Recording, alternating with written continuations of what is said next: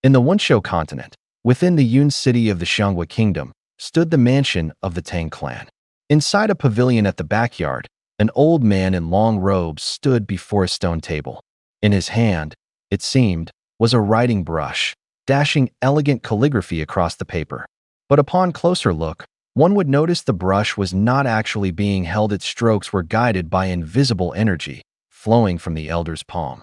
From afar, the scene appeared serene and refined, the old man exuding a scholarly grace. But just as the brush made a few strokes, the elder's energy flow suddenly faltered. The brush trembled midair, its tip veering off, leaving behind a crooked and unsightly stroke. The steward brewing tea nearby twitched at the sight. He knew full well that the old master was definitely in a foul mood now. Crack.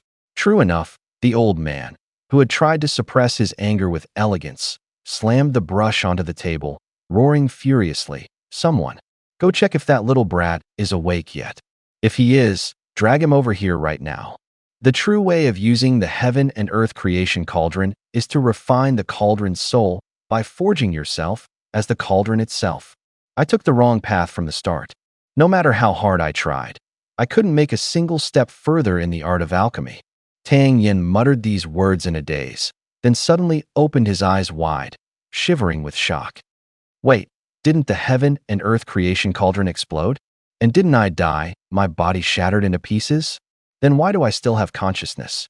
Upon waking, Tang Yin found himself lying on a soft couch, surrounded by lavish decorations.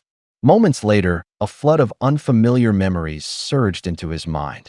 Two entirely different sets of recollections began to merge, causing his head to throb as if it were splitting open.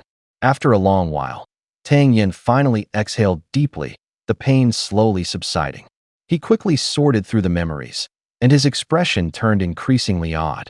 He had once come from Earth, being one of the most mysterious alchemists in its hidden martial world. The cultivation lineage had always existed in ancient China, but as time passed, these cultivators gradually withdrew from the public eye, scattering among mountains and villages, eventually forming what came to be known as the Hidden Jianghu. The explosion of the heaven and earth creation cauldron had somehow brought him into this world through soul transference, reviving him inside the body of a young boy, also named Tang Yin, whose identity just so happened to be the eldest son of the Tang Clan. Knowing he still had such an esteemed identity, Tang Yin felt a slight surge of pride. After all, he was the young master. It wasn't all for nothing that he'd been reborn this time. But soon, his expression darkened again. In this world where martial cultivation was held in the highest regard, cultivation was divided into 5 major realms: heaven, earth, dark heaven, yellow, and origin, with each realm further subdivided into 9 ranks. And the original host's cultivation level was only at origin rank 2. He had started cultivating at 6 years old. By all rights, even a dog should have reached origin rank 3 by now. Looking at what this guy had done in his past life, Tang Yin almost wished he could go back and rewrite everything. If he wrote a book about the former host's 16 years of life, the title "How a Useless Waste is Forged" wouldn't be far off. I started learning music, chess, calligraphy, and painting at 5, and also dabbled in martial arts and alchemical scriptures. At 7, I entered the path of alchemy. By 24, I was known among the martial world as the Young Pill King. At 38, I became a grandmaster of the alchemical way, capable of refining 9th-tier pills. Across the entire land, there were few who could stand shoulder to shoulder with me. Many martial artists owed me countless favors because they'd taken my pills. Even the strongest experts, at the peak of their power, would respectfully address me as Emperor of Pill Refinement. Compared to me, the original Tang Yin was pitifully inferior. Truly, he should have found a block of tofu and smashed his head against it. As for how I ended up here, it turned out the original host had been flirting with Lin Dongxue, the magistrate's daughter, and attempted to assault her. That led to the young master of the Liu family, Liu Ji, happening by and crushing his dantian, leaving him severely injured. His body had already been weakened from indulgence in alcohol and women. After the beating, he simply drew his last breath, and my soul just happened to slip into this useless body at the right moment. About that failed rape incident, he found it a bit suspicious, but his mind was still hazy right after the transmigration. Just as he was about to think it through, a sharp, panicked voice rang out. "Master, it's bad. Master Tang wants to see you." A servant girl burst in, panting and clearly frightened. "I understand," Tang Yin replied calmly, slowly tidying his clothes. "Master," he said to get over there right away. Seeing her young master still dawdling, Xiao Chui grew anxious and whispered urgently. Xiao Chui hadn't even finished speaking before Tang Yin paused, then chuckled and ruffled her hair. "You seem in a real hurry." The current young master Tang was no longer the useless good-for-nothing he used to be. He already knew exactly why his grandfather had summoned him. It was just another scolding, right? Was he really in such a rush to go get yelled at? Plus, his head still felt a bit foggy. If he said the wrong thing and the old man lost his temper, one slap from him could cost Tang Yin his life. On the other hand, knowing his grandfather's temper, if he didn't show up, the old man would probably storm over here himself, and then another beating would be unavoidable. "Fine, I'll go. Get me some clothes," he said. "Yes, young master," Xiao Chui replied, quickly fetching a long robe. Tang Yin took the robe, but the moment he saw it, his expression darkened. It was made of soft satin, but riddled with holes. Around the edges of the holes hung golden decorations, giving it a bizarre, almost clownish appearance. As eccentric as Tang Yin had been in his past life, even he had never seen anything like this. "Is this mine?" "But young master, isn't this your favorite robe?" Granny Wang adjusted it 7 times just to get it right. Xiao Chui whispered, her eyes filled with confusion. "What's wrong with the young master today? He's acting so strange. Take off all the gold decorations and store them away. Throw the robe out and bring me something normal." Tang Yin nearly choked, shaking his head in disbelief. What the hell was that past self of mine thinking? If he'd just put half that creativity into cultivation, he wouldn't have ended up with his dantian destroyed. After changing into a proper robe, Tang Yin walked out. Xiao Chui looked at him, no longer flamboyant, no longer outrageous, and suddenly had a thought so shocking that even she couldn't believe it herself. Has the young master finally turned over a new leaf? Guided by memory, Tang Yin made his way toward the backyard. From a distance, he saw an elderly man of imposing stature holding a brush, calmly writing something on a scroll. But with his sharp instincts, Tang Yin could still sense the barely contained fury radiating from the old man clearly aimed at him. "Grandfather," Tang Yin greeted respectfully. Tang Yin gritted his teeth and forced himself forward to bow. Old butler Missouri kept silent, and the servants around them clammed up. The old master's face didn't show anger, but the frozen quiet made it hard to breathe. Tang Yin's arrival finally shattered that hush. Smack! Crack! Old Master Tang slammed the brush against the stone table a second time. The shaft snapped in two. "You little bastard, you've gotten way too full of yourself. I could stomach your usual idling and troublemaking, but you even dared lay a hand on the city lord's daughter, attempted or not. You've dragged the Tang family's name through the mud." Sure enough, the old man was vicious the moment he opened his mouth. It was a blistering scolding, making that attempted business with the city lord's daughter sound like the ultimate disgrace. "When you were 6, I had your martial aptitude tested. You inherited our Tang bloodline top-grade talent. If you'd bothered to cultivate, how would your dantian have ended up crippled? You were in the wrong first. Taking a beating serves you right. How am I supposed to argue on your behalf?" Listening to Tang Ling's roar, Tang Yin stayed silent. He knew his grandfather's mouth was a volcano, but his heart still ached for him. His father had been missing for years, and he had no uncles or brothers. He was the Tang Clan's only descendant. Old Ling had always doted on him. He was also thinking, with his dantian ruined, even though he knew the recipe for a meridian renewal pill, pillcraft was divided into 9 tiers, and renewing meridians required a 6th tier pill. In the Tingxiang Kingdom, even 4th-tier alchemists were scarce. Where was he supposed to find someone to refine a 6th-tier pill for him? So how was he supposed to cultivate from here? Without the ability to protect himself, in this martial world, he'd be ground into dust, nothing left of him at all. Tang Ling couldn't help wondering. Usually, when others bullied the boy, he'd blow his top and rush out to avenge him. How come he was being so uncharacteristically meek today? What surprised Tang Ling even more was that this kid, who usually dressed flashy and sloppy no matter how many times Tang Ling scolded him about it, had actually shown up today, dressed cleanly and properly. Had he really changed his ways, or what? Looking at the way he stood, though he kept his head lowered and stayed silent, his posture was straight and firm, revealing a quiet sense of integrity. Thankfully, Master Mo arrived in time today. If he had been just a bit later, that little bastard Lu might have taken the chance to strike. You need to start using your head and stop causing trouble.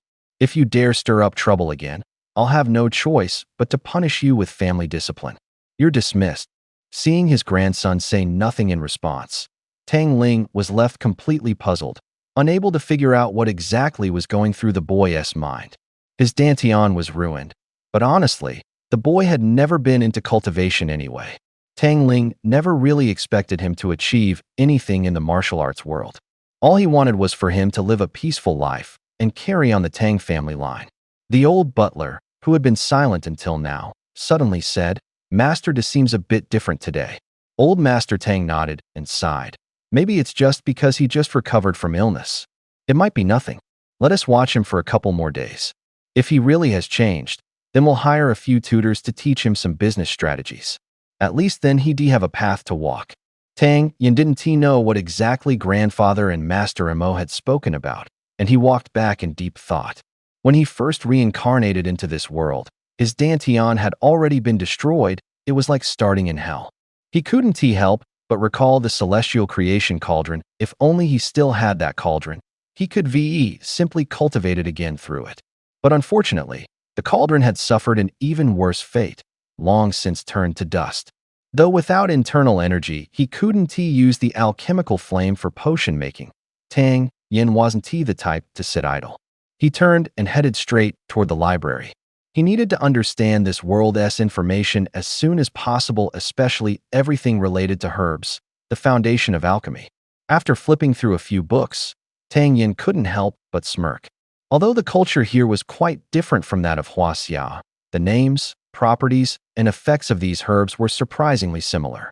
Still, Tang Yin carefully turned each page, memorizing every difference clearly. When he finally looked up, he realized it was already dark outside. Rubbing his protesting stomach, he chuckled and headed back to his courtyard. After finishing the dinner Xiao Chui had prepared, Tang Yin sat cross-legged on his bed and slowly began organizing his thoughts. He really had incredible luck surviving after forcefully breaking through a cultivation barrier that blew up the heaven and earth creation cauldron, then having his soul transmigrate to another world and getting a second chance at life. Unbelievable. But the original occupant's situation was just as troubling. First, his father had vanished over a decade ago. Then there was the fact that the original Tang Yin had been weak and incapable. Although the Tang family was a powerful household in Yun City, without personal strength, once his grandfather passed away, the Tang family would likely collapse. I can't just wait around to be wiped out. I need to restore my strength quickly. Tang Yin frowned, hesitated for a moment, then resolved to give it a try.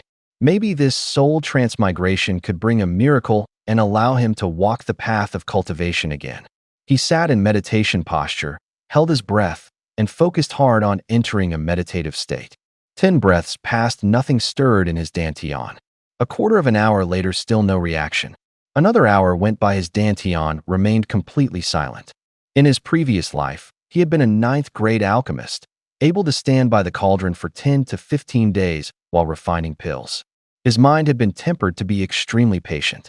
Yet this time, with no response from his dantian for half a day, Tang Yin was beginning to feel restless. Being stuck in a world that revered martial cultivation, yet unable to cultivate anywhere else, that would be a laughingstock. Just as he was about to give up, an incredibly familiar and vast energy suddenly surged from his spiritual sea. Tang Yin's heart pounded violently. This energy, it was actually the scent of the heaven and earth creation cauldron. He quickly steadied his mind, sinking his consciousness into his spiritual sea. What appeared before him was a semi-transparent cauldron slowly rotating within his spiritual realm. The supreme alchemical canon, seizing the very essence of heaven and earth, refining the ultimate quintessence. Practitioners must first scatter their inner energy at the dantian, destroy in order to rebuild, and forge the supreme alchemical canon. A deep and resonant voice emerged from the cauldron, followed by a flood of complex and lengthy information surging into Tang Yan's mind. It took Tang Yan a while to fully absorb the torrent of knowledge, and waves of astonishment crashed through his heart. In his previous life, despite having mastered the art of alchemy to perfection, he still couldn't do without a cauldron for refining pills. But now, according to the supreme alchemical canon transmitted from the cauldron of heavenly creation, once one reached a certain level of cultivation, the human body itself could become the cauldron more effective than any external vessel. Tang Yan couldn't help but marvel inwardly. Truly miraculous.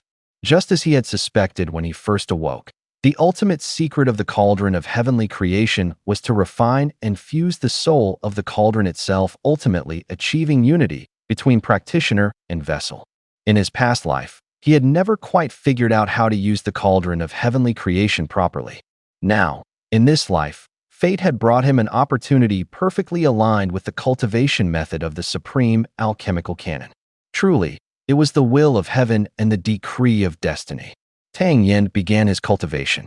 With each breath, he gradually entered a meditative state.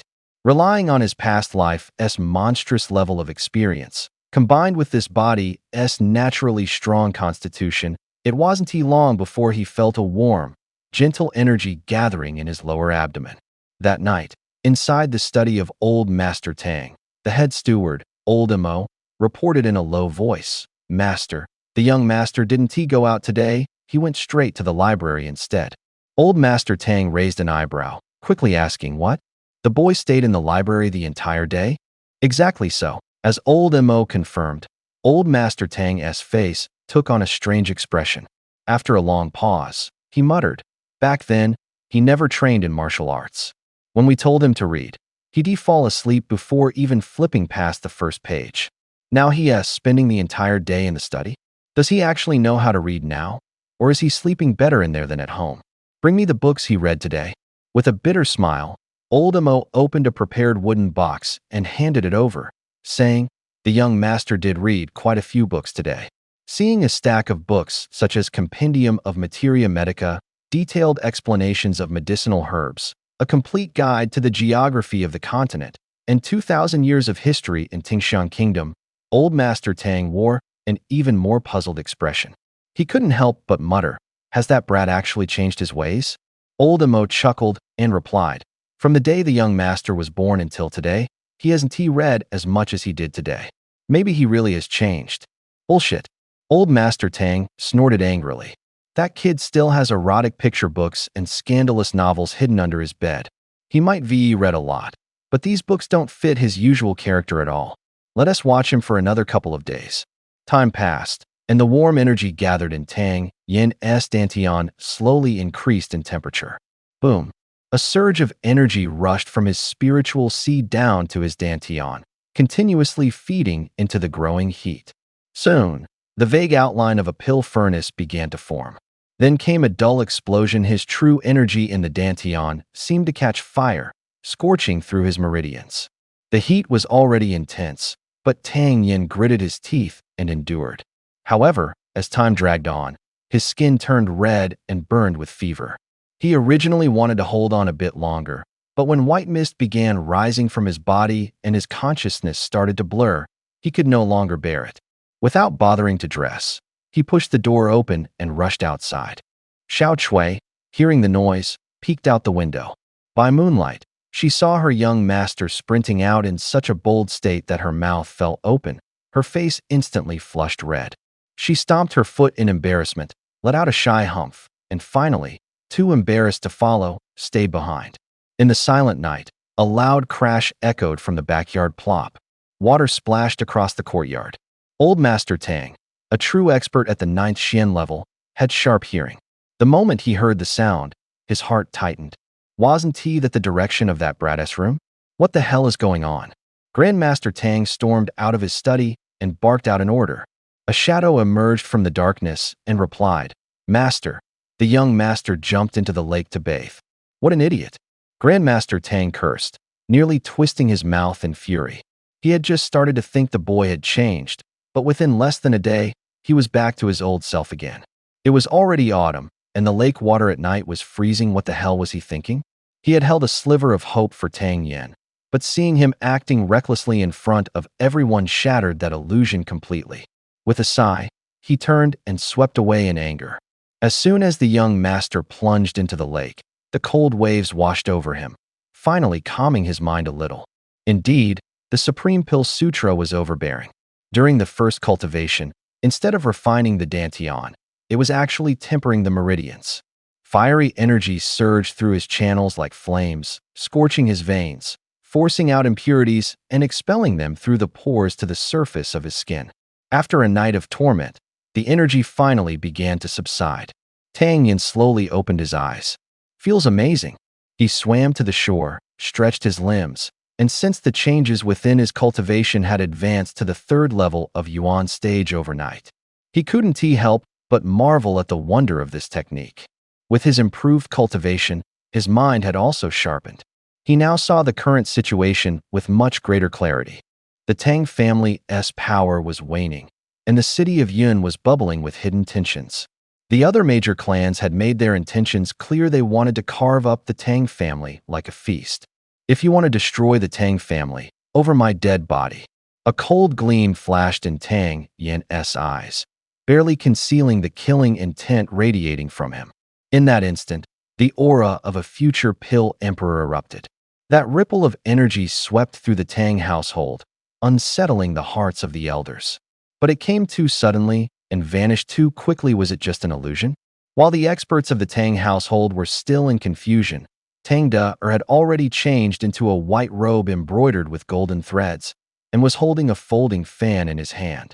Anyone who didn't know better would have mistaken him for a charming young nobleman. Although his current cultivation level was only Yuan stage 3rd grade, with his past life experience in alchemy, concocting grade 1 pills wasn't difficult for him. Unfortunately, the Tang family didn't even own a pill cauldron, so if he wanted to refine pills, he'd have to buy one separately. An ordinary pill cauldron cost no less than 1,000 taels of silver, but his grandfather, fearing he'd cause more trouble outside, had confiscated all his spending money and now only gave him 30 taels a month.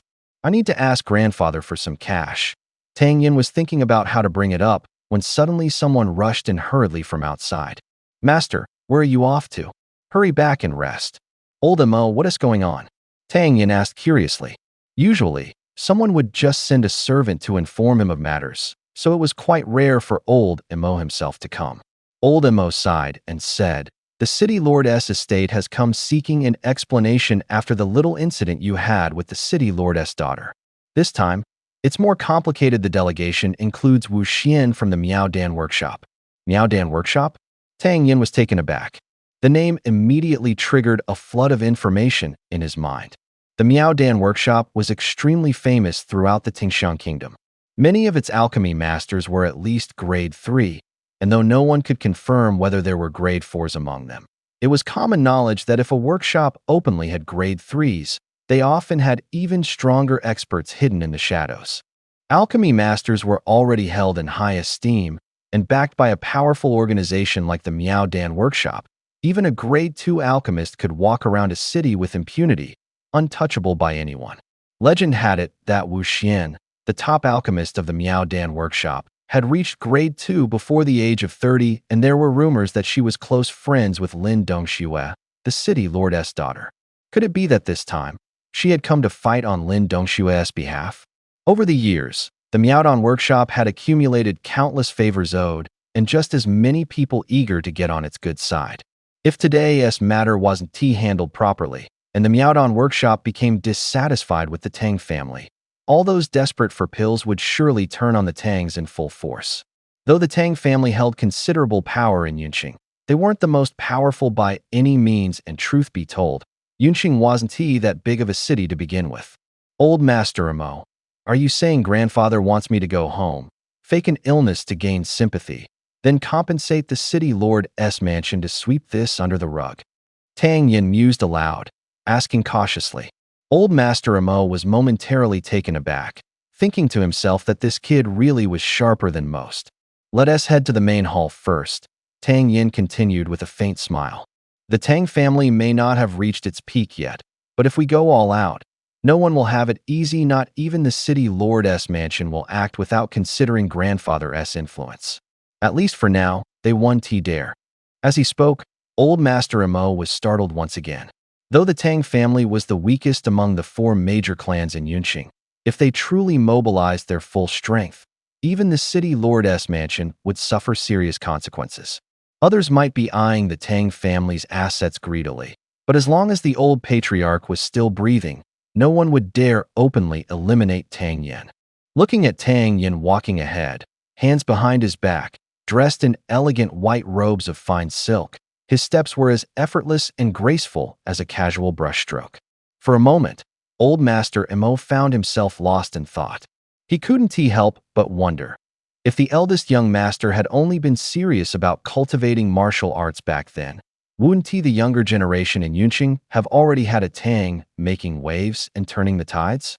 Tang Ling, regardless of whether or not Tang Yin's dantian is damaged, the fact remains that he insulted Miss Lin. The city lord's mansion has always upheld justice in Yunqing. We don't favor any family, but we also don't tolerate provocation or insult. The Tang family owes the city lord's mansion an explanation. Where exactly is Tang Yin? Tang Ling, stop hiding him away.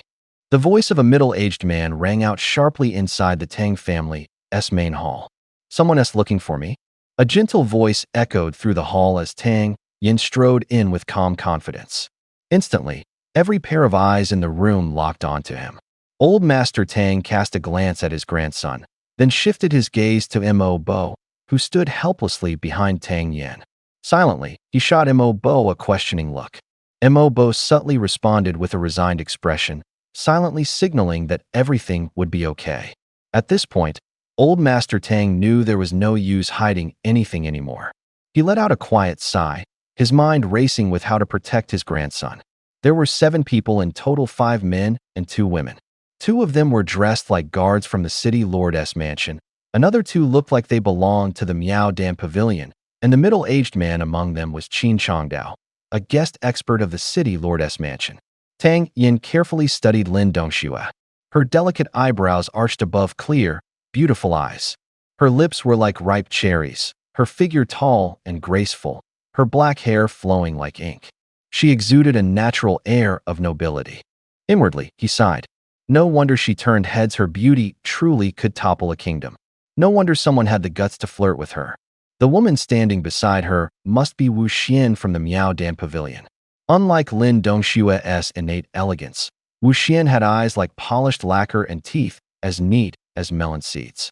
Her demeanor was poised and graceful. Standing quietly, she gave off a cool, reserved aura, unassuming, yet impossible to ignore. She carried herself like a true lady from a prestigious family. Tang Yin smiled and greeted them. Miss Lin, Miss Wu Xian, it's been a while. Wu Xian replied coldly, I wouldn't say it's been that long. If I'm not mistaken, this is actually the first time we've met, Tang young master. Then she turned to Qin Changdao. Mr. Qin, now that Tang Yin is here, you may speak plainly about why you've come. Qin Changdao pointed at Tang Yin and accused, Tang Yin, 5 days ago, you attempted to harass Miss Lin in broad daylight, sullying the reputation of the city lord's mansion. Do you admit your guilt? Tang Yin immediately exploded, jumping up and shouting, Are you kidding me? I'm a man of integrity and honor. How could I possibly harass Miss Lin in public? Are you trying to ruin my reputation? As soon as the words left his mouth, Old Master Tang couldn't help but suck in a sharp breath. You've got the fucking nerve to call yourself upright and pure? I'm embarrassed just hearing it. How do you have the gall to say that out loud? The onlookers went ashen, stunned. The man known as Yun City's #1 wastrel really wasn't ordinary once he opened his mouth. You dare insult me? Qin Changdao was dumbfounded.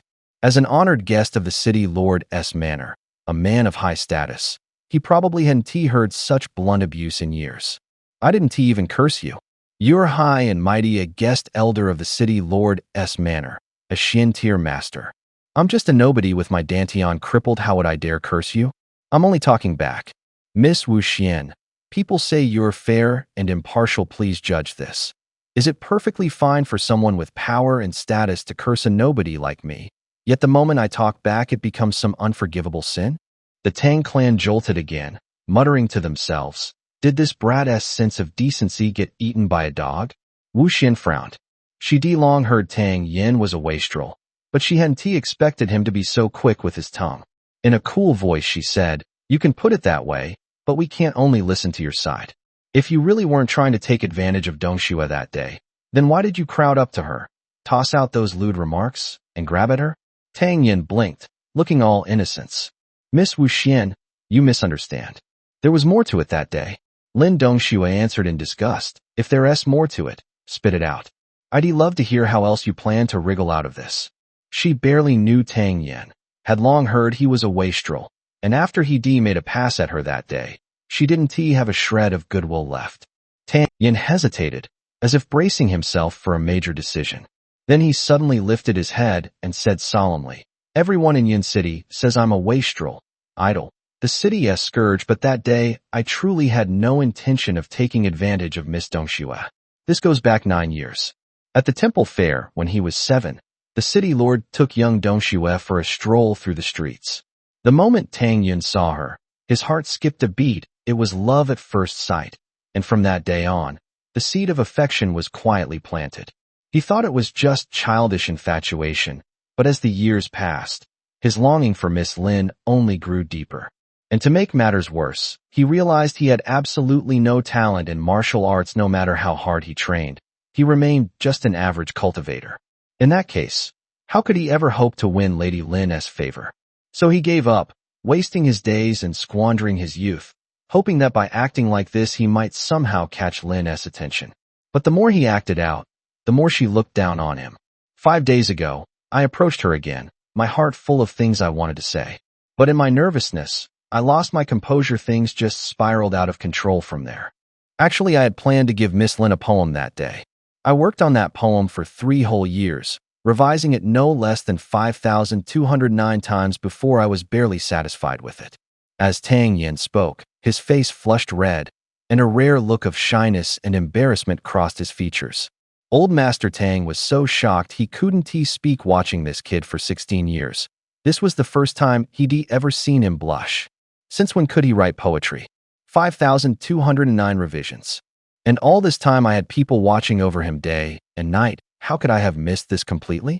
Yet the boy looked so sincere, not at all like he was making it up. Could it really be, as he said, years of heartache over love had distracted him from his training, and eventually, in a haze of emotional turmoil, he acted out of line toward Lin Dongxue? Even old Master Tang was stunned by Tang Yin's story. The others were even less prepared for it. Everyone stood there, frozen in place. Especially Lin Dongxue herself. No one had ever dared to act so boldly toward her before. Her heart was now in chaos. Could it really be true what he said? Had she misjudged him? At 17, her mind was a tangled mess of confusion. Wu Xian stood to the side, her expression briefly shifting into something complex. She had never actually interacted with Tang Yin before. All she knew of him were the rumors she'd heard. Could it be that all his despicable behavior was just an act, a performance to catch Lin Dongxue's attention? There were no shortage of men pursuing her, but someone as sincerely devoted as Tang Yin? She'd never seen anything like it before. For a moment, Wu Xian actually felt a twinge of envy toward Lin Dongxue. After a brief moment of distraction, the clever Wu Xian quickly spotted a flaw in his story. Her face hardened as she said coolly, "Master Tang, your words do sound moving enough.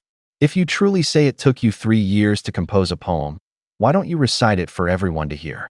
Though Tang Yin's performance was convincing, the crowd wasn't easily fooled. Hearing Wu Xian's words, Qin Chongdao also snapped back to his senses and snorted coldly. "I advise you not to plagiarize someone else's lines. I started studying at 5, and now I'm 57. I've read no fewer than 10,000 books.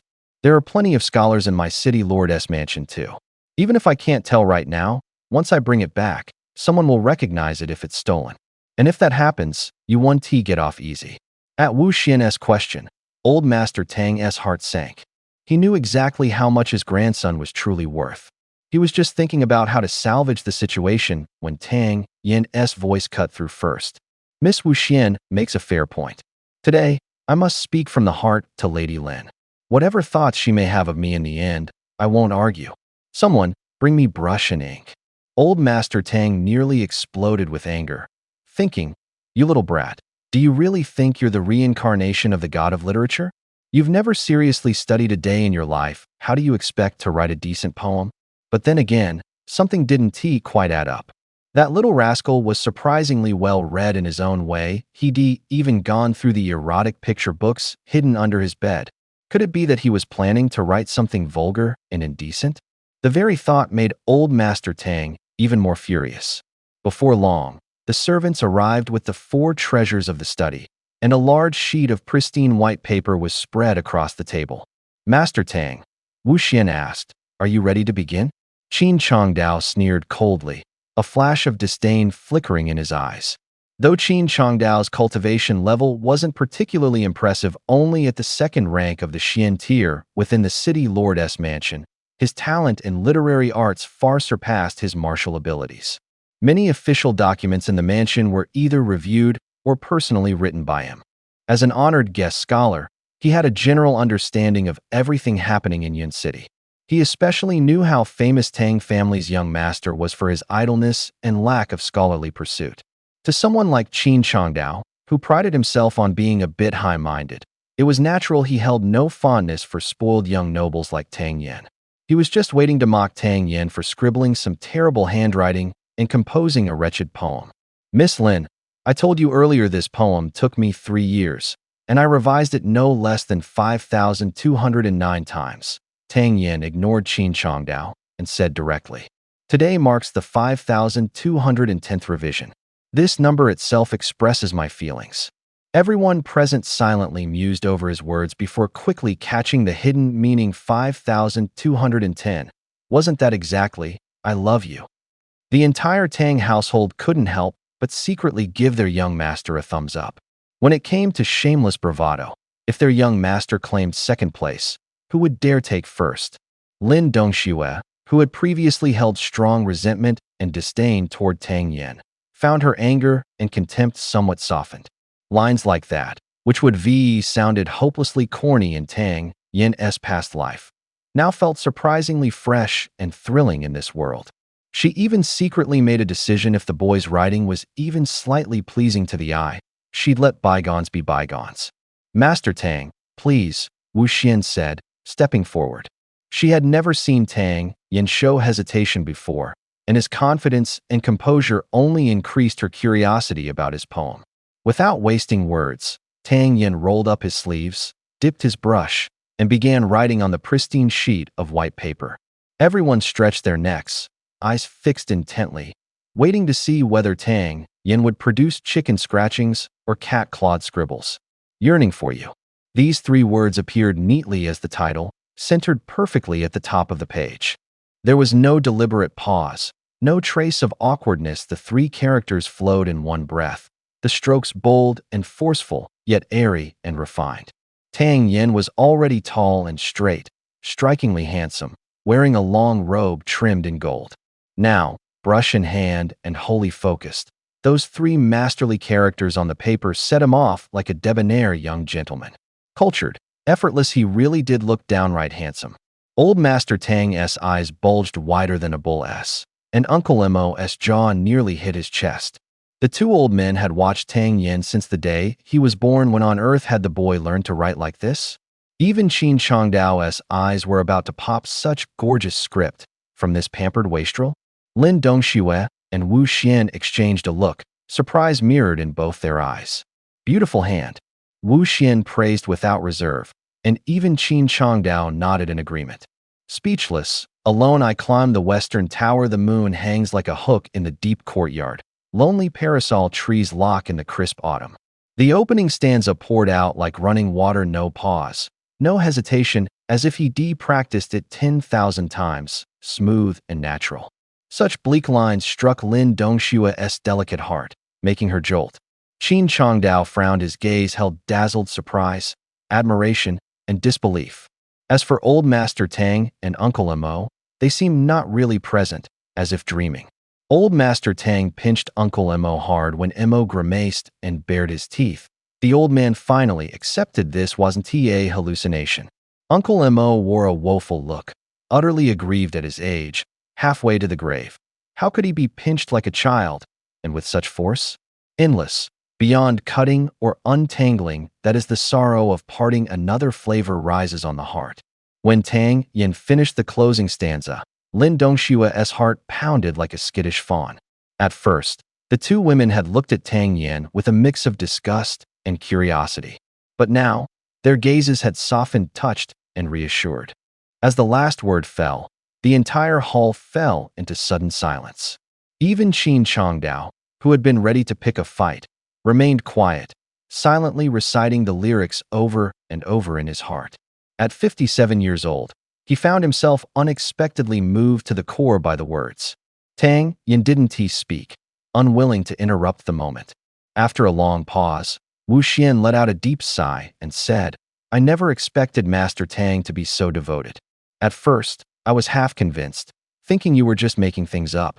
But today, after reading this lyric, I finally understand how sincere you truly are. Sister Dongxue, I'd like to drop this matter here. What do you think? Truth be told, she had already decided from the start that if Tang Yin's writing was even halfway decent, she would let him go. But this time, not only was his lyric passable, it was stunning, leaving everyone in the room momentarily stunned. Every word, every line was concise yet powerful, carrying a full load of emotion. An inextricable, unmanageable sorrow began to stir in their hearts, and when they reached certain lines, their minds were already in disarray. That deep longing and secret love were portrayed with such vivid clarity in the lyrics.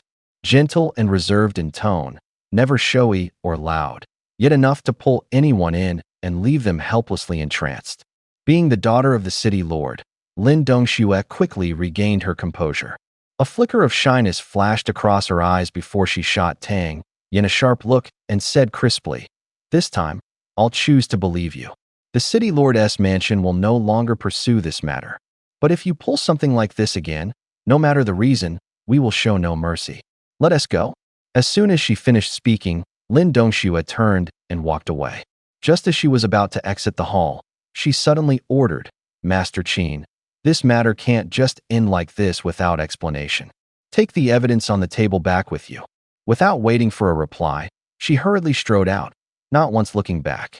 Qin Chongdao couldn't stop looking at the CI poem Tang Yin had presented. Upon hearing Lin Dongshue's quiet instruction, he didn't ask questions, simply rolled up the paper and followed her out. Wu Xian stayed behind and said, Today, Master Tang truly impressed me. Although his reputation in Yun City leaves much to be desired, in my opinion, he clearly has a talent for poetry. If he were to seriously pursue literary studies, I believe he'd go far in the future. Perhaps we'll meet again another day. Farewell. With that, she gracefully took her leave. The remaining members of the Tang family finally snapped out of their shock. Both Old Master Tang and Mo Bo stared at Tang Yin, their gazes unusually tender, like how one might look at a beloved granddaughter. Under the scrutinizing, inquisitive stares of the two elders, Tang Yin felt a wave of nervousness. He thought to himself, Man, I might have overdone it a bit with the act.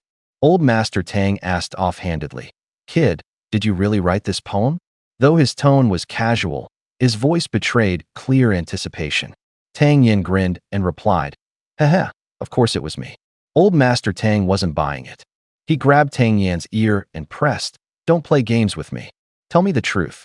Tang Yin winced inwardly, thinking bitterly, Nowadays, even telling the truth feels impossible. He quickly cried out, Okay, I'll talk. I met a poor scholar not long ago, and he wrote this poem. It was pretty good, so I bought it from him. That guy even told me.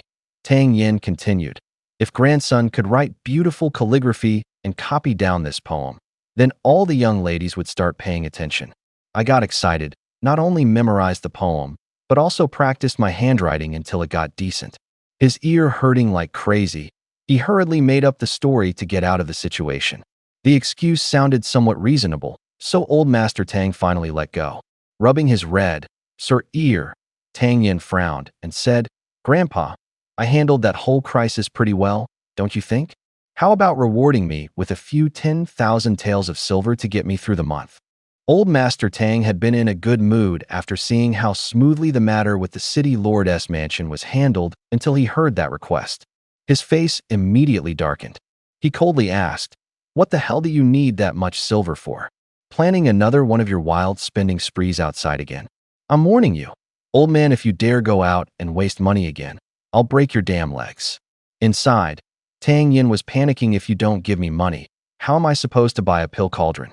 And without that, how the hell am I going to refine pills?" He straightened up and said solemnly, "Grandfather, don't worry.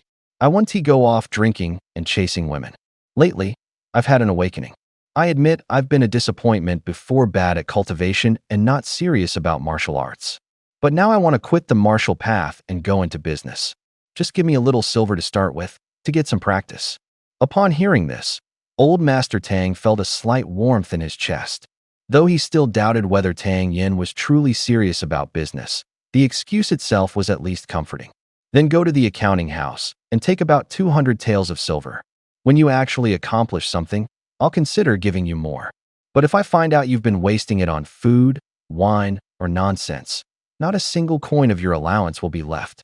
With that warning, the old man turned and walked away. Hearing this, Tang Yin's heart sank. "Grandfather, I'm your own flesh and blood." But with no tears to cry, the young Master Tang wasn't about to sit around waiting for doom. Less than half an hour later, Tang Yin had packed up every valuable item in his room, tucked some silver into his robe, grabbed his folding fan, and led Xiao Chui out the door. Since he wasn't getting money from home, he might as well go out and see what he could find. Pick up some cheap herbs, maybe put together a basic qi-enhancing pill. Strolling down the street, Tang Yin ostentatiously flicked open his fan, fanning himself lazily with a flippant air, his whole demeanor now carefree and undisciplined, completely unlike the refined, poetic aura he'd shown earlier in the hall. Xiao Chui tilted her head, watching her young master with confusion. Why does master look so different now than he did in the main hall? Could it really be like the old saying goes, a man's nature is as hard to change as a mountain? Meanwhile, Tang Yin was enjoying the street scene with great interest. The cries of vendors, idle chatter, and the sounds of labor filled the air. Along the roadside stood taverns, tailors, farm tool shops, weapon stores, and blacksmiths, all exuding a sense of ancient charm. Markets like this were still common back on Earth as recently as the last century, but as society developed, these roadside stalls had gradually been replaced by supermarkets, shopping malls, and even online shopping. "Oh, here you are, young Master Tang. Why aren't you at the Red Blossom Pavilion? Got tired of strutting down the street instead? Heard your grandpa cut off your allowance. Can't even afford to invite the girls from Red Blossom anymore, huh?" A sarcastic voice cut in. Tang Yin turned his head and saw none other than Lu Yuan, the third young master of the Lu family. Lu Yuan was much like Tang Yin. Both were infamous young wastrels in Yin City. But Lu Yuan came from a far wealthier household. The Lu family had deep roots and a large household, with 6 or 7 male heirs in the younger generation, many of whom were actually quite capable. So even though Lu Yuan acted out, the Lu family had no worries about lacking successors. "What? Looking to throw some money around to show off for me?" Lu Yuan taunted. Though Lu Yuan was frivolous and carefree, he wasn't stupid. Everyone in Yun City's aristocratic circles knew the Lu family had long been scheming to swallow up the Tangs. If he could humiliate Tang Yin a bit, he'd definitely earn favor back home. Still, his elders had repeatedly warned the younger generation not to provoke Tang Yin on their own. If old Master Tang ever flew into a rage, things could get ugly fast. If they really wanted to teach Tang Yin a lesson, they'd have to provoke him into throwing the first punch first. "Give you money? Dream on." Lu Yuan sneered cruelly. "I thought you'd only gotten injured in the dantian area, but apparently your brain's messed up too." As soon as the words left his mouth, Xiao Cui beside him shot him a furious glare. "Are you out of your mind? Who's brain damaged, huh? You want to see me kick your ass?" Tang Yin roared, glaring furiously. "You want to beat me up?" Lu Yuan laughed, his smirk growing even more arrogant. "Young Master Tang, don't mistake my mockery for fear. Even if I broke one of your arms and legs, I'd still beat you like a stray dog."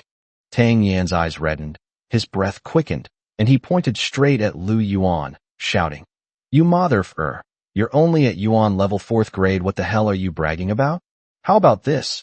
Let's make a bet. If I knock you down, you give me 10,000 taels of silver. If you knock me down, the 200 taels on me are yours." scared to bet. In the path of martial cultivation, each stage is like a towering mountain. Lu Yuan felt a surge of secret delight. He may have been idle most of the time, but he truly possessed the strength of a fourth-tier Yuan cultivator. This guy had his dantian ruined, and after years of neglecting his cultivation, he could barely handle an average person by now. Who has 10,000 tails on them? I only have 2,000. Even if I win, it's just 200, so unfair. Lu Yuan's eyes flicked with mischief as he chuckled. How about this?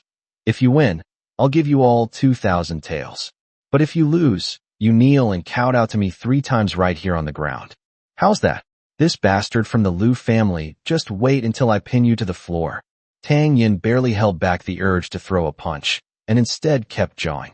Humph, am I really worth 1,000 tails? Even if I lose, I'll only kowtow once at most. Lu Yuan nearly burst into laughter. Sure enough, this arrogant and brainless Tang Deshao was nothing but a fool. What difference was there between 1 kowtow and 100, as long as he was willing to get on his knees? If he could actually make Tang Yin kneel today, it would be quite an achievement.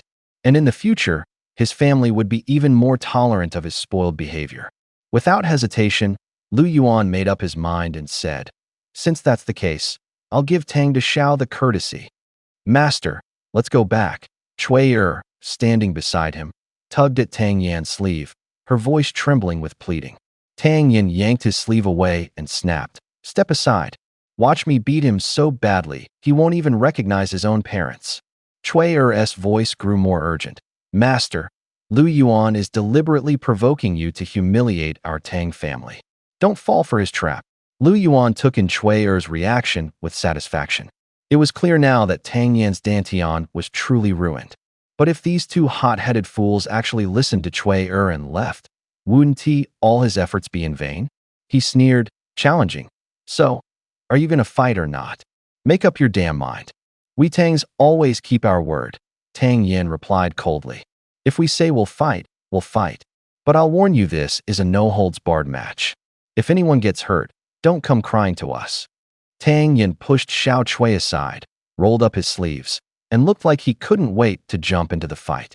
Lu Yuan almost burst out laughing. This idiot was indeed straightforward, blurting out everything on his mind without filter. Master Tang sure is direct. Then let's get started.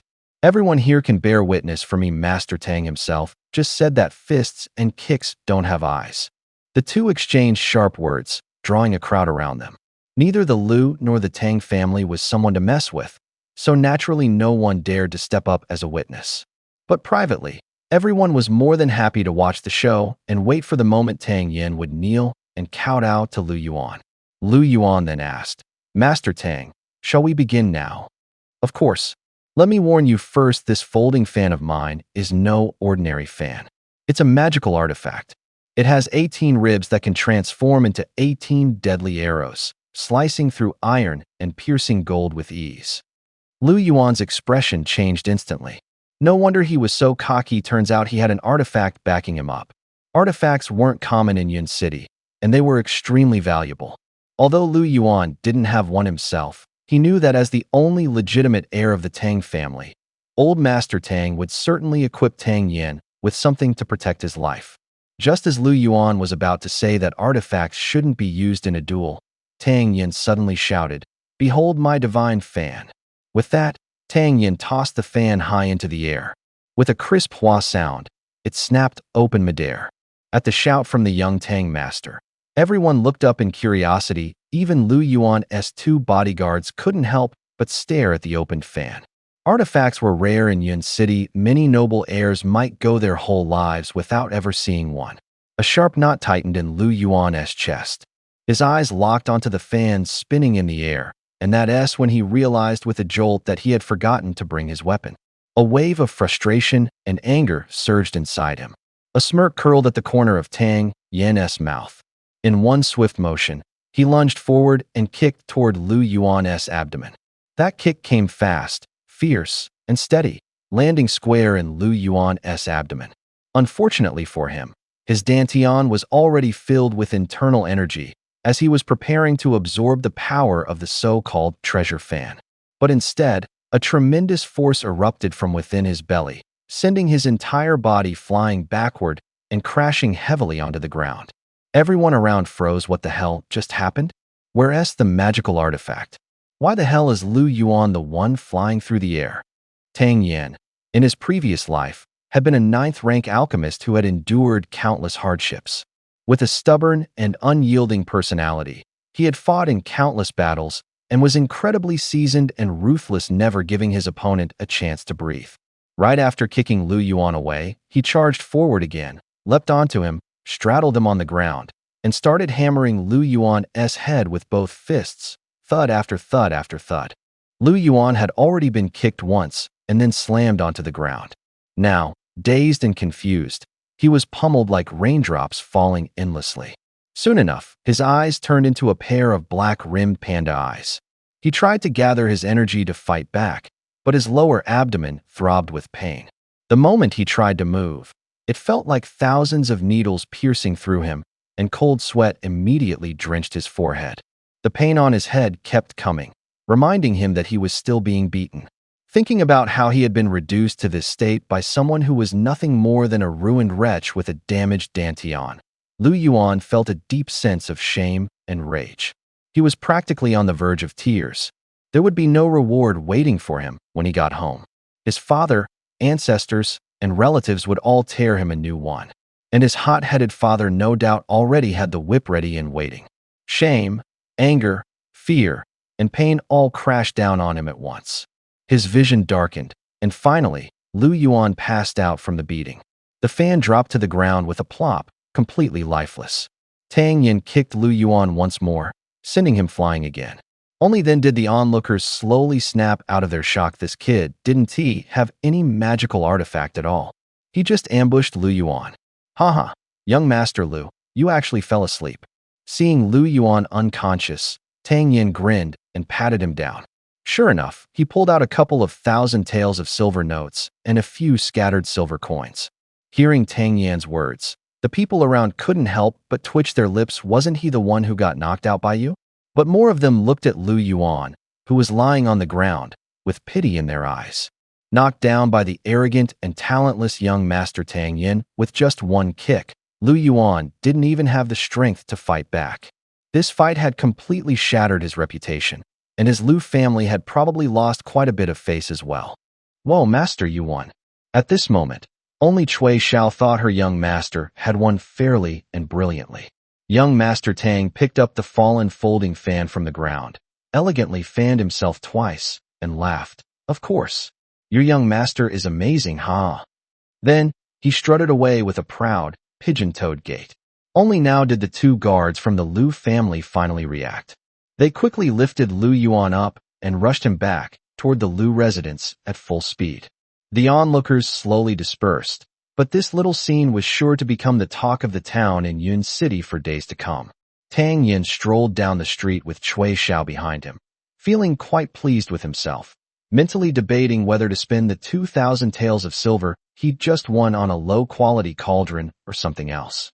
After walking for about a quarter of an hour, Tang Yan casually glanced ahead and noticed that not far off was the medicinal herb street. A sudden idea struck him. He pulled out a 1,000-tael banknote from his robe and handed it to Cui Xiao, saying, "Take this money and go to Bai Chao Tang ahead. Buy 3 to 5 taels of mixed herbs, 1 tael of green sandalwood, half a tael of dried peony, 2 taels of rice tree core." After listing about a dozen or so medicinal ingredients, Tang Yan finally stopped. Luckily, Cui Xiao had a good memory. He memorized the list and then took the banknote, heading into the shop. Once Cui Xiao was inside the store, Tang Yan immediately turned around and walked into another herb shop right next door. The moment he stepped in, Master Tang loudly called out, "Shopkeeper, I'll take 2 taels of crystal sand, 3 mace of pearl powder, 9 mace of stargrass, half a tael of butterfly flower." As soon as the shopkeeper heard Tang Yan calling out his order, he broke into a wide grin. Although each item wasn't much, altogether it added up to around 20 different ingredients, quite a decent sale indeed. After weighing everything, the shopkeeper quickly calculated the total on an abacus. As it turned out, Tang Yan had just over 300 taels of silver left. Tang Yan asked the shopkeeper to wrap up the herbs and return to the previous spot. After a while, Xiao Zui finally walked out of the pharmacy. Seeing Tang Yin waiting, she looked guilty and said, "I made you wait, young master." "No problem. Let us go," Tang Yin replied with a smile. He knew this girl, while she always worked carefully and deliberately. She must have taken so long because she kept double-checking the weight of the herbs inside the shop, afraid of making a mistake. Seeing that her young master wasn't angry with her, Xiao Zui relaxed a bit and quickly asked, "Young master, where are we going now?" "To Miaodong Workshop." "Miaodong Workshop? You want to go there? Why?" Xiao Zui immediately looked uneasy, worried that her master might be planning to cause trouble there. Tang Yin gave a light smile and said, "To buy herbs at Miaodong Workshop naturally for refining pills." Hearing that, Xiao Zui quietly let out a breath of relief. As she followed behind her master, she secretly raised her eyes to glance at his back. He was still walking with that usual carefree posture, but after serving him for so long, she couldn't help feeling that he seemed a bit different lately. For example, if she had delayed even a little in the past, her young master would have scolded her without fail. But today, he had been unusually easygoing. In the center of Yin City stood the city lord's mansion, while the four great families each occupied the southeast, northeast, southwest, and northwest corners of the city. Given Miaodong Workshop's current status, it would have every right to be located in the central area of any of the 99 cities in Tingxiang Kingdom. Yet despite its massive influence, the organization had chosen a location only slightly closer to the city center than those of the major families. Yin City was no different. Precisely because of this humility and lack of confrontation, Miaodong Workshop had always enjoyed the protection and favor of the city lord's mansion. About 15 minutes later, Tang Yin arrived in front of Miaodong Workshop. The workshop occupied a large area. The front hall mainly sold low-grade pills and various kinds of medicinal herbs. As soon as he walked inside, he noticed that the shelves were mostly empty. A voice from within the shop greeted him. "Young sir, how may I assist you?" As soon as someone walked through the door, the shop assistant greeted them with a warm smile. Tang Yin unfolded his folding fan and asked with a grin, "Do you have any pills that can enhance one's inner energy?" The assistant quickly replied, "We have two types here at Miaodong Workshop that enhance inner energy: foundation pill and Tiyuan pill." Tang Yin knew a bit about these two pills. They were both rank 1 pills. The foundation pill was low-tier rank 1, mainly for martial artists at the Yuan stage, while the Tiyuan pill was slightly higher in rank and suitable for cultivators at the yellow stage or below. Both suited him just fine, but this trip wasn't really about buying medicine. Besides, his wallet was tight right now. He could only afford maybe half a bottle of foundation pills. "How about second-rank pills?" Tang Yin snapped his fan shut, patted his chest boastfully, and said, "This young master has plenty of money to spend." The assistant twitched slightly at the corner of his mouth, thinking this kid had come here to get scammed. But the truth was, second-rank pills couldn't be openly sold. He hesitated and replied, "Sir, we don't carry those." Tang Yin's eyes widened. He slammed his fan down on the counter and shouted loudly, "What? This big a name as Miaodong Workshop, and you only offer middle-tier rank 1 pills for sale?" His voice, bellowed like only the eldest son of the Tang family could, immediately drew everyone's attention. Luckily, the Miaodong Workshop wasn't located in a busy market area, and there weren't many customers in the shop to begin with. The assistant calmly explained, "Sir, second-rank pills must be crafted by second-rank alchemists. They're rare and usually reserved for noble families. We don't just put them on display for sale. You carry yourself like a man of noble birth. Surely you understand our shop's policies." The young master waved his hand dismissively and said, "Pills are meant to be sold, and I've got money to burn. Why not just sell me a few directly?" The assistant was starting to get nervous now.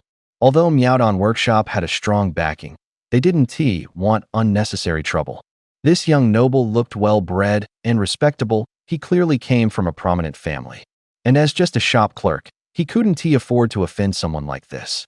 As hesitation flickered across his face, the shop clerk was momentarily left speechless. "We have our own rules here at Miaodong House. Grade 2 pills are rarely sold at retail. But since the young master clearly has money and rules are made by people, I'll make an exception this time. I'll sell you a vial of chi-gathering pills, second tier, fresh out of the furnace." A hoarse yet powerful voice suddenly called out. Everyone turned their heads. A gray-robed elder strode out from the back room with calm confidence. His eyebrows were white, his hair was snow-colored, and he had a neat goatee. His eyes were sharp and clear, and his hands were clasped behind his back. Master Ge. The clerks immediately bowed respectfully at the sight of him. Ge Ming was the Grand Elder of Miaodong House in Yun City and a second-tier alchemist, his status above even Wu Xian's. The Qi-gathering pill was a mid-tier second-grade medicinal pill. Its effects were extremely mild, and even a warrior at the initial Yuan stage could take it without risk of rupturing their meridians. That's why it was the top choice among noble families for nurturing their young prodigies. However, refining it was no easy task. Even for mid-tier second-grade alchemists, the failure rate remained quite high. Tang Yin furrowed his brows slightly, catching a faint scent of burnt herbs in the air. His gaze then settled on the old man. He gave the porcelain vial in the elder's hand a meaningful glance, took a step forward, and smiled. Qi-gathering pills? How much per vial? The effect speaks for itself. This vial contains 3 pills. If you were to auction them, they could fetch up to 100,000 taels of silver. I won't lie to you, these 3 pills are priced at exactly 100,000 taels. What do you think, young friend? Ge Ming said aloud, his tone laced with a hint of disdain. Just another rich brat who thinks money can buy anything, daring to cause a scene here at Miaodong House.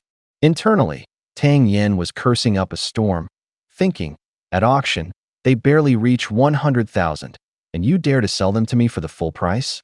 But on the outside, he kept his composure and simply smiled. Fair enough, fair enough.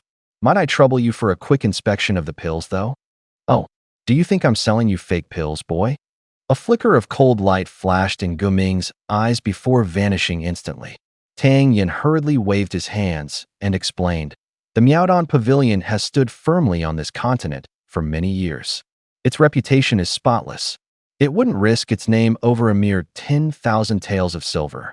Truth is, I've just never seen a Qi-gathering pill before, so I wanted to examine it first, just to make sure I don't buy the wrong one and get scolded later. Ge Ming handed him the porcelain bottle and sneered. Fine, take a look if you want, but if you damage the pills, you pay the full price. His gaze turned even more mocking. This young man, who couldn't even sense true energy, dared to act so confidently about appraising pills. Smiling, Tang Yin took the bottle, gently popped the stopper just slightly open, and brought it to his nose for a quick sniff. Then he casually pushed the stopper back in. Seeing how casually Tang Yin handled it, Ge Ming felt even more contempt and coldly remarked, Done already? Tang Yin nodded and replied calmly, Done. There were a few key steps to appraising pills. First, examine their shape. Smooth and round was best. Then check the color. Uniformity of hue was important. One should also sense the pill's spiritual aura, and those with insufficient cultivation often used special tools to assist. As for the more complicated methods, well, they hardly mattered now. This kid was clearly just a clueless fool, pretending to know what he didn't and putting on a show. Even the shop assistant standing nearby wore a mocking smirk. Xiao Chui lowered her head in embarrassment. Though she'd never taken a pill herself, she at least knew that appraising pills wasn't as simple as taking a sniff. Still, she didn't run off. She'd been with young master for years and had long become immune to the humiliation after enduring so much together. Ge Ming asked again, So, is this Qi-gathering pill genuine or not? Young Master Tang took a deep breath, tapped his fan against his palm, and finally replied, The pill is indeed genuine, but the price is negotiable. Oh, Ge Ming raised an eyebrow. Then what do you think is a fair price, young sir? He was already slipping into the role of a seller. Tang Yin stated flatly, 3,000 taels of silver. Deal or no deal? As soon as the words left his mouth, the shop fell into a sudden silence. All eyes turned to Tang Yin. From the very beginning, the kid had been outrageously showy, like some rich brat who wandered into Miaodong Workshop causing trouble. But the Miaodong Workshop held a prestigious status and formidable power. This kind of spoiled noble was surely about to hit a wall. 3,000 taels of silver. As soon as that price was spoken, Ge Ming almost thought he had misheard. Ge Ming suddenly felt as if he'd been toyed with by a rat, barely holding himself back before slamming the table and roaring in anger. Kid, do you even know where you are? How dare you act so recklessly inside the Miaodong Workshop? Someone interjected, Master Gu, what exactly are you saying? Tang Yin looked at Gu Ming in feigned surprise and said, don't scare me like that. I just paid the price you asked. How did that turn into me causing trouble in your place? Second-grade pills? Do you really think 3,000 taels is enough to buy them? This kind of low price is practically an insult to the quality of Miaodong's products. Young man, if you don't give Master Gu a proper explanation today, don't blame me for personally throwing you out of this door. Tang Yin merely smirked at Gu Ming's threatening words and replied, Master Gu, aren't these pills all from the same batch you just finished? Gu Ming impatiently replied, didn't I already say they were freshly made not long ago? What I mean is, that entire batch only yielded 3 usable pills. Tang Yin replied coolly. Upon hearing those words, the already furious Master Gu's pupils shrank in shock, his heart filled with disbelief. His alchemy chamber had been completely sealed, with no one else present except himself. How on earth did this young man find out? Thinking further, the only interaction they had was a few sentences of conversation and the kid sniffing at the bottle's opening. Could it really be that just sniffing the mouth of the bottle allowed him to deduce that nearly the entire batch had failed, with only 3 pills meeting the standard?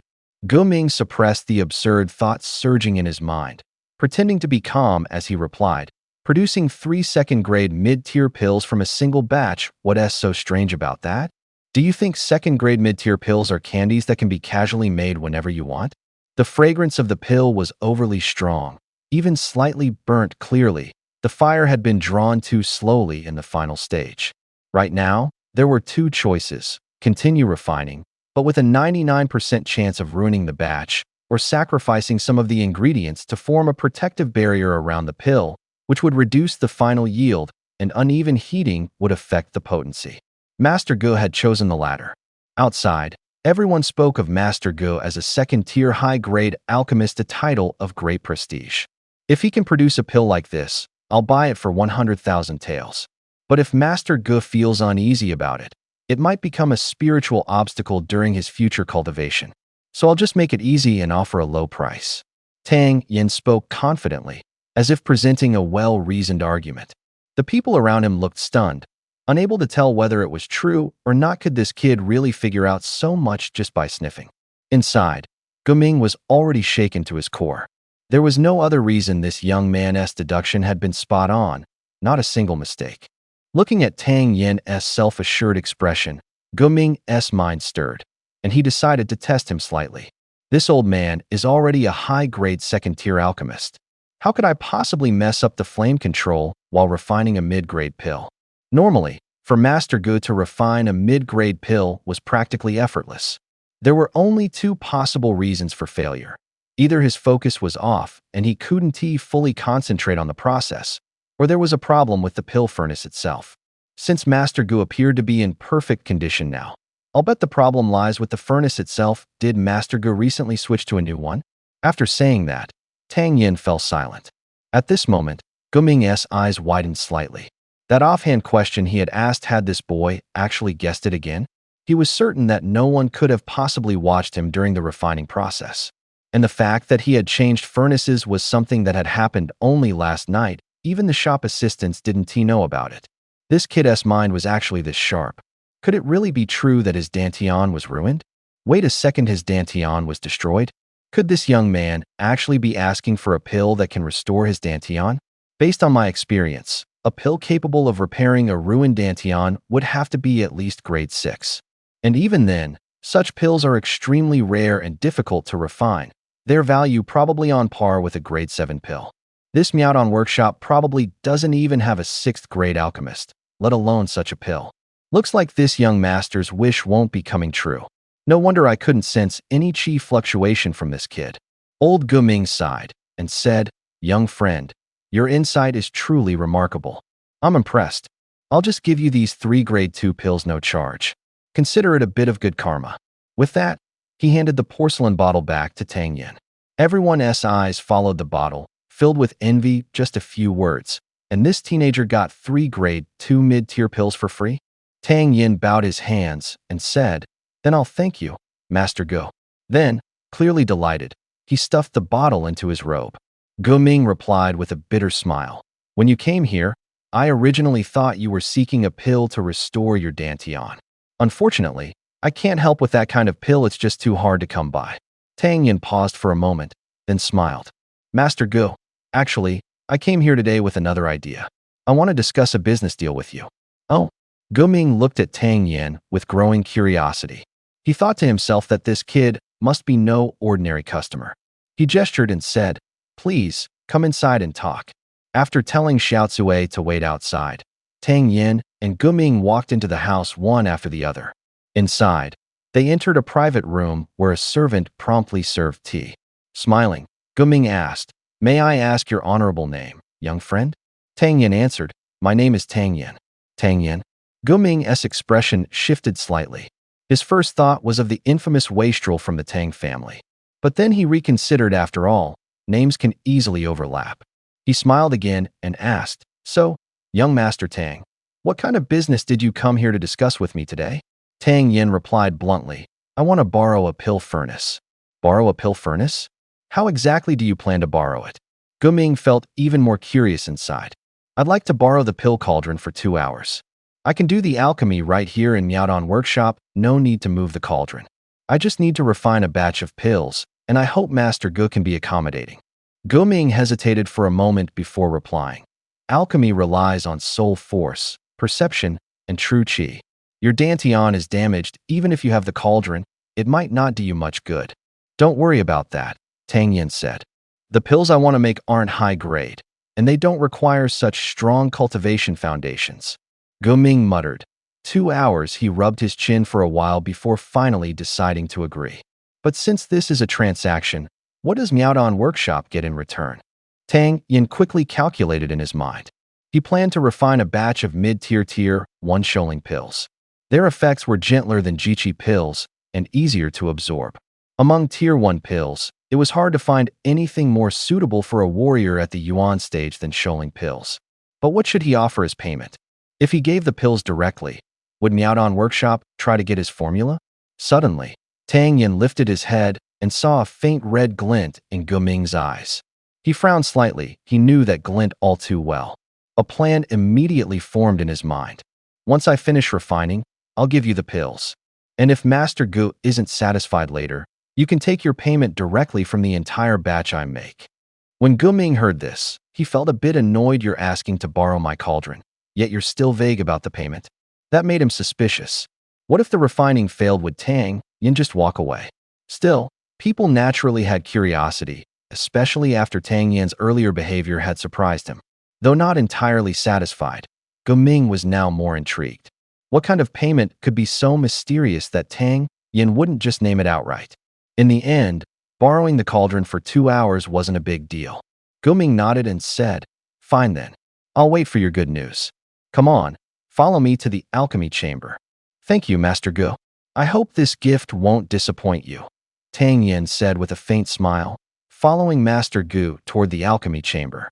As they entered Miaodong workshop, Tang Yin realized just how spacious the place was. Behind the storefront was the front hall, and beyond that, the eastern side housed a medicinal garden, while the western side contained the alchemy room. They entered the alchemy chamber and, after passing through several corridors, stopped in front of a chamber door. As they pushed open the stone door, a wave of intense heat rushed out to greet them. Stepping inside, Master Gu chuckled and said, this is the new cauldron I just got. A fine cauldron indeed, Tang Yin praised. The inner walls are forged from refined or iron from the Black Sea, allowing for more even heat distribution.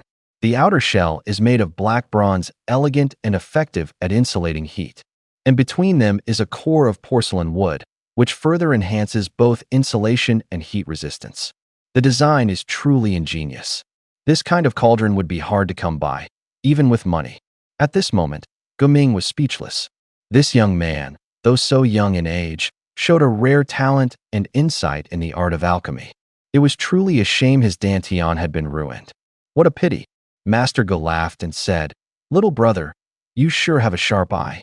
This alchemy cauldron was custom made by a master craftsman. I didn't pay for it directly with coins, but I've certainly accumulated quite a few favors from Miaodong workshop because of it. Haha. Well then, I won't disturb you. Just come find me in the front hall in 2 hours. With that, He glanced at the medicine pouch Tang Yin carried on his back and shut the stone door behind him. Once Master Gu had left, Tang Yin quickly stepped forward and ran his hand along the cauldron, feeling the familiar, long-forgotten warmth radiating from within. He opened his satchel and carefully selected over a dozen herbs, then returned to stand before the cauldron once more. As he tossed the herbs into the pot, skillfully extracting their essence while discarding the impurities, his movements were as smooth and effortless as having a cup of tea or a bowl of rice. If Guming had seen this, his eyes would have surely popped out in astonishment. Tang Yin sorted, picked, placed, and refined the ingredients in one fluid motion, graceful, precise, and utterly effortless. There was no way Guming could ever match that level of mastery. After placing all the herbs into the cauldron, Tang Yin channeled his spiritual energy to extract their essence. A look of astonishment flickered across his face again.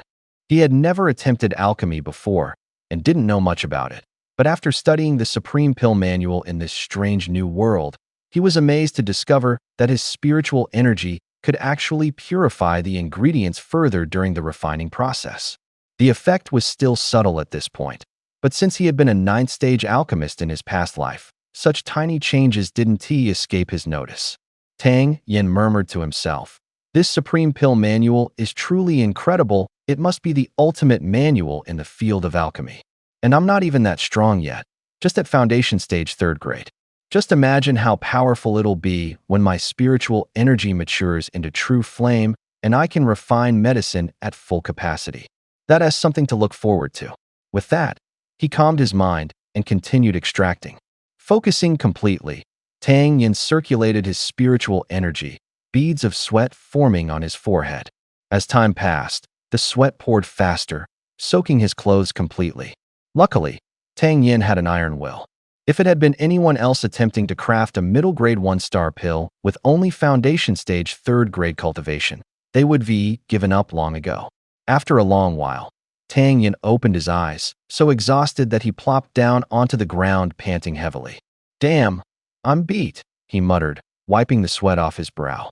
Without resting much longer, he opened the pill cauldron and saw 12 neatly arranged pills at its center, bright green, round, and plump, radiating a rich fragrance that lingered in the air. Seeing this, Tang Yin finally broke into a wide grin. Glancing at the timer on the wall, only an hour and a half had passed. He silently marveled at how truly amazing the Supreme Pill Manual was. His refining speed had actually improved significantly. He took out 2 porcelain bottles and carefully stored all the pills inside. After sitting for a while to recover, the heat from the cauldron had already dried his sweat-soaked clothes. Then, Tang Yin pushed open the stone door and walked toward the front hall. Guming had been sitting in the front hall, his mind packed with guesses about Tang Yin, where he lived, who his master was, and so on. After more than 2 hours, it suddenly occurred to him that Tang Yin had brought back a maid, and he hadn't even asked about it. He smacked his forehead and cursed himself for being dumb. "Old Gu, thank you." Just as Guming was about to go ask around about Tang Yin, a clear voice rang out. He looked up. It was indeed Tang Yin. Guming smiled and said, "How did it go, little brother Tang?" "Managed it by luck, thanks to your pill cauldron, Elder Gu." After offering his thanks, Tang Yin grinned. "My own business is taken care of, so it's time to make good on my promise. Elder Gu, do you have paper and a brush?" "Sure do." "What, you planning to write me an IOU?" Guming teased while he dug out paper and a brush. "If Elder Gu doesn't mind, neither do I," Tang Yin shot back with a smile, then took up the brush and began to write. As powerful, vigorous semi-cursive strokes spread across the page, Guming's eyes lit up. For an alchemist, good calligraphy wasn't unusual, but Tang Yin's script was forceful yet airy and lively, with real character. Thousandfold ice crystal, coral grass, bright moon juice, red crab claw froth, fire bullbone powder, sevenfold dream lotus. Tang Yin wrote out 51 ingredients and the refining method in one go, then finally set the brush down. He blew the ink dry and slid the finished formula forward. Guming caught it without thinking. One look at the contents made Guming's hands tremble. As an alchemist, he knew medicinal properties inside and out. Coral grass, red crab claw froth, fire bullbone powder, these were clearly materials that nourished the meridians. Judging by the difficulty, it looked like a high-grade Tier 2 pill formula. He just wasn't entirely sure it was genuine. But with Guming SI, it was 9 times out of 10 the real deal. This is a formula? What pill is it? Guming asked, puzzled. I could see a reddish glow in old Gu's eyes, and I was certain that back in his youth, he had rushed through his cultivation path too hastily, taking a wrong turn in his practices. He had forced a breakthrough despite unstable foundations, leaving a buildup of fiery toxins in his meridians. This formula, called the Frostfire Calming Pill, could suppress those toxins, and after 7 doses, it could completely cleanse them. This pill belongs to the lower tier of the 3rd class. Although old Gu himself couldn't refine it, there were always people at the Miao Dan workshop who could. If he wasn't in a position to do it now, once my master returned, I would definitely ask him to refine a batch for Gu. The compensation would be simple, but my offer came from the bottom of my heart. With that, Tang Yin smiled, bowed respectfully to Guming, and then turned and walked out the door. As soon as Tang Yin finished speaking, Guming froze. His heart churned with shock. The fiery toxin in his body, just as Tang had said, was indeed a hidden injury from his reckless youth. Now, every 3 months, the condition would flare up. Each time it did, his meridians burned as if engulfed in flames, a torment so unbearable it made death seem merciful. Yet only after scouring every resource had he learned that the lowest grade pill capable of curing such fiery toxins was at least a 6th tier formula. He had resigned himself to a life of suffering, never imagining that today he would actually stumble upon a cure. It was a surprising stroke of fate. If he sent word to the headquarters, they certainly wouldn't ignore it. The fiery toxin would finally be curable. It was just a matter of time. That is wonderful. Guming hadn't felt this excited in years. He couldn't help clapping his hands, nearly bursting into tears. He called out Brother Tang twice before suddenly remembering Tang Yin had already left. He quickly tucked the formula away and rushed out the door. Xiao Chui was relieved to see Tang Yin walk out unharmed. Master and servant were just about to leave when suddenly clang. The shop door burst open, and Guming came charging out, visibly thrilled. The shop attendants and nearby customers all froze. Everyone stared at Guming in shock. Master Gu was always so courteous and composed. Why was he acting so out of character today? Guming shouted loudly, Brother Tang, wait for me. People around exchanged confused glances and murmured, What? Brother Tang? Inside the shop, everyone froze in shock, their jaws dropping in disbelief. Guming, the grand elder of Yunqing's Miaodan workshop, a man even the city lord respectfully addressed as Master Gu, actually calling a young, inexperienced man brother? Who exactly was this kid? Seeing Guming arrive, Tang Yin asked curiously, Master Gu, may I ask what business you have with me? Guming's expression turned serious. I had merely borrowed your alchemical cauldron, yet you gave me such a valuable formula in return. Brother Tang might see that piece of paper as just a token gift, but to me, it was a life-saving treasure. I won't forget this great kindness. A person of your talent shouldn't even have to worry about lacking a proper cauldron. I've specially brought one for you. I hope you won't refuse it. Tang Yin studied Guming for a long moment. Anything coming from his hands was naturally of the highest quality. Although he accepted it without hesitation, doing so meant he now carried a significant debt of gratitude. He had initially wanted to decline, but since he truly did need a cauldron, after thinking it over for a while, he finally bowed and said, Master Ji's generosity is impossible to refuse. I'll gladly accept. If you ever need anything in the future, I'll be sure to offer my full support. Seeing that Tang Yin had accepted his gesture, Guming felt reassured and immediately ordered his men to prepare a carriage to transport the cauldron. Tang Yin glanced at the carriage and realized it was the very same cauldron he had used earlier that day. After the servants covered the cauldron with cloth, Tang Yin didn't make a big fuss. He simply thanked them briefly and, with Xiao Cui at his side, turned to leave. Xiao Cui blinked her big eyes, puzzled. Master, is this cauldron the one Master Tang asked you to buy? Tang Yin quickly corrected her. Didn't Master Gu just say it was a gift? What buying and selling are you talking about? You're telling me he actually gave it to you? Xiao Cui's eyes widened again. As the personal maid to the eldest young master of the Tang household, she'd seen more than most. Miaodong Workshop had always been high and mighty people only ever brought gifts to them, trying to curry favor. Now her master had somehow taken home an alchemical cauldron without spending a single silver coin. It just didn't make any sense to her. If it weren't for the little cash her young master had on him, not only would he not afford a top-notch pill furnace like this, he couldn't even buy a low-grade one. The two chatted as they walked, and soon they caught sight of the Tang family's main gate. As they led their horses into the courtyard, after just a few steps, old Master Tang came stomping over, clearly furious. Tang Yin greeted with a grin. "Grandpa, good afternoon." The old man snapped, "Good afternoon, my ass." Caught off guard by the sudden scolding, Tang Yin was puzzled. Why was his grandpa suddenly cursing him out of nowhere? "I told you not to cause trouble when you went out, and yet the moment you left, you got into a fight with that Lu kid. Your dantian is already ruined, while that brat is a 4th-rank Yuan warrior. If he had hurt you, you think you could survived?" The old man barked furiously. As he listened to his grandfather's scolding, Tang Yin couldn't help but smile inwardly. So this was actually concern, just expressed in a very strange way. He waved a fist and said, "Grandpa, it's really not my fault. It was Lu Yuan who provoked me first. We both agreed beforehand that in a fight, there are no eyes to see. Injuries and deaths are on the one who suffers them. I didn't kill him, that was me going easy." Old Master Tang nearly gasped when he heard that. Did this kid actually want to kill Lu Yuan?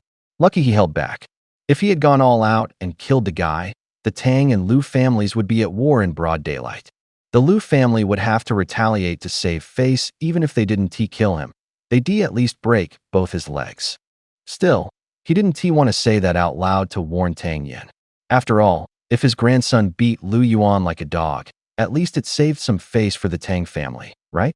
Thinking back to how the servant had just reported every dirty trick Tang Yin had used during the fight with Lu Yuan, old Master Tang felt both anger and amusement. The Tang family had always been upright and honorable. So how come this generation had turned out so underhanded? All right, just be more careful next time. With your dantian destroyed, if you run into a real expert, we'll have no choice but to take the beating. Grand Elder Tang flew into a rage, his tiger-like eyes flaring as he warned, "If you pull another stunt like this, just you wait until I get my hands on you." With that, he turned sharply, hands clasped behind his back, and stormed off. Tang Yin let out a sigh of relief. The old man had been too busy throwing a tantrum to notice the spirit cauldron, saving Tang Yin from having to explain further. He quickly ordered someone to carry the cauldron from the carriage to the backyard. After dismissing everyone else, Tang Yin pulled out 2 porcelain bottles from inside his robe. Staring at the vibrant green Chu Ling Dan primordial spirit pills with their jade-like glow, he swallowed them both without hesitation. The Chu Ling Dan was a legendary immortal elixir passed down for thousands of years in the Huaxiao lands, highly sought after by countless cultivators. It was the most suitable pill for those in the early stages of cultivation. As soon as the pills touched his tongue, they dissolved, spreading a fragrant heat that surged straight toward his dantian. Just as Tang Yin prepared to refine the energy, the mysterious Tian Di Zhao, Hua Ding, a cauldron long dormant within his dantian, suddenly popped open, sucked in all the medicinal power, and snapped shut with a loud bang. No matter how hard he tried, the cauldron remained utterly still, as if nothing had happened. The energy he was expecting never surfaced at all. "What the hell? You ate my pills." Tang Yin cursed furiously in his mind. After struggling for a while with no results, Tang Yin finally gave up in frustration. It wasn't just the pills he was upset about. What terrified him more was the possibility that this damn cauldron would just swallow every pill whole. If that were the case, wouldn't it mean he could no longer rely on elixirs to advance his cultivation? Just thinking about it made him shudder. If that were true, he'd rather never have the Tian Di Zhao Hua Ding in the first place. Unwilling to give up, Tang Yin grabbed another Chu Ling Dan and shoved it into his mouth without hesitation. Again, the pill melted instantly, its warmth rushing to his dantian. Once more, the Tian Di Zhao Hua Ding popped open and devoured the medicinal energy entirely. Third pill, gone just like that. Fourth pill, still gobbled up without a trace. "Fuck you sideways. What the hell do you need pills for?" Tang Yin finally exploded, shouting curses directly at the cauldron. Tang Yin anxiously grabbed the other bottle, yanked out the cork, and poured all 6 pills into his mouth in one go. The cauldron lid lifted again as expected, but this time, it only swallowed 1. The remaining 5 Chu Ling Dan pills instantly dissolved, releasing a surge of pure spiritual energy from the dantian. Like a roaring river, it rushed violently into his meridians. What the hell? Why didn't it swallow the rest? The explosive energy surged forth, and before Tang Yin could even cry out in despair, he quickly steadied his mind, held his breath, and desperately began guiding the spiritual energy through his body. Though the Chu Ling Dan was known for its gentleness, that was only when taken one at a time. With 5 dissolving all at once, 5 times the spiritual force came crashing in. Tang Yin felt his meridians stretch violently, as if they were about to burst. His entire body burned with a searing heat. His eyes turned bloodshot red. The Supreme Pill Sutra spun wildly within him. His skin flushed deep crimson, as if even the slightest external force could tear his veins apart. So what if it's 5 Chu Ling Dan? I'll endure it. Gritting his teeth, Tang Yin bore the unbearable, ignoring the excruciating pain in his meridians. He forced the wild torrent of spiritual energy into motion, guiding it through his meridian pathways like a raging beast. Pupupu. The fine, delicate meridians couldn't withstand such a massive influx of energy and began to rupture one by one. Before he could even complete a full circuit, the surge of pure energy showed no sign of slowing. Tang Yin exhaled bitterly. These damaged meridians just couldn't handle such immense force. Just as he was about to redirect the spiritual energy for a second circulation cycle, the previously calm Tian Di Zhao Hua cauldron suddenly opened again. Overjoyed, Tang Yin was about to channel all the energy back into the cauldron, when suddenly, another wave of even purer spiritual energy erupted from the opening. What the hell? Tang Yin's face changed drastically. The meridian channel he'd been managing was already on the verge of collapse. Why would the cauldron release more energy now, of all times? Just as he cursed under his breath, the surging spiritual energy didn't behave as violently as he had expected. Instead, it carried a calming, soothing warmth, flowing smoothly ahead of the fierce torrent already tearing through his body. The spiritual energy radiating from the pill cauldron was cool and soothing as it spread through his body, slowly mending the shattered meridians. Even better, this energy didn't require guidance. It naturally flowed on its own, entering a second heavenly cycle. Holy crap, it felt amazing. Before Tang Yin could even catch his breath, another surge of true energy came crashing in. The freshly healed meridians were forcibly torn apart again by this violent spiritual force. Tang Yin furrowed his brows, nearly crying out in pain. He cursed the pill cauldron in his mind while enduring the unbearable agony of his meridians being ripped open once more. After yet another heavenly cycle, Tang Yin felt like he'd been deep-fried in scalding oil. This constant shifting between icy cold and searing heat tortured him to the point of wishing for death. Fortunately, the current Tang Yin was no longer the spoiled brat of his youth. He was now officially a 9th-rank alchemist, hardened by countless trials and tribulations. An ordinary person would have long ago fainted from the pain. His meridians continued to rebuild again and again, cycling through damage and recovery. The once unbearable pain gradually became more tolerable. After what felt like an eternity, Tang Yin finally focused completely, his mind fully immersed in cultivation. When he opened his eyes again, sunlight had already filtered through the window. A sharp gleam flashed through his eyes. He could clearly sense that his meridians had expanded several times over. His complexion brightened instantly. Origin stage, 7th rank. In a single night, he had jumped from 3rd to 7th rank, a leap of 4 levels. If others found out, would they think he was some kind of monster and lock him up? In Tingxiang Kingdom, such a prodigy was practically unheard of. Even advancing 2 ranks consecutively would be considered an extraordinary feat among cultivators. Indeed, life is unpredictable. Fortune and misfortune walk hand in hand. He had feared he might suffer a spiritual backlash or even explode from the energy, but instead, not only had he survived unscathed, he had advanced so dramatically overnight. After a brief moment of excitement, Tang Yin quickly regained his composure. The Tang family in Yun City was surrounded by enemies on all sides. Apart from his grandfather and old Mo, there was a serious lack of strong elders. His own position remained extremely precarious. With cultivation at the 7th level of Yuan stage, his strength was indeed still too weak. Tang Yin pushed open the door and stepped outside. It was the early morning of early autumn, slightly chilly. After about the time it takes to drink a cup of tea, suddenly grunts and shouts echoed from afar. Tang Yin's heart stirred. He quickened his pace and soon arrived at a courtyard. Above the gate hung a plaque reading Training Ground. This was the place where members of the Tang family usually practiced martial arts. Pushing open the gate, Tang Yin walked into the yard, only to find it already filled with many martial artists from the Tang family, nearly 100 people. Some were sparring, while others trained alone. The young man standing at the forefront was someone Tang Yin recognized. It was Moyen Jun, the eldest grandson of old Master Mo. At 23, Moyen Jun had already reached the 2nd level of Huang stage. Among the younger generation in Yun City, he was considered quite formidable, and he also served as the captain of the Tang family guards. Dressed in a pure white robe, Tang Yin stood out like a sore thumb. As soon as he entered the training ground, Moyen Jun's eyes locked onto him. What is this playboy doing here at the training ground?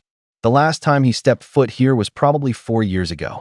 Following Moyen Jun's gaze, others turned to look at Tang Yin too, their faces showing open disdain. In this world, martial strength was revered above all. Although Tang Yin was the eldest son of the Tang family, his reputation as a spoiled, good-for-nothing brat had brought nothing but shame to the family. Naturally, these martial-minded people held him in low regard.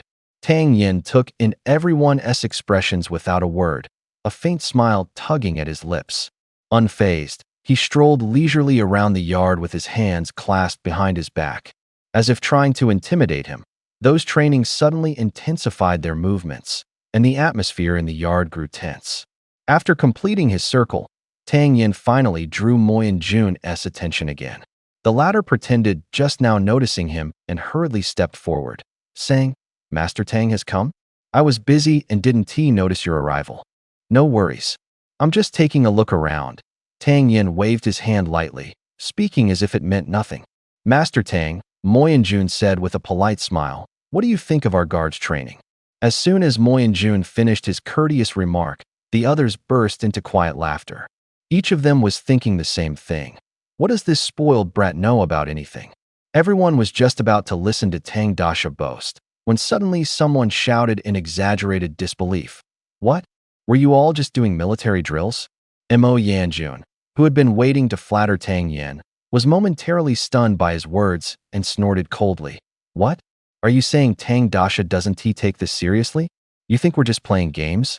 Tang Yin exclaimed in shock. "What do you mean? You're not playing a game?" The guards, who had all been straining to listen to Tang Dasha's words, heard Tang and S remark, and their faces immediately darkened. Mo Yanjun said sharply, "Humph, a spoiled brat is still a spoiled brat. Without these guards, how could the Tang family maintain its dominance and hold its place as one of the 4 great families of Yun City? If Master Tang has no respect for us, perhaps he should just stay out of the training ground from now on. Get off the training ground. Get off the training ground. Get off the training ground." The guards below roared in unison. "Enough, you cowards!" Tang Yin bellowed furiously, and the aura of a Dan emperor surged from him in an instant. Mo Yanjun's heart jolted in shock, and the entire area fell silent at once.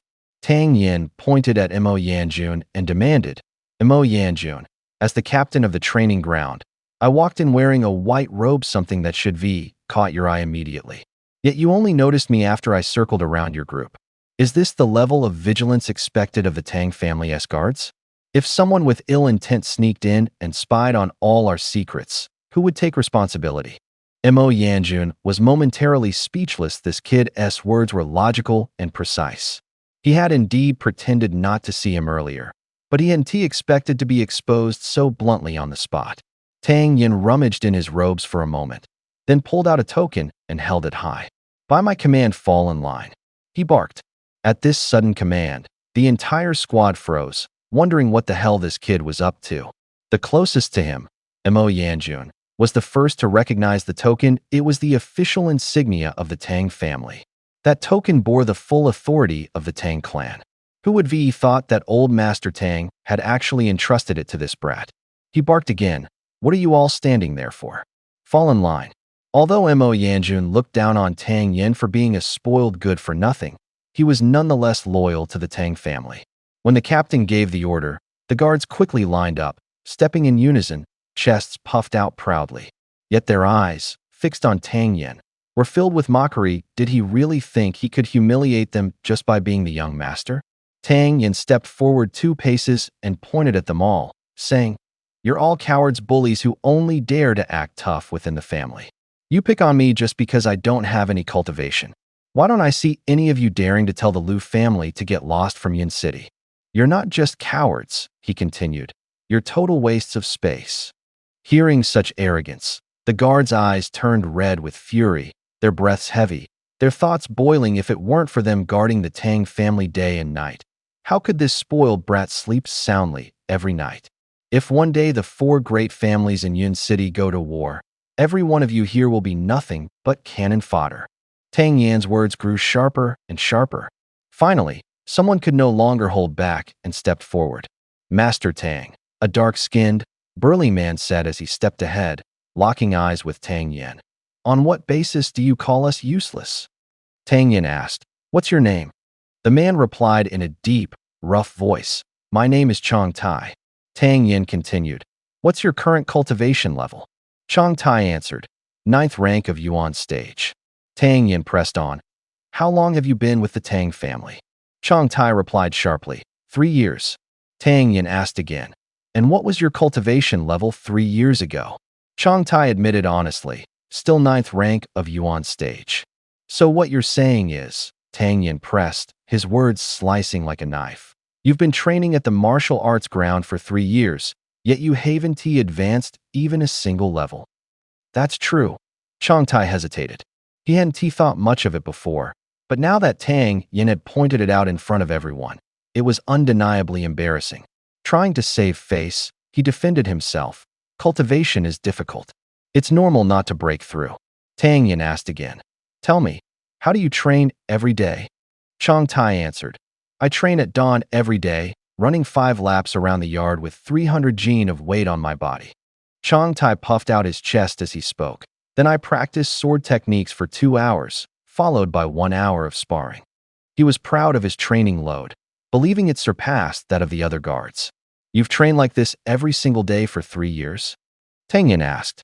"Exactly," Chong Tai replied. Tang Yin continued, "Back then, when you sparred with others, you held back on purpose, didn't you? We're all brothers. You hit a few times and then stop. What if someone gets hurt?" Tang Yin immediately jumped up, cursing, "Bullshit. If you hold back in front of him, do you think the enemy will go easy on him in battle? If you're unwilling to help him grow stronger with everything you've got, are you helping him or ruining him? Here you are, receiving regular pills and generous pay from the Tang family, yet your strength barely improves. That's why I call you useless, every last one of you. Not only useless, but stupid too. I know you're all probably thinking I'm just a spoiled young master with no right to talk. Well, let me be clear. I'm the eldest son of the Tang family. Even if I did absolutely nothing, my grandfather would still support me and protect me. But what about you? Most of you come from ordinary backgrounds and have families to support. If you don't work hard, you'll only receive the lowest wages, and your wife and kids will live like regular commoners. You don't have extra resources to nurture your children. If your kids grow up to be as spoiled as me, they'll be completely ruined." As Tang Yan's words sank in, the guards from the Tang family felt a heavy weight in their hearts. Although his words were harsh, they knew deep down that every one of them was true. They were the Tang family's guards, earning a bit more than ordinary people, sure, but only enough to give their families a slightly better life than the average. There was no way they could provide their children with the same privileges as the noble heirs. That was simply out of reach. Seeing the reaction of the crowd, Tang Yin secretly felt relieved that they weren't completely numb yet. He raised his voice in anger, shouting, "I bet a lot of you are just like Chong Tai. Your training methods never change. 3 years ago, you were carrying 300 caddies, and now you're still carrying 300. At this rate, Even if you trained for 100 years, you'd still be stuck at Yuan stage and never reach Huang stage. I can say this so confidently because you're all too comfortable. None of you have the courage to strive for the peak of martial cultivation anymore. Chang Tai, I ask you, how many caddies did you start with during your first weighted training session? Chang Tai mentally cursed himself, thinking, why did I have to act on impulse and provoke this ancestor? Why didn't I just lie low like everyone else and take the scolding quietly? It would be past if I just endured it. Why did I have to step up and embarrass myself? 10. Chang Tai replied, his voice now lacking the defiance he'd once shown. You cultivated from an ordinary person all the way to Yuan stage 9th pin, and your weight increased from 10 to 300 caddies. So why not keep pushing forward? Start by increasing your daily load to 350, then once you get used to it, bump it up to 400. If you keep progressing like this, who has to say you won't reach Huang stage in 3 years? Tang Yin challenged. The moment the words left his mouth, not only did the other guards fall silent, even Mo Yanjun began reflecting inwardly. It probably would, Chang Tai admitted, shamefaced. You can still reflect, you can still feel shame. That means you're still redeemable. The situation in Yun City is growing increasingly unstable. Once the fuse is lit, the major clans could erupt into open conflict. If you want to survive the battles ahead, you have to train relentlessly, train until you're strong enough to crush your enemies. Only then can you protect your life, keep your families from worrying, and avoid being called useless by a spoiled brat like me. Tang Yin swept his gaze across the group before landing on a wooden post. How much does this weigh? He asked, this time directing the question at Mo Yanjun. 120 caddies. Do you think I can carry it for how long? Tang Yin asked. About. Mo Yanjun frowned, calculating in his head before replying. Probably less than 100 meters. Inwardly, everyone was muttering. 100 meters is too generous an estimate. This spoiled young master, pampered his whole life, might not even be able to lift it at all. Lift! Tang Yin stepped forward, gathered his strength, and with a powerful hug, he hoisted the wooden post up from the ground. Then he began walking. First 1 meter, then 2, 3. In their minds, everyone was speculating. Would Tang the young master give up before 10 meters? Or maybe before 20? 10 meters, 20 meters, 50, 80, the numbers flashed through their minds repeatedly. Tang Yin wasn't using even a trace of true energy. This was all physical strength. Luckily, his body had been tempered before by the celestial refining cauldron. Otherwise, he wouldn't have had the stamina for this. Even so, he could feel his strength draining rapidly. Each step shook his entire body, and sweat poured down like rain. At first, everyone had been eager to see him fail. But as Tang Yin kept moving forward step by step, the mocking looks faded, replaced by astonishment, shock, and finally, respect. When Tang Yin reached the 100-meter mark, his body was swaying badly, but still he pressed on, gritting his teeth. 101, 102, 103 finally. At 130 meters, Tang Yin gently set the wooden post down. Dragging his exhausted body, he walked back to the front of the formation, looked around at everyone, and gasped between breaths. When I first passed the 100-meter mark, I felt the same as you do now, like I'd hit my limit. But when I took that one extra step past the 100 meters, I broke through what I used to believe was my limit. A brief silence fell. Then clap, clap, clap. The entire group of guards erupted into thunderous applause and cheers. Maybe you all think 300 Jin is your limit, Tang Yin continued. But I tell you this, humans have limitless potential. Only by constantly pushing yourself can you keep evolving and rising higher. Because of his own weak foundation and the fact that the Tang Clan ranked last among the 4 great clans, Tang Yin had always felt insecure. Now he made up his mind to transform the Tang Clan into a true power and turn it into the most influential family in Yun City, no, the #1 clan. At this point, Tang Yin finally laid out the incentives. The only way to claim more in this world is to become stronger. Stop complaining about your origins. If life treats you poorly, blame your own lack of effort. I, as the heir of the Tang Clan, guarantee this: anyone who breaks through to the yellow rank will have their salary tripled from the original amount. Starting from the yellow rank, for every rank you ascend, your monthly wage will increase by 100 taels of silver. Additionally, You will receive a top-grade pill each month based on performance. And if someone reaches the 5th level of the yellow rank, their child will be formally accepted into the Tang Clan and trained from an early age. The moment these words left his mouth, the crowd exploded with excitement. Everyone present was deeply moved, and their emotions surged with anticipation. Right now, they only earned a few dozen taels per month, so if they reached the yellow rank, their income would actually triple overnight. If they worked hard enough, wouldn't they be able to provide a better life for their families and a brighter future for their children? Brilliant, young master. At that moment, everyone shouted from the bottom of their hearts. Nothing motivates like Prophet Tang Yen, having lived 2 lives, naturally understood this well. Seeing the crowd's enthusiasm fully ignited, he raised his voice again. Let me make one thing clear: this clan does not tolerate weakness. There are requirements for my plan. From now on, the training will be brutal, extremely brutal. You must be prepared for a hellish ordeal. Those who want to quit can stay where they are. But if you want strength, if you're willing to endure the training, step forward. I'll count 2. Before he could finish, a thunderous sound erupted as every martial artist simultaneously stepped forward, shaking the entire training ground beneath their feet. Seeing the fervor burning in their eyes, Tang Yen knew he had succeeded in his intent. He asked one last time, I'll ask just once more, have you all truly prepared yourselves to face hell? 120 voices roared in unison, we're ready. The sound shot straight into the sky. There are laws in this world, and discipline in the ranks. From this day forward, all will assemble at sunrise. Anyone late will leave the group automatically. From now on, I take full responsibility for all of you. Anyone who disobeys orders will be dismissed. Anyone who hasn't reached the yellow tier in 6 months will be dismissed. Tang Yen's expression was stern.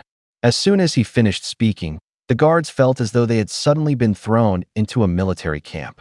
Now, listen to my command, Tang Yen barked. Each of you will carry a wooden post weighing 350 jin, line up, and run 10 laps around the training ground. Anyone who can't keep going will cause the entire group to lose lunch. And if you haven't started within 10 breaths, lunch is gone too. Begin. At his shout, the men sprang into action immediately, scrambling to grab their posts, lining up, and beginning their run around the training ground. From a distant pavilion on the upper floor, 2 elderly men watched the scene unfold below with astonishment. After a long silence, Old Master Tang finally asked, Old Mo, take a good look again. Is that young man in white really my grandson? Hearing this, Old Mo nearly laughed and cried at once as he replied, Master, that's indeed the young master. After Old Mo nodded, Old Master Tang narrowed his eyes and muttered gravely, Tell me, what do you think this reckless brat is going to do to the strength of our Tang family guards? At first, Mo had found Tang Yen's words somewhat convincing. But the more he thought about it, the more uneasy he felt inside. Mo replied slowly, In 6 months the Tang family's position at the bottom among the 4 great families of Yin City might just start rising. He had first stirred their anger, drawing all their attention to himself. Then he led by example, winning their respect through his conduct. Next, he dangled incentives to ignite their passion. Finally, he laid down strict rules, effortlessly seizing full control of the guards. Inside the room, Old Master Tang paced back and forth, carefully analyzing every move Tang Yen had made. As he pieced everything together, even he was shocked by the bizarre transformation of his devilish grandson. Training soldiers like this, how could the army not become powerful? If they had done this earlier, the Tang family wouldn't have been under such tight scrutiny from rival clans. But what surprised Tang Ling the most was that unrecognizable change in his grandson. This little good-for-nothing who used to loaf around all day, how had he suddenly become so mature and composed? Tang Yen himself hadn't even noticed, but his grandfather and Mo Bo had been watching his every move. Right now, he was on the training ground, pushing himself through an intense, high-load workout. 100-pound sandbag strapped to his back, he clenched his teeth and did push-up after push-up. This time, he was using true energy. The energy circulated within the body, depleting and then regenerating. Every time he exhausted it, the next refill would be slightly more than before, creating a virtuous cycle that accelerated his progress. However, there was a downside: prolonged overexertion could easily damage the meridians. But Tang Yin didn't care. The pills he had cultivated himself were more than enough to repair any damage to his energy channels. The Tang family's guards had originally assumed their young master was just having a passing whim. But when he actually started training seriously, they were all so shocked their jaws nearly dropped. Their young master was just too hardcore. He had been doing push-ups with a 100-pound weight on his back since morning, and actually completed a full hour of non-stop training. After resting and meditating for just over half an hour, he immediately began his second round. Damn it! Was this something a ruined young noble with a shattered dantian could really do? Even they, as ninth-rank cultivators, would be completely drained after doing 1 hour of push-ups with that kind of weight. Tang Yan's relentless effort completely ignited the fighting spirit of the guards. If even a broken noble with a destroyed dantian could push through this, what reason did they, proud ninth-rank cultivators, have to give up? The atmosphere at the Tang Clan's martial arts training ground reached an unprecedented level of excitement. A day later, Tang Yan dragged his exhausted body back to his room. Instead of immediately practicing his martial arts, he sent Xiao Chui to the Tang Clan's medicine pavilion to fetch several herbs. Luckily, the Tang Clan was already immensely wealthy and well-stocked with all kinds of medicinal plants. This time, Tang Yin intended to refine Chui Mai San, a low-grade first-tier pill used for repairing and strengthening meridians. Once Xiao Chui returned with the herbs, Tang Yin entered the temporary pill-making chamber he had set up. With practiced hands, he selected and purified the ingredients before beginning the refining process. Chui Mai San was a low-tier pill, but in this world, medicines that could repair and fortify meridians were rare indeed. About an hour later, Tang Yin lifted the lid of the pill furnace, only to find a pile of powder inside. He fetched a large porcelain bottle and poured all the powder into it. Normally, Tang Yin would refine higher-tier pills, but after exhausting himself all day with little spiritual energy left, he had no choice but to settle for this lower-grade option for now. Back in his room, Xiao Chui had already boiled a large bucket of water, as instructed. Staring at the bubbling, steaming water, Tang Yin poured most of the Chui Mai San powder into it. After a moment's hesitation, he took a deep breath and leapt into the bucket. His scalding heat surged all at once. Even with Tang Yin's iron will, he couldn't help but cry out in pain. After a while, once he had adjusted to the heat, he closed his eyes, took out a Chu Ling Dan, and swallowed it whole. This time, Tang Yin's expression turned surprised. He had expected the heavenly origin cauldron to devour the pill as usual, but instead, the moment it touched his lips, the pill dissolved and transformed directly into spiritual energy. Without dwelling on it, Tang Yin crossed his legs, stilled his mind, and began circulating his cultivation technique. In the following days, Tang Yin truly left the Tang Clan's guardsmen speechless with shock. At first, everyone thought Tang Yin was just acting on a fleeting impulse. But none had expected the young master to not only stick with it, but also to steadily increase his training intensity every single day. A month later, Tang Yin's strength finally broke through to the 8th rank of Yuan stage. What thrilled him even more was that most of the Tang Clan guards under his command had hit a bottleneck. With the right opportunity, they might very well break through and step into the Huang stage. If the Tang Clan could gain another 120 Huang stage guards, their overall strength would no longer be at the bottom. Of course, that didn't mean they'd suddenly become the strongest. In the path of martial cultivation, each rank was like a mountain separating cultivators. Even within the Yuan stage, a 4th-rank cultivator could potentially defeat a 5th ranker.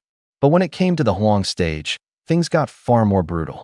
A 1st-rank warrior trying to defeat someone at the 2nd rank was nearly impossible. The higher the level, the more insurmountable even the smallest gap became, like heaven and earth apart. Other clans likely had the edge over the Tang Clan in terms of the number of Huang stage experts. It wasn't that the Tangs neglected their warriors. In fact, they offered better benefits than most. But many cultivators believed the Tang Clan was on shaky ground these days. It seemed wiser to switch allegiances to a powerful clan like the Liu family for better security. To help these guards seize this chance for advancement, Tang Yin's first thought was to use pills to boost their progress. The perfect primordial pill happened to be the best fit for their current cultivation levels. However, Producing over 100 pills would require at least 10 batches of refining. Although Tang Yan's pill-making skills could guarantee a 100% success rate, the cost of ingredients alone was astronomical, estimated at over 10,000 taels of silver. That became the biggest obstacle at the moment. He didn't consider asking his grandfather for money because his recent changes were too drastic. If questioned, he wouldn't be able to explain everything clearly. After thinking for a while without any ideas, Tang Yan decided to try his luck outside once more and said, "I'll go out and see what I can find." He called for Xiao Cui. Dressed in white robes and holding a folding fan, master and servant stepped out together. Not long after Tang Yan left, Old Mo hurried to report to Lord Tang Ling in his study. "Master, the young master has left the mansion." "Then let us go and follow him for a while," Tang Ling replied. Tang Ling rose to his feet and said coldly, "Hurry up and get yourselves disguised." In less than 10 minutes, two elderly men dressed like ordinary folks slipped out through the Tang estate's back garden. If you didn't look closely, you'd think they were a pair of street peddlers. "Master, are you coming along yourself this time?" Uncle Mo asked in a low voice. The old master snorted. "The Lu Clan's scum have been watching around my Tang family for a while now. No need to guess it's that brat Lu Yuan looking to settle a score. From here on out, anyone who so much as lays a finger on my grandson, I'll wipe their whole damn clan off the map." Hearing the killing intent in the old master's voice, Uncle Mo understood. For years, Tang Yan had been idle and spoiled, a wastrel the old master had long since given up on him. Who would be thought the boy would suddenly change, with all the signs of a prodigal turning back. The old master was shocked and delighted by the shift. Finally, a worthy heir. If someone really did something to Tang Yan now, the old master would survive the blow. From what Uncle Mo knew of Tang Ling, even if it meant going down with them, he would use the Tang family's power to avenge his grandson. They could only hope no one would be foolish enough to provoke Tang Yan again. "Young master, where are we going?" Xiao Cui blinked at him. After more than a month together, her sharp mind had already noticed the young master wasn't quite the same as before. Tang Yan replied offhand, "No idea. Just wondering. Maybe someone will fall for my suave, handsome self, and I'll toss them tens of thousands of taels to have some fun." It was such nonsense that Xiao Cui rolled her eyes and pretended she hadn't heard. Wherever the crowds were thick, eldest young Master Tang headed straight in. After about an hour, he finally stopped and muttered under his breath, "About time they showed up." His soul sense, honed as a grandmaster alchemist, made it easy for him to feel the people tailing him. No need to guess of all the families in Cloud City willing to openly fall out with the Tang Clan. There was only the Lu Clan, and the one most likely to pull a stunt like this was Lu Yuan. Tang Yan suddenly felt the heaven and earth creation cauldron inside him give a shudder. Ever since his rebirth more than a month ago, the cauldron had barely reacted on its own. The first time it stirred was when it transmitted the supreme pill scripture to him. The second was when it swallowed his initial spirit pill. But this time what for? His gaze flashed like lightning as he swept the area, finally coming to rest on an old man by the roadside. Affecting a leisurely air, he strolled toward the elder only for the cauldron in his pill palace to start bucking even harder, rattling non-stop, as if it desperately wanted something. He sized up the old man as well, about 60, ordinary looking, a small stall before him with herbs laid out. Most were mundane. The only thing remotely valuable was a wild mountain ginseng root, maybe 30 years old. Pingu grass, common herb. Bone-strengthening grass, common herb. Red fruit, common herb. Tang Yan walked a few steps, checking the herbs on the stall one by one. He went over them back and forth and didn't see anything special. Frowning, he drew nearer. The old man hadn't seen a single customer and was fretting. Then a richly dressed young master showed up, and his face broke into a broad smile. "Young sir, what herbs do you need? My prices are fair, and these were just dug-up potent stuff." Tang Yan asked, "Sir, are all your herbs out on the stall?" As he spoke, his gaze slipped to the bamboo basket at the old man's side. The old man sighed. He knew this young master wouldn't find anything to his liking, and replied with a wry smile, "Anything I can sell is already on the stall." Tang Yan's eyes lit up. If everything for sale was out front, did that mean there was something else in the basket? He walked over, lifted the cloth covering it, and sure enough, there was another herb inside. As soon as he got a clear look at the herb, Tang Yan's pupils instantly contracted and he nearly gasped aloud. It wasn't large, just about the size of a radish with a yellowish, shriveled body and a messy tangle of roots at the bottom. Its appearance was downright hideous. Tang Yan happened to recognize it immediately: linguo fruit. This herb was extremely rare, growing only in very specific conditions. It was primarily used to temper the dantian, increasing its capacity to store more qi, much like widening the mouth of a cup to increase its volume. Never expecting to run into such a treasure today, Tang Yan suppressed his excitement and casually asked, "What's this? It looks absolutely hideous." The old man honestly replied, "I dug this up deep in the mountains. I don't know what it is. I'm afraid my eyes aren't what they used to be." Tang Yan said with feigned indifference, "Looks fine to me. Throw it in a pot with an old hen and it'll make a nourishing soup." "Old sir, how much for this?" The old man waved his hand. "I can't really say. Judging by the look of it, the medicinal potency might be already faded. If you want it, just take it." "Then I thank you kindly, old sir." "Heir, pay up 100 taels of silver," Tang Yan said with a wave of his hand. Heir sighed quietly to herself, thinking the young master was at it again with his wasteful habits. She reached into the bag and pulled out a 100 tael silver note to hand to the old man. The old man immediately waved it off. No, this is worth at most 1 tael." Tang Yan pretended to be annoyed and snapped, "I said take it. No more nonsense." The old man was stunned. His eyes welled up with tears as he suddenly dropped to his knees with a thud. "My grandson is gravely ill, and I've been desperate for money to treat him. Young sir, your kindness is beyond words. I will never forget this favor. If I ever get the chance, I will repay you with every last ounce of strength in my old bones." Tang Yan quickly helped him up with a smile. Please, don't kneel, old sir. Stand up. Someone might see and think I'm bullying villagers again." Hearing a noise, Xiao Chui was startled and quickly helped the old man up. Tang Yan had no intention of staying long.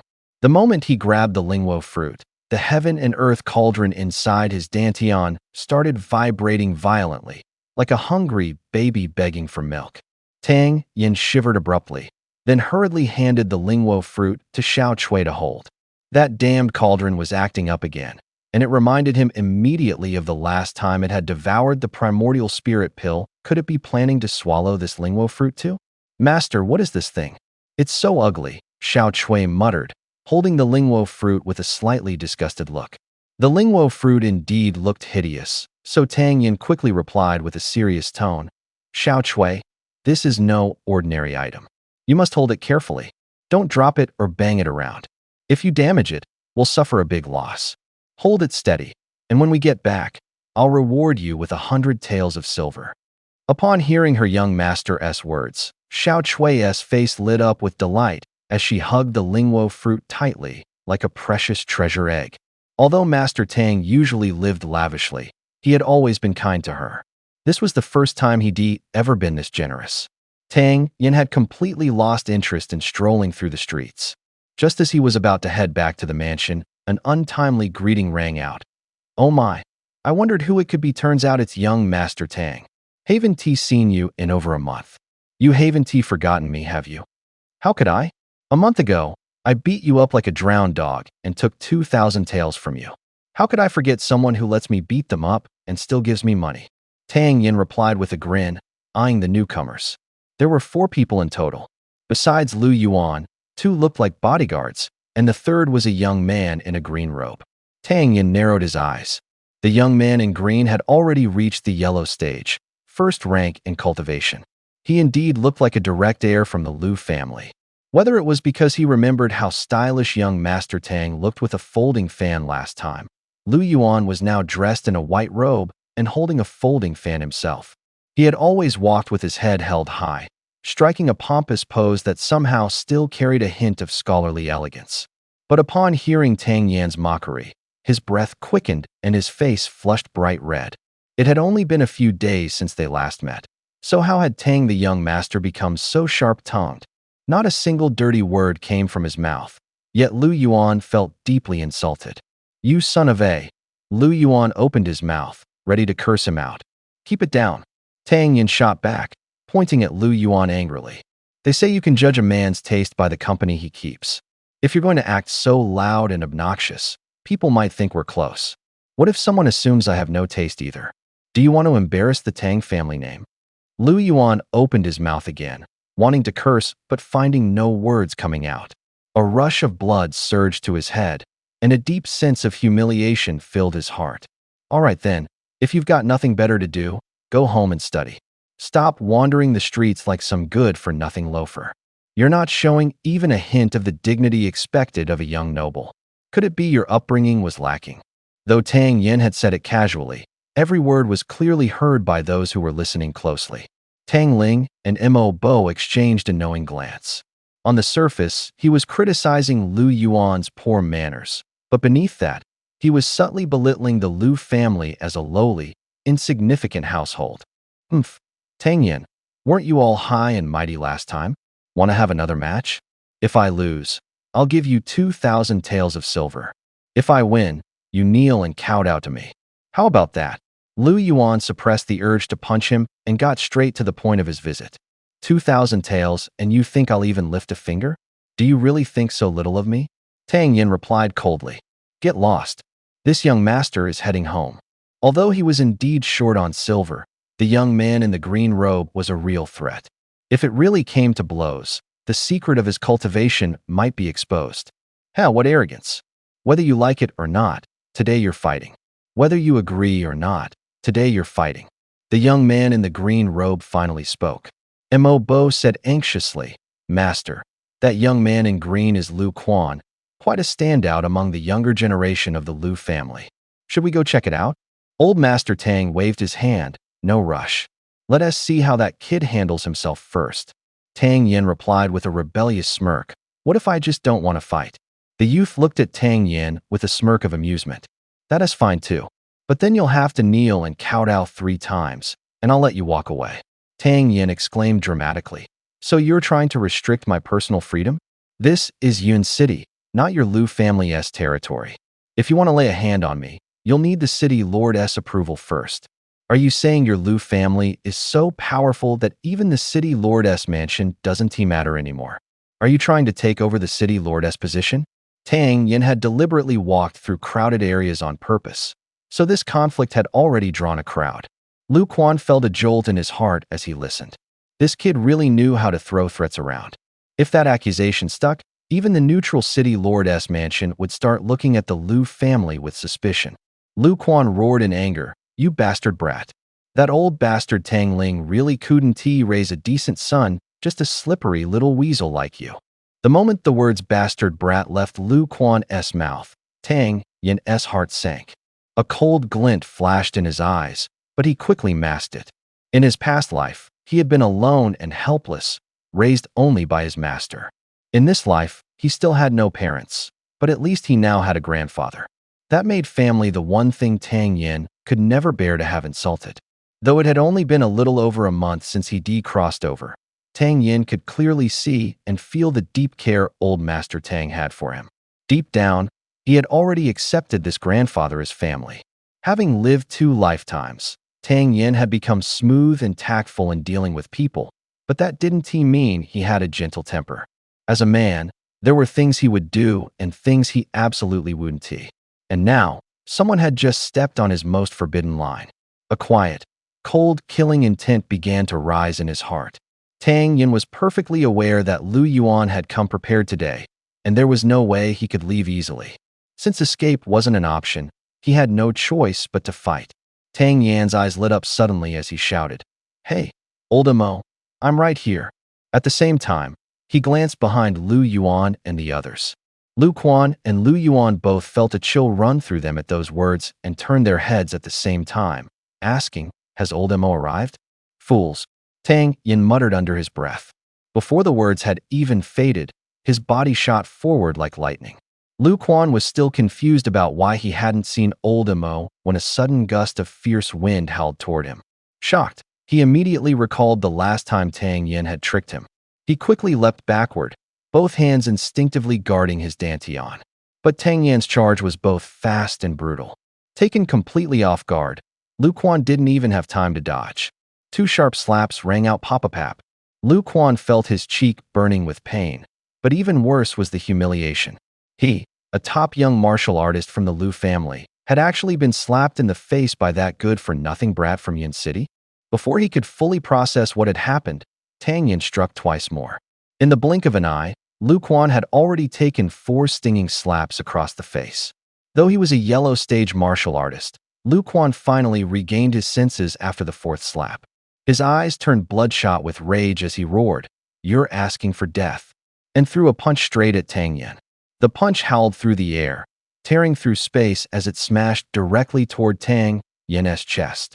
Far away, old Master Tang's eyes flared with fury, and he bellowed, "How dare you? Don't harm my grandson." Even as he shouted, he unleashed his full Black Panther 9th Order power, charging into the scene like a tiger descending from the mountain. But things were moving too fast. There was no way Tang Ling could reach him in time. Facing Lu Quan's furious, hate-filled strike, Tang Yin didn't flinch. He clenched his fist and met the attack head-on. Seeing that Tang Yin actually had the audacity to challenge him directly, Lu Quan curled his lips into a cruel smirk. "Kid, you dared slap me? Today, I'll beat you to death." Though a murderous glint flickered in Lu Quan's eyes, he wasn't stupid. He knew full well that he couldn't just kill Tang Yin outright, otherwise the Tang family would retaliate with everything they had.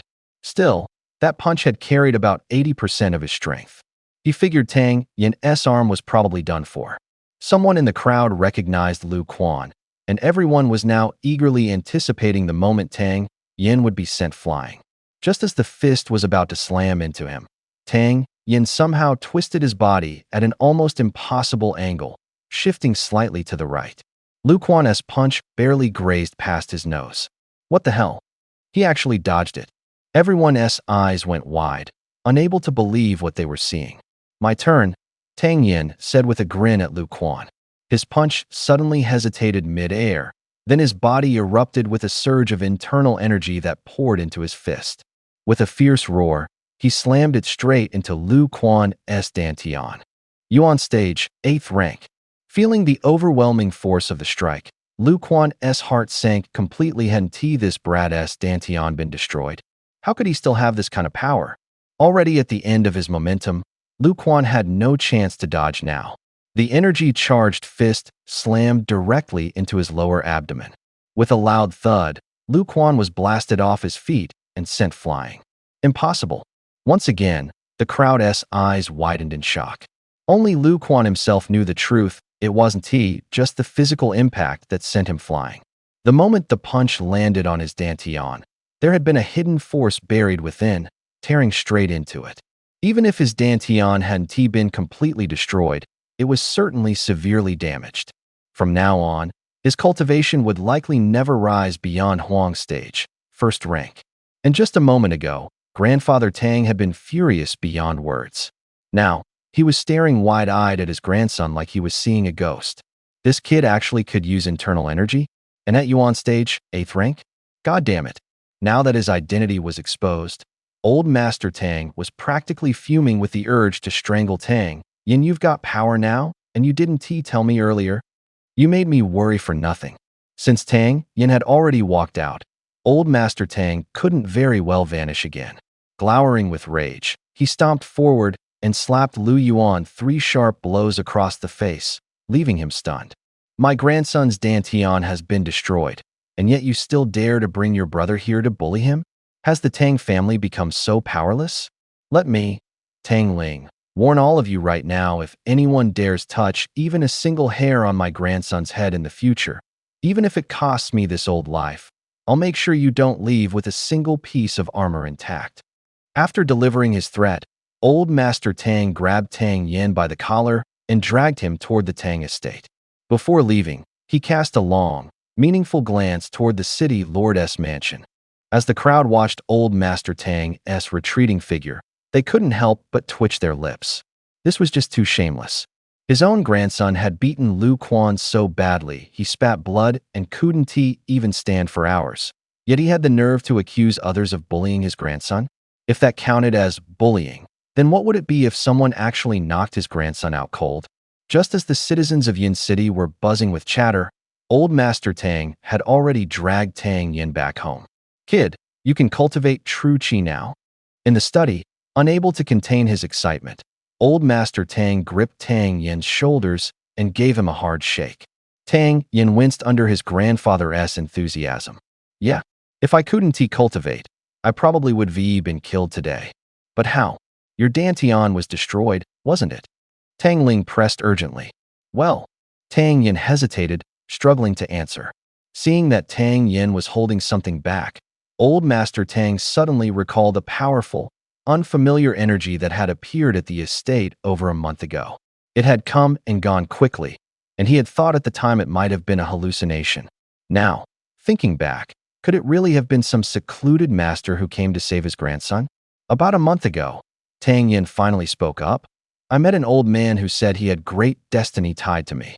He gave me something to eat that let me cultivate again, and even passed down a few techniques. But he loves peace and hates worldly affairs, so he told me not to mention him. I tried to persuade him to stay within the family, living comfortably with no worries about food or drink. But that old fool had such a strange temper. Tang Yin hesitated for a long time before finally making up an excuse. He had expected his grandfather to keep pressing for answers, but to his surprise, old Master Tang suddenly gave Tang Yin a sharp rap on the head and snapped. You little brat, you're blessed with comfort and happiness, yet you don't even realize it. A man of such virtue and dignity has his own principles. He simply refuses to be dragged into the trivial mess of the mundane world. He healed your dantian, passed his cultivation techniques to you, and yet you not only failed to call him master, you actually dare call him that old fool? As old Master Tang scolded him, Tang Yin was completely stunned. Had his grandfather actually believed that made-up story he just blurted out? Tang Yin had no idea what Tang Ling was thinking, but at that moment, many things in Tang Ling's mind finally clicked together. No wonder he had sensed the aura of a powerful cultivator that day. No wonder his grandson could cultivate again. No wonder Tang Yin had changed so much. All those mysteries from the past now suddenly made perfect sense thanks to that well-meaning lie from Tang Yin. All right then, Tang Ling waved his hand authoritatively. Since your master doesn't want you spreading the word, let's keep this our secret. Tang Yin had accidentally hit the bullseye today, saving himself the trouble of coming up with more excuses. You may go now, the old man added with a dismissive wave. Tang Yin turned and left the study. As he stood in the study watching Tang Yan's retreating figure through the window, Tang Ling clenched his fist and murmured, Tang Yin can cultivate again.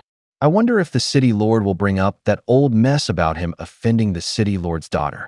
As long as I still have breath in me, I'll always stand between him and any danger.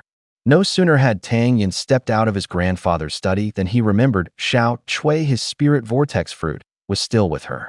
He wondered if she had brought it back. Just as Tang Yin was anxiously thinking about where to find Xiao Chui, he suddenly heard her voice from the side. Young master, I'm right here. Seeing that Xiao Chui was still cradling that grotesquely ugly lingwo fruit in her arms, Tang Yin finally relaxed. Master, here you go. Xiao Chui handed over the fruit, watching him with hopeful eyes. Tang Yin didn't disappoint her. He smiled and said, Aren't all my banknotes with you already? Just take 100 taels worth. Thank you, master. Hearing that he kept his word, Xiao Chui's face instantly lit up with joy. As soon as he touched the lingwo fruit himself, the cauldron in his dantian began trembling again. Eager to figure out why the celestial alchemy cauldron was acting up, Tang Yin hurried back to his room with the fruit. That weird fruit master really seems to like it. His tastes have been getting a bit strange lately. Back in his room, Tang Yin sat cross-legged on the bed, growing more and more curious. Could it be that the cauldron actually wanted to eat this fruit? But if he wanted to feed it, how was he supposed to do that? Did he have to swallow it himself for the cauldron to get a taste? Curiosity really does kill the cat, no kidding. As soon as he wrapped a thread of true qi around the lingwo fruit, the cauldron inside his dantian gave a violent jolt. A powerful suction force surged outward, and in an instant, the fruit vanished from his hand. Holy crap, it actually ate it. Tang Yin couldn't help but curse out loud. He quickly turned his focus inward, scanning his dantian. He froze in shock. Some kind of connection had formed with the celestial alchemy cauldron, and now he could actually see what was happening inside. At the bottom of the cauldron swirled a chaotic mass of energy, and there the lingwo fruit had taken root. Its previously withered outer skin was slowly regaining its luster. Damn, it's coming back to life. The waves of vitality radiating from the lingwo fruit left Tang Yin stunned. Could it be that this cauldron could actually cultivate medicinal ingredients? He glanced around and noticed a few ordinary herbs nearby. Testing his theory, he tried to draw them into the cauldron with his qi, but the celestial alchemy cauldron didn't react at all. Could it be that the cauldron had standards only accepting certain herbs worthy of entering it? He tried again to take out the spiritual pill, and sure enough, it came out effortlessly. Amused, he tested it several times, eventually placing the lingwo fruit into the cauldron. Putting aside his playful mood, Tang Yin didn't plan to consume the lingwo fruit right away. Swallowing it directly would definitely have some effect. But if he combined it with other herbs and refined it into pills, the benefits would be far greater. Now that he had truly revealed his real skills, he feared someone might take this opportunity to bring up the incident where he had previously harassed Lin Dongxue. If rumors were spread claiming that the young master of the Tang family had intentions toward Lin Dongxue, the city lord's mansion might hesitate to act due to fear of the Tang family's influence. And as a result, Tang Yin would escape punishment completely. If that happened, the city lord's mansion's reputation would inevitably suffer. If the city lord's mansion wanted to save face, they'd definitely come after him again. And the one most likely to stir things up would be the Liu family. Moreover, many minor clans in Yun City followed Liu's lead at a single command from them. These families would spread rumors like wildfire, and the gossip would sweep the entire city in no time. Tang Yin carefully calculated all the possible consequences of revealing his strength today, then immediately began thinking of countermeasures. At the moment, the Tang family was surrounded by enemies on all sides. If they gave up territory to ease tensions with the city lord's mansion, the family would surely suffer losses, and then other major families would seize the opportunity to take advantage of them. After being slowly eaten away by several powerful families, how much influence would the Tang family still hold in Yun City? To prevent this from happening, he needed to strike from the direction of the city lord's mansion. As he paced around the room, Tang Yin suddenly recalled a rumor. The city lord's wife had been scarred from an illness years ago, and despite countless attempts at treatment, the scar remained. She rarely went out anymore and always covered her face in public. Not many outsiders knew about this, but the Tang family, being one of the 4 great families, naturally had the means to verify the truth of such information. Tang Yin remembered there was exactly one pill known for removing scars, the Wuhing pill. The Wuhing pill was a low-tier, second-grade medicinal pill. This kind of pill offers little help to cultivation, and its preparation is extremely tedious. Few alchemists are willing to spend the time to make it, so not many people even know about it. In my previous life, someone paid a high price to have me craft this pill, which is why I memorized the formula. I never imagined that it would actually come in handy someday. Inside the city lord's mansion, a middle-aged man, tall and powerfully built, stood with his hands behind his back by the window, gazing eastward. That Tang kid's core hasn't been damaged after all. According to the intelligence we received, his cultivation level has already reached the 8th rank of Yuan stage. It is a bit unexpected. It seems like we were deceived by the Tang family last time, said a graceful woman seated on a chair. Though they were alone in the mansion, she still wore a thin veil over her face. The feud between our mansion and the Tang family is technically resolved. However, the outcome was never made public, so outsiders still think we've dropped the matter. I'm afraid some people might try to stir things up again. Although Tang Yin had ill intentions toward Dongxue before, that kid never even touched her robe. Plus, he composed a poem back then, and Dongxue officially settled the matter under the city lord's name. No matter how wild the rumors get, would we really go back on our word and provoke the Tang family again? The man said, frowning. The city lady suggested, why don't we make the previous resolution public? That wouldn't be wise. Releasing the poem would draw attention to Dongxue's name, which could damage her reputation. Let's wait a bit longer. If the rumors get too out of hand, then we can consider pressuring the Tang family. The city lord said, his eyes dark with thought. The Liu family has been acting rather arrogantly lately as well. As the couple was discussing, A maid entered and announced, "My lord, Tang Yin from the Tang family is here to see you." Tang Yin. Lin Xiao and his wife exchanged glances, both filled with confusion. Did he come alone? Yes, completely alone. Lin Xiao paused for a moment, then said in a deep voice, "What kind of trick is this kid planning now? Tell him to wait for me in the front hall." The city lord's wife asked curiously, "What does he want here?" Lin Xiao adjusted his robe and replied, "We'll find out soon enough."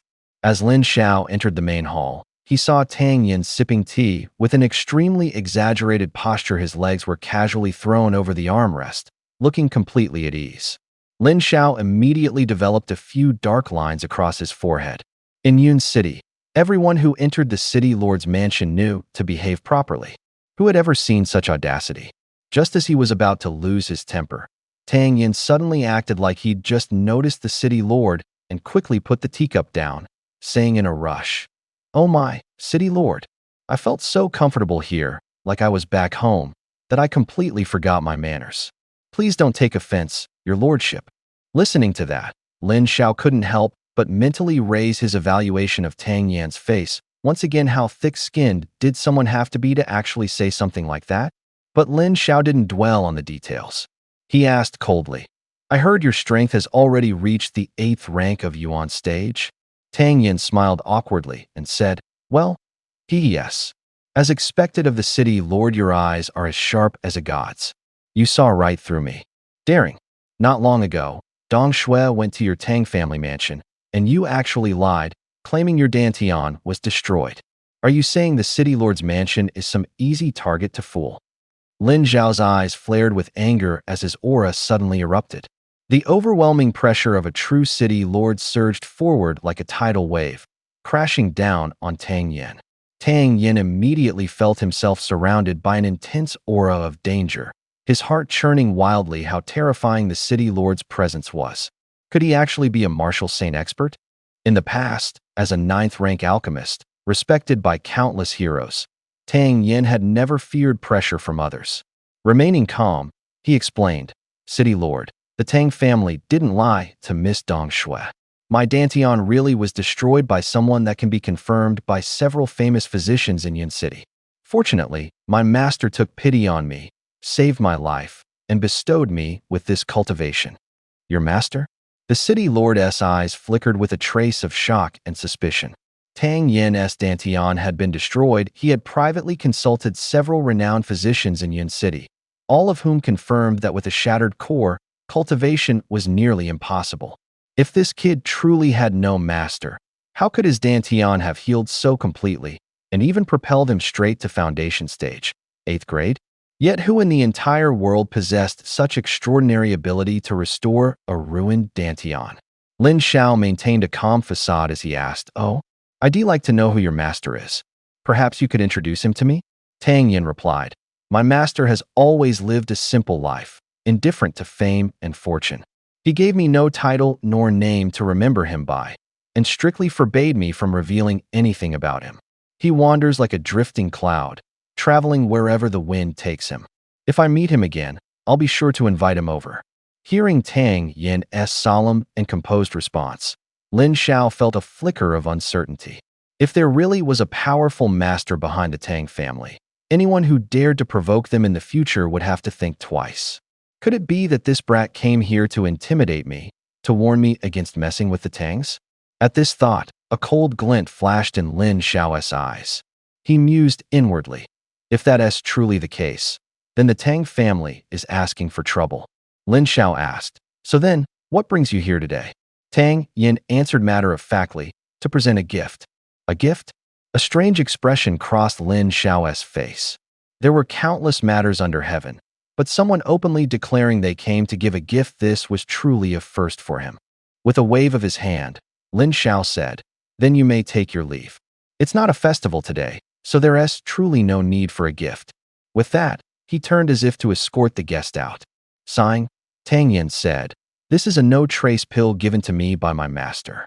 It's grade ISNT high, only 2nd tier, lower rank, but the formula is extremely rare. It's incredibly difficult to concoct, requiring multiple complex steps, and the success rate is very low. Since the city lord has no need for it, I shall take my leave. Second tier, lower rank? The city lord's eyes carried a hint of disdain. While a pill of that level was indeed valuable in Yun City, in the broader scope of Tingxiang Kingdom, it was hardly considered top tier. Although Lin Hao had never heard of the Scarlet Pill before, since it was categorized as a low-tier grade 2 pill, it wasn't anything particularly rare or valuable. Now Lin Hao more or less understood Tang Yin's true intention for coming here. Giving the pill was a way to ask for a favor. If rumors ever spread from Yun City, the city lord's mansion wouldn't go after the Tang family.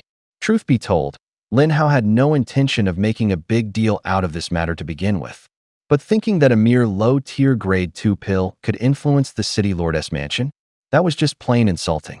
The city lord, finding himself bored and already preparing to return home to his wife, happened to overhear Tang Yin muttering as he was just about to leave the main hall.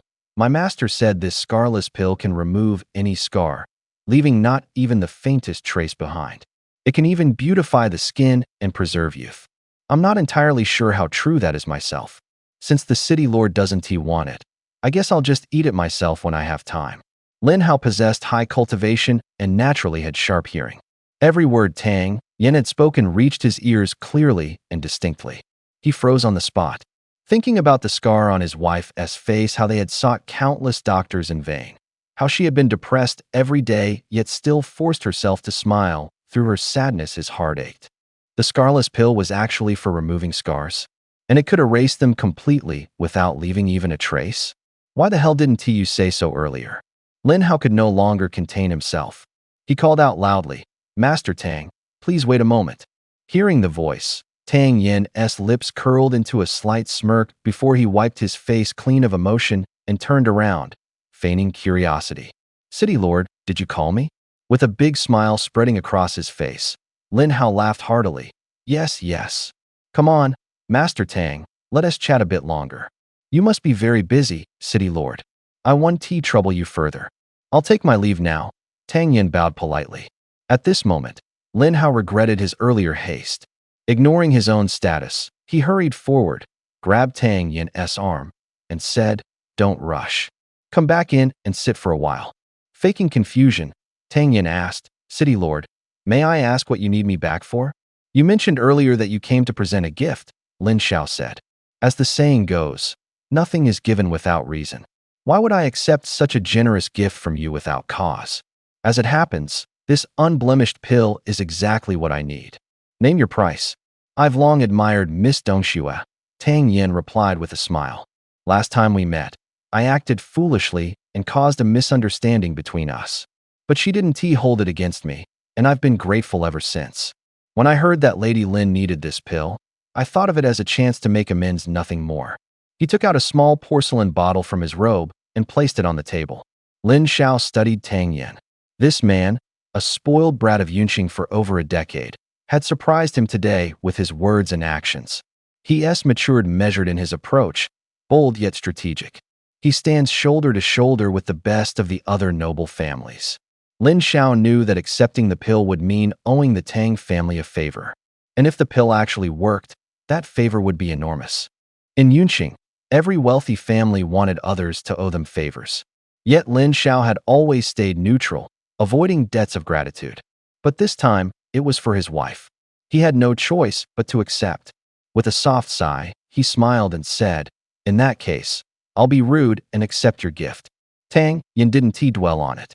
As long as this ensured the Tang family wouldn't be targeted by the city lord's estate anytime soon, it was worth it.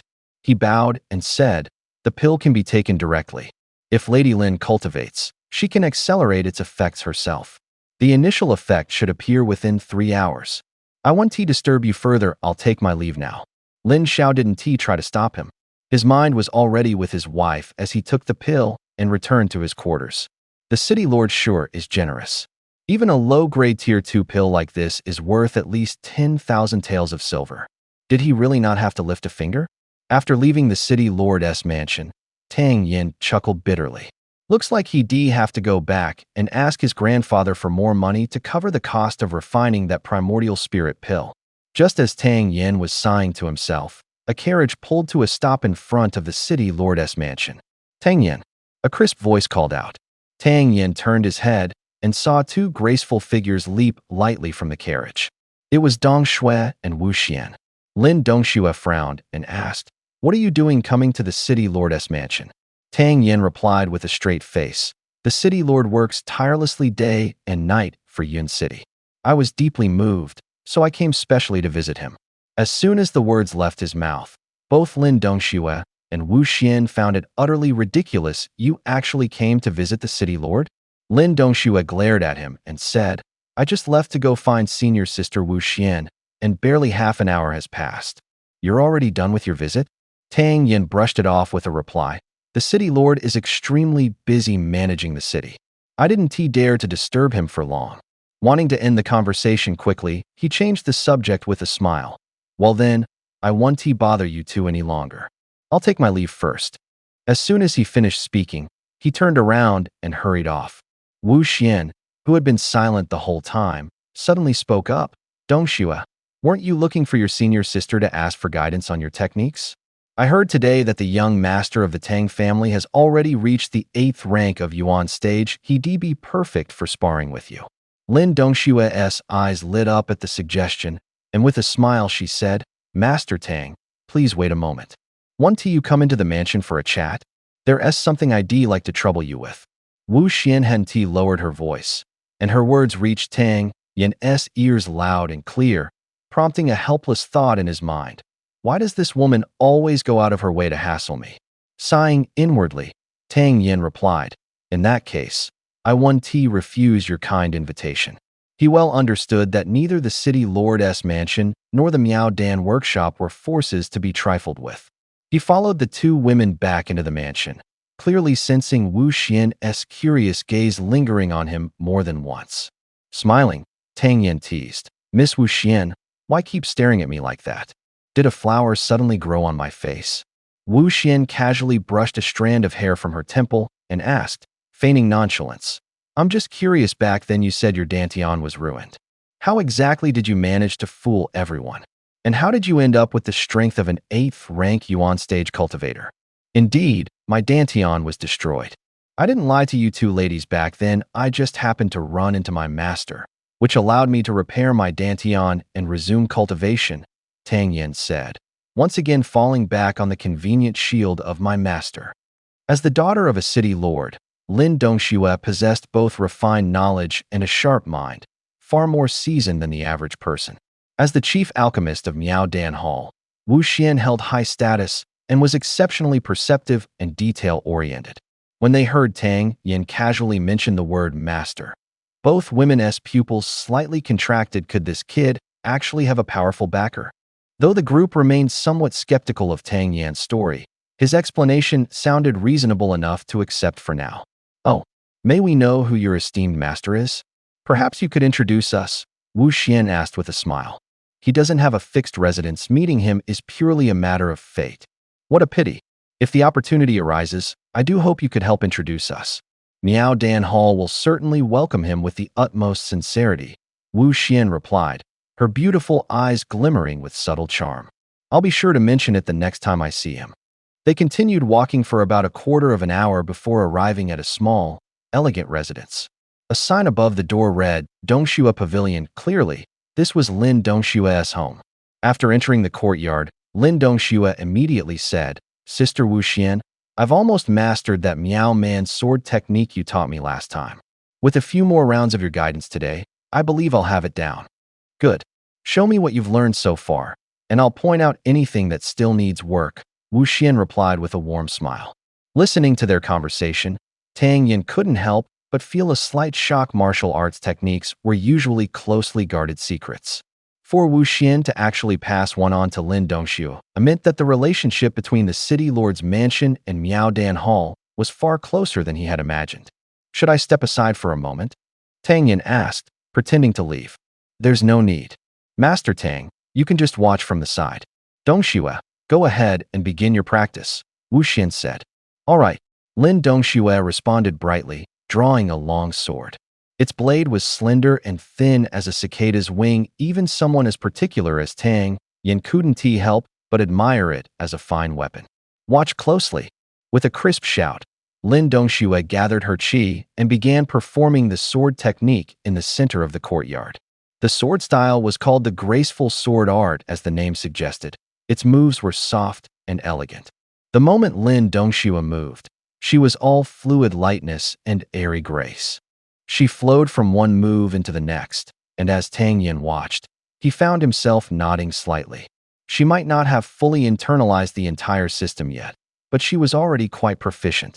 It was only a matter of time before she stepped into true mastery. Besides, Lin Dongxue had a fine figure to begin with. That supple flexibility paired with this sword art was a delight to behold. Tang Yin felt his heart grow a little unsteady. He kept nodding, inwardly praising how good it looked. Then Tang Yin slipped into thought. To this day, he hadn't really drilled any complete style to a solid foundation. If he ran into a powerful enemy, he wasn't sure he could keep his life. He'd seen his share of battlefields in his previous life, but most of his mind had been on alchemy, and he'd never dug deep into technique. From here on out, he'd have to put more effort into his forms. Only after Lin Dongxue finished the entire set did she let out a long breath. She glanced proudly at Wu Xian and said, "Sister, how did I do?" Wu Xian didn't rush to answer. Her bright eyes slid over to Tang Yin, and with a smile tugging at her lips, she said, "Young Master Tang kept nodding just now. I suppose he saw something. What do you think, young Master Tang?"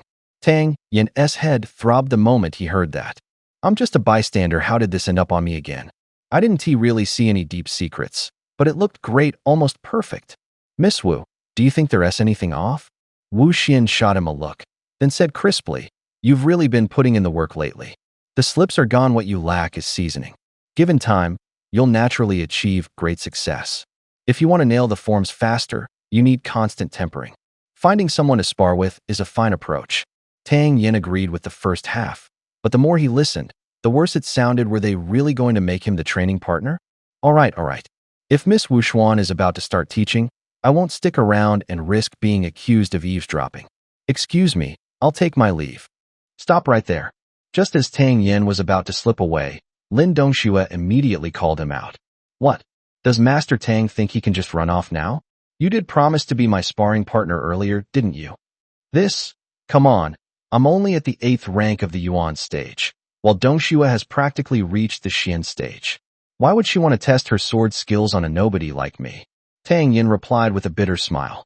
And besides, I don't have a masochistic side. What exactly makes me the perfect candidate to be your practice partner? The moment those words left Tang Yin's mouth, both Lin Dongxue and Wu Xuan were taken aback.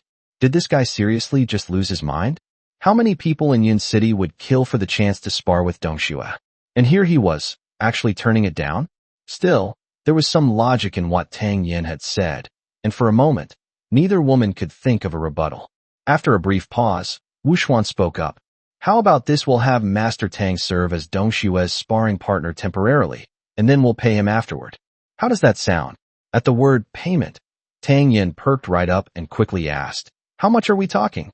Lin Dongxue let out a cold snort and scoffed at him as a money grubber before saying, "Fine then. I'll only use no higher than the yellow stage against you. If you can last half an hour, I'll give you a mid-tier first stage pill." How about that? A mid-tier pill of the first stage? As a top-tier pill master, Tang Yin wasn't particularly moved by such an offer. He shook his head and said, "I'm not really into cultivation, but I do love money. How about this alternative? If I can last half an hour or force you to use yellow stage techniques, you give me 10,000 taels of silver. How does that sound?" As soon as he said that, Lin Dongxue raised her eyebrows in amusement and mocked. "You? Make me use yellow stage techniques? Fine then. If you're brave enough to say that, just don't go running off when you get hurt. Let's begin." Tang Yin smiled and asked, "Miss Wu Xuan, may I borrow a sword for a moment?" After hearing that, Wu Xuan blushed slightly, untied her sword, and tossed it over. "Here, I'd like to see just how good your sword skills really are." Wu Xian handed him the longsword. The blade was wider and heavier than usual, and Tang Yin couldn't help but feel slightly surprised. Who exactly is this girl? He wondered. Her weapon is even heavier than standard swords. "Thanks, Miss Wu Xian," Tang Yin said with a polite nod, though his mind was already racing. If I can be Lin Dongxue's sparring partner, Why can't she be mine? The more he thought about it, the more it made sense. A grin tugged at the corner of his mouth. After a moment's consideration, he decided to use Lin Dongxue to sharpen the Tang family's cloud drifting sword technique. After all, he was the last heir of the Tangs. If he couldn't master his own family's martial arts, it would be a huge embarrassment. Besides, Tang Laoi had once told him that the cloud drifting sword technique was quite good, but its cultivation method was incomplete, which was why its rank wasn't high. Tang Yin had an excellent memory. After a moment of recollection, he quickly went over the sword forms in his mind. Here I come. Lin Dongxue had been eager to teach Tang Yin a lesson. With a sharp cry, she flicked her slender sword and charged straight at him. Tang Yin sensed her aura definitely at the 8th level of the Yuan stage. He smirked and raised his sword to meet her attack. While fending off Lin Dongxue's fierce assault, he was also analyzing the weaknesses in the cloud drifting sword technique. As a result, he looked a bit flustered in the intense exchange. But there was no fear in Tang Yin's eyes, only excitement. This fierce combat was exactly what he needed to refine his sword technique. Those seemingly dangerous moves were actually helping him identify and fix its flaws. Watching from the side, Wu Xian saw how awkwardly he was moving and couldn't help but smile, clearly expecting him to make a fool of himself. However, as time passed, her amused expression gradually faded, replaced by growing confusion. At first, Tang Yin had been completely overwhelmed by Lin Dongxue, barely managing to defend himself. Normally, he should have started showing signs of defeat by now. But after a quarter of an hour, this guy's performance hadn't changed much from the beginning, as if he hadn't even tired. Tang Yin's heart pounded with growing excitement. The cloud drifting sword technique truly had many flaws, with numerous sections altered or even missing several moves in the middle. If he could just buy some time, he could complete the entire form himself. Soon, Wu Xian's eyelid twitched, her eyes widening in disbelief. She clearly saw that the Tang Yin, who had started off flustered and clumsy, was actually stabilizing his stance. A ridiculous thought suddenly popped into Wu Xian's mind. Could it be that Lin Dongxue had been sparring with Tang Yin as his training partner? After so long without managing to defeat Tang Yin, Lin Dongxue felt deeply humiliated and increasingly anxious. Gritting her teeth, she unleashed her full power at the Yuan 9th tier, instantly increasing the pressure on Tang Yin. The situation once again turned perilous for him. A tier's difference felt like a mountain between them. The gap between Yuan 9th and 8th tiers was no small matter. Just as Wu Xian and Lin Dongxue both believed Tang Yin was about to lose, the momentum from his sword suddenly shifted dramatically. Although he was still at the Yuan 8th tier, his once awkward movements had now become fluid and skilled, and his sword aura had sharpened noticeably. A quarter of an hour later, Tang Yin, who had previously been unable to even counterattack, had gradually turned the tide and was now attempting to strike back. The player is lost in the game, but the spectator sees it clearly. Standing off to the side, Wu Xian's expression turned unusually grave. Having spent several years in Yin City, she had gained a certain understanding of various martial arts styles. The sword technique Tang Yin was using was unmistakably the Tang Clan's signature cloud drifting sword. Yet, both in terms of skill and power, it far surpassed anything she had seen before. Could it be that this kid isn't just practicing the sword technique, but actually improving and perfecting it? For a moment, Wu Xian's gaze toward Tang Yin became complex, filled with astonishment, yet tinged with caution. Unknowingly, half an hour had passed, yet Tang Yin still showed no sign of defeat. Lin Dongxue's eyes burned with fury. Clenching her teeth, she muttered bitterly, "This guy is such a buzzkill. Even if he is strong, he could at least have the decency to consider my feelings. I already unleashed my full power at the 9th tier of Yuan stage, yet I still couldn't defeat you. Are you deliberately trying to humiliate me in front of Wu Xian?" This wasn't entirely Tang Yin's fault. Normally, he would have shown Lin Dongxue a little respect. But right now, he was completely immersed in the realm of the flowing cloud sword technique. This sword style flowed like drifting clouds and flowing water, just as graceful and nimble as the Miao Man's sword, yet even more natural. Without pretense or abruptness, it floated like the sky with drifting clouds. Seemingly dull, yet deadly without form or shape. As Tang Yin fought, he became more and more absorbed. His sword techniques grew increasingly fluid and refined. After deflecting an incoming strike, he suddenly roared, and his long sword transformed into a cloud of white. A tide of sword energy surged toward Lin Dongxue, with no gap left untouched. The moment Lin Dongxue sensed the overwhelming force in Tang Yan's swordplay, her delicate face darkened with killing intent, her eyes widening in shock. Even though her cultivation had also reached the 9th tier of Yuan's stage, against Tang Yan's sword technique, she found no opening, no way to break through. Gritting her teeth, she altered her sword formation once more, and a stronger aura erupted from her. Yellow stage. Wu Xian's eyes locked onto Tang Yan. Although Lin Dongxue using yellow stage power was somewhat against the rules, deep down, she was filled with anticipation. Could Tang Yan, still at the 8th tier of Yuan's stage, actually hold his own against someone at the yellow stage? At this moment, Tang Yan's swordplay was incredibly refined. Among his peers, it would be hard to find anyone who could match him. Lin Dongxue had no choice but to reveal her yellow stage strength. 1 against 100. To those below the yellow stage, ordinary cultivators were like ants. With such overwhelming power, Lin Dongxue was confident she could finally break through Tang Yan's defense. As Lin Dongxue launched a fierce attack, Tang Yan did not retreat, he advanced. His long sword, like drifting clouds, instantly enveloped her slender blade. The sharp clashing of metal rang out clang after clang. Both women showed shock on their faces. Tang Yan's sword had actually blocked the attack, and in the same breath, thrust straight toward Lin Dongxue's throat. One strike of pure force can break 100, but with skillful precision, one can shatter 1,000 pounds. Tang Yan's movements showed no sign of sluggishness.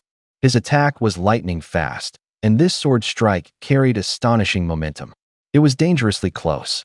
Lin Dongxue actually froze in place, eyes wide with terror as the blade rushed toward her. Stop! Seeing that Tang Yan had already broken through Lin Dongxue's defense, Wu Xian shouted sharply. Filled with anger, she lashed out with a palm strike, attempting to block him. You've lost. Tang Yan's sword came to a steady stop, just an inch away from Lin Dongxue's throat. As he was about to flash what he thought was a confident, handsome smirk, a sudden powerful gust of wind rushed toward him. Startled, he barely had time to react before a tremendous force sent him flying. Bang! Tang Yan was thrown backward and slammed heavily into an ancient cypress tree. The thick trunk trembled violently from the impact. Pooh! A stream of blood trickled from the corner of his mouth. His mind was in chaos as he thought, what the hell did I do to deserve this? Tang Yan. Lin Dongxue gasped, rushing forward immediately to check on him. Are you all right, Master Tang? To her surprise, Tang Yan had actually managed to pull back his strike. Wu Xian couldn't quite describe the emotions swirling inside her. She took out a medicinal pill from her robe and gently held it to his lips. Smelling the pill's aroma, Tang Yan recognized it as a low-grade, second-tier healing pill. Before he could even swallow it, the previously dormant heaven and earth cauldron suddenly hummed to life. A cool, soothing energy spilled from within the cauldron, quickly spreading through his body. It forcibly suppressed the chaotic inner energy wreaking havoc inside him. Though it couldn't fully heal his internal injuries, it significantly eased the pain. Feeling the change within himself, Tang Yan was both shocked and delighted. Had the heaven and earth cauldron actually activated on its own to protect him? Trying to appear calm, he swallowed the pill, slightly furrowing his brows before exhaling slowly.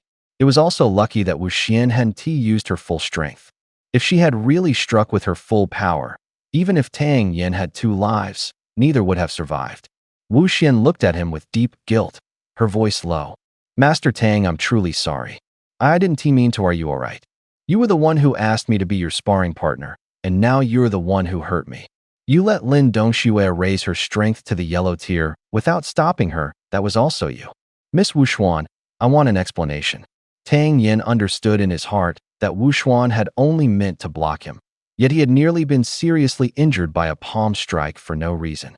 If he didn't push for some kind of benefit, he'd feel deeply wronged. Faced with Tang Yan's aggressive questioning, Wu Xuan hesitated for a moment, flustered, and whispered, Master Tang, I thought you wouldn't be able to control your strength. I got nervous and lost my balance. Nervous? And that's enough to send me flying with a single palm strike? Wuxuan, are you treating my life as worthless? Tang Yin demanded furiously. Lin Dongxue quickly stepped forward to mediate. Master Tang, Wuxuan didn't mean any harm. There's no use dwelling on it now. I'll take responsibility for the compensation. You think I'm only after compensation because I got hurt? Tang Yin asked, feigning anger before shifting his tone. Then what are you planning to give me? Lin Dongxue offered 3 mid-grade tier 1 pills and 1 high-grade tier 1 pill. How does that sound to you, sir? An ordinary person would have been overjoyed at the mention of such pills. Mid-grade tier 1 might still be obtainable from one's clan, but high-grade tier 1 pills were extremely rare, in Yun City nearly priceless. But Tang Yin wasn't ordinary. In his past life, he had been a tier 9 alchemist. To him, these pills tier 1, or even tier 2 and tier 3 were worth no more than the cost of the ingredients. Internally, Tang Yin calculated. He was currently short by about 10,000 taels of silver. Earlier, he had forced Lin Dongxue to use yellow tier strength and sparred with her for almost an hour. Logically, he should be able to claim 10,000 taels as a sparring fee. And if he could manage to make Miaodong Workshop owe the Tang family a favor, that would be another layer of security for the Tang family, which was now in a precarious position and facing enemies from all sides. Tang Yin appeared frail, but his mind was already made up. He said, Miss Wuxuan clearly meant no harm, so it would be petty of me to insist on material compensation. As it happens, I have a few questions about martial arts. If you're free these days, would you be willing to visit the Tang household and offer some guidance? Earlier, Master Tang revealed such remarkable talent that I feel somewhat inferior. How could I dare to offer advice? But I'll definitely visit soon and exchange techniques with you, Wu Xian replied, her beautiful eyes glancing meaningfully at Tang Yin. Though Tang Yin spoke as if the matter had been resolved, Wu Xian understood perfectly well that, as the chief alchemist of Miaodong Workshop, her visiting the Tang residence would surely spark rumors. This might make those noble families who coveted the Tang household hesitate for now. In that case, I'll look forward to your visit, Tang Yin replied with a smile. Then he turned to Lin Dongxue. By the way, Miss Lin, does our previous bet still stand? It sure does. Lin Dongxue snapped firmly, though inwardly she was annoyed last time she saw him. He'd been as refined as a scholar, but today he seemed so greedy. Could it be that old Master Tang was still cutting his allowance? Smiling, Tang Yin took the banknote from Lin Dongxue's hand. When he saw the figure of 20,000 taels written on it, his eyes lit up with delight. Then, feigning weakness once more, he said, In that case, I won't trouble you any further. I should head back and rest. With that, he turned and staggered out without another word to the two girls. Wait, Master Tang. Lin Dongxue called after him. Let me have someone escort you home. At once, someone stepped forward to guide Tang Yin out. Watching Tang Yin's figure disappear into the distance, Lin Dongxue pouted and muttered, What kind of sword technique did he even use? It was so strong I lost even though I'm at the yellow rank, first grade. He really is a monster, Wu Xian murmured in agreement. Watching Tang Yin and Lin Dongxue sparring, witnessing their incredible martial cultivation talents and razor-sharp minds hidden behind their polite conversation, Wu Xian couldn't help but feel astonished deep inside. Was this really the same spoiled good-for-nothing everyone gossiped about? Tang Yin returned to the mansion in the city lord's carriage, drawing the attention of many sharp-eyed observers. But the young master didn't care in the slightest. He had long abandoned any hope of safety and was far more eager to strengthen the Tang family's power. Back in his quarters, Tang Yin wasted no time. He took out paper and brush, quickly jotting down a list of medicinal herbs he needed, and handed it to Xiao Chui to purchase from the apothecary. To his surprise, the injuries he had sustained earlier were nearly completely healed. That only made him even more intrigued by the mysterious cauldron of heaven and earth. Could this strange cauldron not only absorb spiritual energy and nurture medicinal herbs, but also heal wounds? Yet no matter what method he tried, the cauldron remained completely unresponsive, prompting a quiet sigh from Tang Yin. If he wanted to truly understand the secrets of the cauldron of heaven and earth, it was clear he would need more time.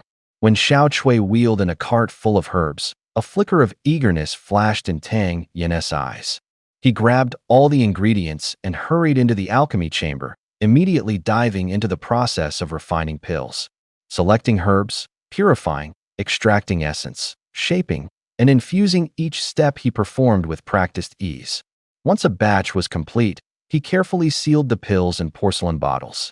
As soon as his spiritual energy was drained, he popped a primordial spirit pill into his mouth to restore himself. Tang Yin repeated this cycle over and over again. By the time he sealed another batch into bottles, he finally realized somehow he had already used up all the herbs. Just as he was about to relax for a moment, a strange stirring suddenly erupted from his dantian. His expression turned odd. This clearly felt like the onset of a breakthrough. Was it possible to ascend levels unexpectedly while refining pills? With no time to dwell on it, he quickly crossed his legs, swallowed another primordial spirit pill, and focused his mind, entering cultivation with full concentration. Time ticked by, and the pill, which had dissolved instantly on his tongue, slowly began to be absorbed into his body. The flow of true energy within his meridians grew increasingly thick and powerful. Tang Yin let out a deep grunt, and with a crack from his dantian, he finally broke through the previous barrier. He had reached the 9th rank of Yuan stage. But Tang Yin didn't stop there.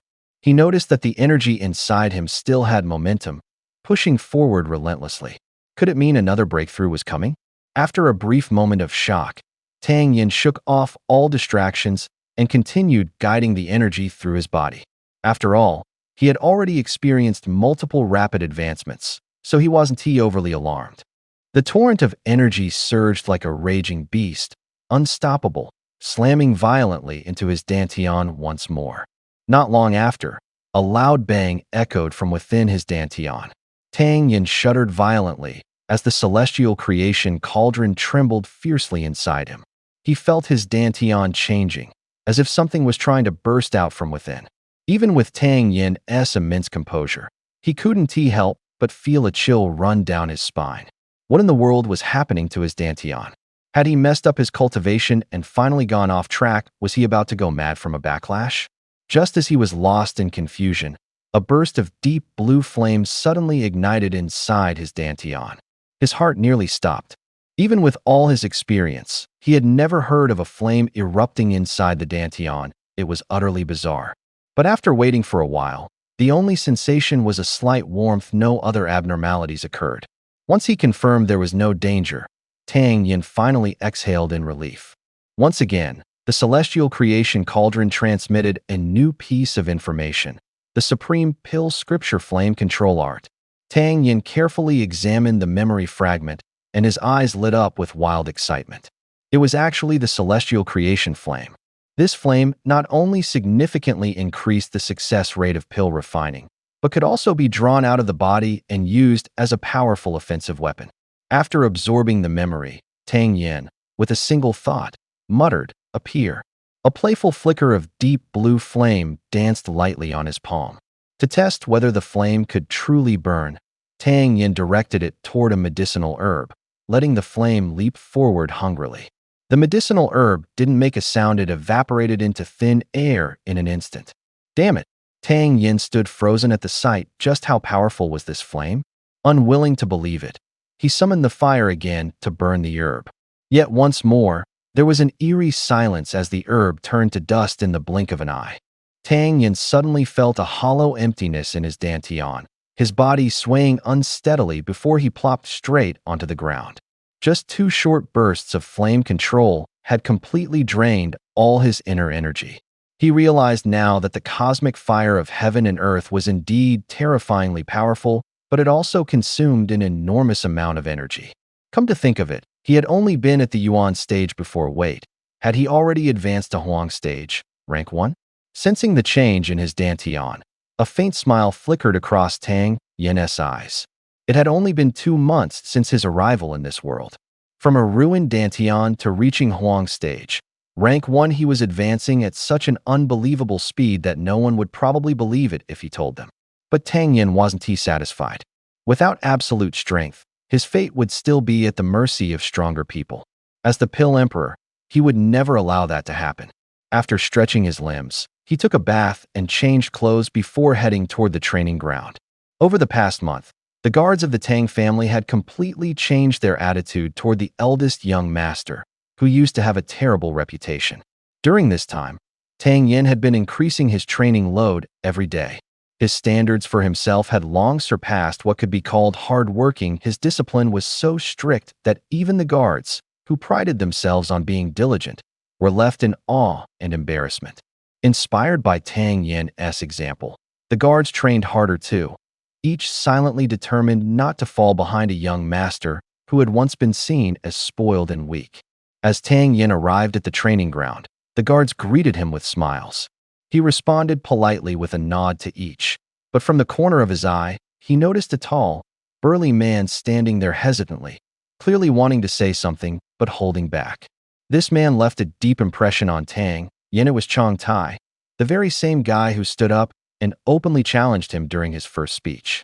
As soon as the straightforward guy showed that expression, Tang Yin laughed and teased, "Old Tai, why are you looking at me like some lovesick girl? You're creeping me out, man. Let me tell you, I ain't into guys with a dong." "Oh no, so that's why old Chang always stared at us weirdly whenever we bathed in the river." "Yeah, last time during sparring, he even took the chance to grope me. That was harassment. Old Chang, you owe me compensation." Tang Yin was the first to burst out laughing, ha ha, instantly lightening the mood. Chang Tai scratched his head and grinned stupidly. "Hee hee, young master, I broke through last night. I'm now yellow rank, first grade. Are those conditions you mentioned still valid?" Tang Yin blinked in surprise, then smiled and said, "You made yellow rank? All right, come on, throw a few punches for me to see." "Sure thing," Chang Tai responded, stepping into the center and launching into a martial arts form.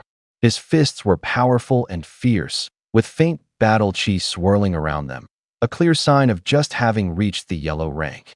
After finishing his set, Tang Yin immediately asked, "How much is your monthly salary now?" Chang Tai quickly replied, "Everyone gets the same pay, 50 taels of silver a month." Tang Yin announced loudly, "Starting this month, Chang Tai's monthly salary will be 200 taels of silver." Chang Tai was overjoyed, repeatedly thanking him. "Thank you, young master. Thank you, young master."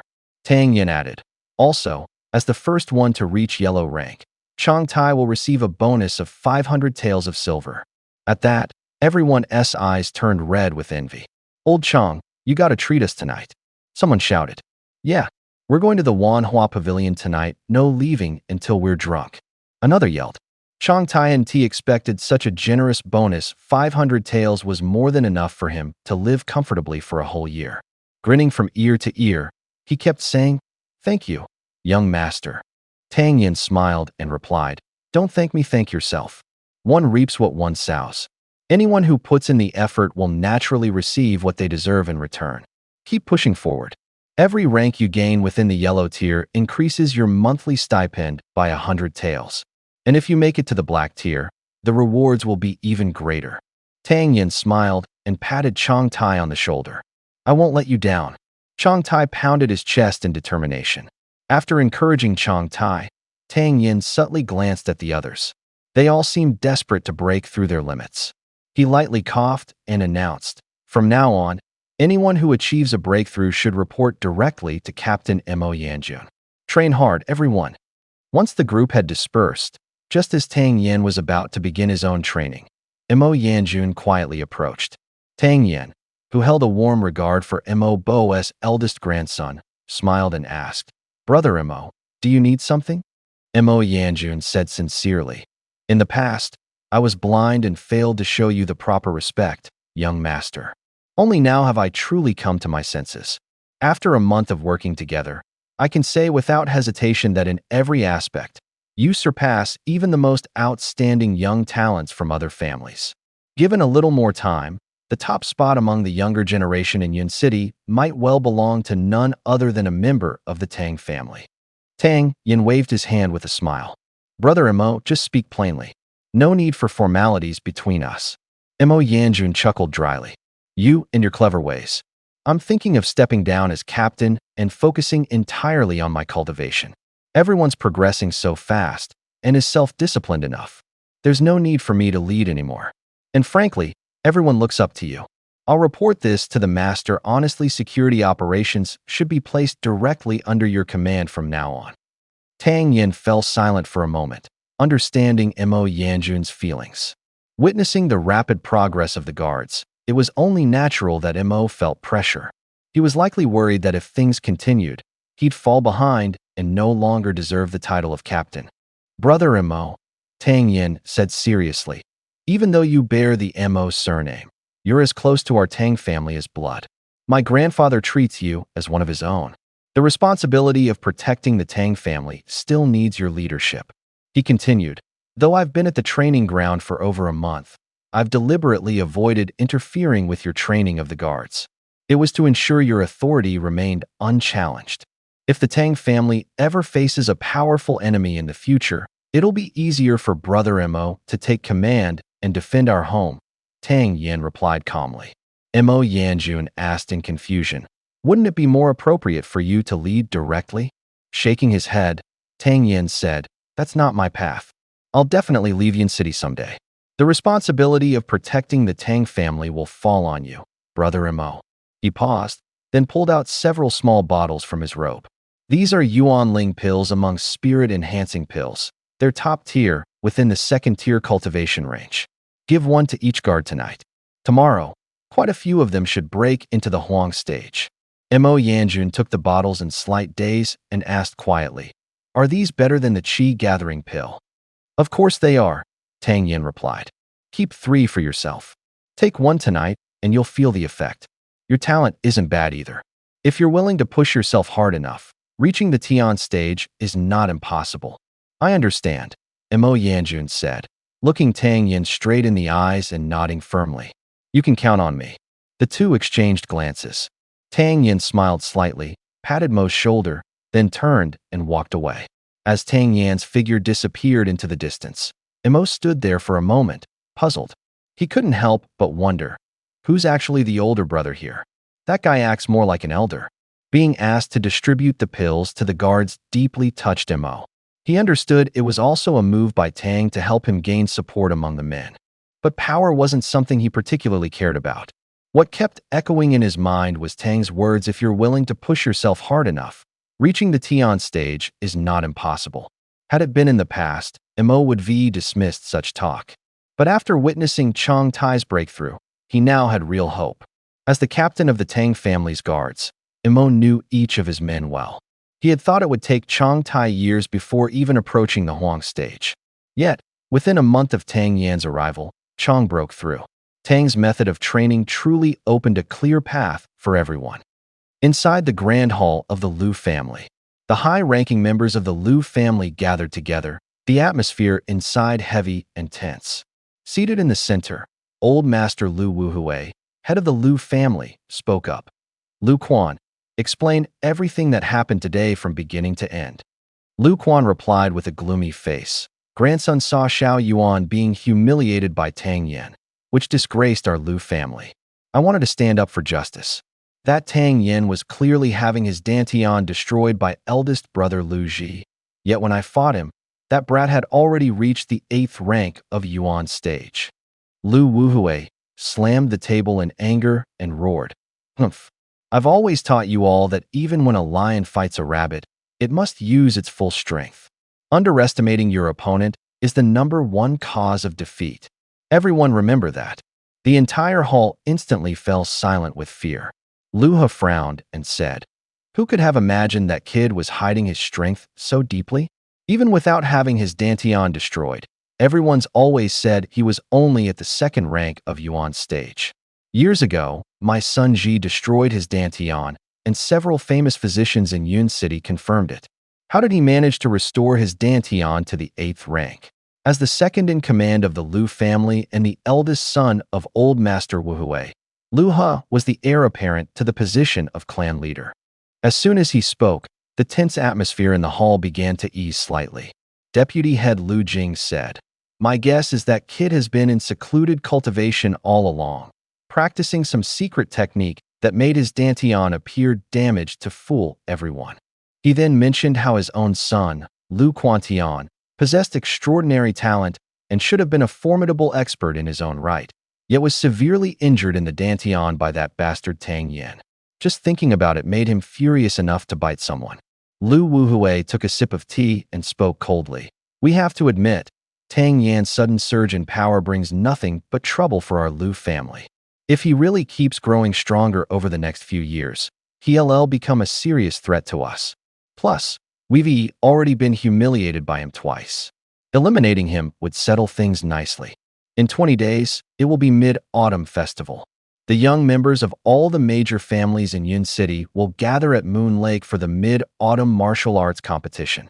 If Tang Yin participates in the martial contest this year, and if things get rough with no holds barred, wouldn't it be satisfying to take that kid out then and there? As the second in command, Lu Jing said coldly. Lu He laughed and said to his younger brother, "This plan is brilliant. Tang Yin may be a martial artist, but he is not yet fully grown." Earlier, Ji publicly humiliated Tang in front of the city lord's daughter. That brat must still hold a grudge. When the time comes, we'll stir everyone up and push Tang Yin to go after Ji. Perfect, we can take care of that punk at the same time. Within the Lu family, a scheme targeting Tang Yin was quietly brewing. Tang Yin had no idea about the so-called brilliant plan the Lu family had cooked up. Last night's pill refinement had cost him a small fortune, and he was nearly out of cash. Now, holding 3 vials of primordial spirit pills in hand, he disguised himself and headed toward Tianbao auction house. In the future, the Tang family might produce dozens of more yellow-tier martial artists, and the monthly expenses would be no small sum. He needed to start building up some reserves to secure the family's future. As Tang Yin stepped into Tianbao auction house, an elderly man smiled and asked, "Young sir, how can I help you?" "I want to auction some pills," Tang Yin replied.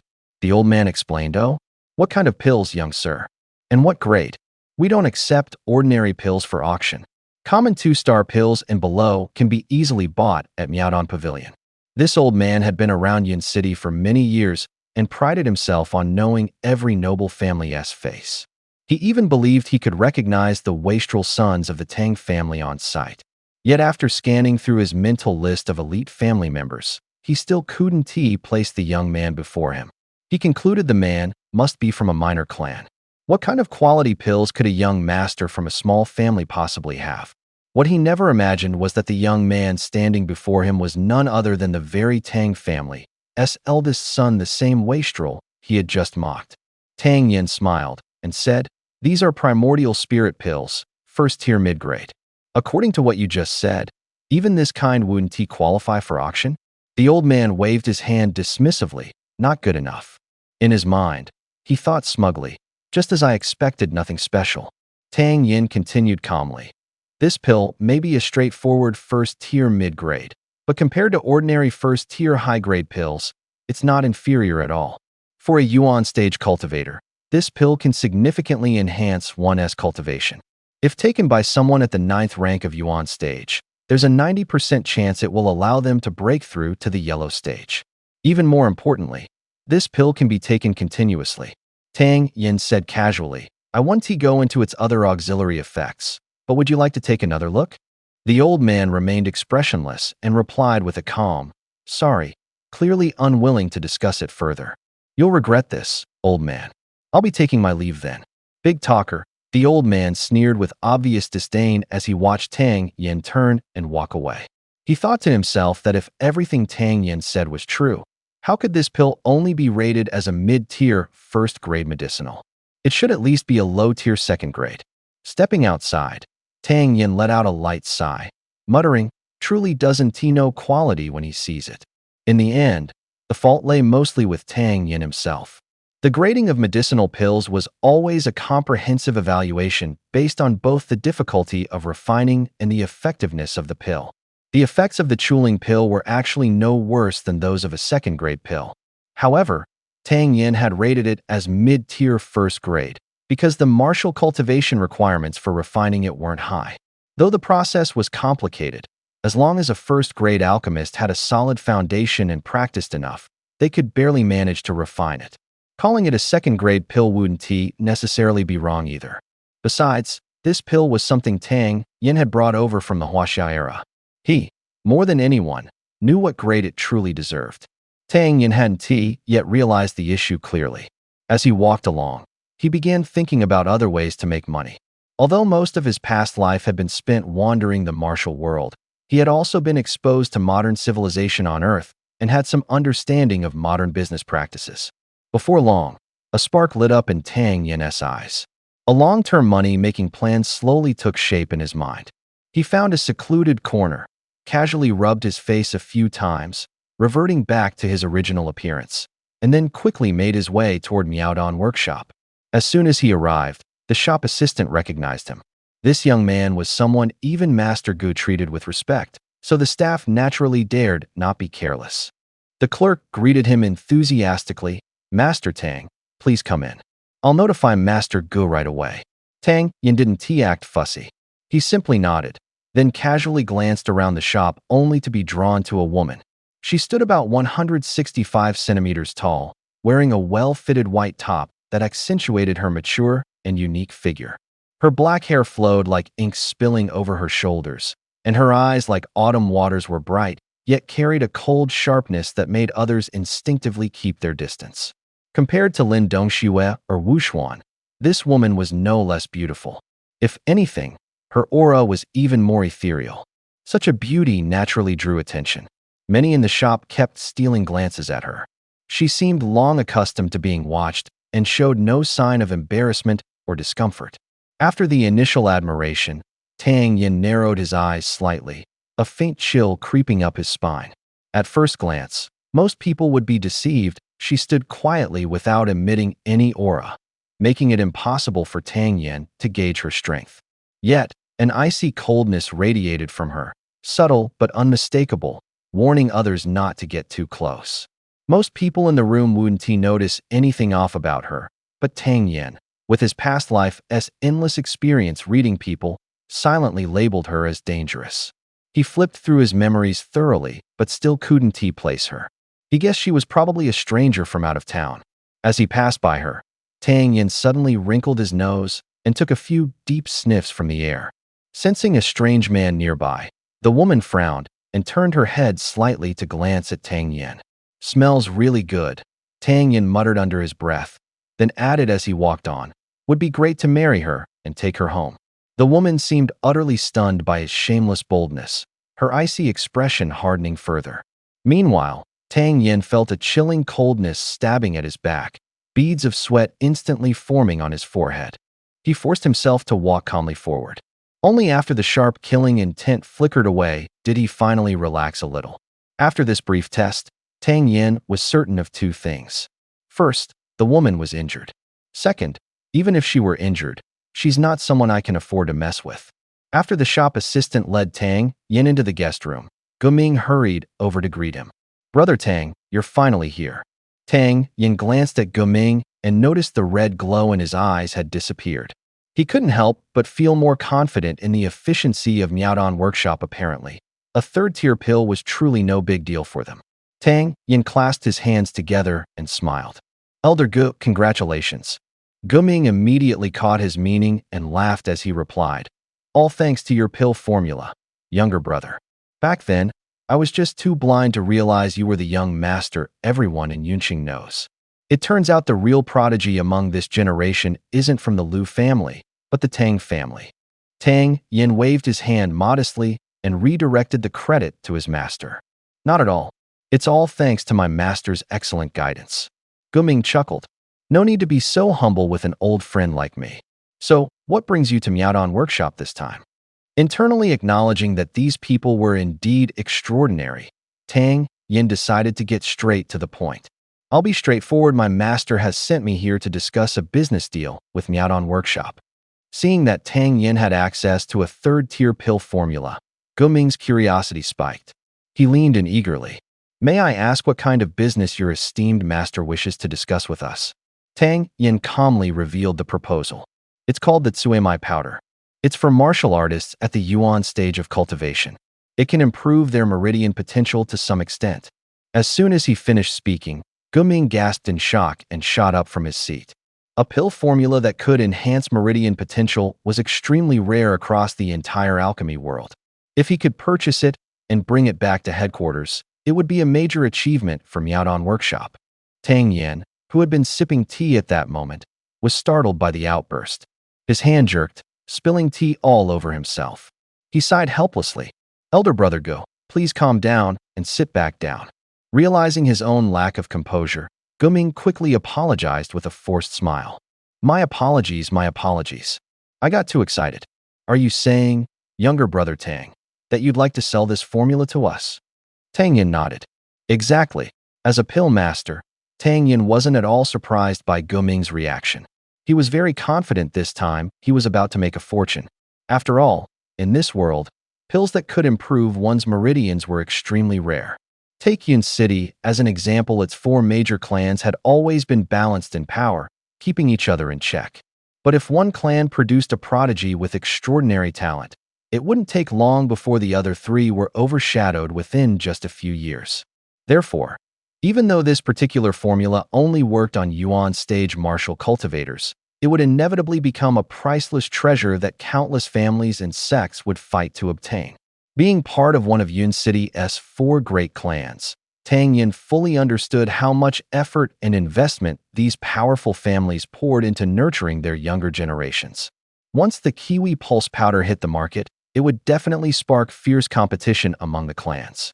Guming pondered for a moment before asking cautiously, "Brother Tang, how exactly do you want to work together?" Tang Yin answered decisively, "Revenue-sharing cooperation." Guming fell silent for a beat, then slowly said, "From what I know, any pill capable of refining meridians must be at least grade 3. My authority isn't high enough to approve revenue-sharing cooperation on high-grade pills.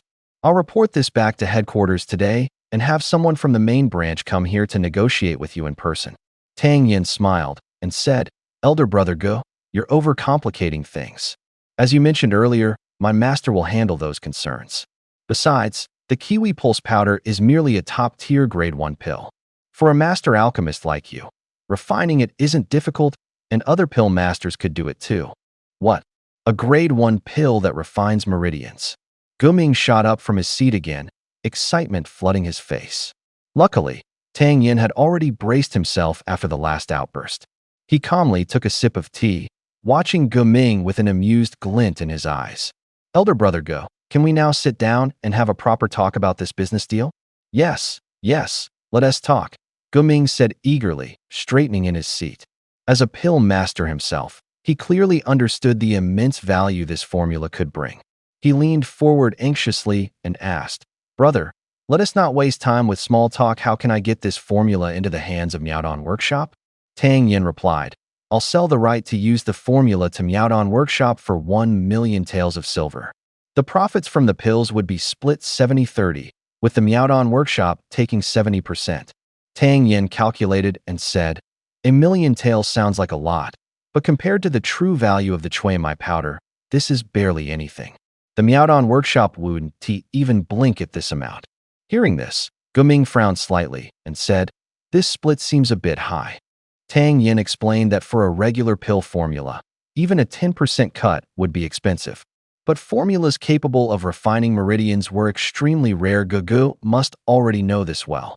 Besides, the Miaodong Workshop wasn't the only pill cultivating force in Tingshan Kingdom.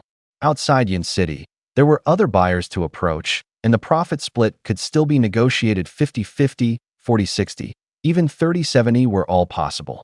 Of course, they would take the larger share. The 30-70 split was set for 2 reasons. First, as gratitude for Guji's earlier gift of the cauldron, and second, as a gesture of trust in the Miaodong Workshop's reputation. Tang Yin turned serious and said, "In any other place, getting such a low percentage would be completely unrealistic." Guming knew Tang Yin was telling the truth and nodded. Then he asked, "So what exactly are the effects of the Chui Mai powder?" "That's the thing. Gugu, you'll see for yourself," Tang Yin replied, pulling a porcelain bottle from his robe and handing it over. Guming took the bottle, pulled the cork, and sent a thread of spiritual sense into the bottle to inspect the pill inside. A faint, elegant fragrance filled the air, as if awakening the stagnant meridians in his body, instantly making him feel refreshed and invigorated. From the pill's aura alone, Guming was certain it was authentic. He murmured an apology and hurried off to the appraisal chamber with the bottle in hand. Less than a quarter of an hour later, Guming came bursting out, clearly excited. "Tang brother, it really is a meridian refining pill," he exclaimed joyfully. The effects of the Chui Mai powder had completely met expectations. Tang Yin gave a half laugh and said, "Would I ever joke about something like this?" "I was just too excited," Guming said quickly, then pressed on. "When would be a good time to sign the contract? And when can I get the formula?" Tang Yin didn't beat around the bush. He decided on the spot, "We can sign right now.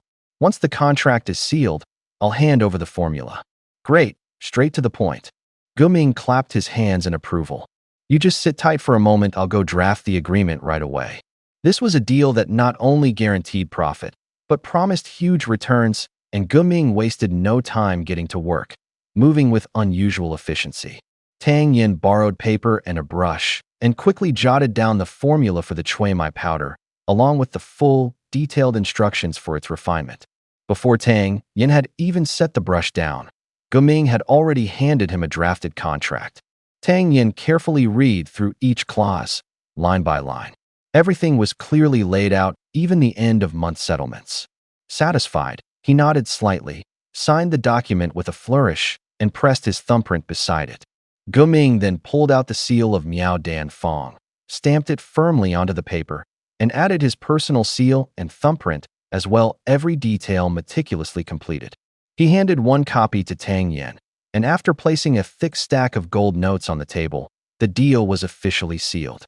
After reading the formula, Guming couldn't help but praise it repeatedly. "Brilliant. Absolutely brilliant. Your master is nothing short of a genius." Though it was only a first-tier pill, the process involved numerous, complex steps.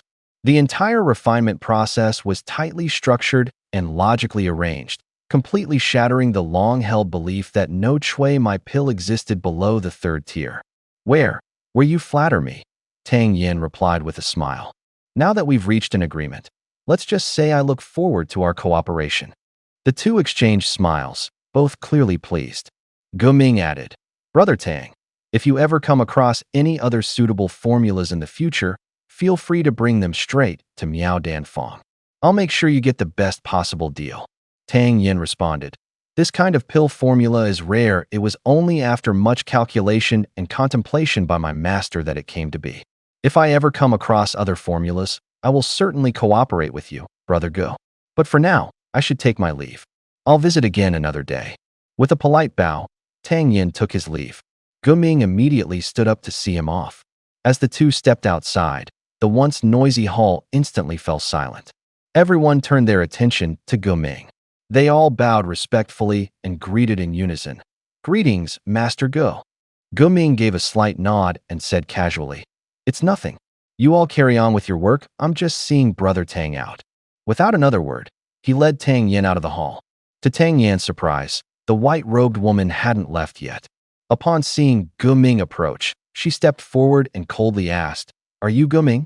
"Indeed," Guming replied calmly, though slightly annoyed at being stopped on the road and addressed so directly. He shot back, "Might I ask the young lady's name?" The woman continued coldly, "Can you concoct a high-grade third-tier pill?" Being questioned publicly about something beyond his ability irritated Guming further. He replied with forced politeness, "Apologies, but I'm merely a second-tier alchemist. I can't do it. High-grade third-tier pills are extremely rare and worth a fortune. Perhaps you should try your luck in the Eastern continent." The woman, to her credit, was straightforward. Upon hearing that no one at Miaodong Workshop could fulfill her request, she simply said, "My apologies for the disturbance," then turned and left. Watching her disappear into the distance, Guming felt somewhat disgruntled. He gave a bitter smile and said, "Hee, sorry for letting you witness that, Brother Tang." Tang Yin politely responded, "No problem at all, Brother Go. You've been kind enough already. Feel free to visit my Tang household anytime." "Of course," Guming replied warmly. "I'll definitely pay you a visit soon." Tang household. Overhearing their conversation, some people couldn't help but pay attention. A few sharp minds felt a slight tremor in their hearts. What kind of connection did Miaodong Workshop have with the Tangs? And didn't that young man look suspiciously like the infamous young master of the Tang family? Tang Yin had a bundle of gold notes tucked in his arms and had originally planned to head straight back to the Tang estate. But as he stepped outside, he noticed the white-robed woman continuing down the street. Driven by curiosity, he quietly began to follow her. Tang Yin was a peculiar sort of person. He had countless tricks for tailing someone, all stored in his mind. Even on a bustling street full of people, he followed her for half the journey without the woman ever noticing. Half an hour later, the woman had only bought some medicinal herbs before heading toward the city outskirts. Once beyond the city gates, her pace suddenly quickened. Tang Yin wasn't about to fall behind. He gathered his inner energy and carefully kept following close behind. They continued like this for another half hour, now dozens of miles outside the city. Just as Tang Yin was about to give up, he suddenly sensed the figure ahead stop moving. "Do you really think I didn't notice you tailing me all this time in the city?" The woman spoke coldly. Tang Yin's heart jolted. Just how strong was this woman? He had done everything he could to stay hidden, yet she still found him. Tang Yin let out a bitter chuckle and stepped forward. "Miss Z, as expected, you truly are something else. No matter how well I hide, you still caught me." The moment Tang Yin took that step, a gray blur shot through the air and entered his field of vision. Another person? This one was also unfathomably strong. Tang Yin was even more shocked now. He thought to himself that Yin City was just a small corner of the world. Why had it suddenly become so strange lately? Now there were two experts showing up at once. Judging by their auras, they were at least Earth-stage cultivators. The gray-robed man was as thin as a bamboo pole. His face wasn't bad-looking, but his eyes kept flashing with a lecherous light. Just looking at him told Tang Yin he was a man of ill intent. "Huh? There's someone else." The gray-cloaked middle-aged man first gave Tang Yin a startled, scrutinizing glance, then burst into laughter. "I knew it. Ziyin must have brought help after getting poisoned by my fire demon toxin. You think this boyfriend of hers is anything but a pretty boy? He won't last a single strike." The white-robed woman also stared at Tang Yin in shock. In her mind, she was wondering how and when this guy had followed her without her noticing at all. Seeing both of their expressions, Tang Yin felt like he was going to burst a blood vessel in frustration, so neither of them had noticed him either. He had just accidentally stumbled into this mess and gotten dragged into it. "Ha, I was just passing by. Please, carry on, carry on." Tang Yin quickly waved his hands and turned to leave. "Leaving? Do you really think you can just walk away like that?" The gray-robed man cackled. "I heard that Ziyun is kind-hearted and won't ignore someone in danger. If you're here, she'll have to waste energy protecting you. But now that she's already poisoned, she's only about my equal. If you stick around, I actually stand a better chance of winning."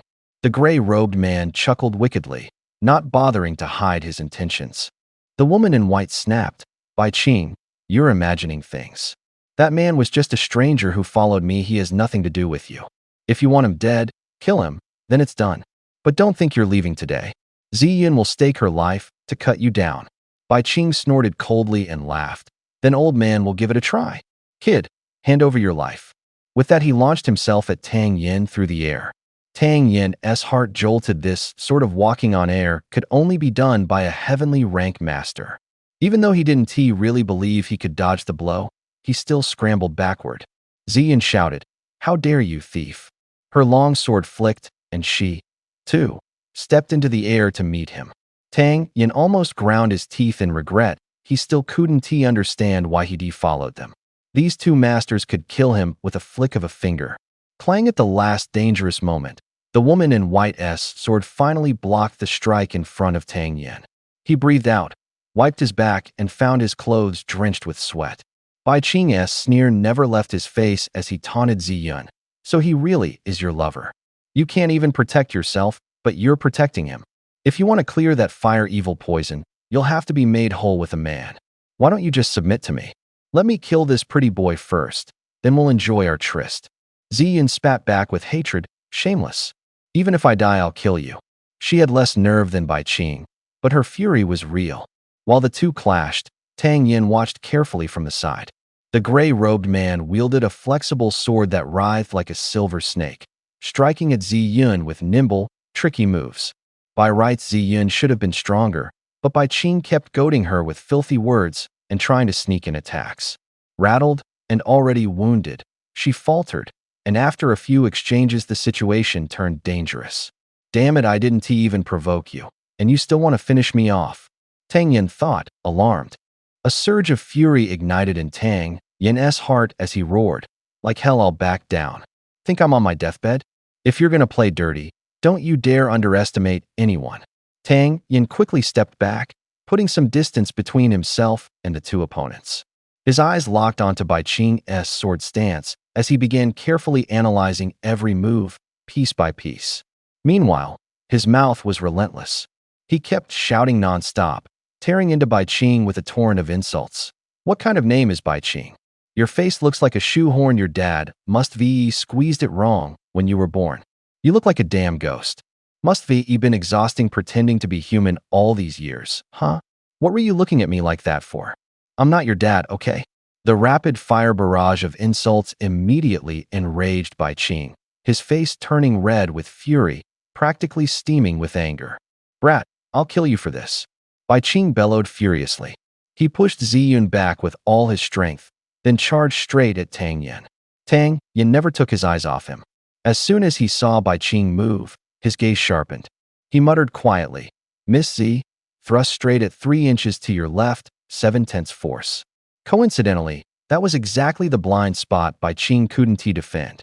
The battlefield command had begun, and a cruel smirk curled Tang Yin's lips. Ziyun obeyed his words instinctively, glancing to her left, and sure enough, she spotted a small but unmistakable flaw in the attack pattern. A spark of excitement flared in her heart. Her sword flashed like thunder, roaring through the air toward that opening. In a duel between experts, even the smallest difference could lead to a completely different outcome. Bai Qing, who had been steadily pressing forward with the advantage, suddenly felt the danger in Ziyun's strike. Without hesitation, he abandoned his assault on Tang Yin and turned to defend himself, shifting instantly from offense to defense. Tang Yin spoke again, 9 inches to the right, horizontal/aim for his lower 3 ribs. 7/10 force. The moment his voice faded, Ziyun locked her eyes on the exact spot he had indicated. An opening again, and because she had held back slightly the last time, this move connected surprisingly smoothly with her previous attack. With a sharp whistling through the air, the long sword slashed straight toward Bai Qing's waist like a rainbow splitting the heavens. No frills, no flourish, just pure, unadorned force. Bai Qing was so furious he spat blood. He had hoped that kid would be useful, a burden to Ziyun rather than a threat. But in just a few breaths, the tide had turned so quickly. Gritting his teeth, Bai Qing seethed inwardly.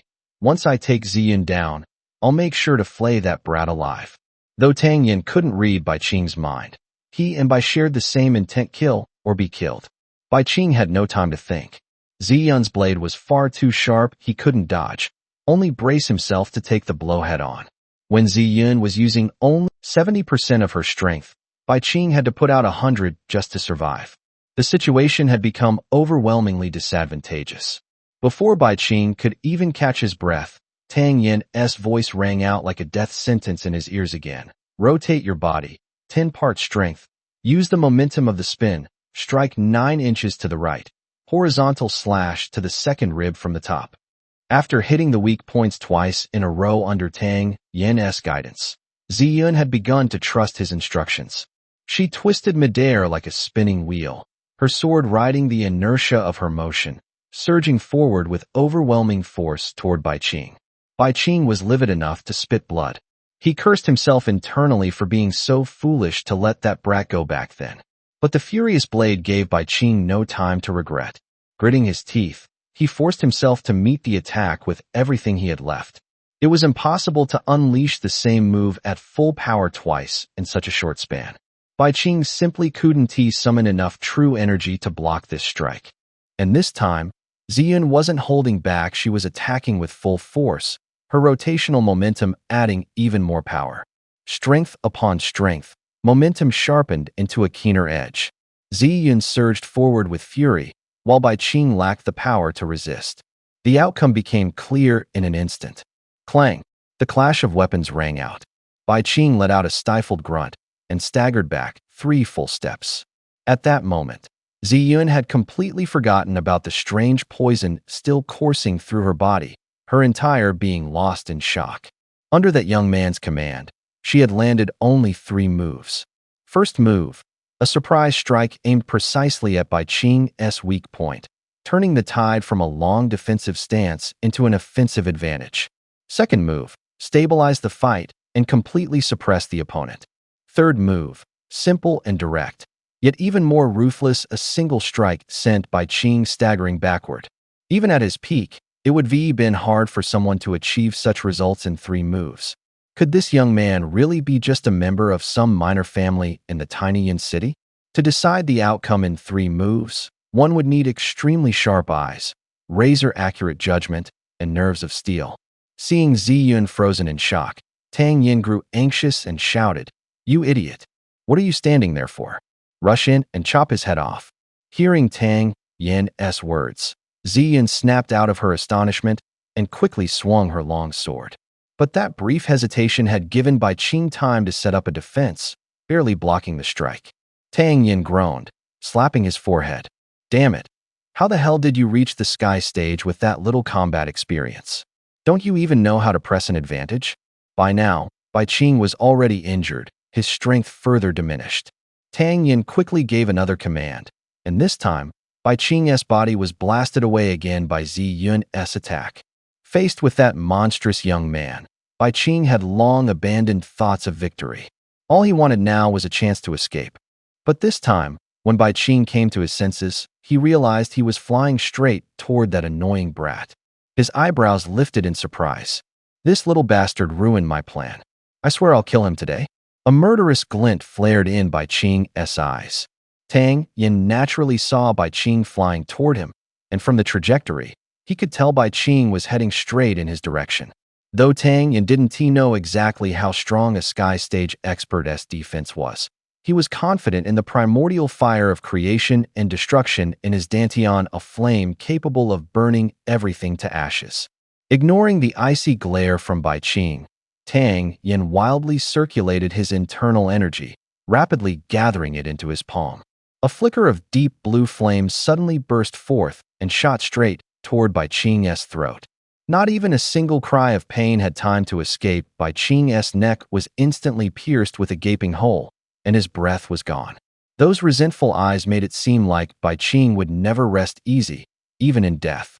The instant Bai Qing lunged at Tang Yin, Ziyun's heart clenched, and she rushed in to save him. By the time she reached Tang Yin's side, she realized Bai Qing was already not breathing. "You killed him?" Ziyun stared at Tang Yin in shock. "He tried to kill me, and before I knew it, dead." Tang Yin blinked innocently. Seeing how calm he was after killing someone, Ziyun was even more stunned. The first time they met, the kid had been practically sniffing her, shouting that he wanted to take her home as his wife. She'd taken him for a slick-tongued lecher and had almost put him down, only to find out he was a freakish prodigy. A shame his real strength looked a bit weak. That aura just now didn't even seem to reach yellow rank. So how did he kill Bai Qing? Curiosity piqued. Ziyun glanced at Bai Qing sprawled on the ground and realized most of his neck was gone. A chill ran through her. "How did you take him out?" "A protective treasure, isn't all-powerful. If you'd cut him down earlier, we wouldn't have had to waste my trinket. Do you have any idea how expensive that thing is?" Tang Yin touched his neck with feigned regret, as if something had been hanging there. Only then did Ziyun get it. A single-use defensive artifact. No wonder it could break a heaven-rank expert's defenses. "The treasure's gone. Let us see if he's carrying anything worth a damn. I need to recoup my losses." As he spoke, Tang Yin began rifling through Bai Qing's body. He actually struck gold. Besides a few wads of silver notes, there were even 2 third-tier pills. Tang Yin usually didn't care much for pills, but these were essence-boosting pills perfect to help his grandpa recover. After pocketing Bai Qing's longsword as well, Tang Yin dusted off his hands, stood up, and muttered, "So broke. This junk is all he had." Ziyun stared at the man in front of her. Just moments ago, he had been commanding her into action with such confidence and charisma, but now, within the time it took to drink a cup of tea, he seemed like a completely different person. Wait a second, what exactly had he called her when he told her to grab a sword and start swinging? Did he just call her a foolish girl? She was the 3rd young lady of Zizhu City, doted on since birth. Since when had anyone dared to openly insult her like that? "Hey you," Ziyun said, eyes wide, glaring straight at Tang Yin. What did you just call me? Me? I called you Lady Z. Tang Yin replied innocently, blinking. And what else? There were 2 words. Don't tell me you forgot. Z impressed. No, I didn't call you anything else, Tang Yin said, silently adding to himself, I insulted you, not called you. You were the one who called someone a fool. Zi Yun was about to lose her temper when suddenly, a burning heat surged from her lower abdomen. Her chi faltered, refusing to circulate, and her vision blurred. Tang Yin's figure before her wavered, doubling and fading. She had managed to suppress it for 3 days already, but now, she could no longer contain the fiery poison in her body. Truthfully, she hadn't expected the toxin to be this powerful once it broke loose. Right now, as she stared at Tang Yin, all she felt was that she was losing control. Her entire body felt like it was being pulled by invisible strings.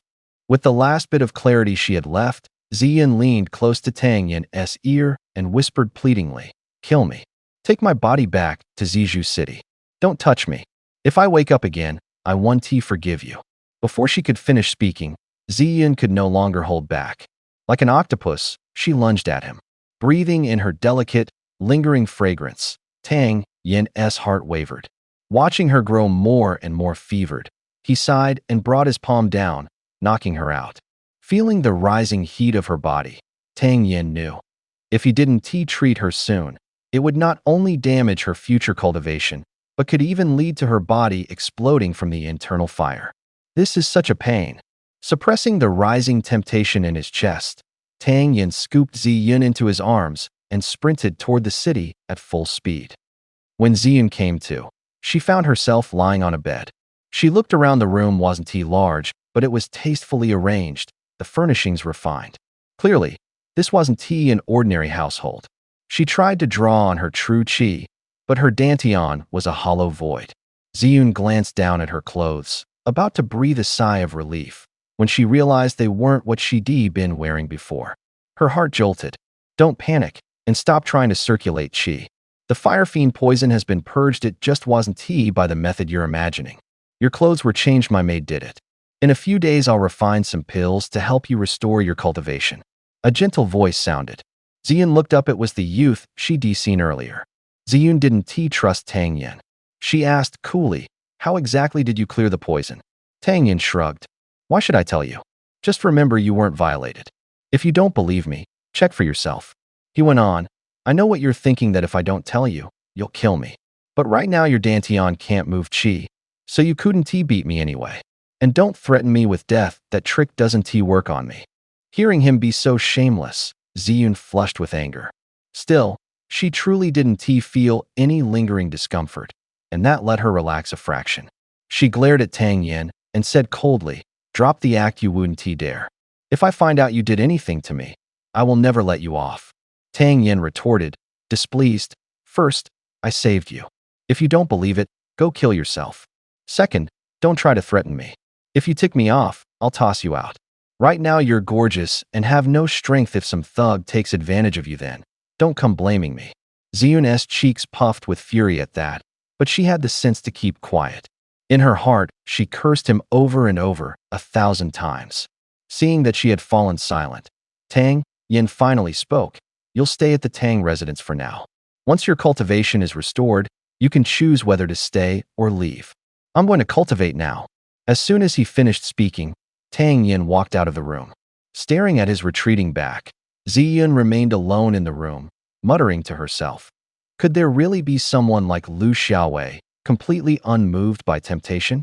In recent days, the old patriarch Tang Laoi's face had indeed carried a bit more smile than usual. With his son missing for years, his grandson proving disappointing, and no one left to carry on the Tang family legacy, this had become Tang Ling's greatest source of worry. Later, when Tang Yin suffered damage to his dantian, all of the old man's hopes had been shattered.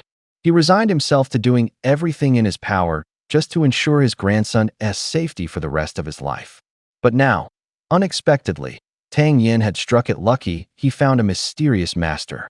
Not only had his dantian healed, but his cultivation had even advanced to the 8th rank of Yuan stage. Suddenly, the old man had something to look forward to again.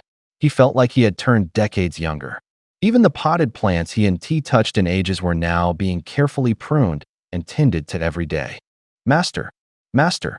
Just as the old man was tending to an orchid in his study, Bo burst in excitedly, calling out. Tang Ling knew his old friend's temperament well. Normally, he wouldn't act this flustered unless something truly urgent had happened. Brother Mo, calm down, calm down. What is going on? Did Tang Yin cause trouble again? The old man asked. No. Bo was overjoyed, his aged face beaming. The young master didn't cause trouble, he earned credit. Credit? What kind of credit? Hearing it wasn't trouble, the old man relaxed and quickly pressed for details. You remember how, after the young master scolded the guards at the martial arts training ground last time, he started pushing them to train harder? Bo asked mysteriously. Don't keep me waiting. What happened to those guards? Urged Tang Ling impatiently. Of the 120 guards, today all of them broke through their previous cultivation barriers and ascended to the first rank of Huang stage. Old man Mo suddenly shouted out loud. Old Master Tang waved his hand impatiently and said, Humph, what's the big deal about advancement? Just increase their benefits and reward them well, that's all. As soon as he finished speaking, he suddenly realized something and froze completely. He grabbed Bo by the sleeve and demanded sharply, What did you just say? 120 guards, all of them, have reached the first level of the yellow tier? Is that true? Ahem, master, calm down, calm down. Don't rush. I heard it from Yanjun myself.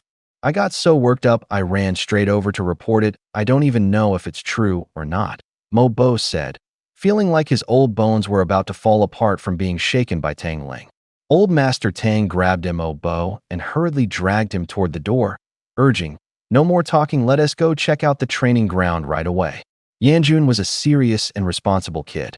When it came to important matters, he never messed around. Naturally, Old Master Tang didn't think he would joke about something like this. He believed about 70% of it already. But the idea of all 120 guards reaching the yellow tier? He hadn't even dared to imagine such a scene. The two old men hurried to the training ground. Even before stepping through the entrance, they could feel the powerful aura building inside. Tang Ling and Bo exchanged glances, both stunned. Having reached the dark tier themselves, they were extremely sensitive to changes in others' energy. The auras coming from within were unmistakably those of the yellow tier. Tang Ling suppressed his shock, took a deep breath, and pushed open the heavy doors of the training hall. Greetings, Master. Greetings, old Mo. As the two elders entered, the guards all saluted in perfect unison. Tang Ling nodded with a smile and loudly asked, I heard you all have advanced. At that moment, Yanjun ran forward, his face flushed with excitement. He replied, Reporting to you, Master, our 120 Tang warriors have all reached the first level of the yellow tier. Then he turned and shouted, Form ranks.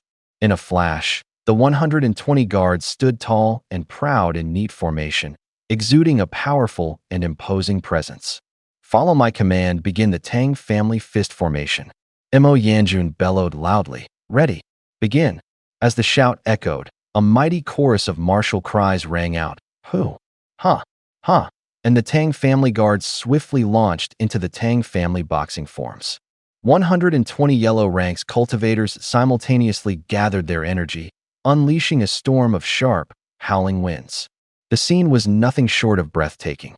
Old Master Tang watched in stunned disbelief, scanning the crowd. This one was yellow rank, that one too, and again another, all of them.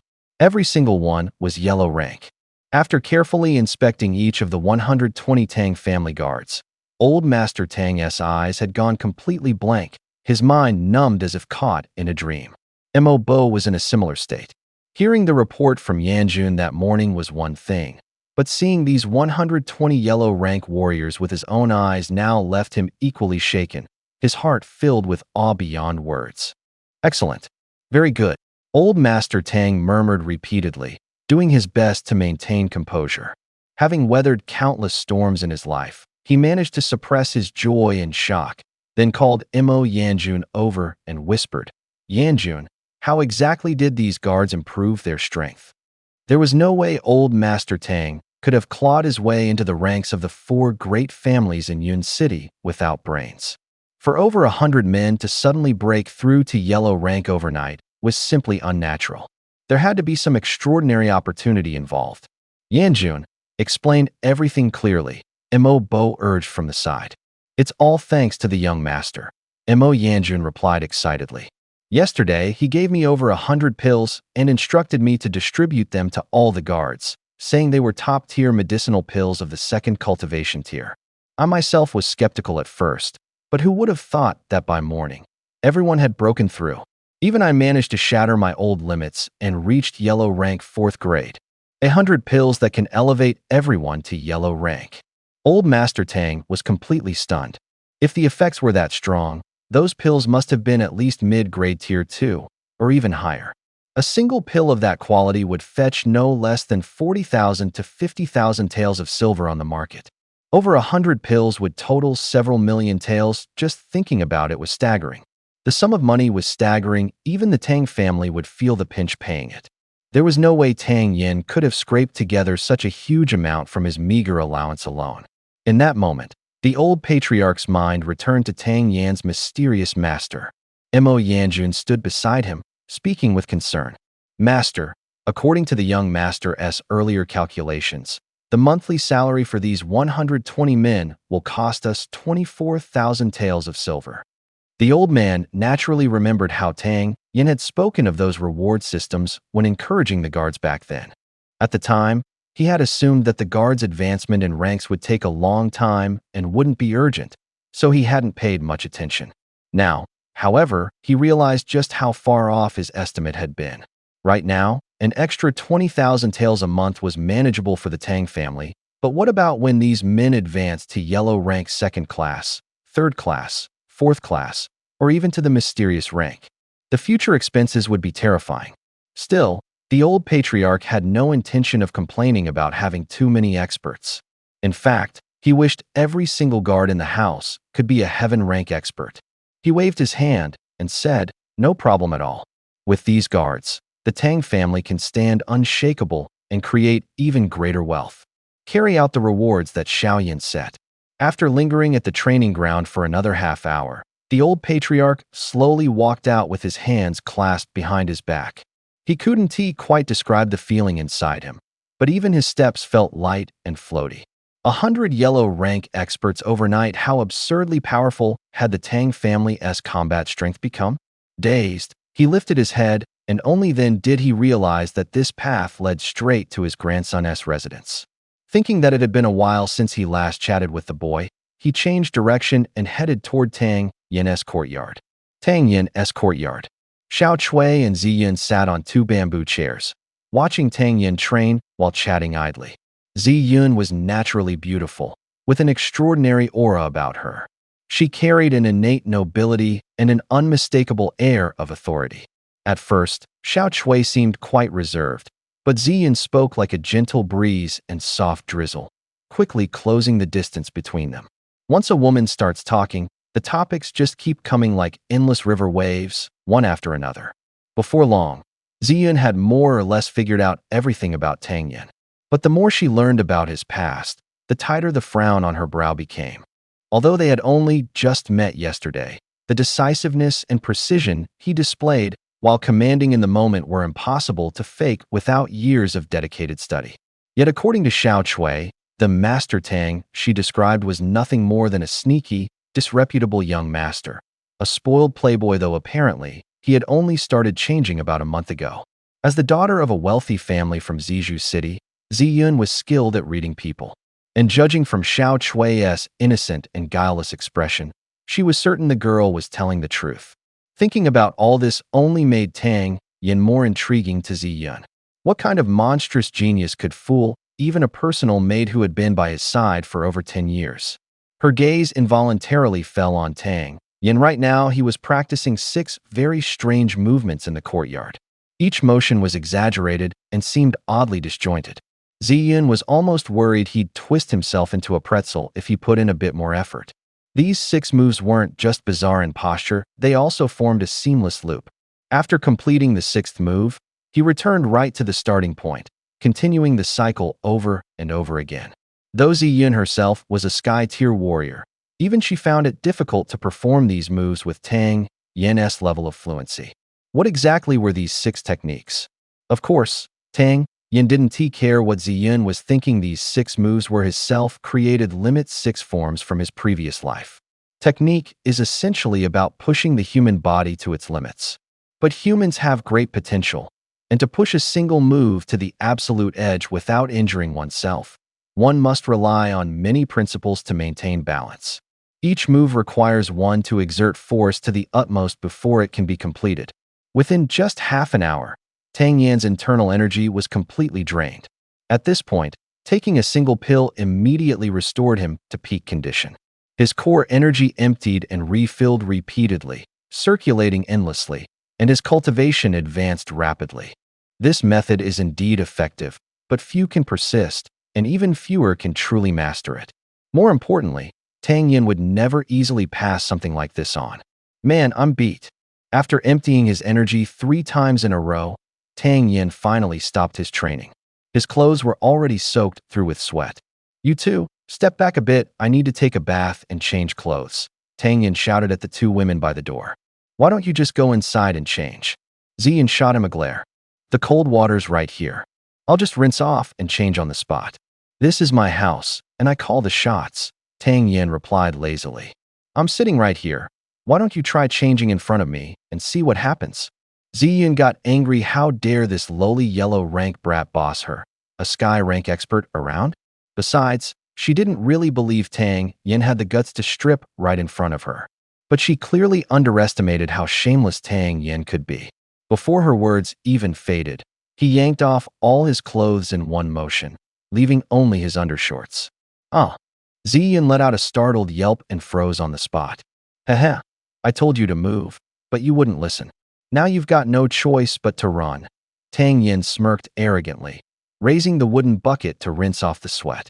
Just as he was about to pour the water, the door suddenly slammed open with a loud bang kicked in from outside.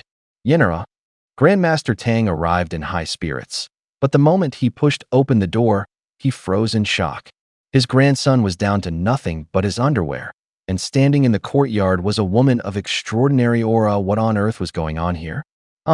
Tang Yan had only meant to scare Ziyun, but when his grandfather suddenly barged in, he let out a startled cry, flinging the entire bucket of water in one motion. After splashing himself a few times, he grabbed his clothes and bolted into the house like a madman. Chui'er couldn't help but burst into giggles at the sight of Tang Yan's frantic escape. Realizing it might be inappropriate, she quickly composed herself and stepped forward to bow respectfully. Greetings, master. No need for formalities. And might this young lady be? Grandmaster Tang asked as he eyed Ziyun curiously. With his vast experience in reading people, he could immediately sense that she carried herself with a rare and unusual presence. Ziyun offered a faint smile. Without any obvious movement, the jade pendant mysteriously appeared in her palm. The jade was as white and smooth as congealed fat, translucent and round in shape. In the center were the words purple bamboo, and in the lower right corner was the character Yun. Grandmaster Tang's pupils contracted slightly. Surprise flickered across his face as he quickly asked, Are you, by any chance, Lady Ziyun from Purple Bamboo City? Ziyun bowed politely. It is an honor that Master Tang recognizes me. At her confirmation, Grandmaster Tang couldn't help but draw in a sharp breath. In the kingdom of Xiang, aside from the royal family, there were 3 major powers: Purple Bamboo City, the Luosha sect, and the Gathering Immortal Palace. These 3 factions dominated Xiang, but among them, Purple Bamboo City was by far the strongest. Purple Bamboo thrived with talent, many of whom were well known across the land. Ziyun before him was a prime example. It was said that she had ascended to the celestial stage before even turning 30, a prodigy whose brilliance had stunned many. Suppressing his inner shock, Grandmaster Tang spoke politely. Your reputation has long preceded you, my dear lady. How could I not know of you? But if you have entered the Tang household, why didn't you announce yourself earlier? I can't have people thinking my family has been impolite. Ziyun felt a stir in her heart and smiled gently. I just happened to be coming to Yin City on some business. I originally wanted to keep a low profile and not bother anyone, but who knew I'd run into young Master Tang like this? Thinking back to how Tang Yin had been standing in front of Zi Yun wearing practically nothing, the old man's forehead began to bead with sweat as he quickly apologized. That kid has always been wild and reckless. If he offended the young lady in any way, please accept my sincerest apologies. Zi Yun waved a hand lightly. It's not bad for a young man to be a bit bold and confident. Curious, Tang Ling asked, how did you and Yin end up meeting, Miss Zi? Zi Yun didn't go into the full story. She simply smiled and replied, we just happened to run into each other. I noticed he has real potential. In this small place like Yin City, I'm afraid his talent might go to waste. I thought I'd bring him back to Zizhu City and give him proper guidance. At the mention of Zizhu City, old Master Tang's heart began to pound. That was one of the top powers in Tingxiang Kingdom, with resources as vast as the ocean. If someone were given serious training there, reaching the Sky Realm one day wasn't out of the question. But Tang Yin was the only heir to the Tang family. The old man couldn't bear to let him go so easily. After a long hesitation, he finally sighed and said, Miss Zi, you may not know this, but Tang Yin already has a master. I can't just allow him to switch to another faction. How about this, we go ask Yin'er himself first? Zi Yin now understood. No wonder Tang Yin was so impressive, someone must have been guiding him from behind. She asked, may I ask who Tang Yin's master is? I don't know exactly. Old Master Tang shook his head. All I've heard is that his master lives a life of freedom, detached from worldly affairs, rarely showing his face. He has done a lot for our Tang family, and we've always wanted to properly thank him but never had the chance. Zi Yin nodded thoughtfully. I see. Then I won't push for anything. But Tang Yin truly has potential. He already has his own insights into the martial path. If I just left now, I'd regret it. Since that's the case, I'll stay here for a while and offer him some guidance. What do you think, Master Tang? Hearing this, Tang Ling was overjoyed. As if he would ever say no. If you really want to stay here permanently, I'd be more than happy to welcome you, he said with a smile. By all means, Miss Zi, feel free to stay as long as you like. Treat this place as your own home. Xiao Tsui, later on, prepare a top classroom for Miss Zi. Zi Yun politely declined Tang Ling's kind offer with a shake of her head and said, no need for all that fuss. This little courtyard is quite nice, and there's an empty room available. I'll just stay here. Tang Ling didn't really care where she stayed, but after waiting for a while, he frowned and said, that little brat. How long is he going to hide in there? Xiao Tsui, go drag him out. Sure enough, not long after, Tang Yin walked out with his head lowered. He had expected the girl and his grandfather to be at least a little awkward with each other, but instead, the moment he stepped out, he saw his grandfather beaming brightly. Tang Ling glared at him and said, Yin'er, Miss Zi Yun is a renowned celestial-ranked expert from Tingxiang. She thinks you've got some potential and wants to give you a few pointers. From now on, you're to show her the utmost respect, study under her humbly, and do exactly as she says. Understand? Tang Yin had barely walked out when he froze in place. He stared at Zi Yun in shock and asked, huh? A famous celestial-ranked expert? I've never even heard of her. Is she more famous than Wang Girl, the top courtesan at the Red Mansion by the Moon River? Tang Ling asked, have you heard of the Purple Bamboo City? I think so, Tang Yin muttered. Tang Ling continued sternly. Miss Zi Yun is the third young miss of the Purple Bamboo City. It's your good fortune to receive her guidance. If you upset her, don't expect anyone else to save you. I'll beat you myself first. Seeing that his grandfather was clearly not joking, Tang Yin was both annoyed and amused, inwardly groaning. I only went in to change clothes. When did all this happen? What on earth went down in just a few minutes? He stole another glance at Zi Yun and saw her wink playfully at him, her eyes flashing with a sly, triumphant gleam. His heart sank. He knew this little vixen must have slipped something to his grandfather. He knew his grandfather's temper too well. If he didn't nod in agreement right now, he'd be scolded for half the day. So he quickly replied, Of course I'll do as you say. All right, that's about it. You two go ahead and chat. I've got something to take care of, so I'll be heading out first, Tang Ling said as he turned to leave. He had no intention of sticking around while Zi Yun gave Tang Yin a lecture. As soon as the old master left, Tang Yin sprang up and anxiously asked, You idiot girl, what did you say to my grandpa? Zi Yun deliberately stiffened her face and coldly warned, Who told you could talk to me like that? Want me to tell the old master and have him whip you within an inch of your life?" Tang Yin rolled his eyes and sighed helplessly. "Fine. I was originally planning to make a pill for you to help speed up your recovery, but now I think I'll just focus on my training and stay out of this mess." At the mention of regaining her strength, Ziyun immediately perked up and quickly asked, "Tang Yin, how long will it take for me to recover?" "At the rate you're going now, you should start seeing some improvement in about 6 months," Tang Yin added. "As for how long it'll take to fully recover, I can't say for sure.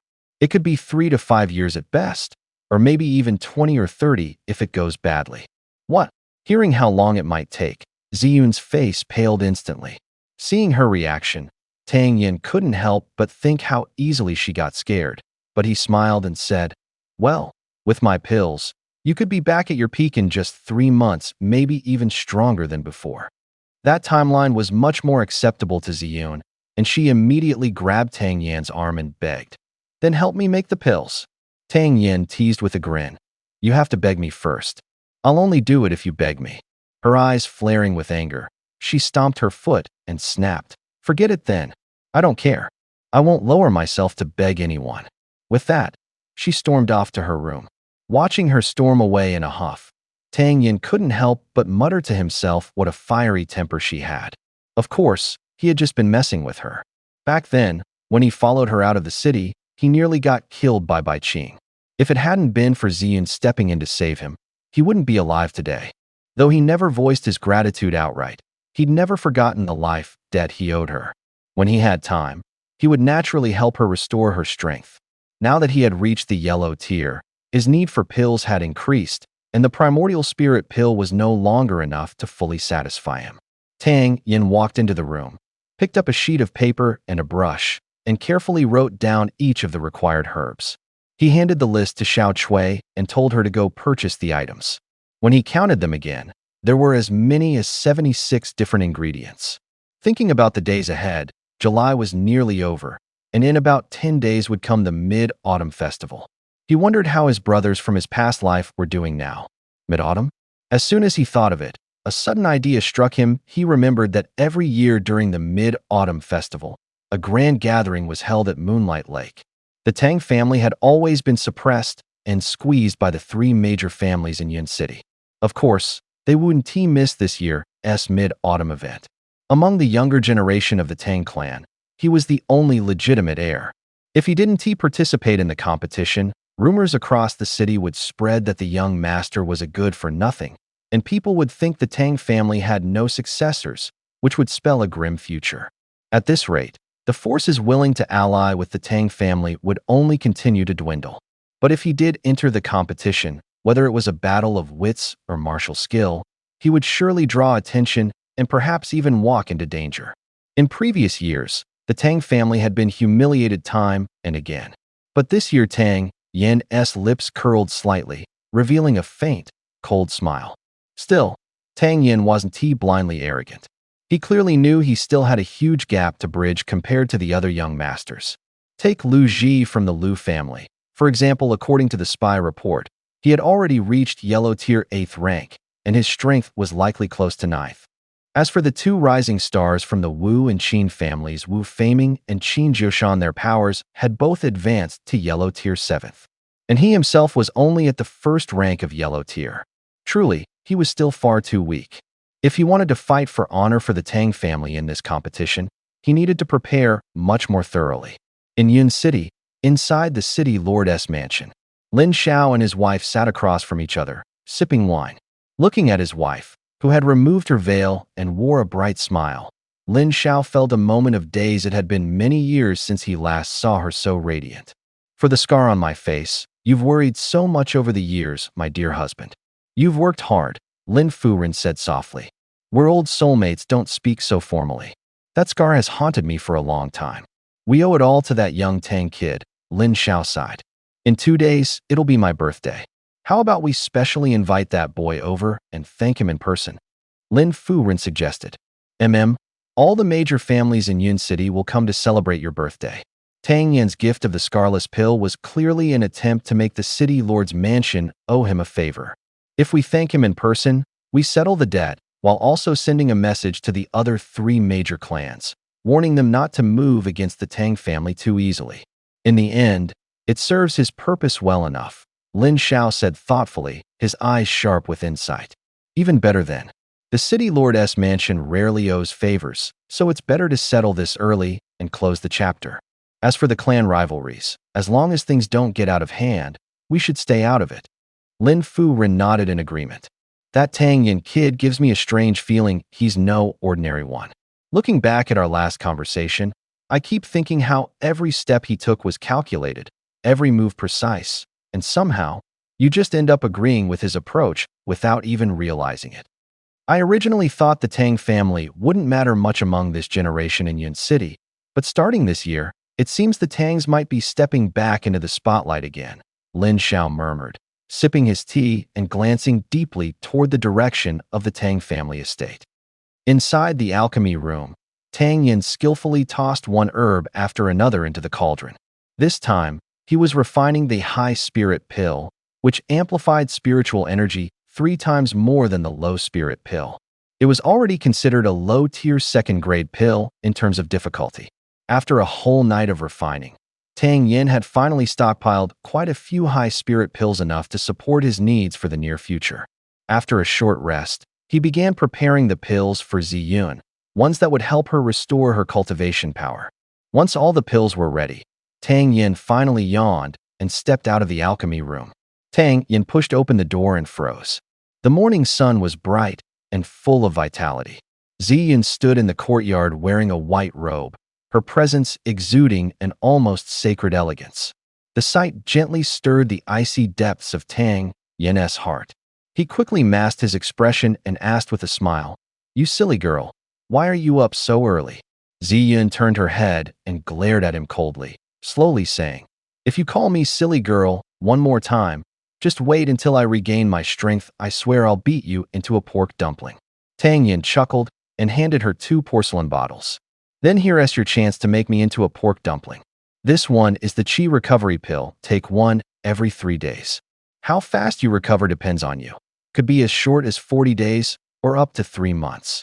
The other one is the primordial spirit pill with a gentle effect, perfect for your current condition." Ziyun was stunned.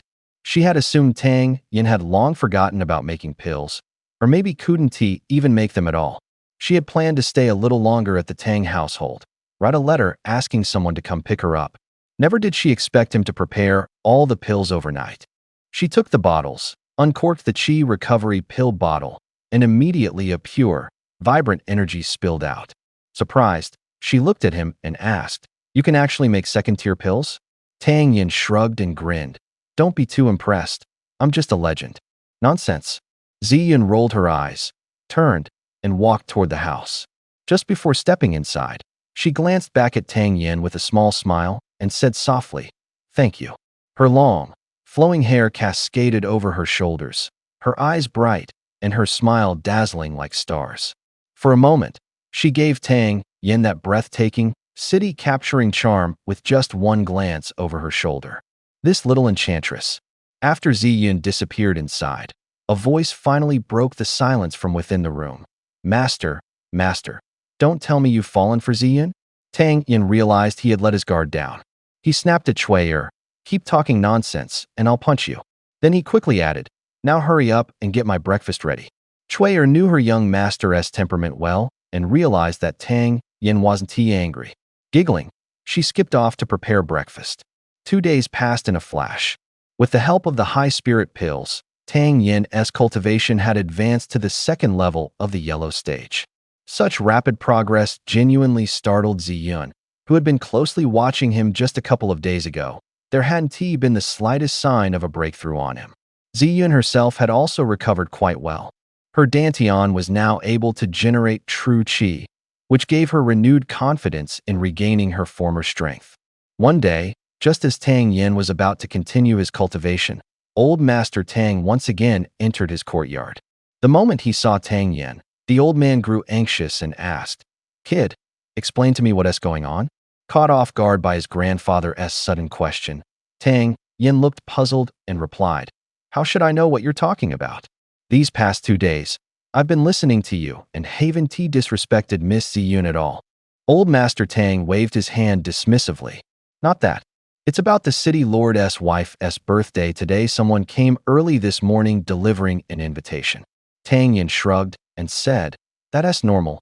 Isn't it? All the major families in Yun City should have received one.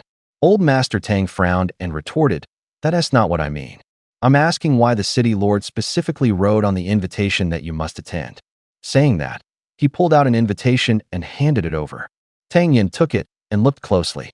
Sure enough, at the bottom of the invitation was a small line of text. Please, Lord Tang Yin, do us the honor of your presence. Thinking for a moment, Tang Yin had a rough idea. It was probably the effect of the unmarked pill he had given to the city lord's wife that day. However, he didn't want to draw attention to it, and simply smiled, replying, How would I know what the city lord's mansion is thinking? Besides, if they really wanted to target me, that'd be a bit too far-fetched. This is most likely good news. Old Master Tang thought it over and nodded in agreement. All right then, let us get ready. We'll find out when we go over at noon. Back in his room, Tang Yin pondered for quite a while before heading back to the pill refining chamber to get busy again. At noon, Tang Yin tucked a few items into his robe, changed into a white robe trimmed with gold, and fanned himself with a folding fan as he climbed into the carriage with Old Master Tang, heading toward the city lord's mansion. Since it was the city lord's wife's birthday, news had spread quickly and families of all sizes from Yun City had arrived in droves.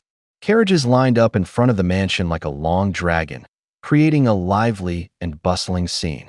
Stepping out of the carriage, Tang Yin unfurled his fan and followed Old Master Tang into the grand hall.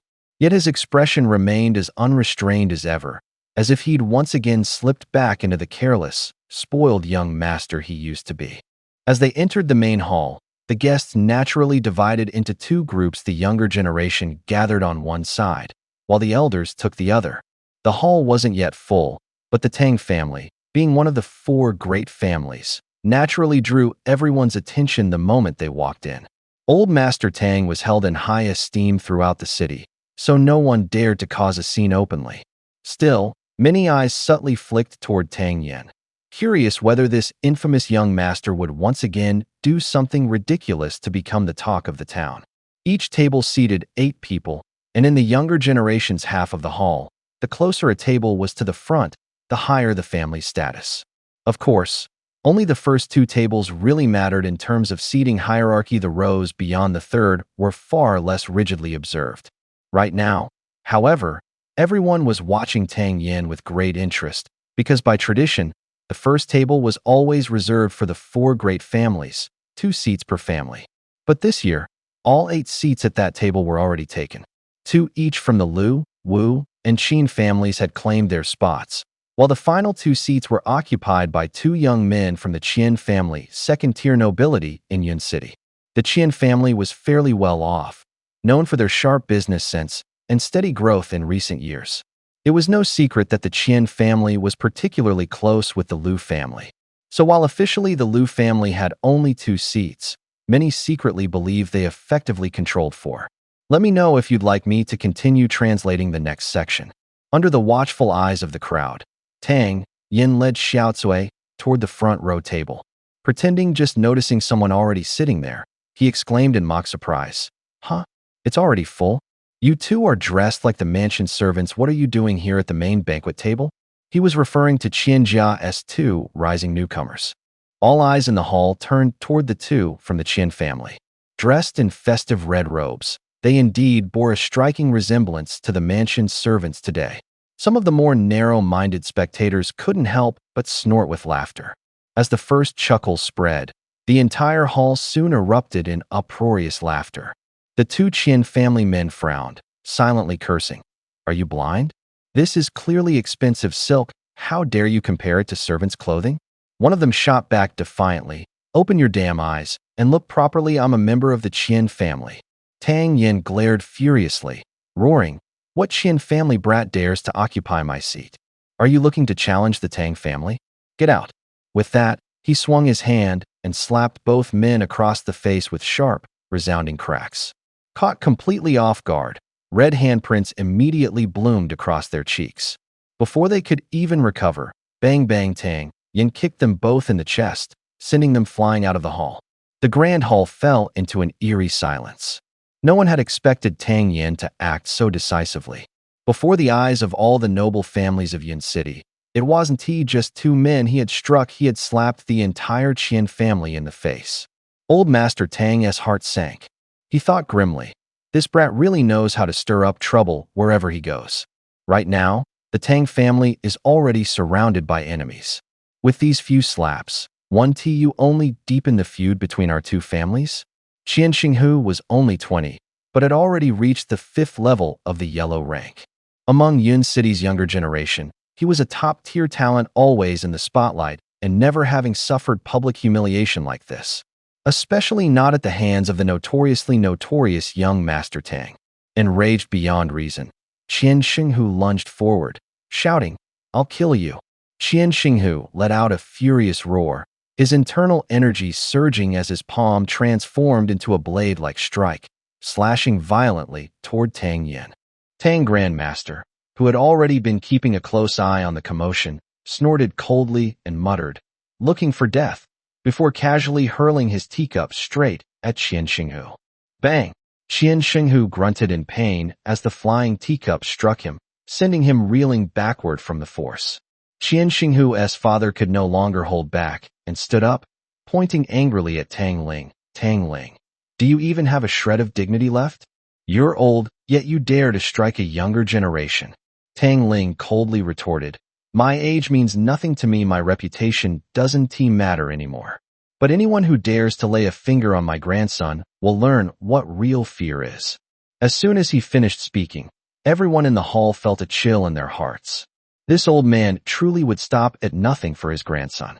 Right now, Tang Ling was like a rabid dog protecting its pups. Anyone who dared step forward would risk getting bitten.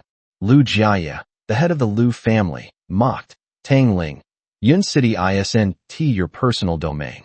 As long as you're here, you must abide by the rules. The elders shouldn't interfere in the affairs of the younger generation. What you did just now was way out of line." Wu Wei, the elder of the Wu family, chimed in support. "Brother Lu is right, old Tang. You've lost your dignity. How could you strike a junior?" Qin Feiyue, the Qin family elder, spoke with deep meaning. "Brother Tang, this truly was excessive. It's beneath the dignity of us 4 great families. If you insist on going down this path, it will only bring shame upon us all." The people from the other families present in the hall held their breath. The grand gathering had just begun, yet the 4 great families were already at each other's throats. This time, it was 3 against 1. The Tang family had always been the weakest among the 4 in Yun City, and now they were clearly at a disadvantage. Suddenly, an old and solemn voice rang out. "Everyone knows that Tang Yin's cultivation is weak. How could he possibly survive a full force strike from the young master of the Qin family?" Tang Ling was only acting out of desperation to protect his grandson, and the teacup carried a clever, non-lethal force. "Let us call it a day and let this matter rest." Everyone turned toward the source of the voice, and upon seeing that it was Elder Guming from the Miao Dan Pavilion, they all wore expressions of shock and suspicion. The Miao Dan Pavilion, like the city lord's mansion, had always maintained a neutral stance, refusing to ally with any family. Yet Guming's words clearly showed he was taking the Tang family's side. The faces of the other 3 great families immediately darkened. If the Tang family really had ties with the Miao Dan Pavilion, then the previously weakest among them might suddenly become a tough nut to crack. Old Master Tang hadn't expected anyone to speak up for the Tang family at this moment. He subtly nodded toward Guming in silent gratitude. "I think we should just let this drop," Lu Wuwei said, fully aware that pressing the matter further would mean disrespecting the Miao Dan Pavilion. And figures of such stature were not ones the Lu family could afford to offend. With a collective sigh, everyone dispersed. Since the Miao Dan Pavilion was now backing the Tang family, and Old Master Lu himself had spoken, the highly anticipated drama had been abruptly defused. The city lord had not shown up yet, partly because not all the guests had arrived, but also because he wanted to observe how Tang Yin, the young man he had been keeping an eye on, would handle the awkward situation of having no seat. Lin Xiao had also considered how Tang Yin would react. But all the solutions he imagined would not have restored the Tang family's original status. No one expected Tang Yin to act so unpredictably daring to strike the Qian family right inside the city lord's mansion, and even more shocking was that old Master Tang himself had disregarded his dignity and personally confronted the younger members of the Qian family. Yet what surprised the city lord most was the Miao Dan Pavilion's intervention on behalf of the Tangs. What was really going on behind this? On the surface, Tang Yin seemed to have made a foolish move, but when all these unexpected events were linked together, what could have become a serious conflict was instead diffused. In the end, the Tang family emerged victorious. Just as Lin Xiao thought everything was over and was about to leave the main hall, a shrill voice suddenly rang out from inside the hall. What a bunch of laughable top families. Their own dog gets beaten up, and not one of them dares to even fart in protest. If something really happened one day, I guess I'd just have to swallow the bad luck. All these years of loyalty would been for nothing. A seemingly simple sentence from Tang Yin made the previously calm atmosphere suddenly feel tense and strange. Their own dog had been beaten, and in the grand hall, only the Qian family had been targeted. The Qian family had been riding on the Liu family's coattails for years. Wasn't he this basically calling them Liu's dogs in public? The Qian family had been humiliated, yet in the end, the Liu family simply said, forget about it. That wasn't he particularly surprising after all. Miao Dan Pavilion was a huge power. If they said to drop it, who would dare push back? That would just be showing poor judgment. But when Tang Yin said it out loud in public, the meaning changed completely. The Qian family must have felt even more bitter inside, and the previously close relationship between the Qian and Liu families would inevitably be affected. Other families that had been relying on the Liu clan would also start doing some serious calculations. Just how reliable was the Liu family as a patron?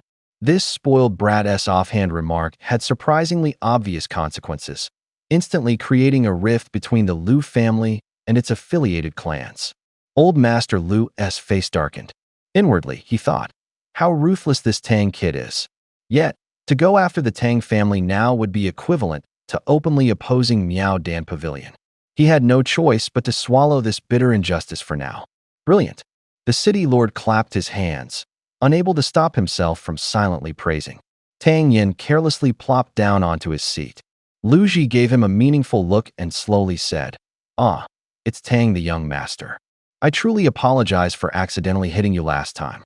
Tang Yin smiled cheerfully and replied, "Hee hee, last time Lin Girl was around, I was being a gentleman and let it slide. Just 2 days later, didn't I already beat up Lu Yuan and Lu Quan? In a few more days, I'll be paying a visit to the Lu family compound. I'll give every single one of you a good thrashing." Lu Ji's gaze gradually turned colder as he said indifferently, "I'm actually looking forward to that day, Master Tang. Just don't make me wait until my next life. You're the kind of rare specimen who practically begs to be beaten. This is honestly my first time meeting someone like you." Tang Yin's words were laced with sarcasm, deliberately poking at Lu Ji's sore spots, quickly igniting his fury. Just as Lu Ji was about to lose his temper again, a hearty laughter rang out. "Haha, today I'm truly honored by all of you coming to grace my city lord's mansion with your presence. Not at all. It's us who are undeserving." When everyone saw City Lord Lin Xiang walk out with his wife, they immediately smiled and responded in kind, the previously tense atmosphere instantly diffusing. Lady Lin, composed and graceful, raised her cup and said, "Today is my birthday, and I'm deeply grateful for everyone's presence. Please don't hold back, enjoy the feast, and have a wonderful time. I'll drink first to show my appreciation." With that, she downed her cup in one go. "Bravo!" Everyone shouted in unison, raising their cups joyfully. The atmosphere in the hall suddenly became warm and harmonious. After everyone was seated, Lu He, the head of the Liu family, stood up and bowed respectfully to Lin Xiang and his wife. "Today is a celebration of Lady Lin's birthday, and on behalf of the Liu family, I present 2 deep-sea pearls of the night. These pearls have been treasured by our family for generations. When placed indoors at night, they shine as bright as daylight. Their glow calms the mind, soothes the soul, and brings great benefit to one's health. A humble gift, merely to express our good wishes." He then took the wooden case carried in by his servant, opened the lid, and revealed 2 pearls inside, each about the size of a fist. Even under the midday sun, the hall was bathed in a soft glow clearly. These were treasures of the highest quality. Lin Xiang returned the bow and said, "Brother Lu, you're far too kind." Qin Ling stood up next. "On behalf of the Qin family, I present Lady Lin with a blue-eye sword, forged 300 years ago by the legendary swordsmith Lan Jin. Its blade is razor-sharp, and its hilt enhances the wielder's inner energy, giving a slight edge in battle. May Lady Lin be blessed with prosperity, longevity, and happiness." Then Wu Baoyang stood and said, "From the Wu family, we offer a heaven silkworm vest, woven from century-old ice silkworm threads. It keeps one warm in winter and cool in summer, impervious to the extremes of cold or heat." As the gifts from the 3 great families were announced, murmurs of astonishment rippled through the hall. Inwardly, everyone couldn't help but marvel. No wonder they're among the 4 great clans, truly rich and generous beyond compare. Every item here could be considered a rare treasure seldom seen in the world. Many people had only heard of their names, but had never laid eyes on them in person. The 4 great families had clearly gone all out. 3 out of the 4 great families had presented gifts so extravagant they dazzled the eyes. Unconsciously, everyone's gaze shifted toward old Master Tang, waiting to see what priceless treasure the Tang family had brought. As soon as Lu family announced their gift, a sense of foreboding rose in old Master Tang's heart. According to tradition among the 4 great families, such a lavish gift was clearly over the top for just a birthday celebration for the city lord's wife. Following Lu family, the Qin family also revealed a rare treasure. At that moment, old Master Tang understood everything they had clearly conspired beforehand, joining forces to show off their treasures and humiliate the Tang family. Sure enough, the Wu family then proudly displayed their own treasure. Tang Lin now had his suspicions fully confirmed. Inside, he cursed the other 3 families as beasts, but more than that, he felt a rising panic. The other 3 families had already presented their gifts. There was no way the Tang family could back out now. Yet all he had brought was 10 high-grade, top-tier first-stage pills, of valuable offering in a minor clan's eyes. But when compared to the treasures from those 3 great families, it suddenly seemed embarrassingly modest. Would the city lord take offense, thinking the Tang family's gift too trivial? "Oh, Brother Tang, did you forget to bring a gift? Why are you just sitting there motionless?" Lu Wuhui said, watching Tang Lin's darkening expression with great amusement. He naturally knew that the Tang family's gift couldn't compare to theirs. The elders from the Qin and Wu families also watched Tang Lin with mocking smiles, eager to see the Tang family be humiliated. The city lord and a few other perceptive onlookers had also figured it out. This was clearly a coordinated plot by the 3 families against the Tangs. In their hearts, they all murmured the same thought. The Tang family was about to suffer a major loss this time. But Tang Yin merely smiled inwardly, unimpressed. He had long suspected they were plotting something. Calmly rising to his feet, he cleared his throat and said with a smile, "Time has truly been kind to Lady Lin. She looks exactly like my older sister." Tang Yin, that young fellow, said with a smile, "Mrs. Lin, I wish you eternal youth and ever-growing beauty." "I can't believe this guy." The moment the words left his mouth, everyone around him silently cursed him for being shameless. Who would have thought he'd actually say something so utterly shameless? Tang Ling's cheek twitched. He was already feeling down about the thinness of the gift he brought. "And now you go and embarrass me further." Mrs. Lin heard Tang Yin's words and immediately let out a soft laugh. With a teasing glare, she replied, "You and your flattery. Time waits for no one, and no one can hold on to beauty forever, including me." Mrs. Lin bowed slightly toward old Master Tang and continued, "And don't keep pushing Tang Clan for gifts anymore. They actually sent their present 3 days ago. I'm especially grateful for the pills they gave me. That's what removed the scar on my face." As soon as she finished speaking, the entire hall erupted in whispers. The news of Mrs. Lin's disfigurement had long been circulating around the city. It was no secret. Seeing her face now restored to its former beauty, people were curious but held back from asking questions out of politeness. But no one expected it to be Tang Clan's pills that had healed her. Everyone in Yun City knew how deeply the city lord cherished his wife. Now, The city lord's mansion owed Tang Clan a huge favor. As the news spread, the heads of the major families couldn't help but frown. Well, since I just said I hope Mrs. Lin remains forever youthful, I should make that wish a bit more convincing. The Tang Clan offers a youth-preserving pill, take it, and your appearance will remain unchanged for 20 years. Even after that, the effects will linger for several more years. This pill, though classified as a high-grade Tier 2 medicinal, is made from a rare formula. A single pill is worth a fortune.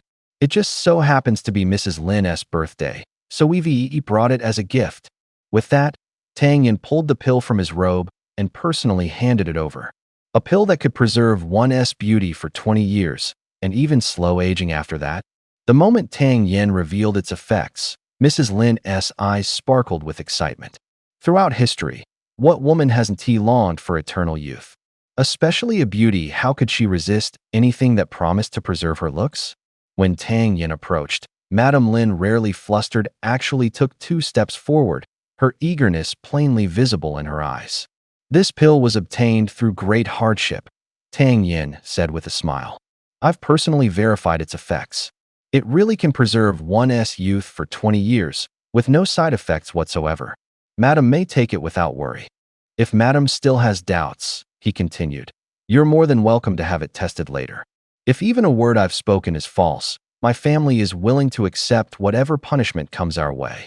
Madam Lin, might I trouble you for a look at that pill? A clear, bright voice rang out. Everyone turned their heads and saw the chief alchemist of Miaodong workshop, Wu Xuan. Other families had already doubted whether the Tang family could really get their hands on such a miraculous pill.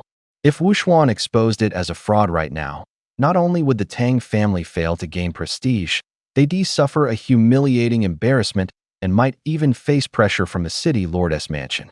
Previously, the Wuhan pill Tang Yin had given Madame Lin had perfectly removed the scar on her face. With that prior success as a kind of foundation, combined with the current situation, Madame Lin naturally had no reason to doubt that Tang Yin was offering genuine medicine. She smiled and said, no appraisal is necessary. I trust you, young Master Tang. Wu Xuan bowed respectfully. Please don't misunderstand, Madame Lin. Though I've devoted myself deeply to the art of alchemy, I've only ever heard of the youth-preserving pill, never seen one in person. Today, I'm truly fortunate to be in your presence. I humbly beg you to grant me the honor of taking a look.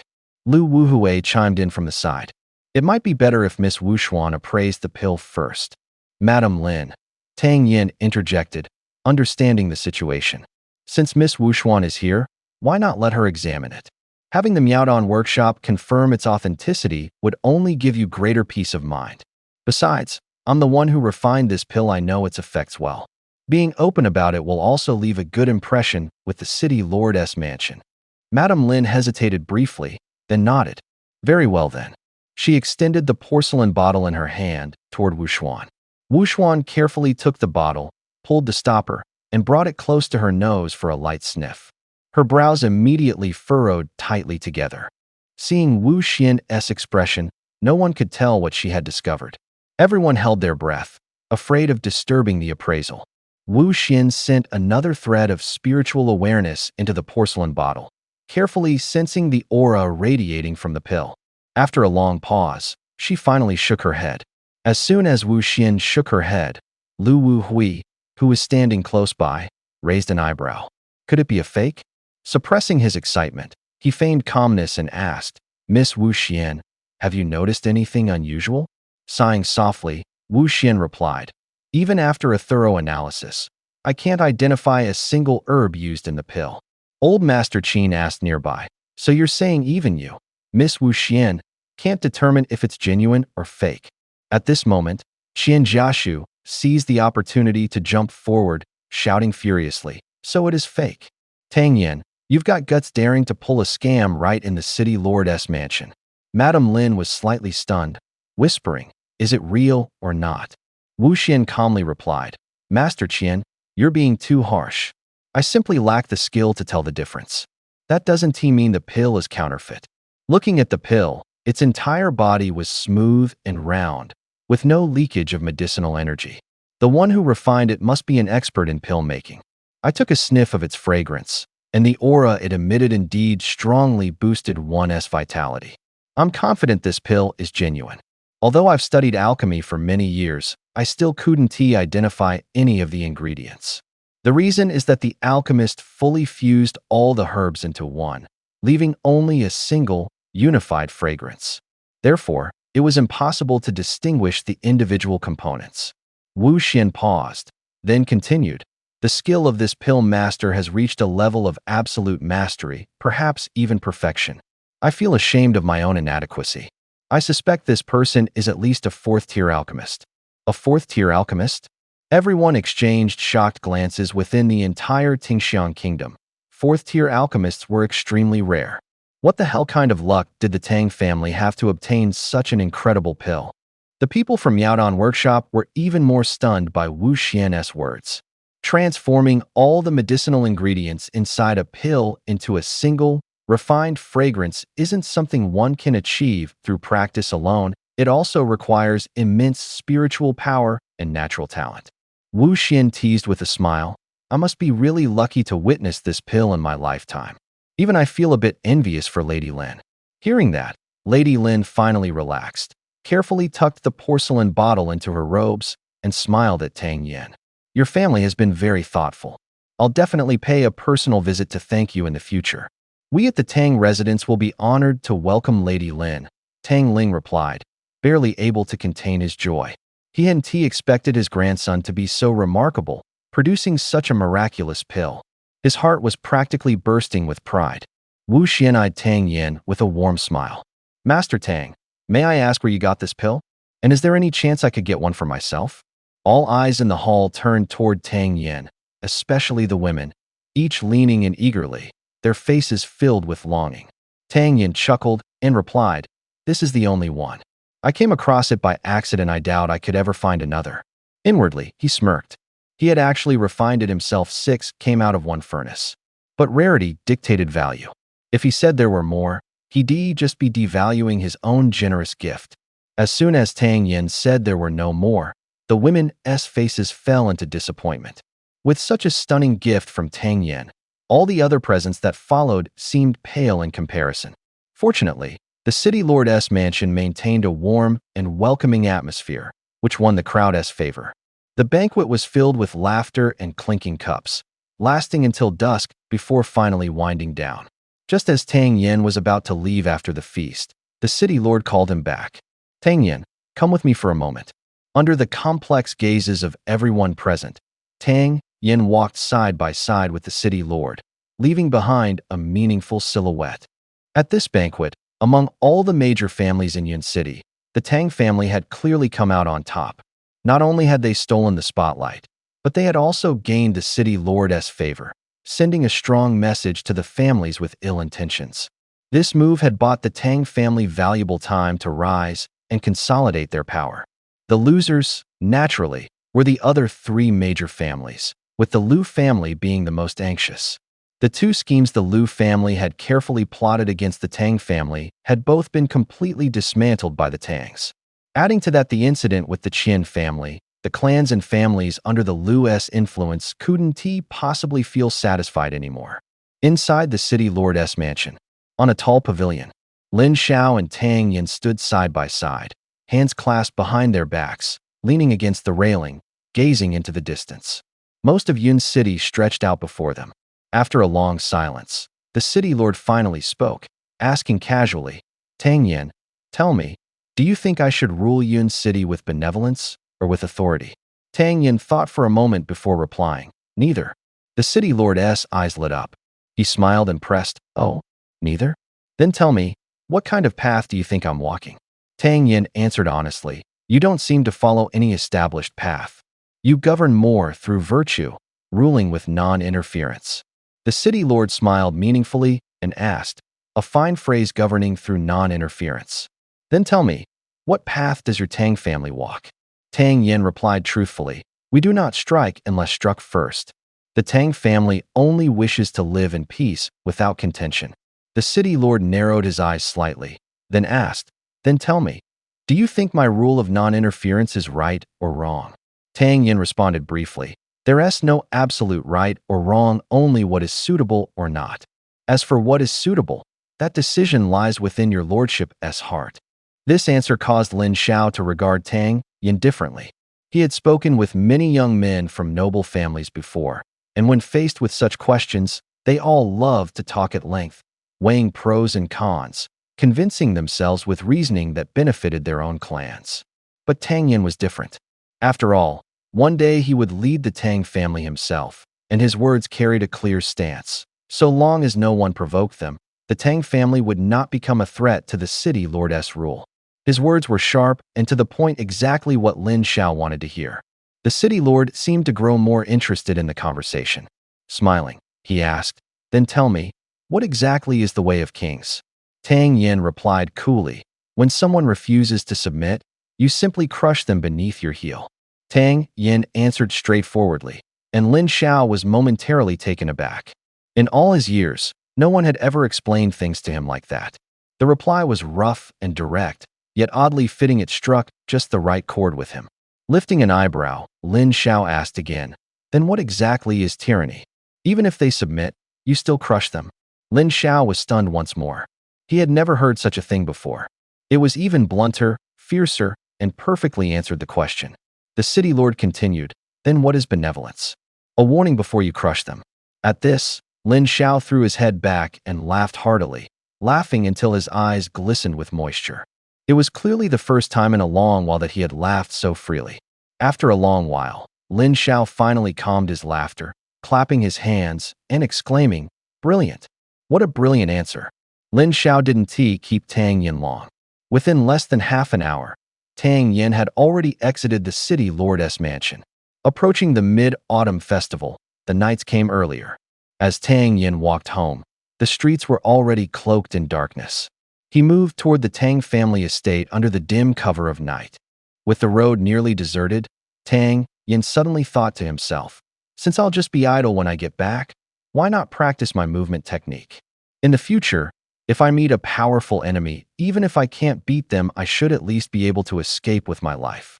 He rummaged through his memories and finally settled on a footwork technique called Shadow Phantom Steps. True to its name, this technique allowed one to move in silence, swift and nimble like a ghost when mastered. It was not only useful for survival, but also for ambushes or slipping away unnoticed. However, it was a difficult technique to master. The strange footwork made Tang Yin stumble after just a few steps, nearly falling flat on his face. Unwilling to admit defeat, he tried again, but once more, just like before, his movements twisted awkwardly. This time, he overexerted himself, lost his balance, and with a loud thud, hit the ground hard. Wherever he fell, he simply got back up again. Tang Yin wasn't the kind of person who gave up easily.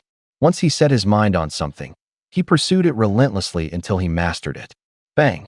He fell flat on his face. Bang! He went down again. Bang! The third tumble sent him crashing to the ground. Luckily, there was no one around at the moment. If someone had seen Tang Yin like this, they might have thought he was crazy, falling over 20 times within 100 meters. He was barely halfway home. The night had grown deep, and Tang Yin was now covered in dirt and grime, looking completely disheveled. After hundreds of falls, he finally started to get the hang of it. His pace, once slower than a turtle's crawl, gradually became faster than an average person's walk. Another hour passed, and his practice of this footwork had become noticeably smoother. His speed was now almost on par with a regular person sprinting. Tang Yin was completely immersed in the footwork technique. The moves were truly impressive. Every time he lifted a foot, he could land in any direction effortlessly, leaving a trail that was impossible to predict. Right now, he was like a kid with a brand new toy, completely absorbed. Suddenly, he changed direction, not heading back to the Tang residence, but instead sprinting toward the outskirts of the city. Under the cover of night, he practiced each move meticulously, perfecting every stance before linking them together into a smooth, flowing sequence. Luckily, he had the high spirit pills circulating in his body, continuously supplying him with energy. And with no rest, his movement speed kept increasing. Suddenly, Tang Yin stiffened. His hair stood on end, and a wave of intense danger surged from deep within his gut. Roar! A furious growl echoed through the night. Feeling a powerful gust of wind coming from his left, he quickly activated the phantom step, leaping sharply backward and to the side. A black shadow shot past the spot where he had just stood. Only now did Tang Yin get a clear look at the thing. It was actually a beast. This creature was nearly 3 meters long, pitch black in color, with a sleek and streamlined body perfectly hidden in the darkness of night.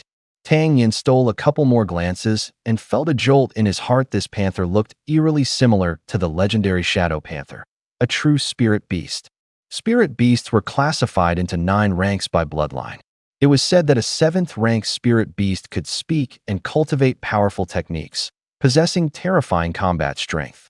And any spirit beast above the 2nd rank carried a beast core within its body, storing vast amounts of spiritual energy, a top-grade ingredient for alchemy. A 2nd-rank beast was manageable, but the panther before him was actually 3rd-rank, equivalent to a Xian-level martial artist. The power gap was just too great. Tang Yin immediately decided to turn tail and flee. After missing its first pounce, the Shadow Panther curiously glanced at Tang Yin, puzzled that such a frail-looking human could run so fast. Offended, the beast crouched low, then exploded forward with a powerful push from its hind legs, darting toward him like a bolt of lightning. Tang Yin's heart pounded. He activated the Shadow Phantom steps to its fullest, not daring to look back as he sprinted forward with all his might. Roar! Seeing Tang Yin dodge again and continue fleeing, the Shadow Panther roared furiously and charged even faster.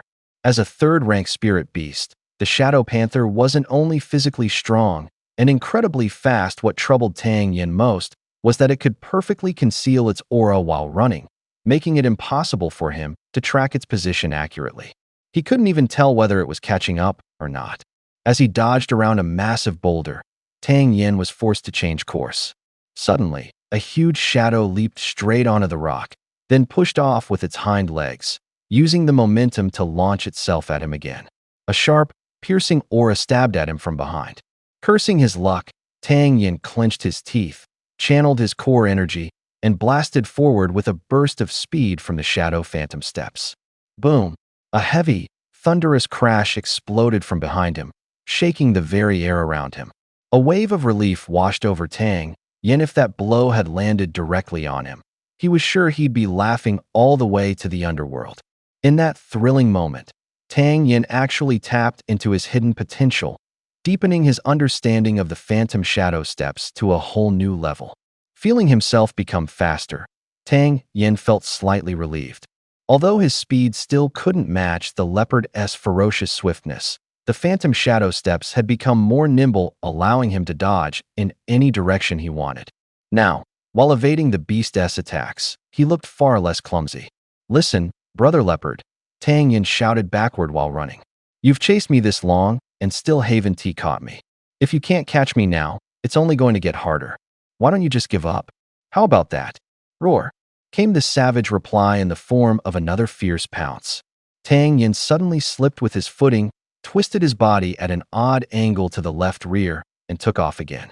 Although the Shadow Panther was fast, its large frame made turning less fluid, and the distance between them widened once more. They continued this chase for over 10 kilometers. The desperation of running for his life sharpened Tang Yin's skills. The once unsteady steps now allowed him to leap forward in long, fluid bursts. As his mastery of the Phantom Shadow steps grew, however, the energy in his dantian began to dwindle. Tang Yin pulled out a high spirit pill from within his robe and without hesitation, popped it into his mouth. The pill coursed through his body, and suddenly, energy surged back into his previously exhausted core. A renewed sense of focus surged through him as he resumed his evasive maneuvers. Going round and round like this, more than 2 hours passed in the heat of pursuit. Tang Yin had already taken 3 high spirit pills. Just as he was marveling at how formidable this 3rd-tier spirit beast truly was, he suddenly sensed the presence behind him dissipate. Curious, he turned his head and looked back only to see the Shadow Panther panting heavily. Tang Yin instinctively stopped running. He silently cursed in his mind. Finally tired, huh? Looking at the panther that seemed unable to catch up to him now, a cold smirk crept across Tang Yin's face. He had been waiting for this moment. Snatching up a nearby rock, he infused it with energy and hurled it straight at the panther. At the same time, he gave a flick of his sword, and his figure shot forward right behind the projectile. Bang! The shadow leopard swung its paw, smashing the boulder into pieces. At the same time, Tang Yin's longsword had already closed in, aiming straight for its eyes. The strike was lightning fast. Tang Yin thought the beast must have exhausted its strength and wouldn't be able to dodge in time. But the shadow leopard twisted its body with surprising agility, narrowly avoiding the fatal strike. Tang Yin's blade only grazed its neck, leaving a long, thin cut. Roar! The leopard saw the opponent it had spared turn back to challenge it again. Enraged, it roared furiously and charged at Tang Yin once more. Feeling the leopard's anger, Tang Yin's heart skipped a beat. Oh crap, this thing still has energy left? In a panic, Tang Yin abandoned any thought of attacking and turned to flee again. The furious leopard chased relentlessly, not stopping until over an hour had passed. Tang Yin carried medicinal pills, so he wasn't worried about running out of inner energy. After running for nearly 4 hours, Tang Yin refused to believe the leopard could still endure. He swallowed a high spirit pill, gripped his sword, and charged back at the beast. Clang! The sword swung out, and the leopard met it with its claw. The clash of metal rang out sharply, and Tang Yin felt a jolt of numbness in his palms, nearly losing his grip on the hilt. Now familiar with the leopard's strength, Tang Yin steadied his mind and confidently unleashed his flowing sword technique. Though the beast possessed immense power, it lacked the intelligence and skill of a human. Facing Tang Yin's unpredictable swordplay, the leopard could only rely on brute force, trying to overpower him with raw strength. But its energy was nearly gone. The leopard had reached its limit. Though it was puzzled how this weak human could have such incredible stamina, there was no time to think now. The long sword carved through the shadow panther with a slicing poof, leaving trails of blood in its wake. The exhausted beast could do nothing but roar in fury, its strength now no greater than a helpless lamb awaiting slaughter. Within just a dozen minutes, Tang Yin drove his blade into the shadow panther's throat. With a few desperate twitches, the beast let out a final roar before crashing heavily to the ground. Though the battle had lasted barely 10 minutes, this was still a third-tier spirit beast. Even weakened, its power had been terrifying. After the fight, Tang Yin sat heavily on the ground, panting and drenched in sweat. Thinking back on the night's events, Tang Yin let out a bitter chuckle.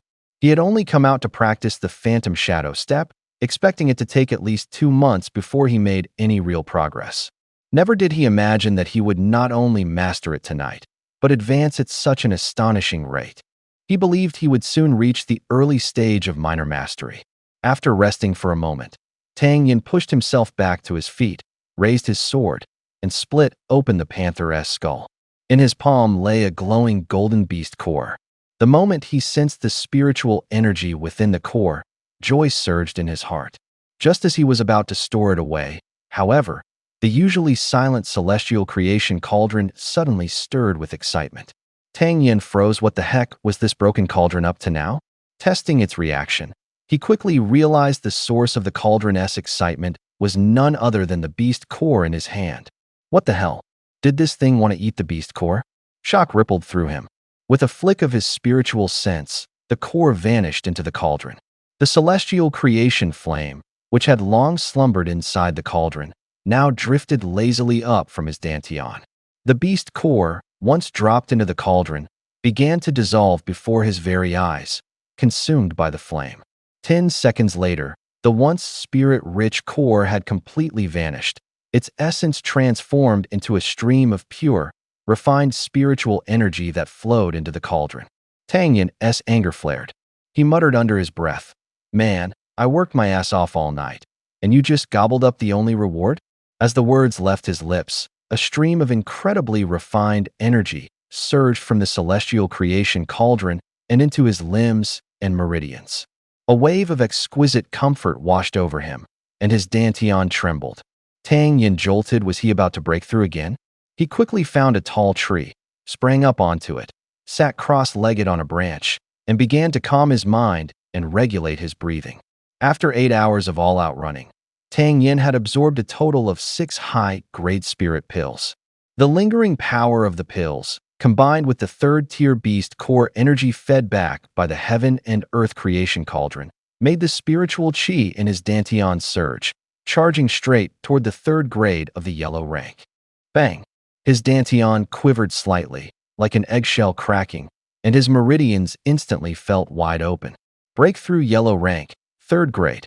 The roaring spiritual power churned through his meridians, and the boost had Tang Yin elated. Suddenly, Tang Yin's expression darkened. He sensed that surging chi hadn't stopped, it was still barreling toward the 4th grade. Bang!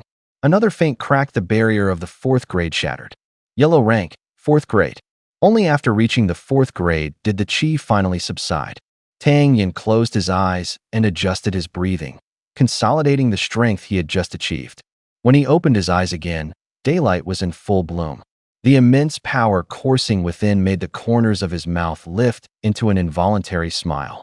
He checked the heaven and earth creation cauldron within him and found that the cauldron's size hadn't changed, but the spirit vortex fruit he planted inside had actually sprouted a new shoot.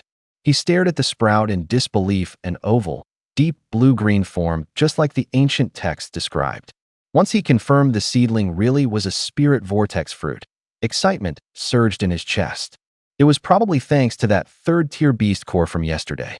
It seemed the heaven and earth creation cauldron's inner space needed nourishment as long as he fed it suitable nutrients. It could accelerate the growth of the spirit herbs within. Even if the effect came from just a 3rd-tier beast core, Tang Yin couldn't help but let his imagination run wild. What if it were 4th tier, 5th tier? But how could he know that in all of Xiangting Kingdom, spirit beasts above the 5th tier were extremely rare? Tang Yin activated Shadow Step and darted toward Yun City like a shadow. After his recent power breakthrough, his speed had increased significantly, even more than last night. After just an hour, he caught sight of the distant silhouette of Yun City.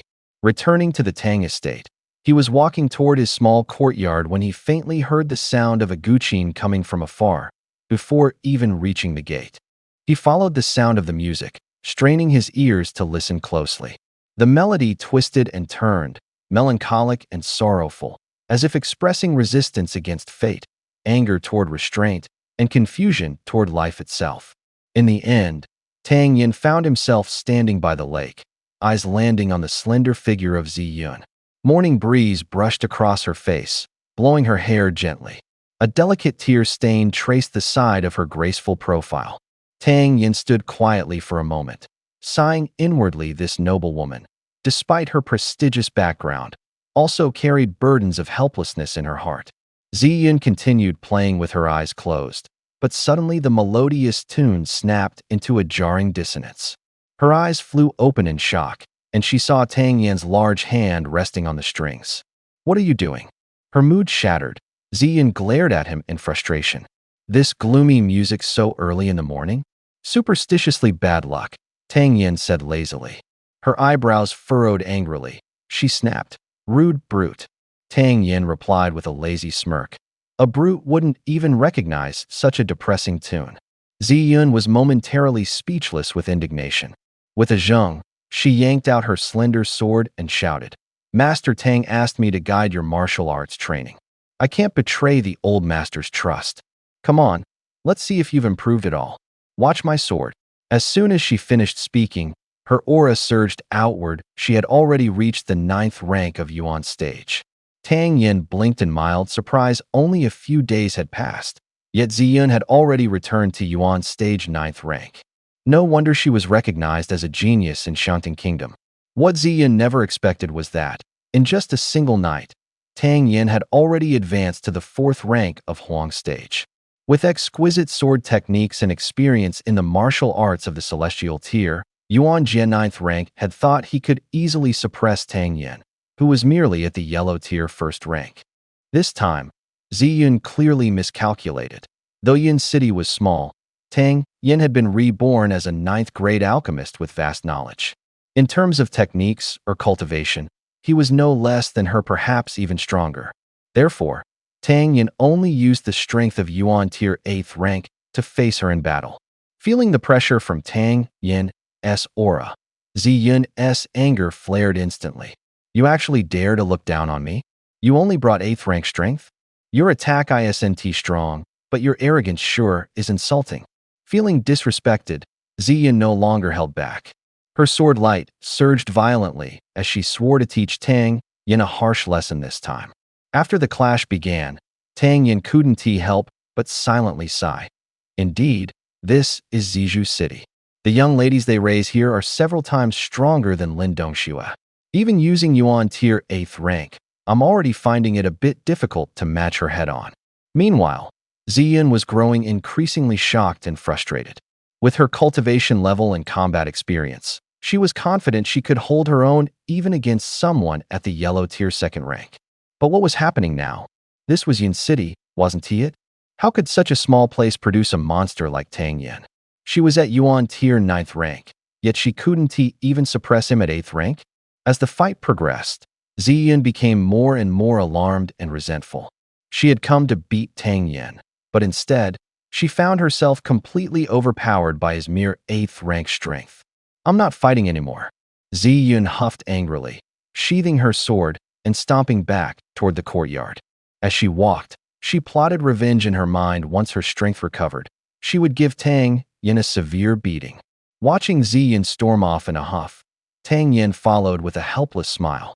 As the saying went, dealing with petty people and women was always the most difficult. The mid-autumn gathering was about to begin. Although Tang Yin deeply disliked drawing attention, this event was crucial to the Tang family's reputation, so he had no choice but to attend. Determined to secure more resources for the family, Tang Yin threw himself into training with even greater intensity.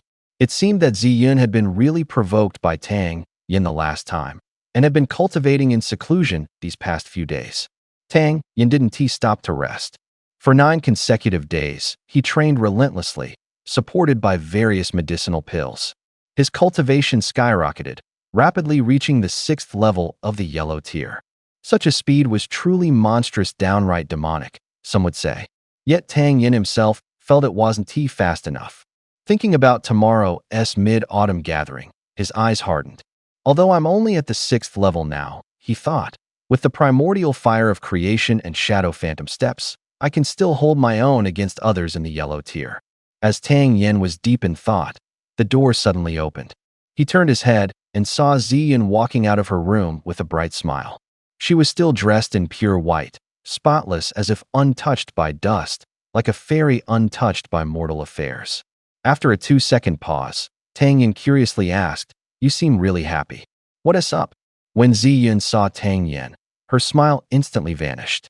Her long sword schwa slid out of its sheath, and she called out crisply, "Brat, take this." Tang Yin was startled. What the hell was going on so early in the morning?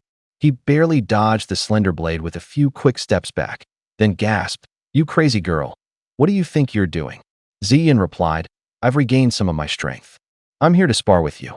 No more talking, I want to hold back." As soon as she finished speaking, her aura surged violently, sending a powerful ripple through the air. Tang Yin felt the wave of energy and exclaimed in shock, "Xian tier." She smiled and said, "You've got good eyesight. Don't worry though, I know you're only at the yellow tier's 1st stage, so I'll fight you with the strength of the 3rd. Before her words had even fully faded, the slender blade was already at Tang Yin's face. He immediately thought back to their last fight, how she had been utterly dominated and humiliated by him. Now, she was clearly out for revenge. Since he had nothing else to do anyway, Tang Yin figured he might as well use Ziyun for practice.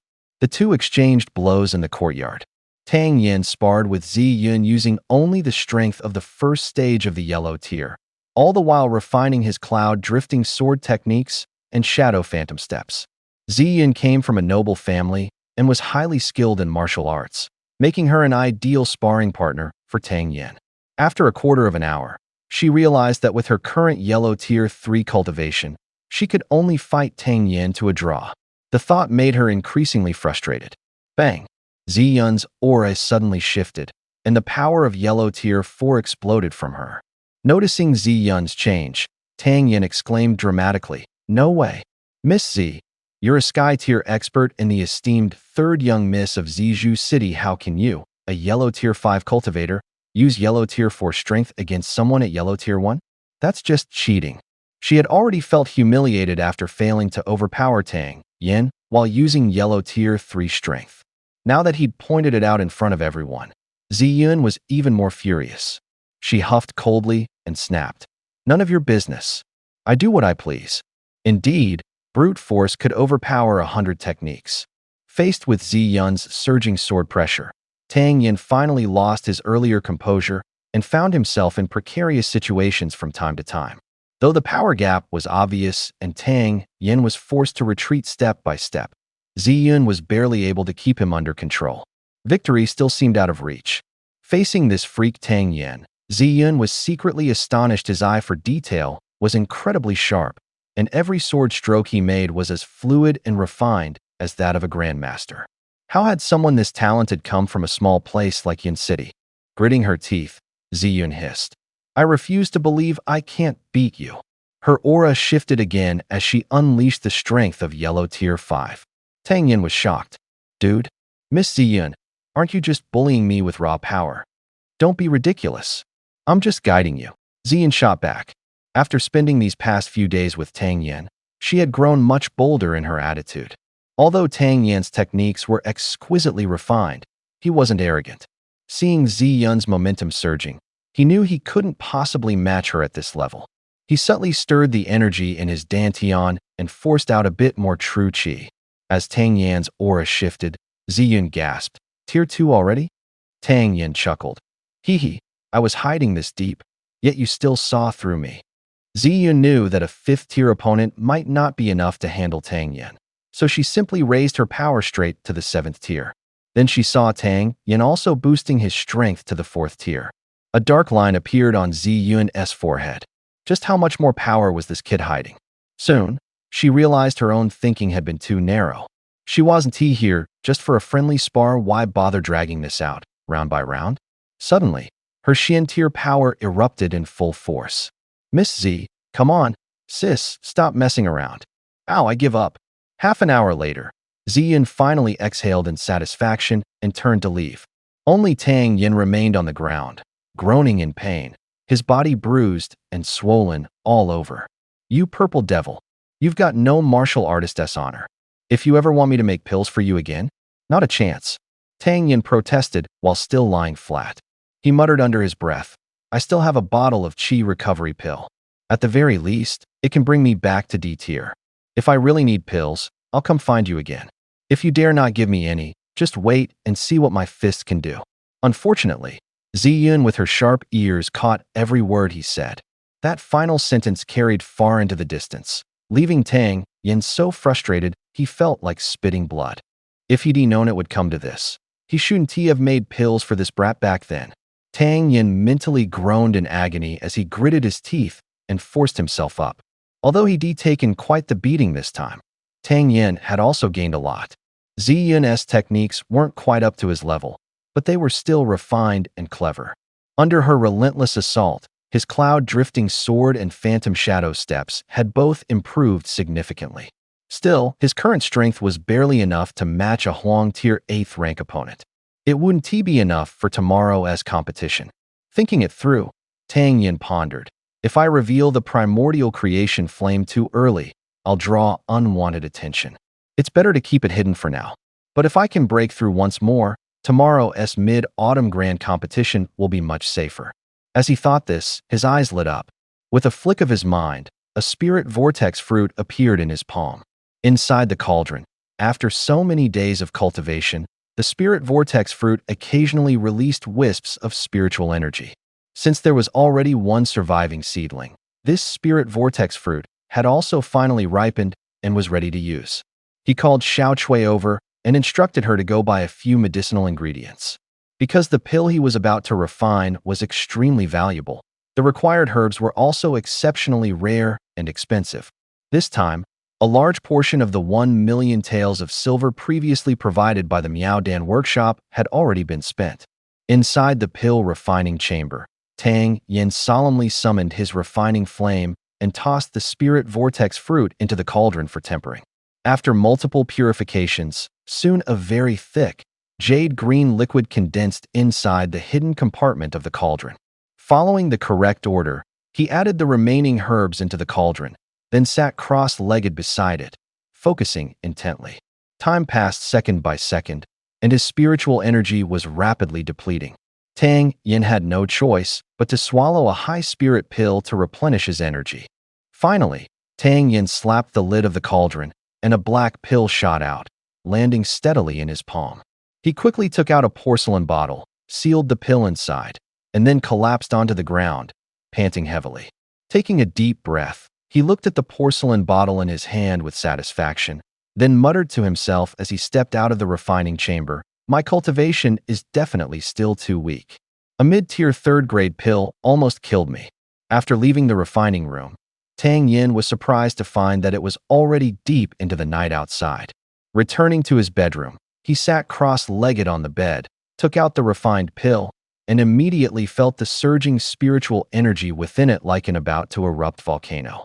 This pill was called the Spirit Expansion Pill. In his previous life, it had been fiercely contested by martial experts across the land.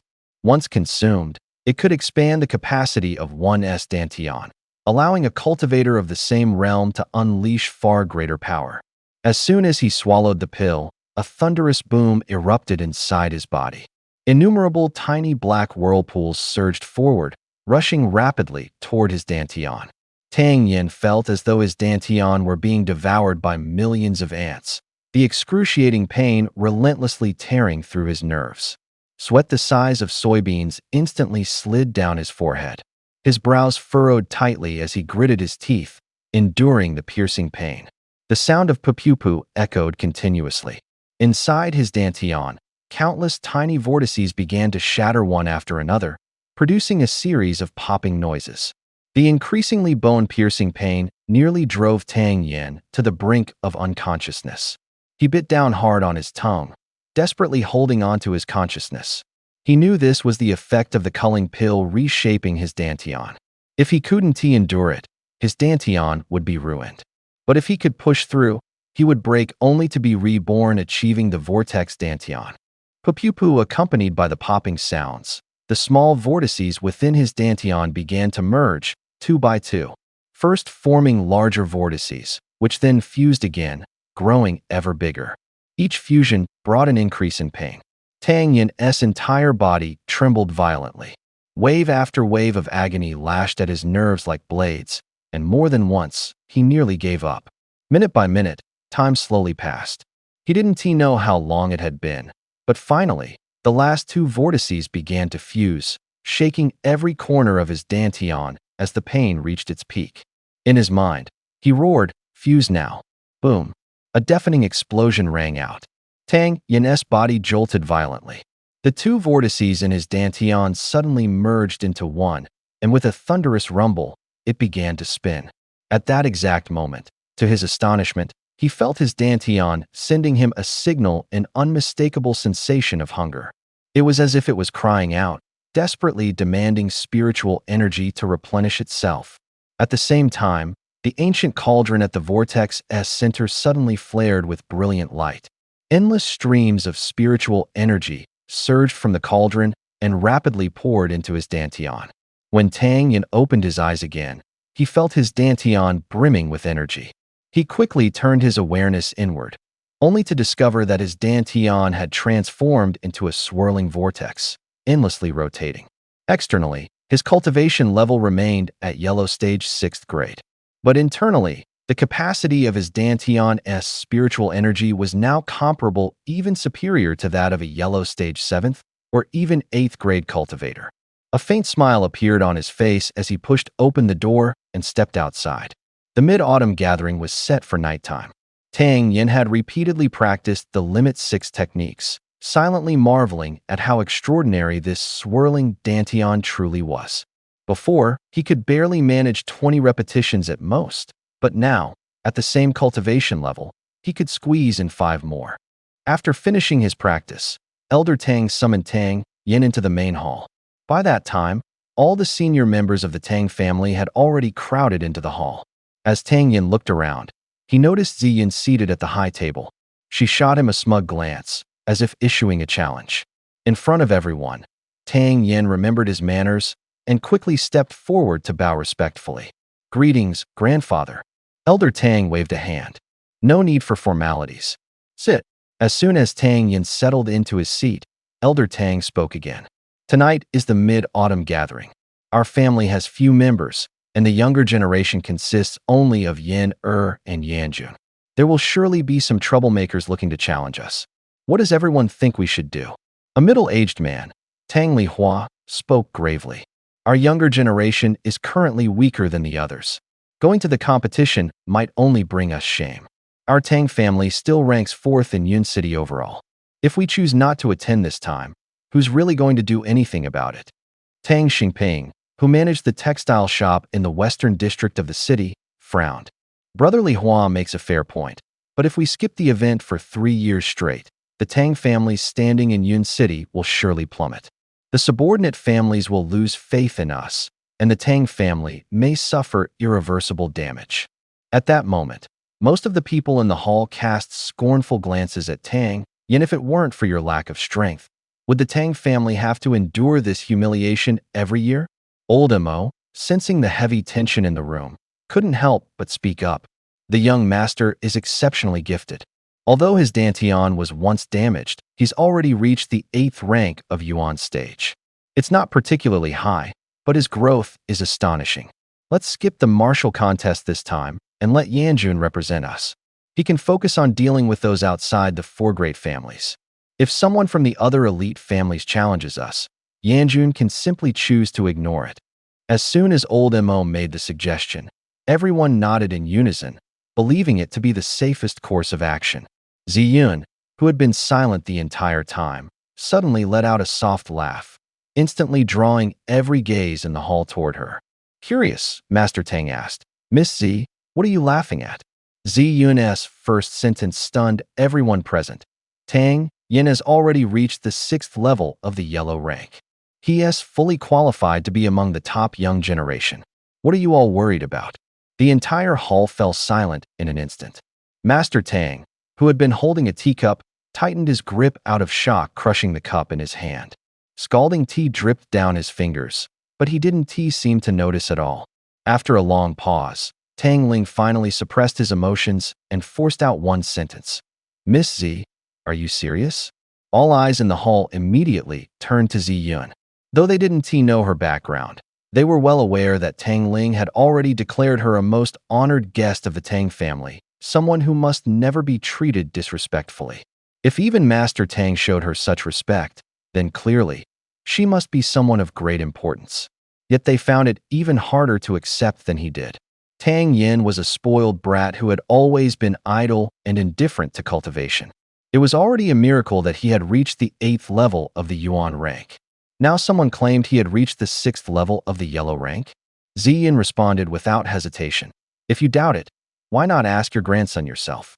Master Tang's expression darkened as he asked sternly, "Yin'er, tell me the truth, what is your current cultivation level?"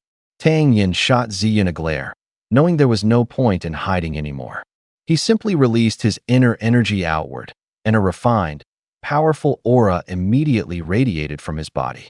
Master Tang was visibly shaken, staring at his grandson in disbelief. The aura was undeniably that of the 6th level of the yellow rank. Those in the hall who had some real strength felt the surge of energy as well, and they all turned in shock toward Tang Yin. This young master, who had always been seen as a reckless playboy, when had he reached such a high level of cultivation? Ziyin didn't reveal Tang Yin's ability to challenge beyond his rank, partly to keep it as a hidden ace for him, and partly because she felt embarrassed that, despite being at the same cultivation level, she had still lost to him. 6th tier. Yellow rank 6th tier. Grandmaster Tang was more excited than ever before, nearly shedding tears. After years of hope for his grandson slowly fading into resignation, he had long accepted his fate only to now discover that his grandson had secretly cultivated all the way to the yellow rank 6th tier. He hadn't even given Tang Yin any spiritual herbs to aid his cultivation. How much hardship must he have endured to break through to the yellow rank 6th tier? Thinking about his grandson's recent grueling training schedule, Tang Ling could no longer hold back his tears. Excellent. Truly excellent. Heaven blesses the Tang family. Grandmaster Tang loudly proclaimed, slamming the table in excitement, his face beaming with joy. Mo fully understood his feelings at that moment and smiled as he said, I was still worried that Yin Jun alone wouldn't be able to handle the pressure of the upcoming competition, but now with the young master joining, there's no doubt the Tang family will maintain its prestige this time. Everyone in the room let out a sigh of relief, and the contempt and disdain they had once held toward Tang Yin had now completely vanished. Tang Yin himself hadn't expected such a reaction from the old man. In his previous life, he had never experienced the warmth of family, and now his heart's most tender corner was unexpectedly stirred. Looking at the elderly man with silver hair, he silently mused, no matter where you go, a parent's love is always heartfelt and moving. My strength, I hope you all keep under wraps, Tang Yin said, scanning the room. Tang Ling barked sharply. Tang Yin's strength is now classified under the Tang family's highest secrecy order. Anyone who dares to leak it today will be punished according to family law. Understood. Everyone responded in unison. This evening at the 7th hour, we all head to Moonlight Lake for the mid-autumn gathering. Grandmaster Tang announced, his spirit high, just as everyone was filled with anticipation for the evening's mid-autumn gathering. A Tang family guard suddenly burst into the hall, shouting, Report. Grandmaster Tang's face darkened, and Tang Yin's eyes narrowed as well. Interrupting a meeting of the Tang elders was strictly forbidden unless it was a matter of utmost importance.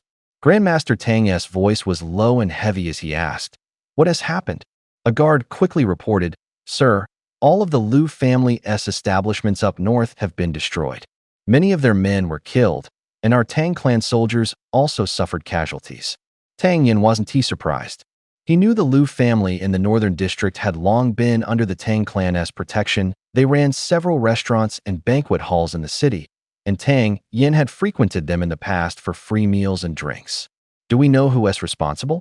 Have we identified them? He asked. One of the scouts replied, On the surface, it was the Four Seas gang. But further investigation suggests other families are pulling the strings from behind. The Liu family is the main suspect, though the Wu and Qin families are also heavily involved.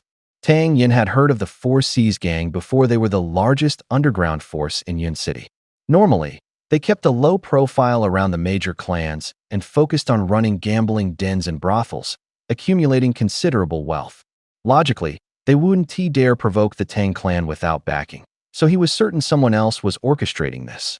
Grandmaster Tang muttered the Liu family, the Four Seas gang twice, then turned to Tang Yin, who was also deep in thought. He asked curiously, Yin'er, what do you think? Tang Yin hadn't expected his grandfather to ask for his opinion directly, but he didn't feign modesty. He analyzed seriously. Even though our Tang Clan's influence has declined in recent years, we still hold weight in Yun City. There's no way the Four Seas gang would dare to act alone against us. There must be other families backing them.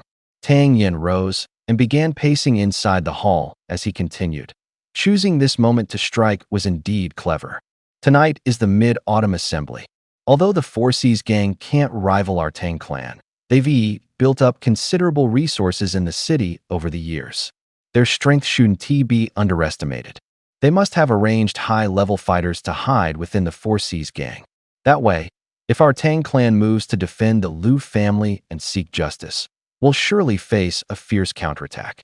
If the Tang family doesn't show up at the Mid-Autumn Assembly, the truth will be exposed and spread widely, and all the families under our protection will lose faith in us. Under normal circumstances, if our family dares not appear at the Mid-Autumn Assembly, they'll use that as an excuse to claim that the Tang family has no future, that we're weak and hopeless.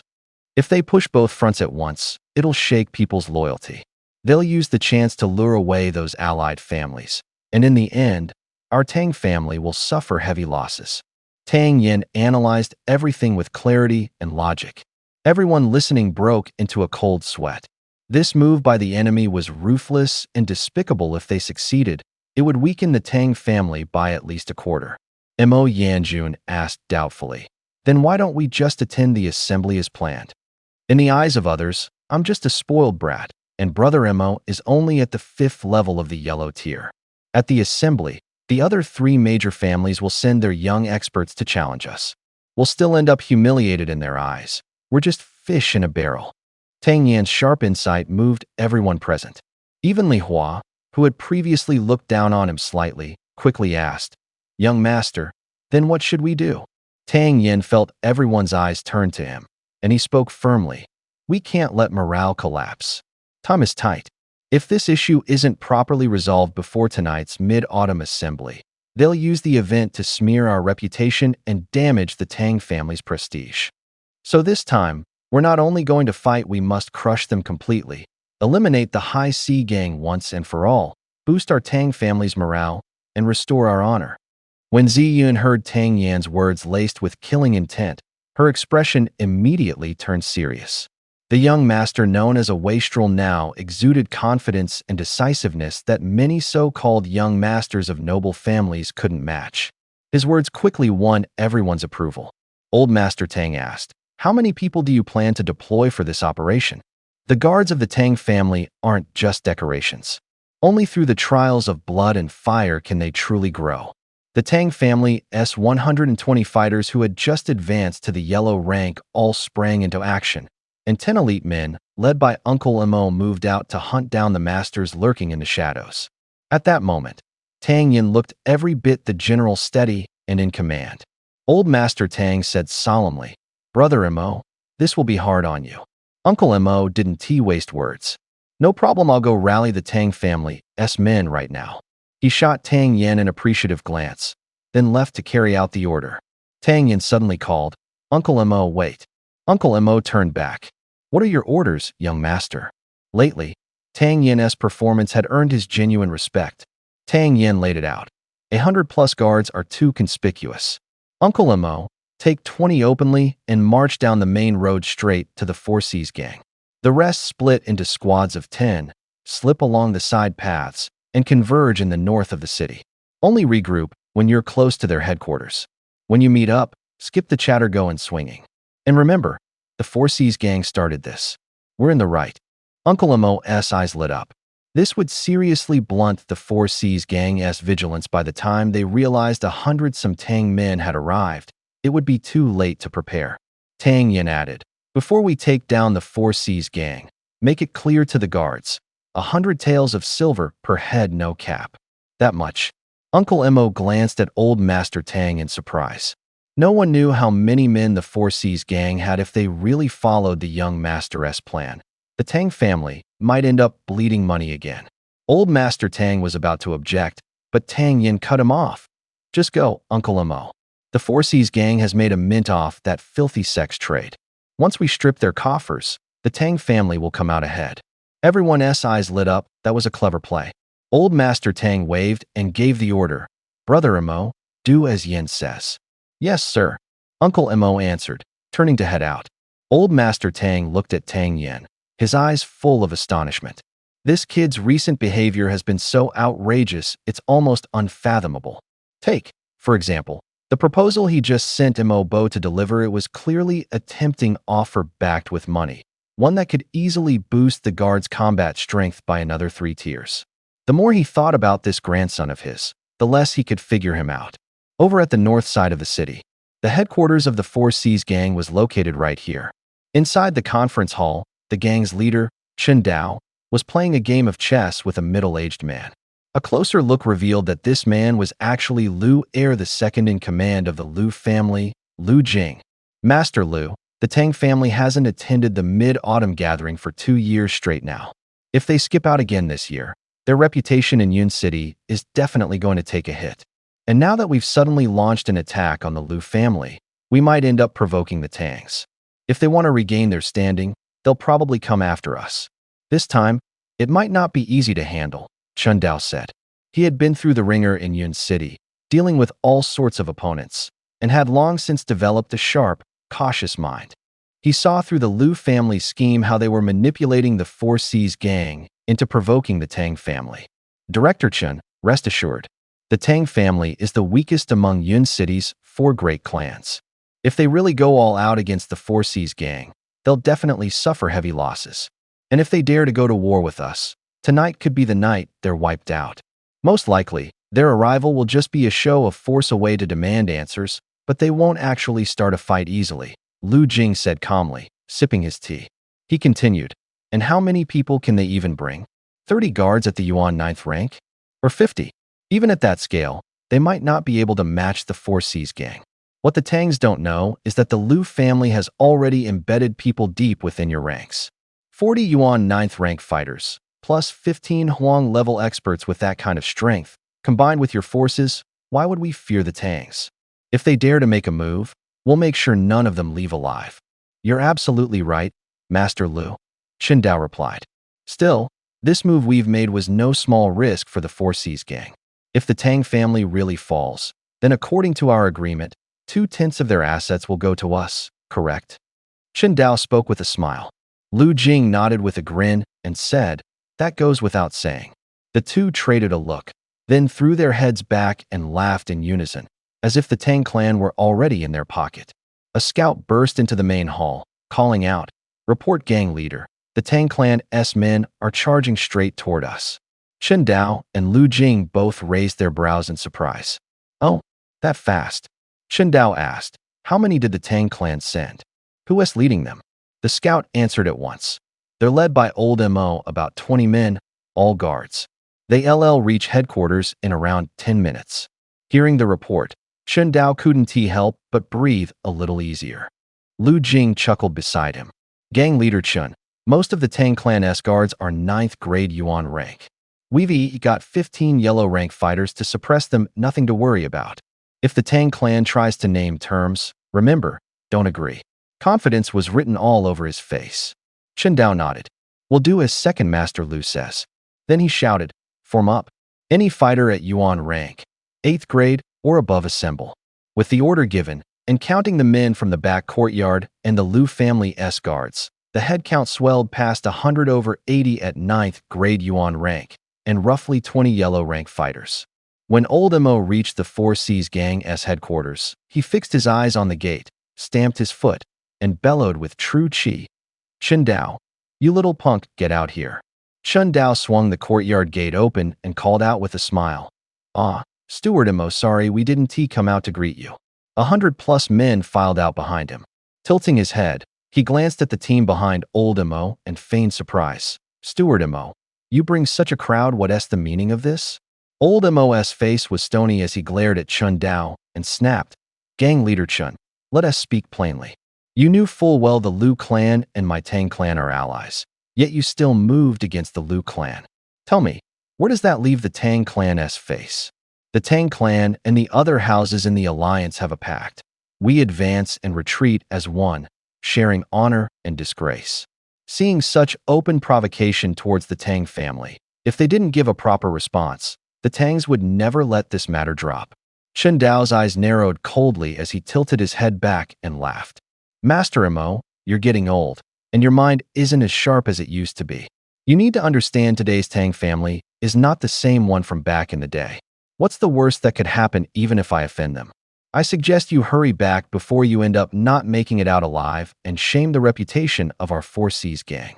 Chen Dao was still staring at Mo with disdain when suddenly, his gaze flicked toward the distance. Several groups of people were charging toward them at full speed. There must have been 70 or 80 men. His heart tightened instantly. He had miscalculated badly no matter how many angles he considered. He never expected the Tang family to split into multiple groups to arrive separately, or that they could somehow evade the Four Seas gang's lookouts. It seems, Boss Chun, you still refuse to see reason, Mo shouted, remembering Master Tang's orders. Without wasting another word, he roared, attack, before rushing headfirst at the members of the Four Seas gang, not giving Chen Dao time to react. Attack! The Tang family guards had already arrived behind him. Over 100 yellow tier experts, eyes bloodshot, charged forward like beasts toward the Four Seas gang. Before setting out, Mo had already issued the command. Whoever kills one enemy gets a reward of 100 taels of silver. In their eyes, the Four Seas gang was no longer made up of people, it was walking money. Everyone pushed themselves to the limit, desperate to wipe out every last member of the Four Seas gang. Each head was worth 100 taels. How much could that add up to? All Four Seas gang members, assemble. Fight back. Chun Dao shouted, his chest burning with frustration. He had originally believed the Tang family only had around 40 men.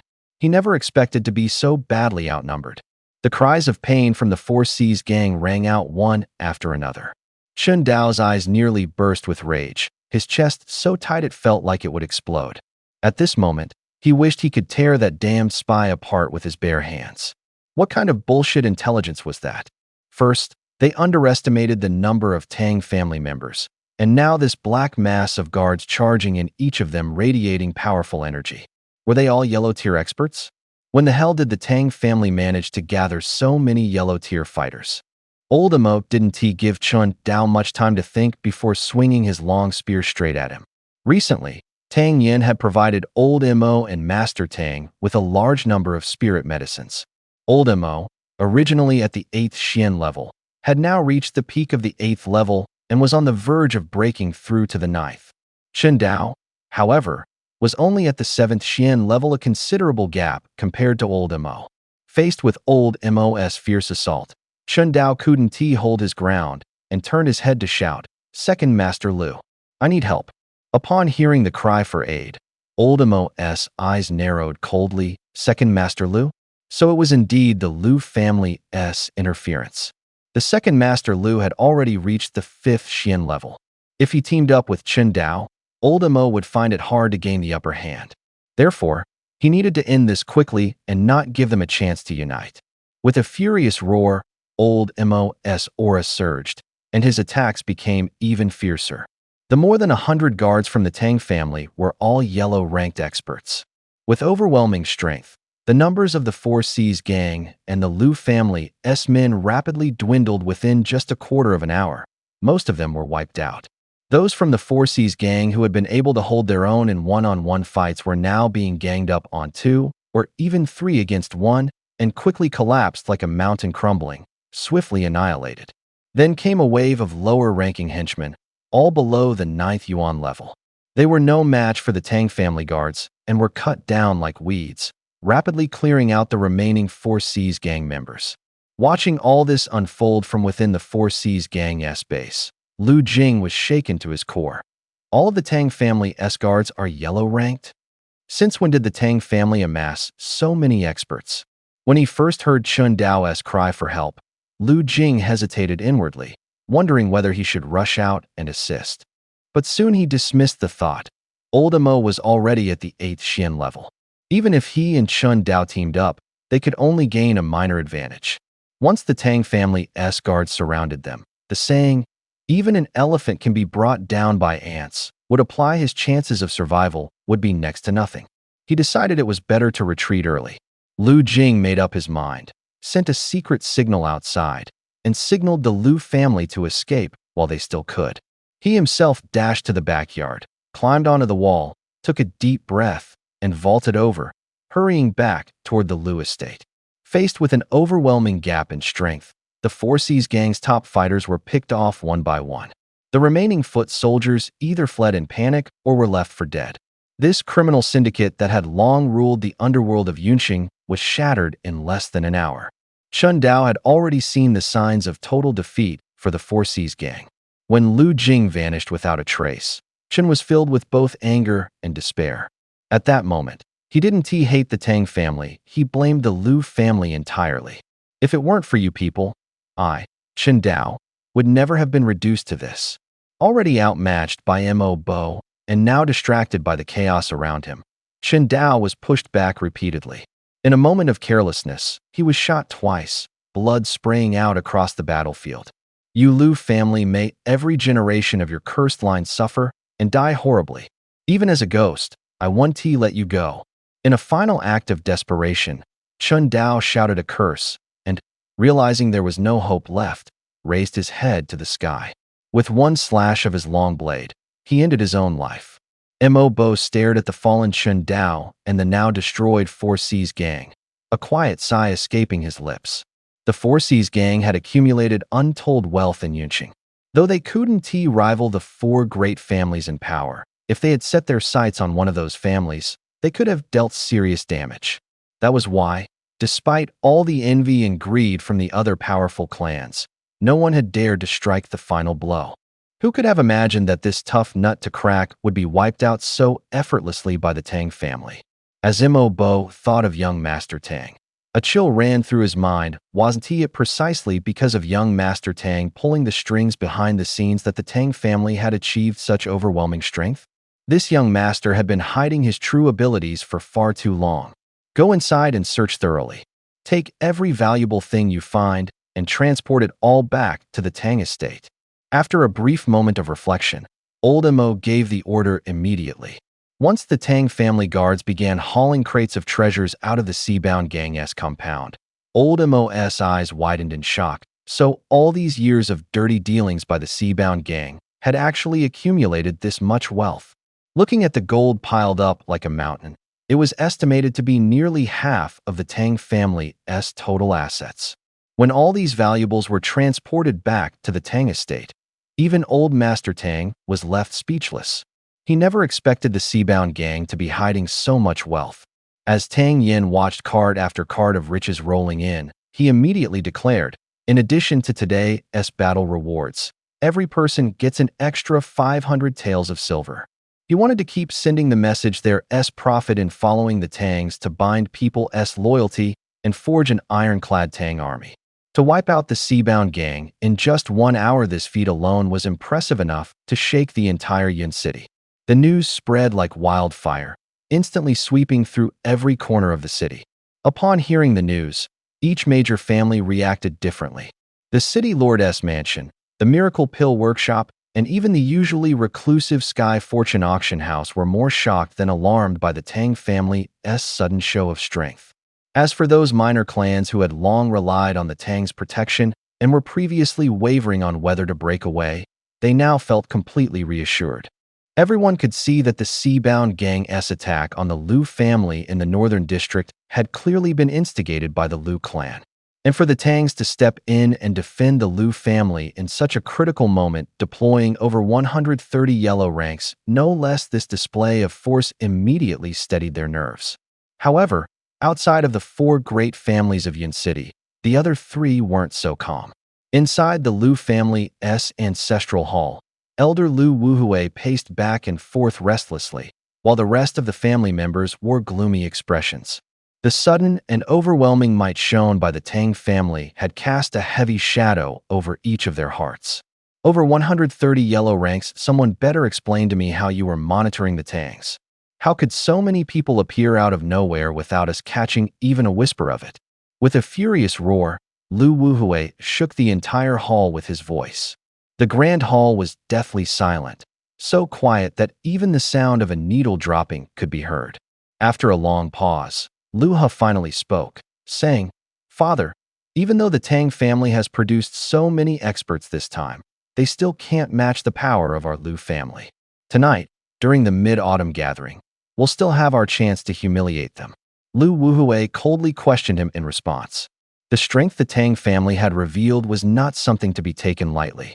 If they were to kill Tang Yin outright, how much would our Liu family suffer if the Tangs went all out in vengeance?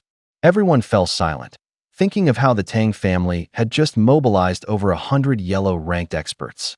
A chill ran through their hearts. Liu Wuhui calculated inwardly.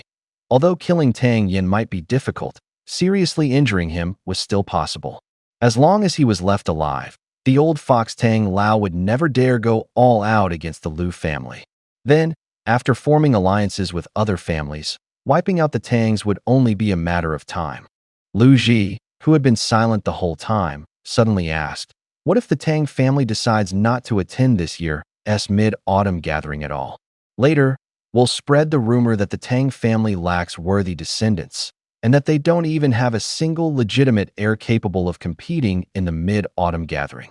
No matter how strong they are now, it's just a flash in the pan. Once Tang Ling dies, the Tang family will collapse immediately.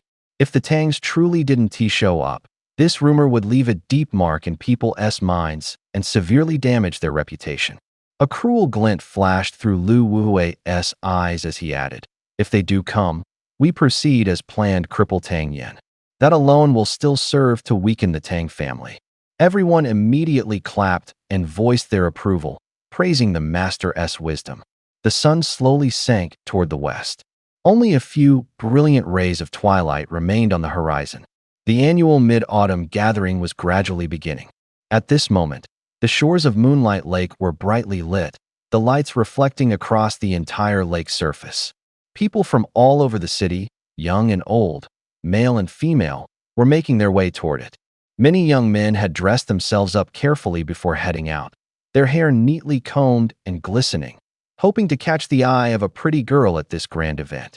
Meanwhile, scions from various families were eager to show off, itching to seize the spotlight and become the center of attention at the gathering.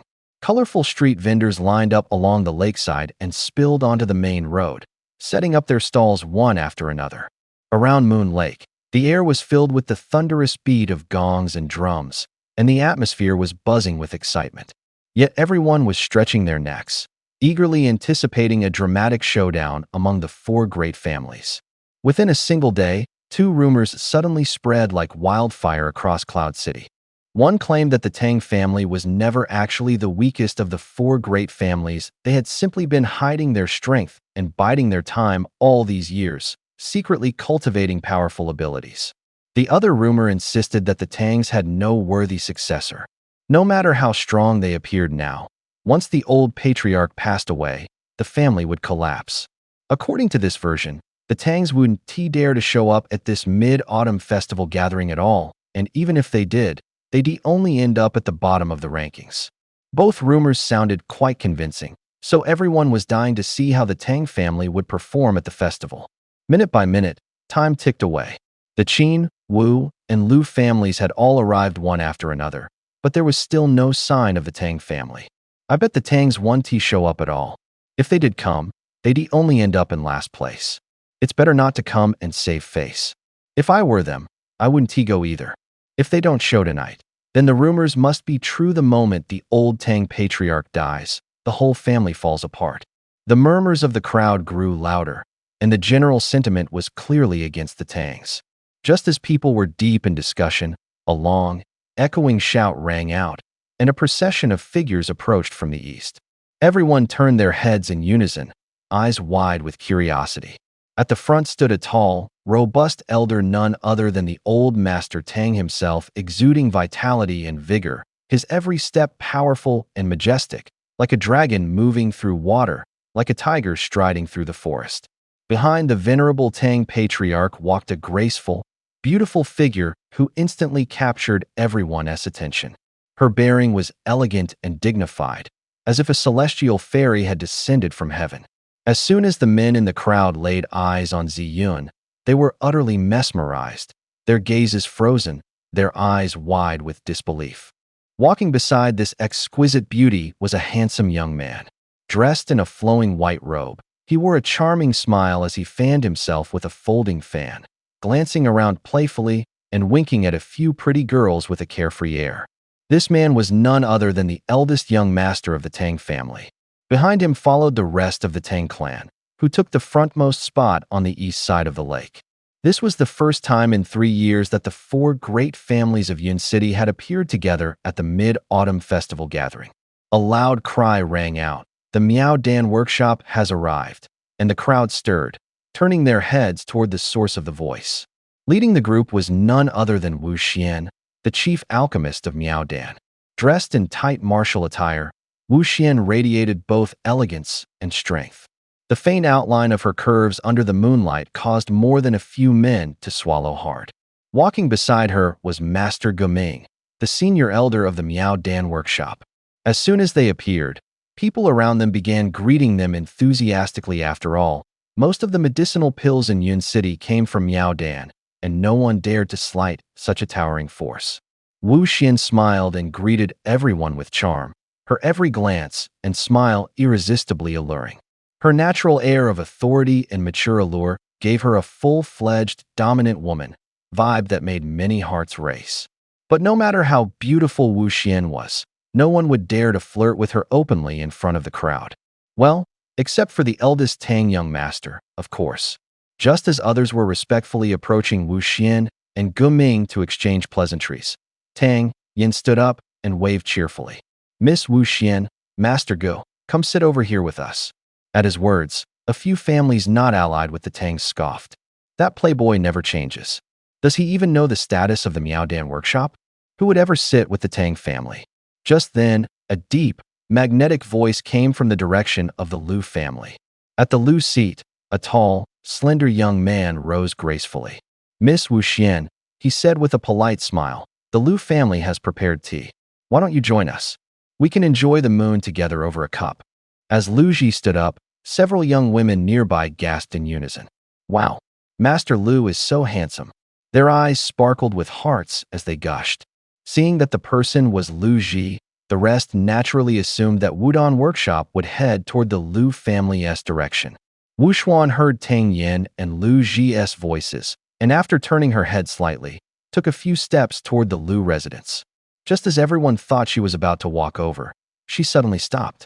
Her voice, soft and graceful, floated through the air. Thank you for your kind offer, Master Liu, but I've already made plans with young Master Tang. We're going to discuss poetry another day. I hope you can understand. As soon as she finished speaking, she gave a slight nod toward the Liu family, then lightly and elegantly made her way toward the Tang household. Jiming had some connection with Tang Yan, and wanting to take this chance to exchange a few words with him, he followed Wu Xuan's steps and headed toward the Tang estate as well. With the two top figures from Wudong Workshop both heading to the Tang family, the rest naturally followed suit, all shifting their steps in that direction. At this moment, the way everyone looked at the Tang family had clearly changed. Wu Xuan's few soft words had, on the surface, saved face for the Liu family, but everyone could tell it was, in fact, a polite slap. She had chosen the Tang over the Liu. Wasn't he that placing the Tang family in a clearly more important position? If Wudong Workshop was so openly favoring the Tang family, what kind of relationship must exist between them? Everyone's curiosity about the Tang household deepened. How could this family, long considered the weakest among the four great families, suddenly become the center of so many shocking events? Wu Xuan reached the Tang estate, bowed respectfully to old Master Tang. Then her gaze landed on Ziyun, who stood beside Tang Yan. Wu Xuan had long interacted with the major families, but upon seeing Ziyun, her heart couldn't help but tremble slightly. This woman wore no makeup, yet her beauty was astonishing. She seemed plain at first glance, but there was a natural nobility about her, neither overwhelming nor coldly distant, yet somehow untouchable. A woman like this must surely come from a prestigious, aristocratic background. In Yin City, there were only a few such families. Since Wu Xuan had never seen her before, could she be from out of town? Oh, this younger miss looks unfamiliar. Might I ask for your name? Wu Xian asked with a smile. Ziyun looked at this woman, whose appearance and aura were no less impressive than her own.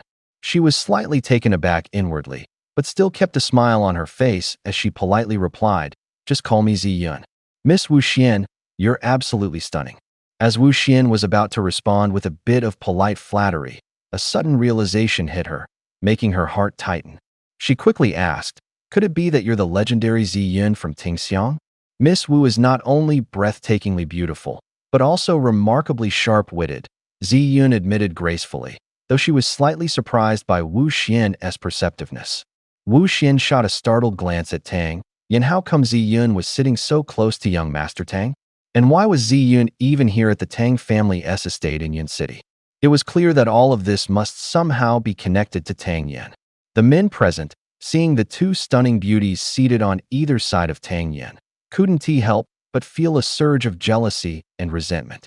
Several young heirs from noble families silently resolved to give Tang Yin a brutal lesson during the martial arts contest, so he would be humiliated in front of the beauties.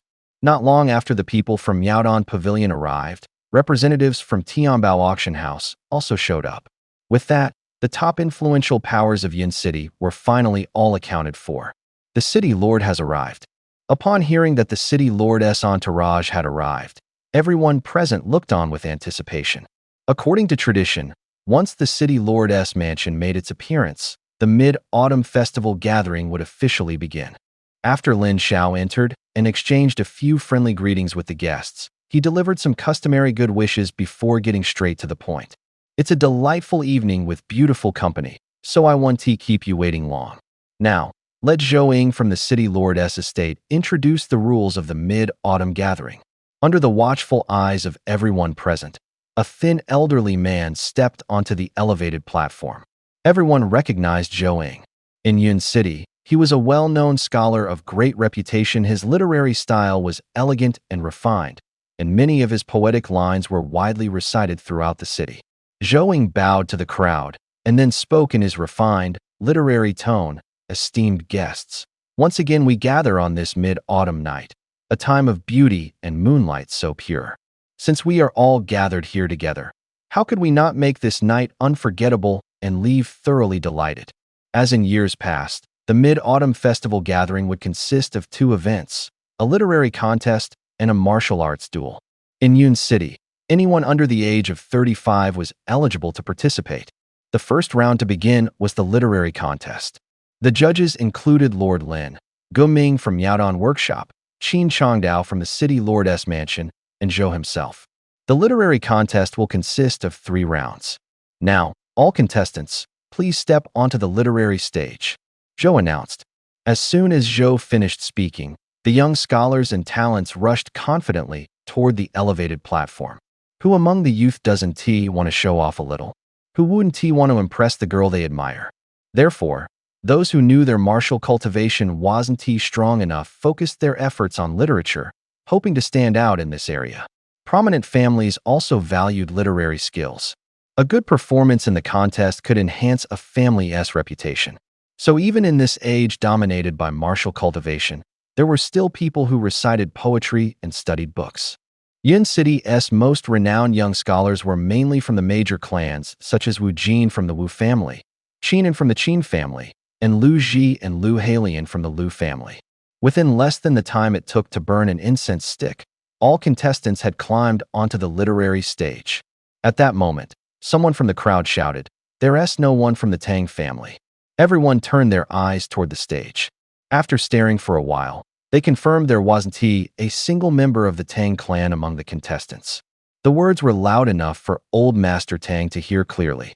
A hint of embarrassment crossed Old Master Tang's face. His family had few young members, and Mo Yanjun was too obsessed with martial arts to care about literature. In previous years, only he himself had written and painted for leisure. But the contest had an age limit of under 35, and he was simply too old. Suddenly, he recalled the love poem Tang Yin had written to Lin Dongxue last time. It had been written with powerful, vigorous strokes. Perhaps Tang Yin could give it a try? But looking at Tang Yin sitting there listless and disinterested, Old Master Tang decided to suppress that thought. Indeed, his judgment was correct. Tang Yin had no interest in the literary contest at all. Now, all the major families are watching the Tang household closely. As long as they show a bit of strength and don't tarnish Tang's reputation, their goal will be accomplished. As for the literary contest, honestly, it's just a minor addition, at best nothing that would truly help the Tang family much. Wu Xian, standing off to the side and eager to stir up trouble, smirked and spoke up. "Master Tang, wasn't he that love poem you wrote for Dongxue, full of brilliant literary flair? What? Are you losing your nerve now?" Ziyan heard the words Tang Yin actually wrote love poems for someone else, and felt a pang of bitterness in her chest. She couldn't explain why, but the thought just unsettled her deeply. "That's right," Wu Xian continued. He poured his heart out to the city lord's daughter back then, every line moving and sincere. "Silent, alone I climbed the western tower. The moon like a hook," she recited the entire verse as she spoke.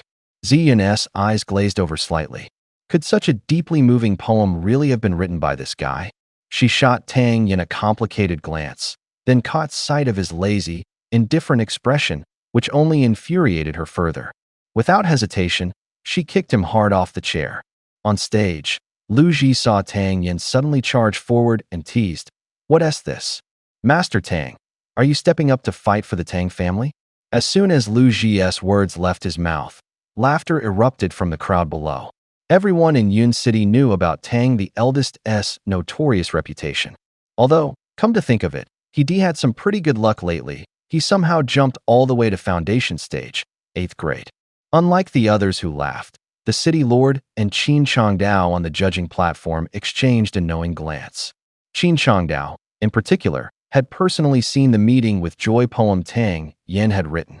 The elegant, dashing image of the young man had lingered in his mind ever since.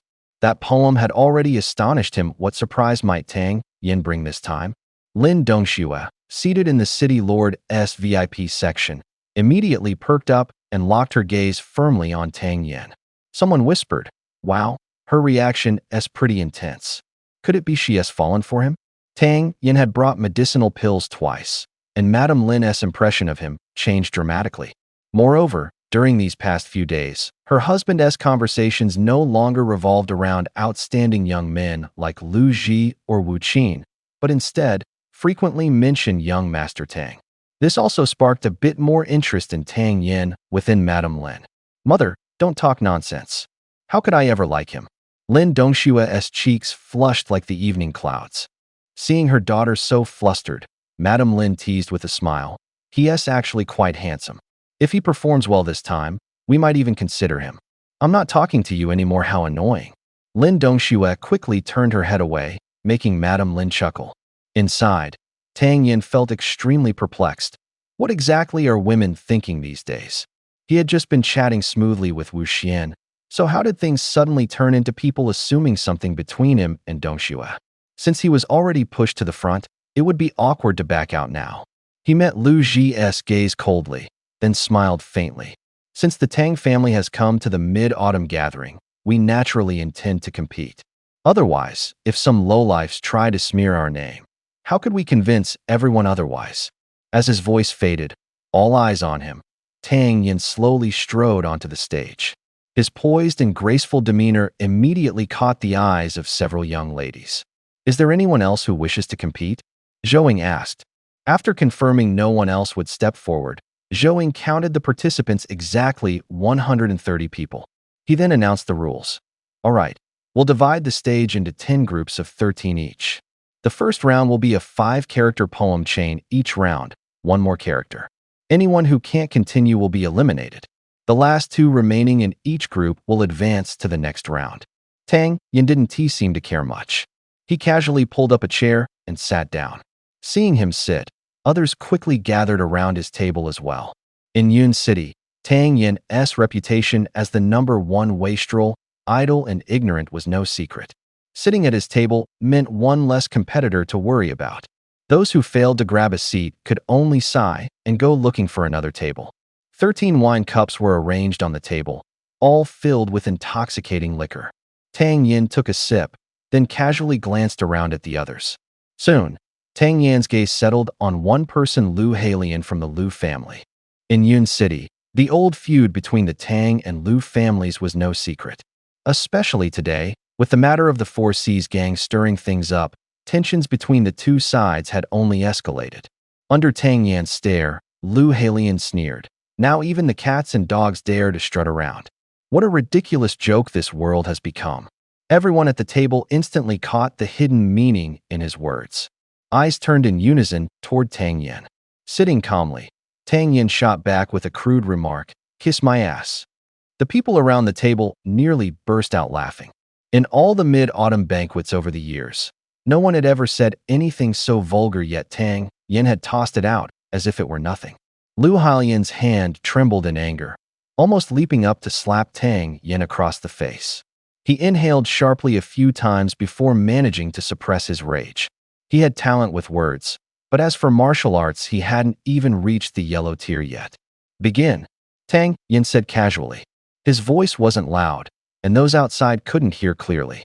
But when Zhouing shouted, all the tables immediately started their contest. The moonlight follows the wind and shines through. The autumn heart outshines the summer sun. Falling leaves drift between clouds. Tang Yin chimed in offhandedly. "Cold dew wets the osmanthus blossoms." When everyone heard him actually come up with such a poetic line, they were stunned into silence. This guy, who normally seemed like a total brute with no culture, had actually gone mad. Wine enters the sorrowful gut with no tears. Blood burns upon the endless battlefield. Iron horses gallop, roaring like tides. Troops muster before the tent on this autumn night. Tang Yin replied with another perfectly fitting verse. The others' expressions shifted slightly. Their eyes fixed on him with growing suspicion. Could this guy have been possessed? How could such refined language come from his mouth? How sad the bright moon waxes and wanes, ever unpredictable. Lou Halian had barely recited a 9-character poem when the crowd around him started to look uneasy. Originally, there were only 7 contestants left, but in an instant, 3 more had stepped down. Tang Yin followed up smoothly. Gazing at the sea tide rising and falling, a sense of melancholy fills the heart. The people in the audience turned their eyes toward Tang Yin's table, whispering amongst themselves. It's been so long, how is he still on stage? Could he be cheating? Lou Halian then recited a longer, 14-character verse. At dusk, a boat floats down the river. The returning traveler gazes at the stars and the twin moons in the sky. After he spoke, only 3 contestants remained at Tang Yin's table. The one in the middle struggled for a while, unable to respond. Tang Yin, however, simply smiled and replied. The red sun climbs over the green mountains. A fine steed carries a young man down a path blooming with youth. The young man, who couldn't continue, let out a bitter smile, clasped his hands in apology, and said, "My eyes are clearly blind. I never imagined Tang Yin's talent could be this impressive. I truly admire you." With that, he left the stage with a heavy heart. When the Tang family saw that Tang Yin was still on stage, they burst into cheers. Bravo! The first round ended quickly. Results were out in less than half an hour. Among the final 20 contestants still standing on stage was, surprisingly, the notorious young nobleman Tang Yin. The entire Yin city, young and old alike, was utterly stunned. Those who had been curious about Tang Yin were now even more eager to see what he would do next. Zhou smiled and said, "Congratulations to all of you for advancing to the next round. This time, the prompt will be given by the city lord himself. You have 2 about 30 minutes to complete your entries. Poetry or verse is acceptable. The top 5 scorers will advance, and the rest will be eliminated." He then turned and bowed to the city lord. "My lord, the prompt is yours to give." Lin Xiao stood up and declared in a loud voice, "In the first round, all of you have shown great wit and intelligence, which I deeply admire. This round will once again test your quick thinking and literary talent.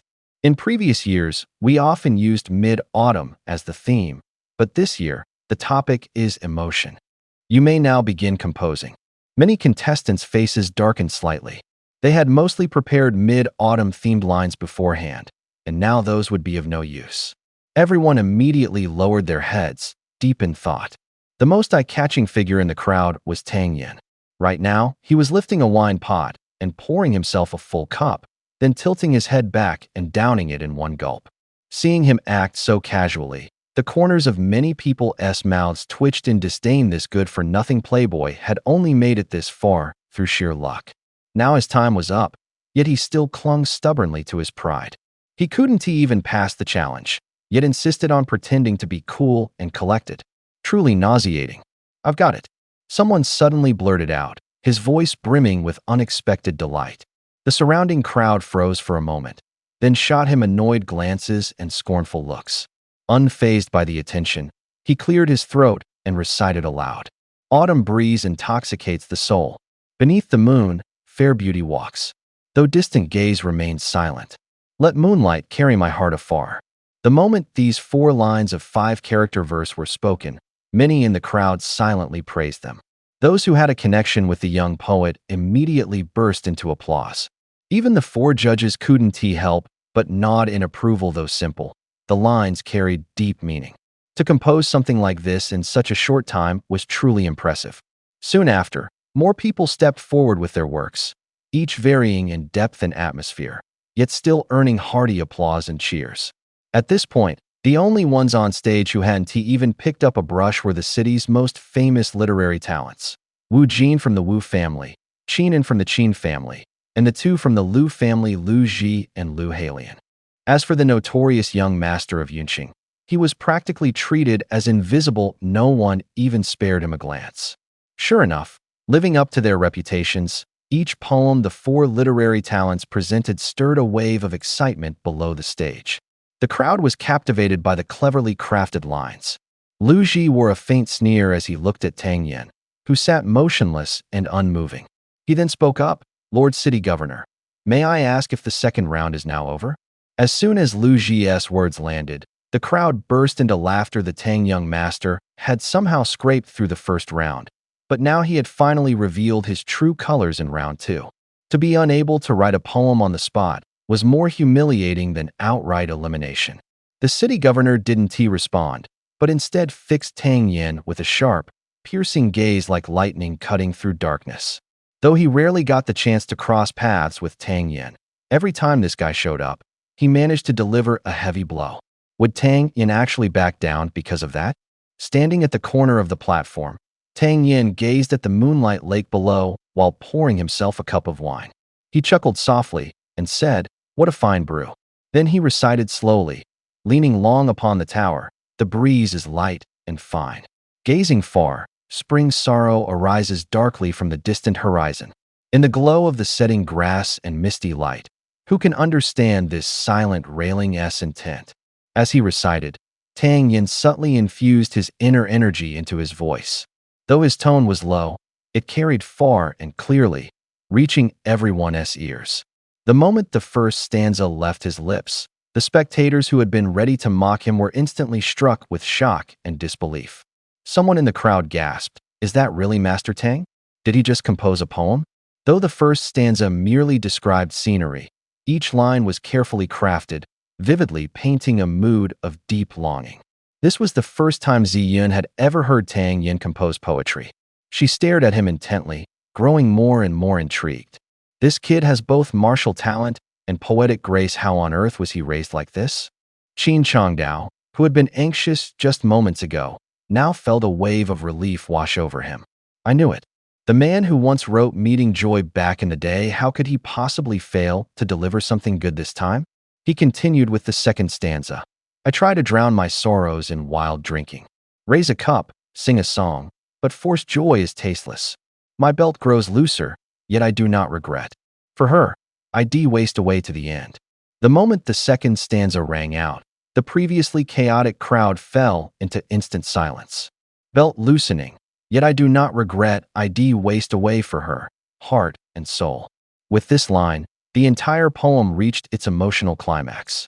Under the moonlight, Tang Yin looked both cold and slightly disheveled as he drank alone. Paired with those words, he looked every bit the passionate, heartbroken scholar. More than a few young ladies turned their heads to steal glances. He didn't seem nearly as bad as the rumors had painted him, a spoiled young master. Yes, but perhaps not quite the disaster people claimed.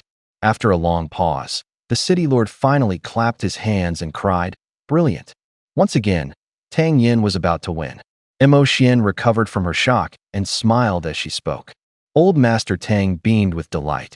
Though he had spent many years cultivating his character and studying literature, he could instantly tell whether his grandson's verse was good or not. Zhou stood up and announced loudly, "I hereby declare that in this round, Tang Yin from the Tang family takes first place, Lu Halian from the Lu family second, Wu Jin from the Wu family third, Lu Ji from the Lu family fourth, and Qin En from the Qin family fifth. These 5 will advance to the third round of the literary competition." No one objected to the rankings. Zhou Ying continued, "The third round will be even more challenging. Everyone, be prepared." Then he explained the rules. Once the first person finishes their piece, the remaining participants must complete their works within the time it takes to finish a cup of tea. There is also a word count requirement. Each piece must be at least 100 words. The theme is the young men of Yunqing, and the direction is up to you. Begin. As soon as Zhou Ying finished speaking, the onlookers became visibly excited. This rule added an interesting twist. If the first person finished quickly, the pressure on the rest would spike dramatically. Everyone was curious to see how these 5 would praise the young men of Yunqing. The expressions of the other 4 turned serious. This prompt was no easy task. It had to please the judges and win the approval of the city's people. Tang Yin, however, was leisurely sipping his wine, a stark contrast to the others who were deep in thought. The crowd now looked at him with a different kind of respect, not the dismissive gaze they had given him before. His calmness somehow made him even more charming. After finishing a cup of wine, Tang Yin suddenly exclaimed, "Got it," startling the other 4 contestants. Lu Halian, who had just begun to find inspiration, lost it completely and frowned in irritation. "Finish your piece before you speak," Tang Yin replied. I'm afraid once I recite mine, you won't even dare to dream of first place anymore. Lu Halian scoffed, unconvinced. In such a short time, what kind of quality lines could you possibly come up with? You Lu family may not have it in you, but my Tang family? We've got what it takes.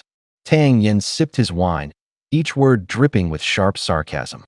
On the stage, old Master Lu's eyes narrowed coldly. He shot back. You think the Lu family isn't good enough? Is the Tang family really that superior? What kind of strength are you talking about? Lu Ji smiled faintly, smoothly shifting the spotlight back to Tang Yin. Since the young Master Tang has something to say, why not speak plainly? Let everyone see just how much weight the Tang family truly carries.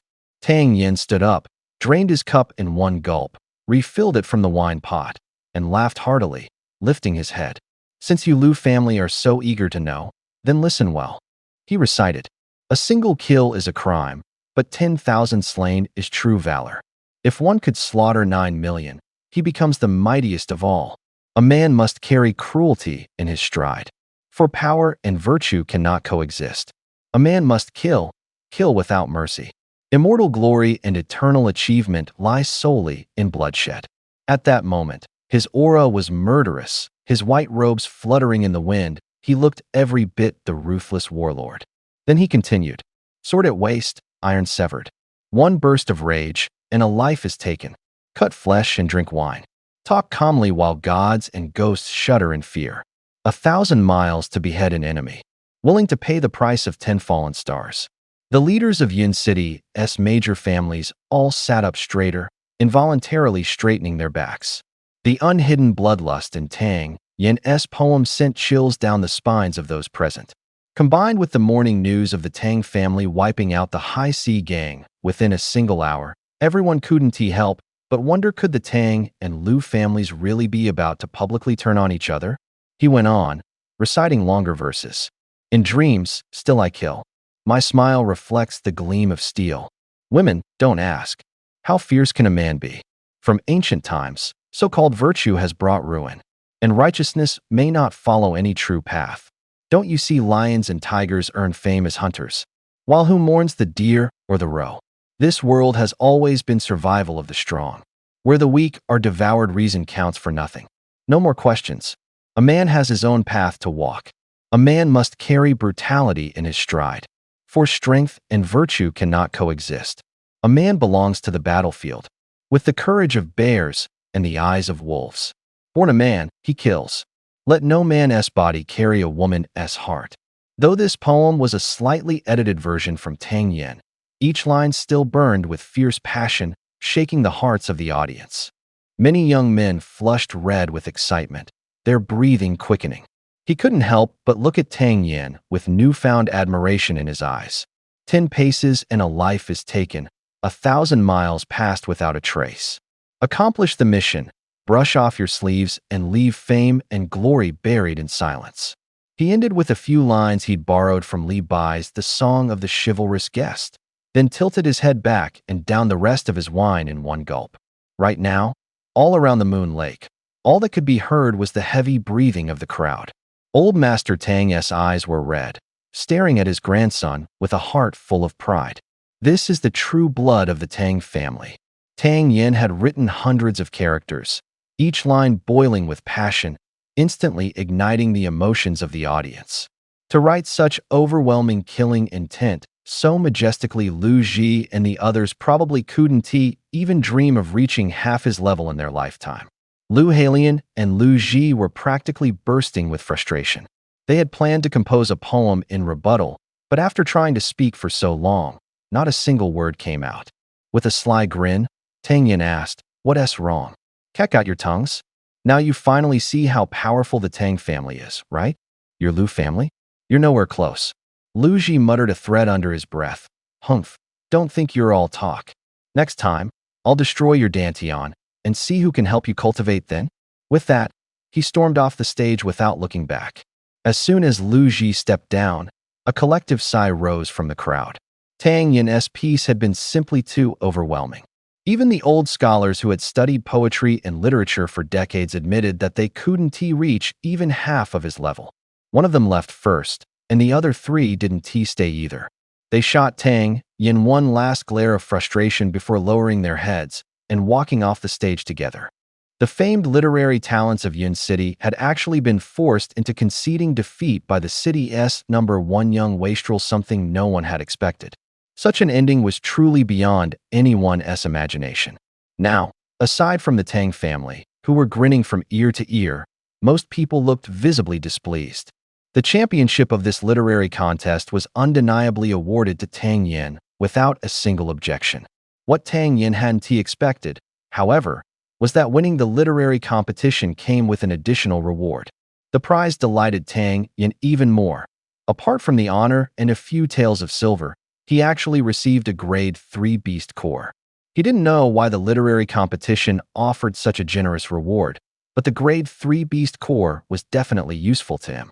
All in all, it was worth the effort of going up on stage.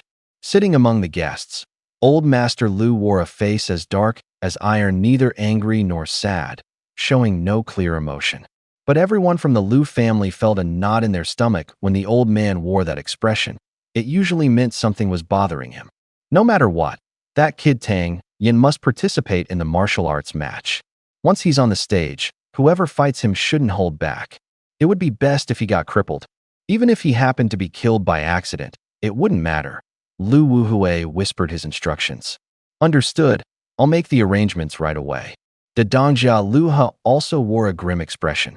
He summoned all the young talents from the Lu family who had real skill and quietly gave them instructions. Old Master Tang, with his vast experience and knowledge, had been closely watching the reactions of all the major families. After seeing Lu He's movements, he pondered for a moment, his expression suddenly changing.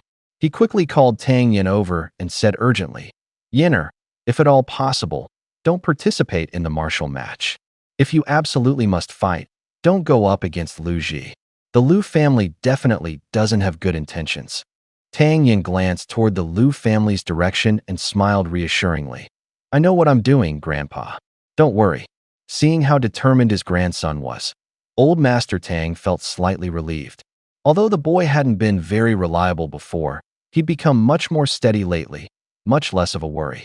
Just as everyone was still enthusiastically discussing Tang Yan's bold speech about what it means to be a real man, the city lord had already ascended the high platform and announced loudly, "Ladies and gentlemen, the literary competition has now concluded. What remains is the martial arts portion of the Mid-Autumn Festival Grand Gathering. A city's strength depends on the caliber of its youth.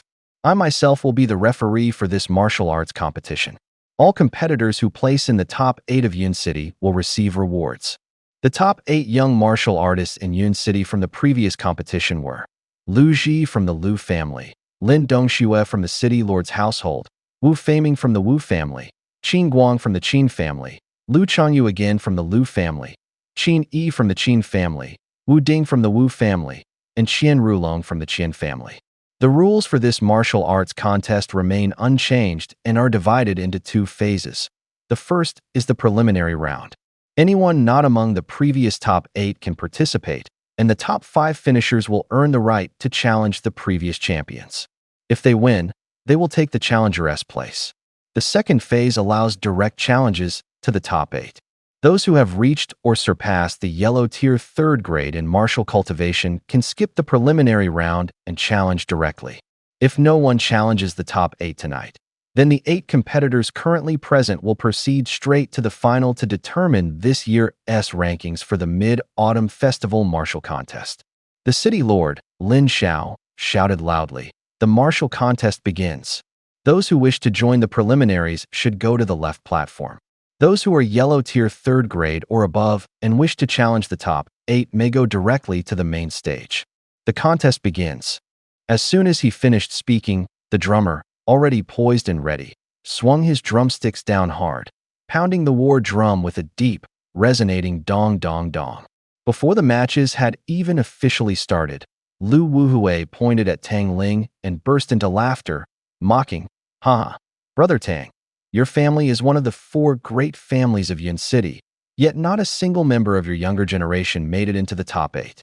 I'm ashamed to even be considered your equal." As soon as Lu Wuhui spoke, all eyes turned back to where the Tang family was seated. This year's Mid-Autumn Festival had become especially exciting precisely because of the bitter rivalry between the Tang and Lu families. Thankfully, Elder Tang had already braced himself for this.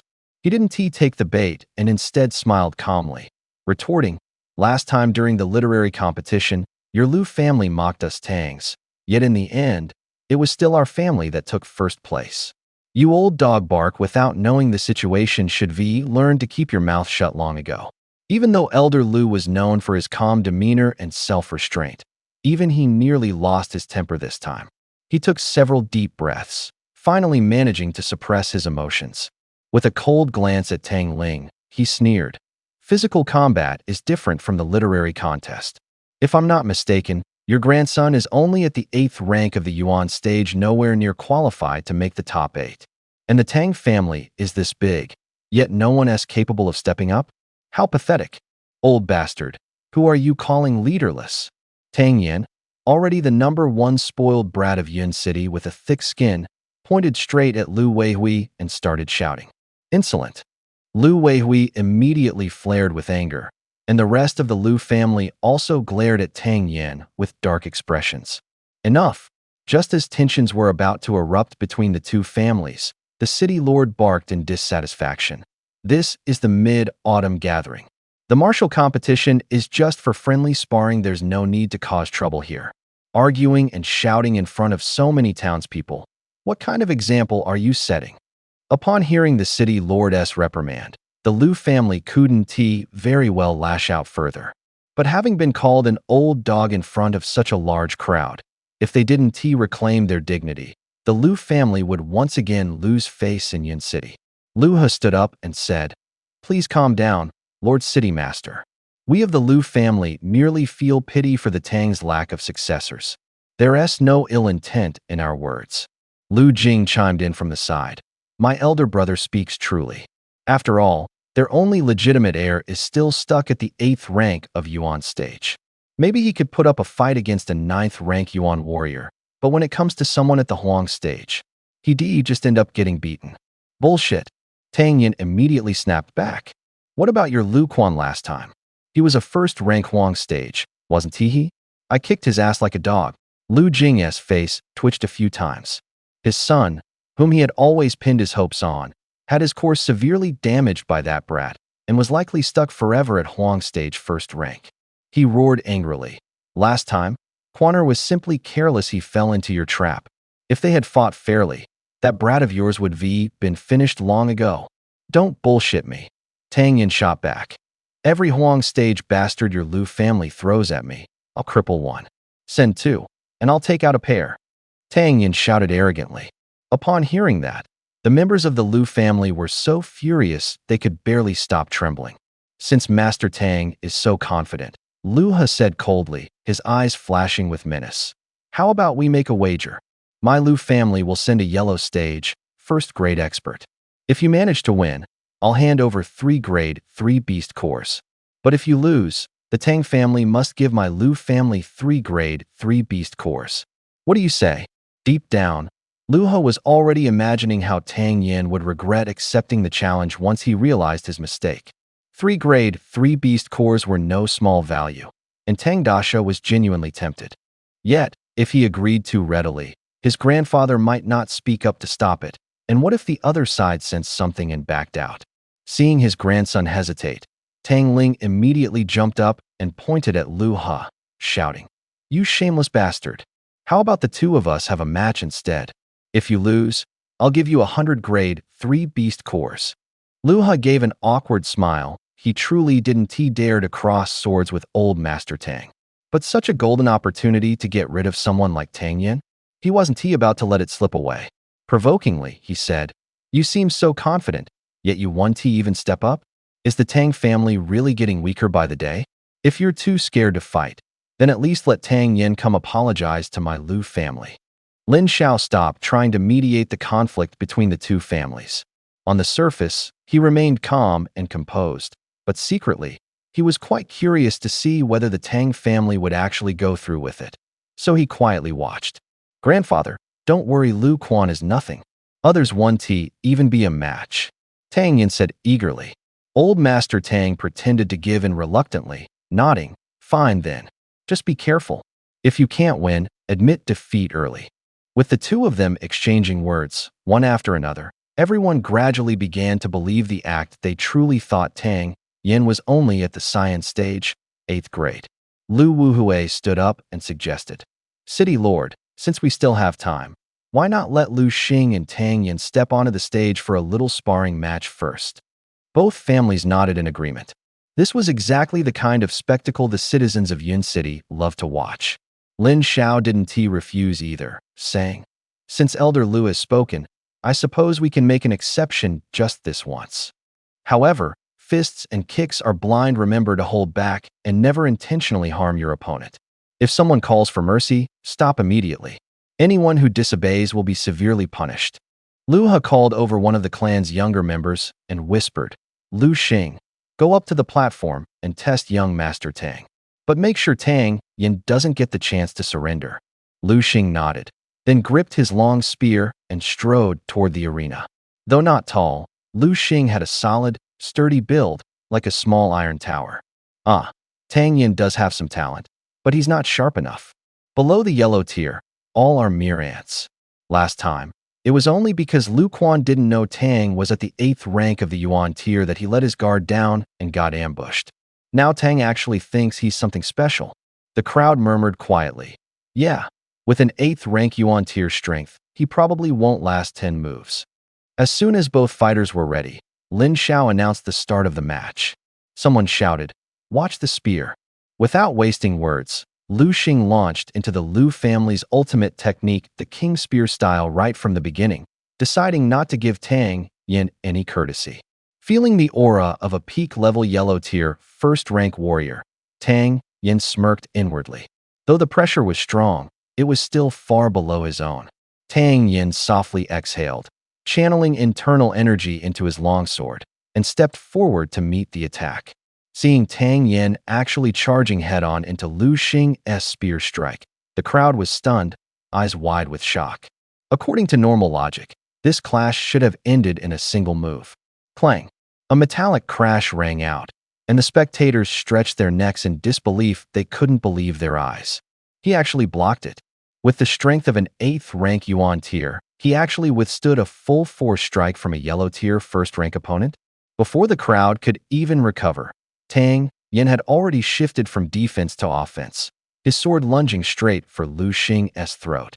Feeling the deadly energy from Tang Yin's blade, Lu Xing's face paled. He cursed inwardly, Damn it.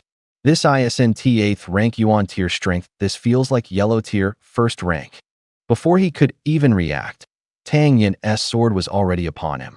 Cloud flowing sword, graceful as drifting clouds, smooth as flowing water, each movement seamless and impossible to counter. The sword's shadows filled the sky, seemingly slow at first glance, but in reality, they shifted endlessly, brimming with hidden danger. Old Master Tang couldn't help but rub his eyes in disbelief. Deep down, he was just as shocked as anyone else. It wasn't Tang Yan's inner energy that startled him, it was the sword technique itself. Wasn't that the Tang family's legendary drifting cloud sword? But how come the power this kid was displaying seemed even stronger than the original? Under Tang Yan's relentless offensive, Old Master Tang finally figured it out. It was the drifting cloud sword, only a few moves had been subtly altered. Realizing the truth, Old Master Tang became furious. This little brat had even mastered an enhanced version, and he didn't even bother to tell his old man.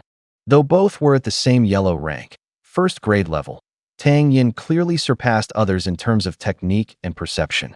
Faced with this impenetrable assault, Lu Xing kept retreating step by step. Though it appeared they had been fighting for a while, in reality, all the changes had occurred within the span of just a few breaths. Yellow rank, 1st grade. Tang Yin is also yellow rank, 1st grade. Several experts immediately noticed as Lu Xing was pushed back repeatedly. Lu Xing became flustered and clumsy, soon leaving gaping openings in his moves. Tang Yan's eye sharpened. He seized the chance, lunging forward and delivering a powerful kick straight into Lu Xing's dantian. With a loud thud, Lu Xing failed to defend himself in time and was sent flying backward, crashing heavily onto the ground. A faint smirk curled Tang Yan's lips. Another member of the Lu family had suffered a severe injury to their dantian. Xinger, seeing Lu Xing lying unconscious, Lu He roared and leapt over in a few swift bounds. He pulled out a pill and shoved it into Lu Xing's mouth. After checking his pulse, his expression darkened even further. Glaring coldly at Tang Yan, he said in a frosty tone, "If anything happens to Lu Xing, you won't like the consequences. I've already said it before, blows can be blind. As long as someone doesn't admit defeat, the fight won't stop. Lu Xing hasn't surrendered yet, and I didn't go overboard with extra strikes. That's already a great mercy. Chief Lu, remember to send 3 grade 3 beast cores to the Tang family tonight." Faced with Lu He's threat, Tang Yan showed no fear. He sheathed his long sword and returned to his seat at the Tang family's table. "You've already reached the first yellow tier?" As soon as Tang Yan arrived, Wu Xian gasped in surprise. The last time he was Lin Dongshue's sparring partner, he was still at the 8th yuan tier. How could he have improved so drastically in just a few days? Tang Yan chuckled modestly. Hee, just a lucky break." Lin Xiao remained silent, deep in thought. No wonder that sly Tang Yan dared to challenge Lu Xing. It seemed the kid had also advanced to the first yellow tier. After all, he'd never actually admitted to being at the 8th yuan tier. While the method might have been a bit underhanded, it wasn't against the rules. Finally, he had no choice but to declare, "Tang Yan wins." The higher-ups from the Lu family were fuming. They had planned to publicly humiliate the Tang family, but ended up making fools of themselves, a classic case of trying to steal a chicken and losing a handful of rice. Lu Changyu stepped forward, furious. "Since when did the Tang family become so cunning?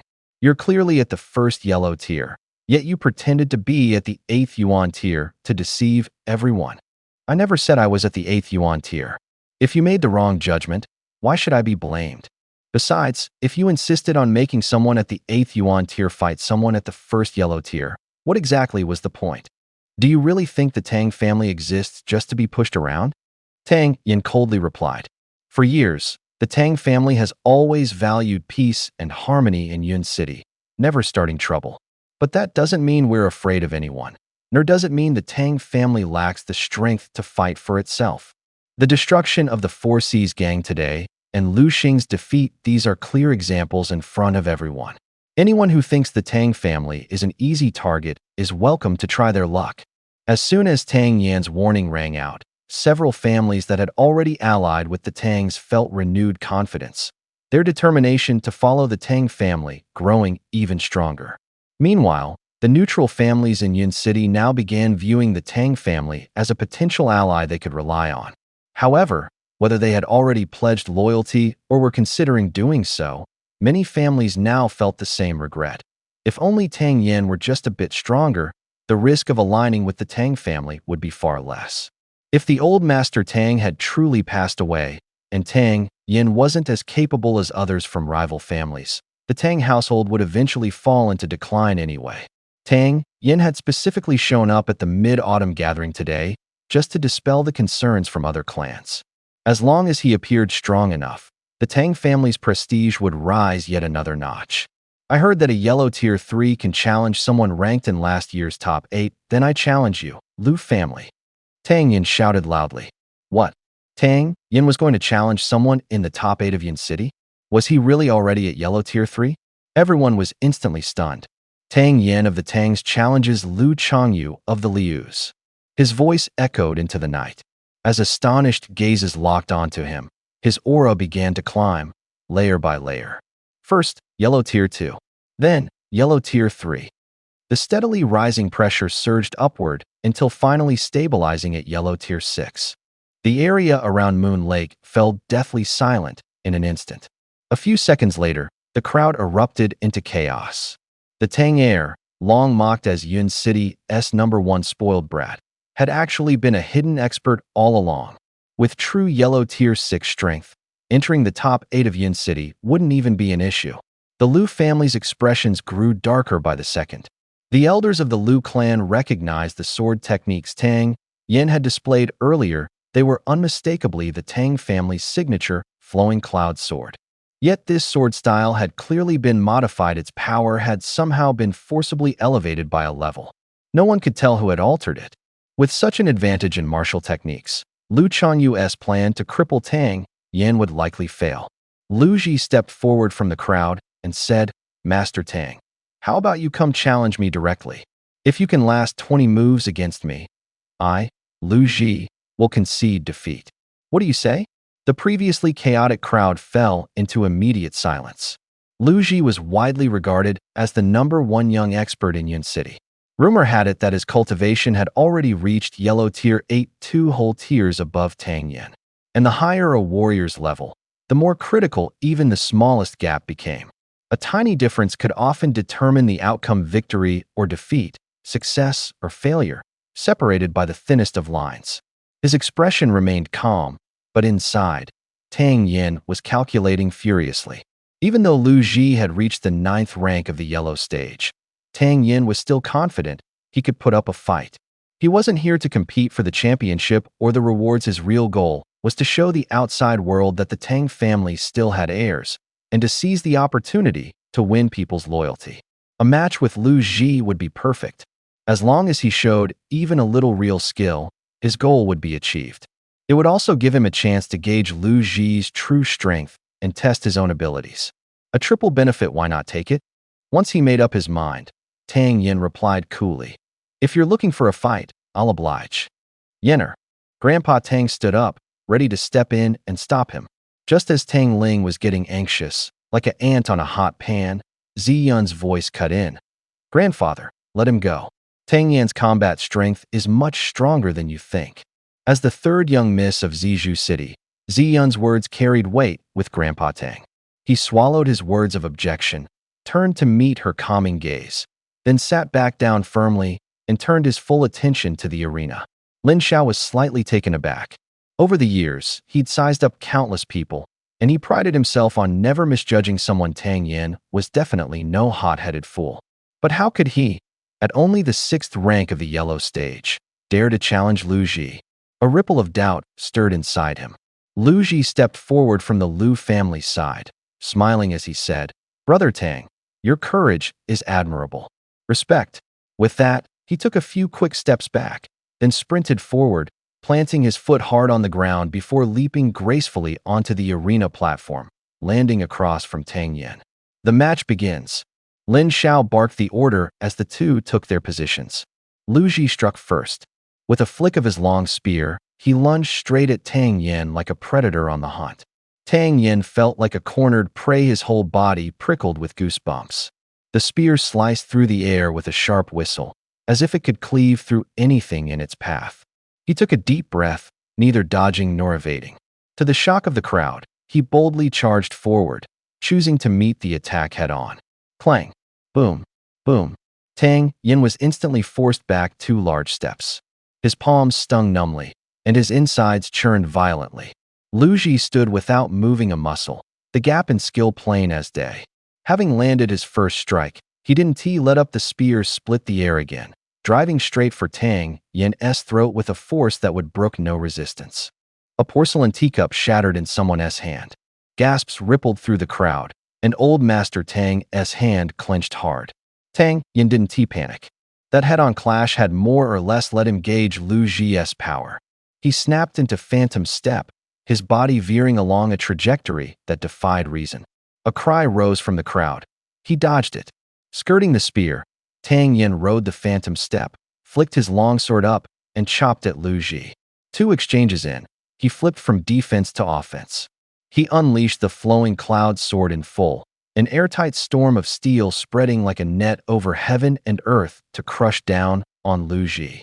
A rapid clatter of metal rang out in the blink of an eye. They traded 3 more blows. By now Lu Ji felt stifled. He'd thought a few moves would settle it, but the kid was slippery as an eel, and he hadn't gotten the better of him at all. Worse, the kid's attack angles were wicked, landing right where his own forms were weakest. The more Lu Ji struck, the more rattled he became, and the onlookers only grew tenser. Especially the brothers Qian Rulong and Qian Xinghu. Thinking back to how they'd nearly gone off the rails at the city lord's manor last time, ready to fight Tang Yen to the death, they felt a cold sweat. If they really had thrown caution to the wind back then, they wouldn't just have failed to gain anything. They'd probably have been beaten to a pulp. For all that, Lu Ji seemed to hold the upper hand. He hadn't managed any real harm to Tang Yin in less than a quarter of an hour. 19 moves had already been spent in that furious exchange. Tang Yin chuckled and kindly reminded him, "Young Master Lu, we're about to hit the 20th move." It worked. Lu Ji's heart tightened, and he started to regret the promise he'd made. If he couldn't finish it with the next strike, the Lu clan was really going to take a fall. Forced backward by a fierce attack, Tang Yin saw the situation and heard Lu Ji's cold voice. "Not bad. I thought 8th rank would be enough, but looks like I'll have to show my real skills after all." This is the final move. As soon as the words left his mouth, Tang Yin felt Lu Ji's aura surge violently. It was actually yellow tier, 9th rank. A slight tremor passed through Tang Yin's heart, just as he suspected Lu Ji had been holding back.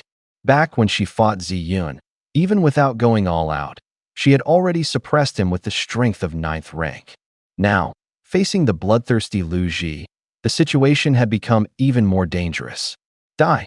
Lu Ji roared furiously, thrusting his spear like a dragon piercing straight into Tang Yin's chest. The strike was unstoppable, powerful as thunder, swift beyond measure. At the spear's tip, a faint, almost tangible stream of qi coiled around, nearly solidifying into form. Everyone's heart pounded. No wonder he was the #1 expert in Yun City. Such talent was beyond the ordinary. With such terrifying strength, Tang Yin likely wouldn't survive this strike. The surrounding crowd exhaled in unison. It seemed the underdog wouldn't be pulling off an upset after all. The aura of danger closed in. Tang Yin no longer dared to be careless. The celestial creation fire within him no longer hid itself, and suddenly, a wisp of deep blue flame appeared in midair. The air around the flame slightly distorted. From a tiny spark, the fire quickly grew to the size of a palm before condensing into a compact ball in front of Tang Yin. That silent, flickering blue flame was both eerie and dazzling. Yet the crowd couldn't sense the terrifying power hidden within the fire. They simply stared in curiosity, waiting to see how Tang Yin would strike back. Now, with a fierce shout, Tang Yin poured every last bit of strength from his body into pushing the flame forward. With a loud bang, the fireball struck the spear tip and released a deep, thunderous explosion. The sturdy arena was blasted by the shockwave. The stone slabs beneath shattered into dust, sending up a cloud of smoke. As the dust slowly cleared, through the haze, a lone figure still stood firm on the stage. The crowd widened their eyes and stretched their necks. As soon as they saw that the figure standing was Lu Ji, expressions of understanding immediately appeared on their faces. But not long after, their faces all froze. As the smoke and dust cleared further, another upright figure appeared. Someone from the crowd gasped in shock. "It's Tang Yin. How is this possible?" A 6th-tier yellow stage actually blocked a full-powered attack from a 9th-tier expert. Disbelief filled everyone's eyes. A gap in cultivation stages is like a mountain standing between them.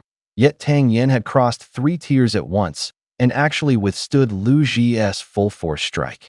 At this moment, Tang Yin looked somewhat battered, but he still held on to a bit of spirit. Tang Yin grinned at Lu Ji and said, "Sorry, 20 moves have passed." A cold gleam flickered in Lu Ji's eyes.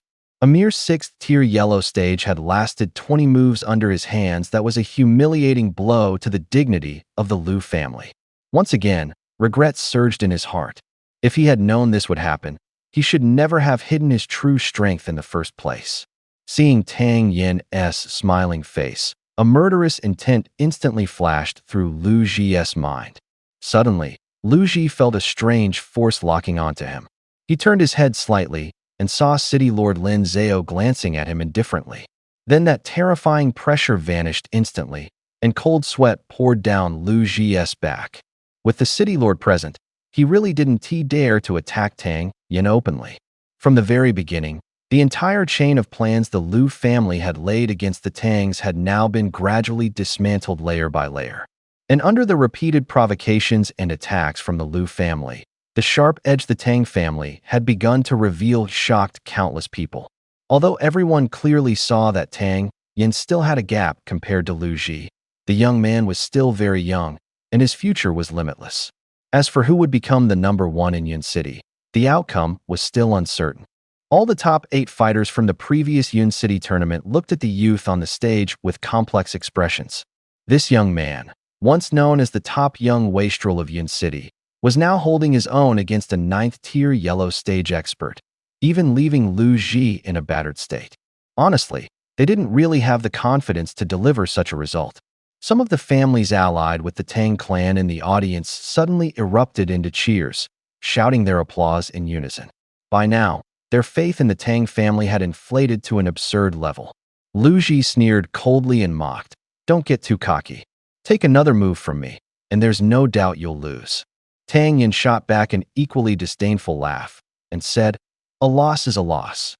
Then he turned and walked off the stage.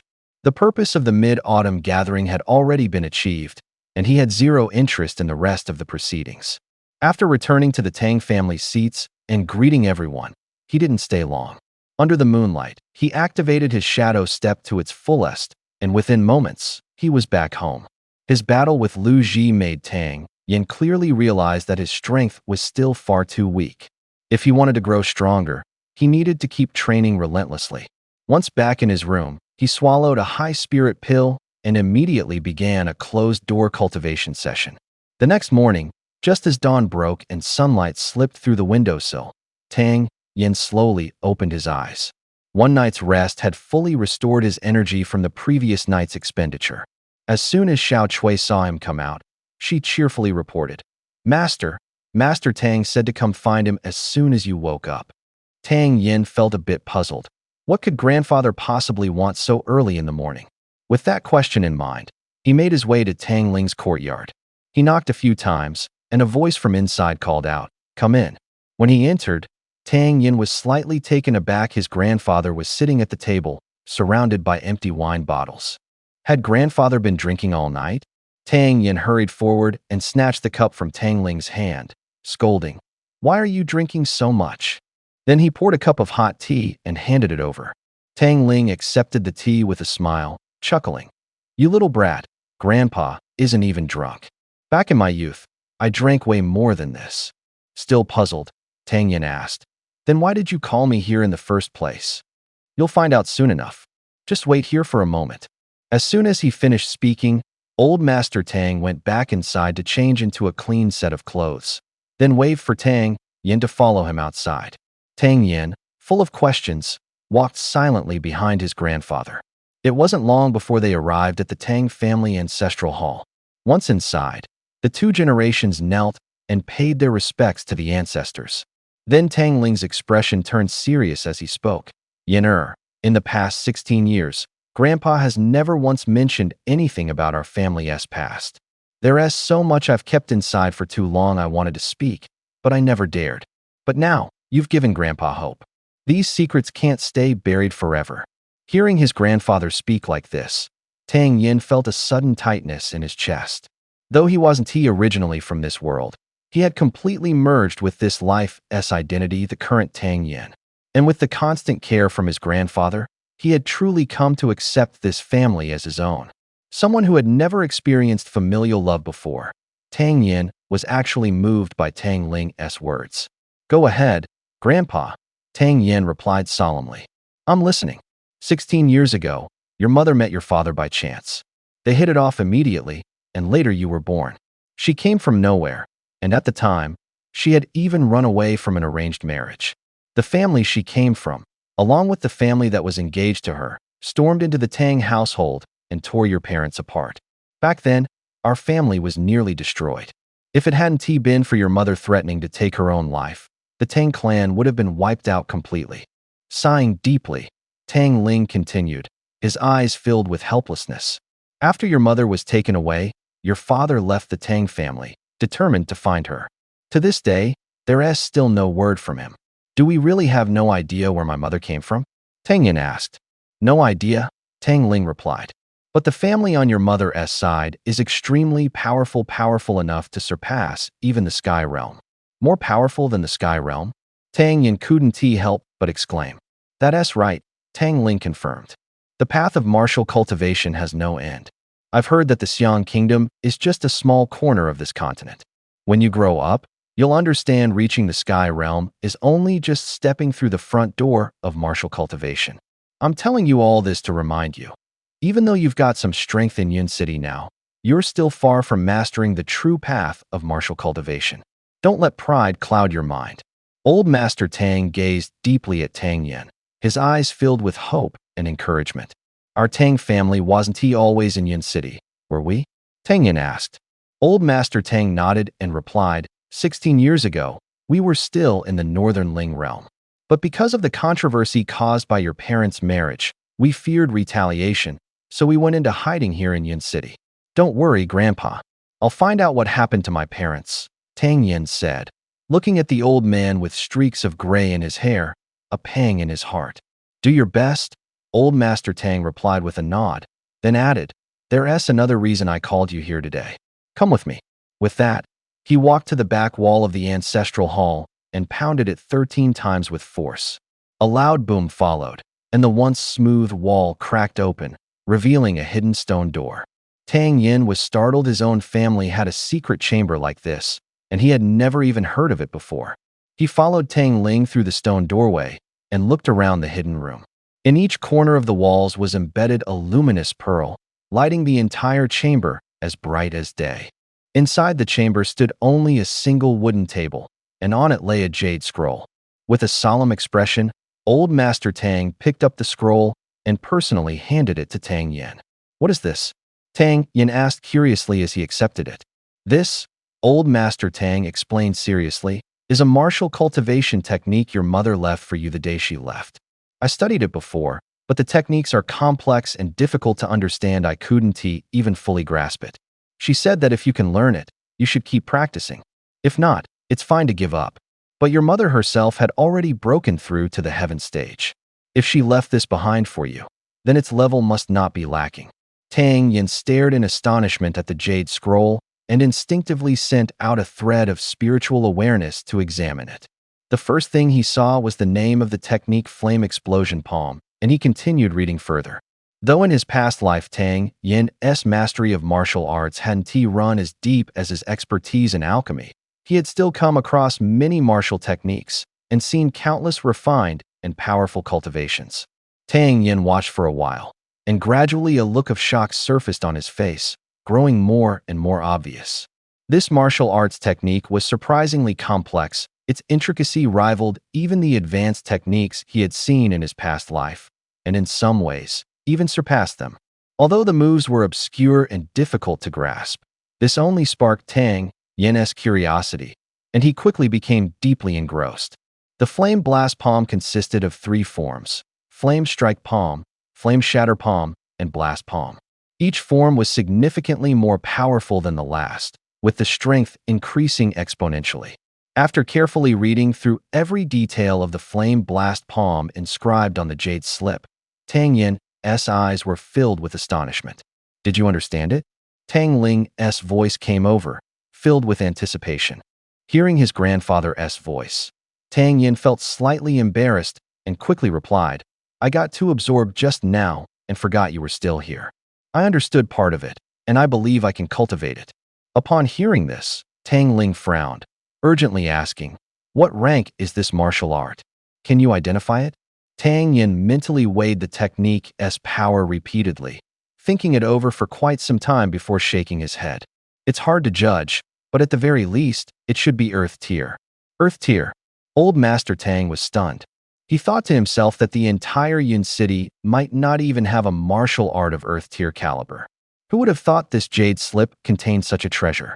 Old Master Tang earnestly instructed, take it back and cultivate it diligently.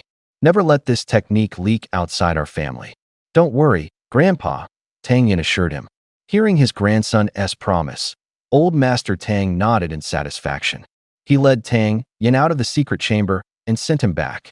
Once he returned to his quarters, Tang Yin couldn't wait to begin absorbing the contents of the Flame Blast Palm. At his current level yellow tier, 6th rank, he recalled the complexity of the palm techniques and guessed he could probably only cultivate the first form for now. The moves were indeed extremely intricate. Though he had grasped a few of the principles, fully mastering them would require considerable effort. Tang Yin wasn't in a rush. With patience, he broke down every step of the first form and carefully studied each one. Minute by minute passed. Tang Yin sat in deep thought, but to outsiders, it seemed as though he had simply been sitting motionless, lost in a daze for hours on end. Both Ziyun and Xiao Chui were puzzled by this. Xiao Chui, did your young master get hit in the head by Lu Ji? Ziyun asked, her eyes filled with concern. I'm recovering so fast only because of Tang Yan's qi recovery pill. If he really lost his mind, who knows how long it'll take me to fully recover. I don't think he's gone mad, Xiao Chui replied, though her tone carried a hint of worry too. Still, the two knew better than to interrupt. They simply stared curiously at Tang Yan. As the two girls waited, bored, Tang Yan suddenly threw his head back and laughed loudly. Ha ha, I get it now. It was the spatial vibration caused by projecting my inner qi outward. This sudden outburst startled both girls. Are you out of your mind? Ziyun scolded, clearly annoyed. Hee hee, not at all, not at all, Tang Yin said cheerfully, completely unbothered by her words. His heart suddenly felt light and joyful. Taking a deep breath, he didn't even step out the door, he simply turned, leapt over the courtyard wall, and hurried toward the small hill at the back of the Tang estate. There's no hope for him, Ziyun muttered in frustration as she stomped her foot, though a flicker of realization shone in her eyes. No wonder Tang Yan's cultivation had progressed so rapidly. No wonder he could defeat opponents far above his level. With such relentless determination in martial practice, who could possibly match him? On the small hill behind the Tang family estate, a thin figure stood in front of a tree, repeating the same movement over and over again. Puff, puff, puff. The sound of air escaping echoed repeatedly, yet it carried no real power. Again and again, Tang Yin soaked his clothes in sweat. Again and again, he failed. Yet he never gave up. Each time he failed, he analyzed the cause, then adjusted his next attempt accordingly. Breakthrough now. After countless failures, Tang Yin felt as if his qi had been completely drained, surging violently out of his body. At that moment, the air around him began to distort slightly. In the palm of his hand, a massive swirl of air gathered with intense force. Go! Tang Yin stomped forward and suddenly slammed his palm into the big tree in front of him. The trunk, about as thick around as a bowl, gave a sharp crack and split apart on the spot. An ear-splitting boom followed. With its main trunk destroyed, the tree caught the wind, wobbled, and finally crashed to the ground with a thunderous thud. Holy crap! Tang Yin stared, stunned. He heard the flame-burst palm was formidable, but he was only at the 6th grade of the yellow tier. This kind of force was insane. If he learned this palm earlier, he probably wouldn't have ended up so pathetic yesterday, right? Just as he was mulling it over, a wave of crushing fatigue slammed into him. Startled, he realized he'd gotten too excited and had forgotten that one strike had drained all the true qi from his dantian. The only reason he was still on his feet was the rush of adrenaline from succeeding. Severely overdrawn, his mind went blank. He didn't even have time to fish out a high-grade spirit pill before his vision went black and he collapsed. When he came to, Tang Yin found himself lying in his own room. Seeing him open his eyes, Xiao Chui cried out with delight. Young master, you're awake? Still a bit weak, Tang Yin smiled. What happened? Who brought me back? The guards found you passed out while on patrol and carried you home, Xiao Chui reported honestly. The master also sent someone to check on you. They said you were just depleted, overdrawn. Rest, and you'll recover. Good. Got it. Go get some rest, Tang Yin said. Glancing at the moonlight outside, it was already late. He looked at Xiao Chui again as a thought struck him. Right, from now on your monthly pay is doubled. Tomorrow, go straight to the accounts office. He reached for the paper and brushed by the bed, quickly scribbled a few lines, and handed the note to Xiao Chui. She took it, her eyes turning slightly red. Thank you, young master, she said respectfully, then withdrew. The flame-burst palm burns through way too much true qi.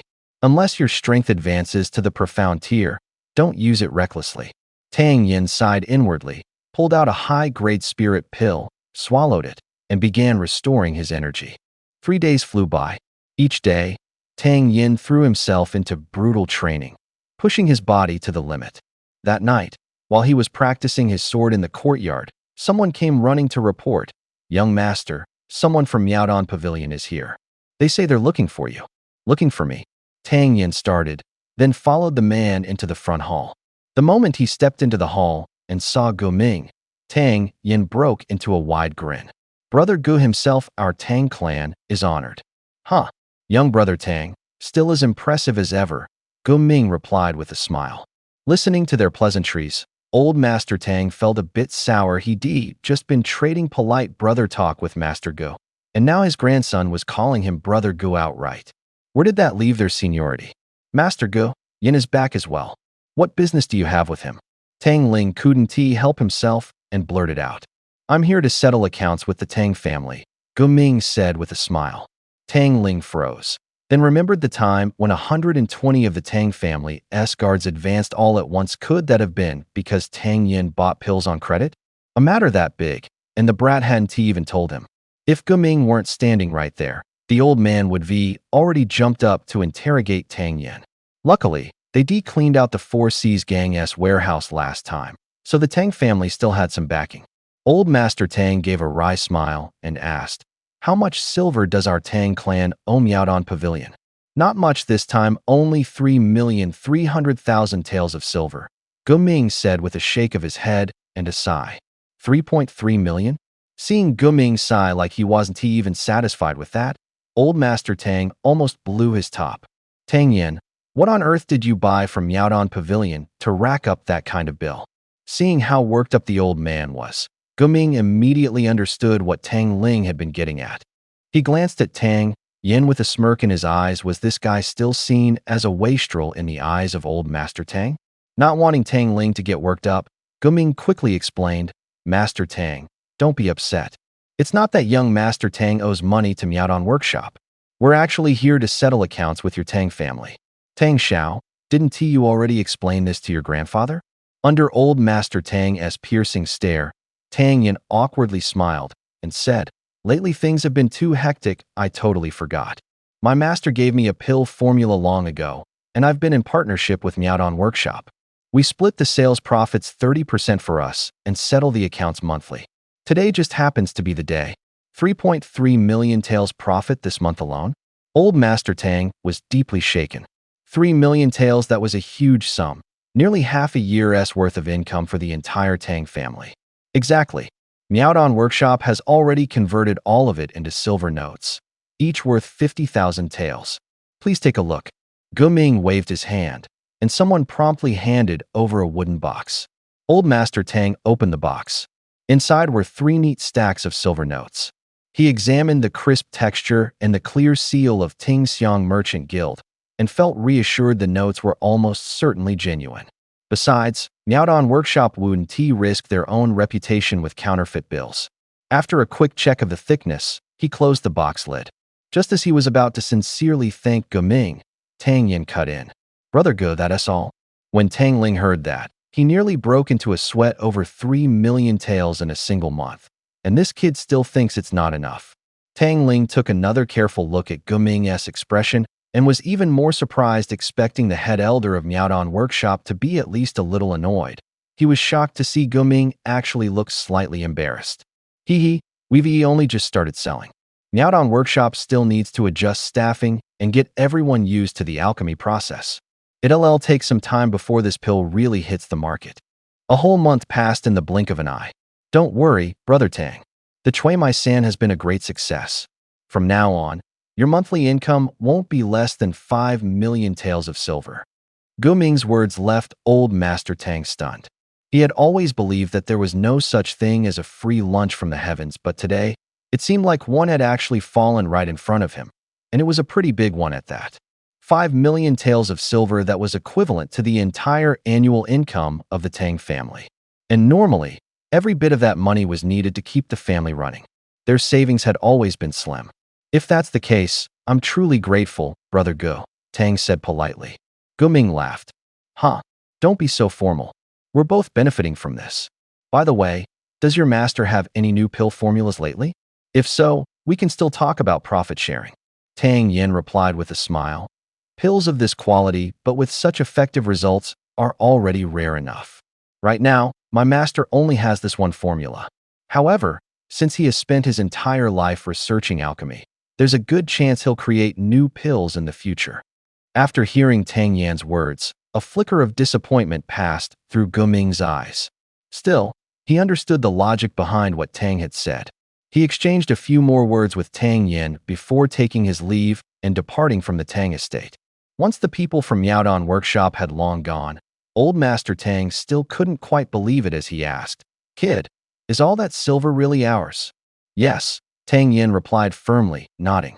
"And every month from now on, we'll get the same amount," the old man pressed.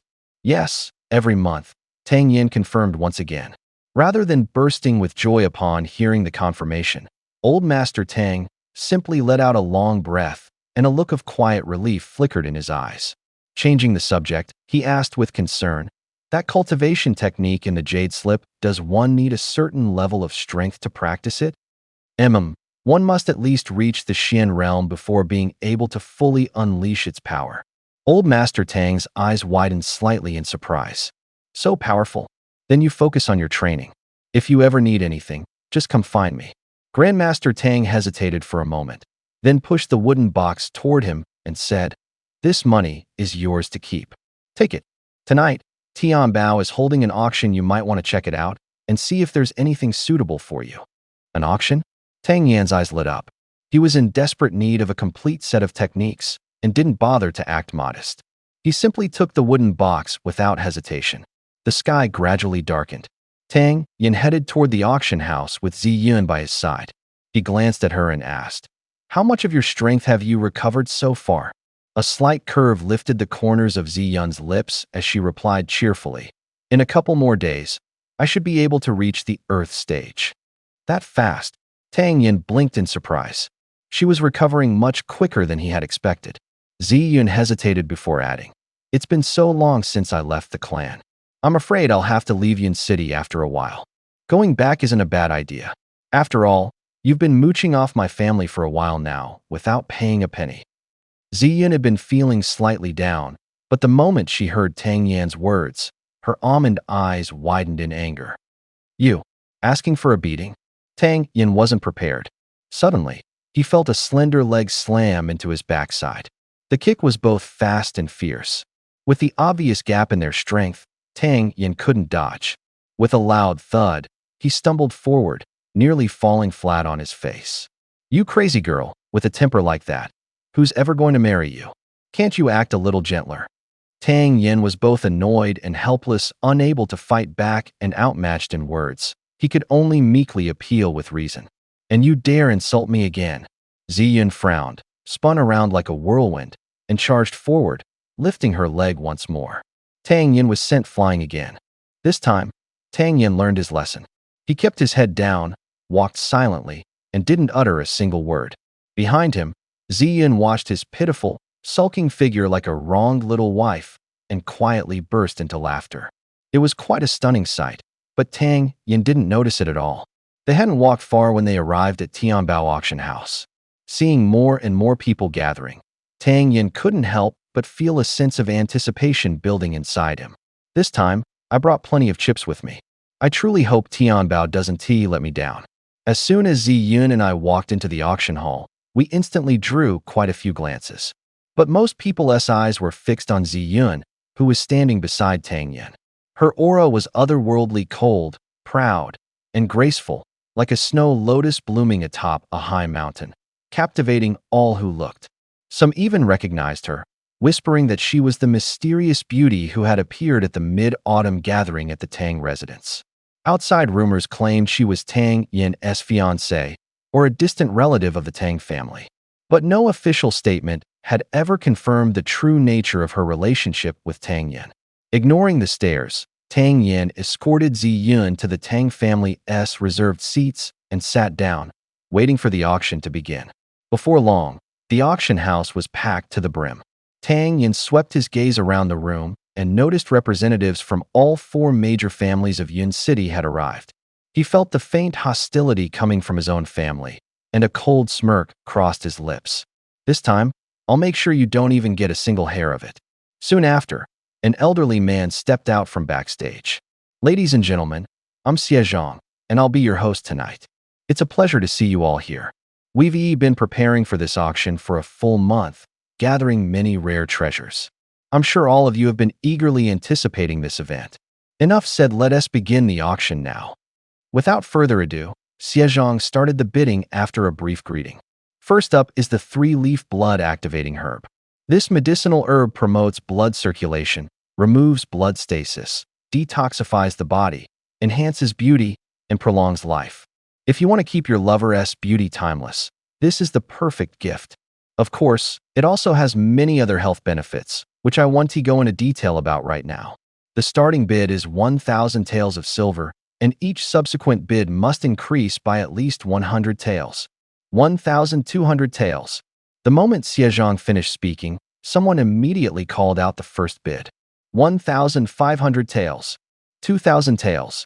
The bidding around him surged like waves, and Tang Yin stared blankly at the medicinal herb. It had only a single stem, with 3 thick, glossy green leaves that shimmered with vibrant life. As a pill master, the moment he laid eyes on the herb, an instinctive, faintly pure, and refreshing energy radiated from it. It was actually 3-leaf bloodvine. The starting bid was just 1,000 taels of silver? Tang Yin almost shouted aloud in his excitement. Did the people here really not know its true value? Its main use wasn't for improving blood circulation or beautifying the skin, it was to enhance mental clarity and spiritual focus. The human body had 3 vital energies: essence, energy qi, and spirit shun. While energy could be cultivated through practice, essence and spirit were far more difficult to develop. And for alchemists, a strong spiritual force was even more crucial. The greatest use of 3-leaf bloodvine was precisely for refining and strengthening one's spiritual power. That's why among alchemists, it was also known as spirit-forging grass, an herb of immeasurable value, worth a fortune and nearly impossible to obtain. 8,000 taels of silver. Is there anyone else willing to bid higher? Going once for 8,000, called Xiezhong from the stage. The first item of the auction had seemed somewhat useless to everyone, so reaching 8,000 taels was already decent. Xiezhong didn't think much of it, and was about to bring down the hammer when Tang Yin finally snapped out of his shock. 50,000 taels. Tang Yin blurted out. Xiezhong froze. Ziyin beside him froze too. Everyone in the hall was stunned into silence. Was this guy out of his mind? Why didn't he bid earlier and instead suddenly went wild at the last second? If no one even responded to 8,000, who would dare to challenge someone who jumps the price to 50,000 in one go? He had just shot the bid up 6-fold. Everyone looked at Tang Yin with complex expressions. This Tang heir, who had recently been making waves in Yun City, turned out to be a total fool. Xiezhong frowned slightly and reminded, Master Tang, this is Tianbao Auction House. Once a bid is made, it's like water already spilled. Tang Yin knew he had placed a high bid, but compared to the value of this spiritual herb, 50,000 taels was a real bargain. He pulled out a banknote for 50,000 taels from his robe and slapped it heavily onto the table, striking a pose of extravagance as he said, Master S got more than enough cash. The more I spend, the better I feel. Hearing this, everyone present couldn't help but develop a dark expression. It seemed likely that Tang Yin would reclaim the title of #1 spendthrift in Yun City again tomorrow. At this moment, Xiezhong felt like both laughing and crying. Tang Yin's outrageous display of wastefulness had actually become the perfect advertisement for him. As an auctioneer, a single item worth less than 10,000 taels had soared to 50,000 under his hammer. 50,000 taels once. 50,000 taels twice. Sold for the 3rd time final bid. Xiezhong brought the hammer down, finally feeling a bit relieved. Truth be told, 50,000 taels wasn't an astronomical sum at Tianbao Auction House, but still, it was quite rare for something to be bid up several times over. Ziyin shot him a glance filled with disdain and said, Are you out of your mind? Tang Yin smirked smugly with his legs crossed, chuckling. What do women know anyway? Seeing his infuriatingly nonchalant attitude, Ziyin decided it wasn't even worth responding. The second item up for auction is the Purple Heart Jade Pendant. Carved from rare seabed jade from the South Sea and carefully polished by a master artisan, it helps calm the mind, improve focus, and aid cultivation when worn regularly. Starting bid is 3,000 taels, and each subsequent bid must increase by no less than 100 taels. As soon as Xiezhang finished speaking, the second round of bidding began.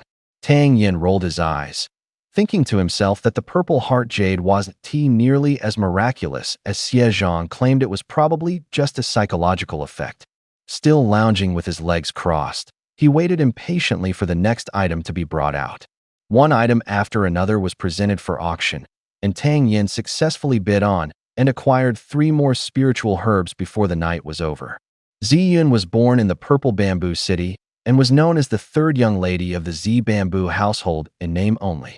Having seen countless treasures throughout her life, none of the items on display so far had captured her interest, so she hadn't placed a single bid.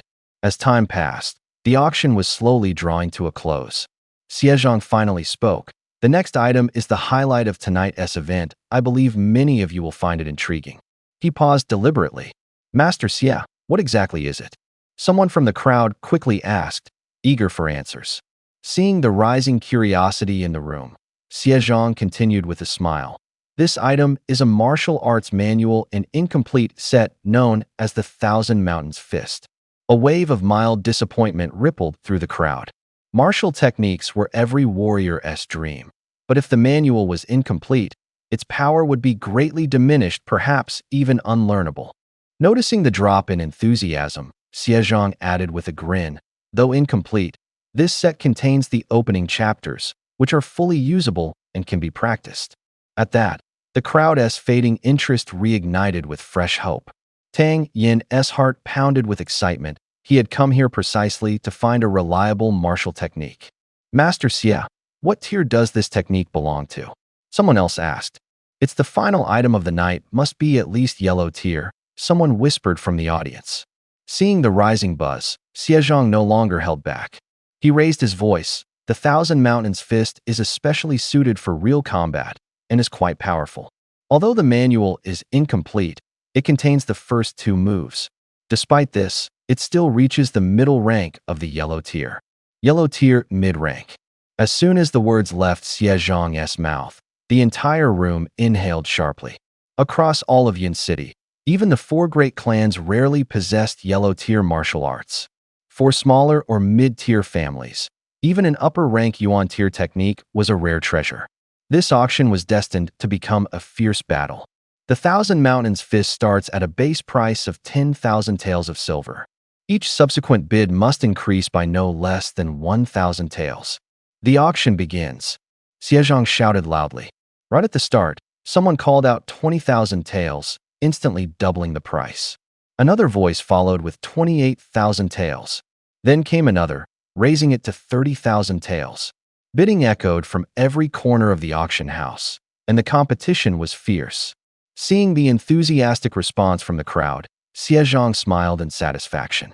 When the number 80,000 taels was finally shouted out, the intensity of the bidding began to ease. The Qian family gritted their teeth and pushed the limit a bit, offering 81,000 taels. An elder from the Wu family immediately roared, 100,000 taels. 100,000 taels. At that number, many people couldn't help but sigh truly. The best treasures always went to the strongest. Qin family, 105,000 taels. Came the voice of the leader seated at the Qin family's section. It was their top genius, Qin He. The Lu family had also sent representatives. Their strength was slightly greater than that of the Wu and Qin families, but they had already spent heavily earlier in the auction, showing off their wealth, and now found themselves a bit short on funds. The rule of Tianbao Auction House was that payment and delivery must be completed on the spot. By the rules, there was no time left to go back and raise more funds. Another voice rang out, 106,000 taels. Although the other 3 great families often ganged up on the Tang family, that didn't mean they were free of conflict among themselves. When it came to a good martial technique, the Wu family couldn't help but get involved.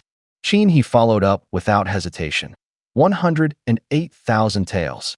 His expression made it clear he was determined to win. The Wu family discussed for a long time, then finally fell silent. 108,000 taels, going once. Xiezhang was quite pleased with this price and was about to end the auction. 108,000 taels, going for the secco. Before he could finish, a lazy voice cut in. 108,100 taels. Xie Zhang's face lit up as he turned toward the voice Tang Yin. The wastrel had come to stir things up again. As soon as Tang Yin spoke, Qin He shot him a sharp, icy glare and coldly barked, 110,000 taels. Tang Yin immediately countered, 110,000 and 1,000 taels. Being outbid by another 1,000 taels, Qin He's face twisted with suppressed rage, like he wanted to bite someone. The crowd below immediately buzzed with excitement. Oh man, now we're really in for a show. Qin He warned coldly. You know the rule of Tianbao auction house. Master Tang payment and delivery happen at the same time. If you can't come up with the money, you're basically making a mockery of Tianbao. With that, he raised the bid again, 110,000 and 2,000 taels. Tang Yin scoffed, if you've got money, bid. If not, don't waste everyone's time. Since when does the Qin family get to lecture Tianbao on its rules? 110,000 and 3,000 taels. Clearly, Tang Yin was showing no mercy toward the Qin family. Both families belonged to the four great clans, and the Qin family had long coveted the Tang family's businesses, constantly throwing roadblocks at them over the past couple of years. Qin He's face darkened with fury as he barely held back his anger and shouted, 115,000 taels. Xie Zhang, who had always considered Tang Yin a reckless wastrel, now looked at him with new eyes. This kid just raised the price by tens of thousands of taels all at once. Without hesitation, Tang Yin fired back, 115,000 and 1,000 taels. Qin He stood up abruptly, his voice tinged with anger. Master Xie, I demand that your auction house check whether the Tang family has brought enough money. We can't let a worm ruin the rules of this auction. He was barely holding himself back otherwise. He would already exploded into curses. Xie Zhang hesitated. Although Tang Yin had acted generously this time, even 100,000 taels was a huge sum for the Tang family. Would they really entrust so much money to him? Before Xie Zhang could even speak, Tang Yin snapped. Are you telling Tianbao auction house how to do its job? Even if I did bid recklessly and can't come up with the money, it's not your damn place to interfere. What the hell are you shouting for? Xie Zhang wholeheartedly agreed with Tang Yin's words. The Qin family was nothing but a minor player, yet they actually dared to have Tianbao check whether the Tang family had brought enough money. He put on a face of professional seriousness and said, if young Master Tang can't finally come up with the money, our Tianbao auction house will demand an explanation, and this martial skill will still belong to the Qin family. 1.2 million taels of silver. Tang Yin said lazily, add another 1,000 taels. 1.3 million taels. Just stick with the 1,000. Stop being dramatic, Qin He. You really think you can rival the Tang family? If even the Lu family can't stand against them, what exactly do you Qin family think you are? Tang Yin wore a mocking smile. Qin He's chest felt tight, rage surging through him. He slammed the table and shouted, 2 million taels. I don't believe you've got the guts to match that. 2 million taels. The moment Qin He shouted the figure, the entire hall erupted in stunned murmurs. This sum was nearly equivalent to half a year's income for a major clan. An auction rarely ever saw such a massive bid. Everyone downstairs felt an intense surge of excitement. Tang Yin, however, did not rush to counter. The auction hall fell into silence. A pill master needed extremely sharp observation and perception. After all, one mistake in pill refining could easily ruin the entire batch. Tang Yin possessed the soul of a 9th-rank pill master, so his insight was even more refined than most. This was no small sum of money. He wanted to test the waters and see just how deep Qin He's pockets really were. If Qin He could actually come up with it, he'd match the bid. If not, he'd simply walk away. His silence indeed placed immense pressure on Qin He. A flicker of worry flashed in Qin He's eyes, but Tang Yin caught it immediately. Tang Yin smiled and said, since the Qin family is so capable, the martial skill is yours. Time to pay up. Tang Yin gave up so easily, and Qin He was instantly stunned. This guy, wasn't he going to raise his bid? He nearly choked on his own fury. The crowd downstairs was equally stunned. Who could have predicted that this man would simply back off with just one sentence? Tang Deshaos put on a polite facade and said that he originally only had 3,000 taels of silver on him. He had nearly been scared to death earlier, but thankfully young Master Qin had raised the bid, so he expressed his gratitude. Puff, the crowd barely managed to hold back their laughter. This Tang Deshaos was truly cunning. He tricked the Qin family into paying several extra taels. No one could help but wonder whether the Qin family could even come up with that much silver in the first place. Xiezhong wore a faint smile as he spoke up. Young Master Qin, time to pay up. For a long while, he sat completely still. Earlier, murmurs had rippled through the crowd, but now, they could no longer contain themselves and burst into laughter. It seemed the Qin family simply didn't have enough money. This time, he had truly been screwed over by Tang Yan. Puff Qin, he could no longer suppress his frustration. A bitter taste rose in his throat. Clenching his teeth so hard they nearly shattered, he swallowed his rage and forced out, "Master Xie, my family currently cannot come up with that amount. However, if the Tang family deliberately raised the price to disrupt the auction maliciously, then this bid should not count." Xiezhong's tone turned sharp and cold. "The auction is won by the highest bidder. Let us first see whether the last bidder can come up with the money. Since you can't, you owe me an explanation." He gritted his teeth and asked, "We didn't bring enough silver with us. Would it be possible to have a one-day extension?" Xiezhong replied flatly, "No credit.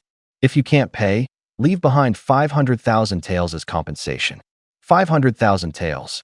He stared at Xiezhong, his voice brimming with resentment. Suddenly, He's entire body stiffened. A chilling aura locked onto him, making him feel as if any resistance would cost him his life. Realizing the danger, an elder from the Qin family quickly stepped forward and agreed.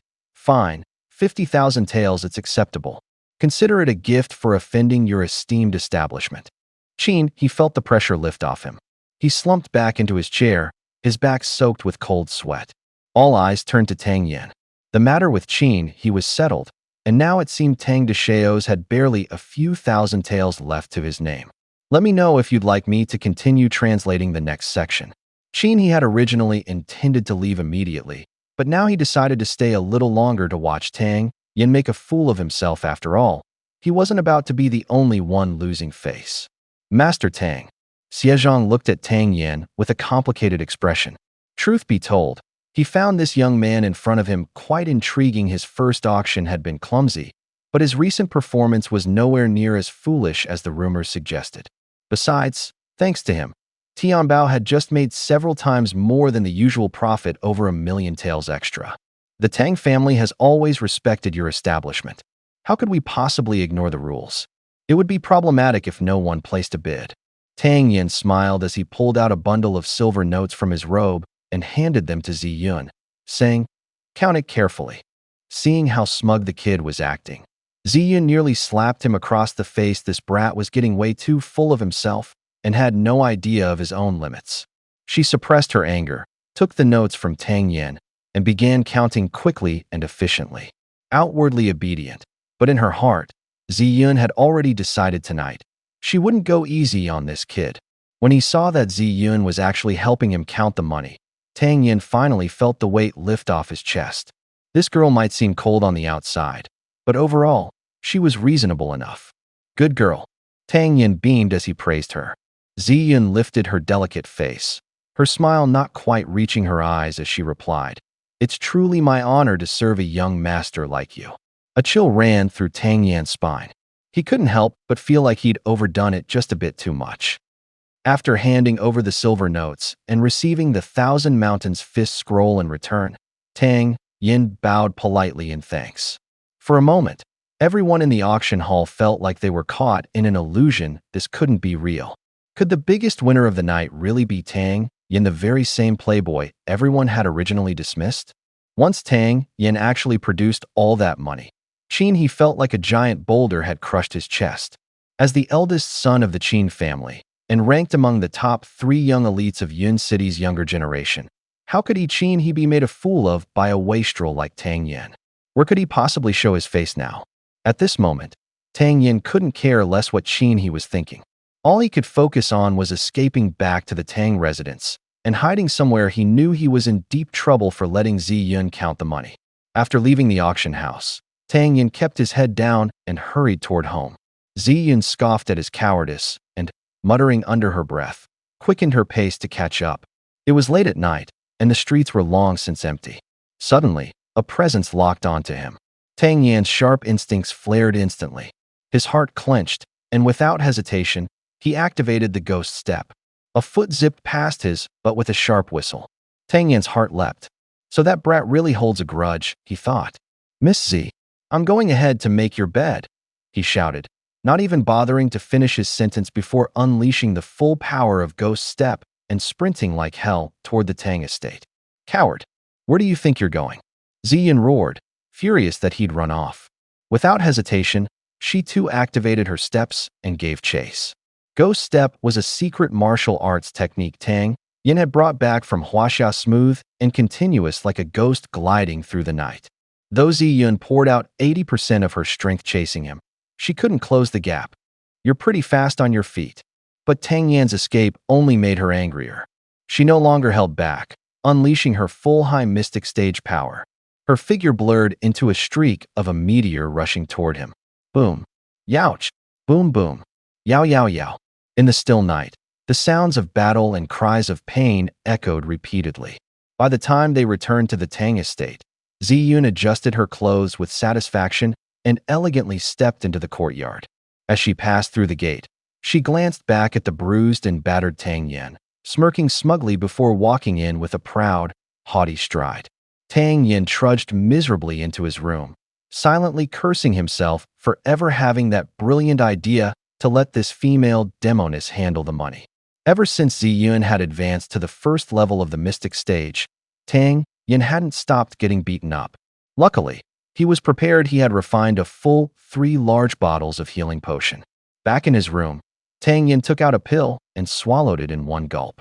The soreness that had plagued his body earlier finally began to ease. Luckily, Ziyun had held back just enough. She only pinched the fleshy parts, leaving Tang Yin in intense pain, but without any real injury. Once he felt better, Tang Yin eagerly pulled out the scroll of the Thousand Mountains fist from his robe. He flipped through it quickly, and his heart lifted slightly. Though it wasn't as fierce as the flame palm technique his mother had left him, this martial art had low requirements and was perfect for him to practice right now. After reading the entire martial arts manual 3 times, however, Tang Yin didn't feel the sudden enlightenment he had hoped for. Instead, he frowned, clearly confused. At first, like the people from Tianbao auction house, Tang Yin had assumed it was just a fragment of the full technique. But with his experience, he sensed that this martial art wasn't as simple as it seemed on the surface. The scroll only recorded 2 moves. The second punch was clearly much stronger than the first. But when he looked at the second move, the seemingly concluding strike looked oddly similar to the beginning stance of the first. Muttering to himself, Tang Yin said, "If it's called the Thousand Mountains Fist, there should be more than just 2 moves. At the very least, it should have several punches to live up to the name." As he spoke, his eyes suddenly narrowed.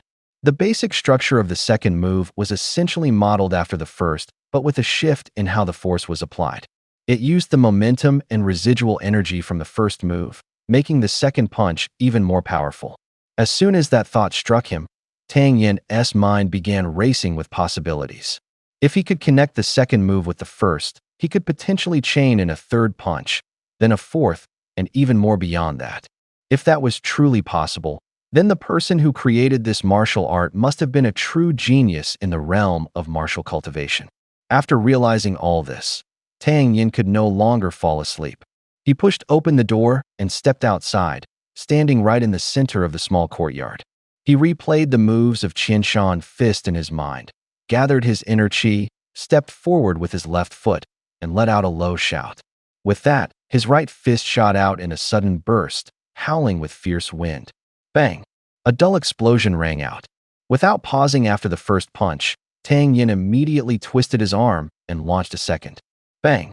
Another dull boom followed. This time it was louder, the air vibrating much more violently than before. Yet Tang Yin still didn't stop. Following the path he had imagined earlier, he quickly threw a third punch straight forward. He had practiced this move countless times in his mind. Whether it would work or not all depended on this one strike.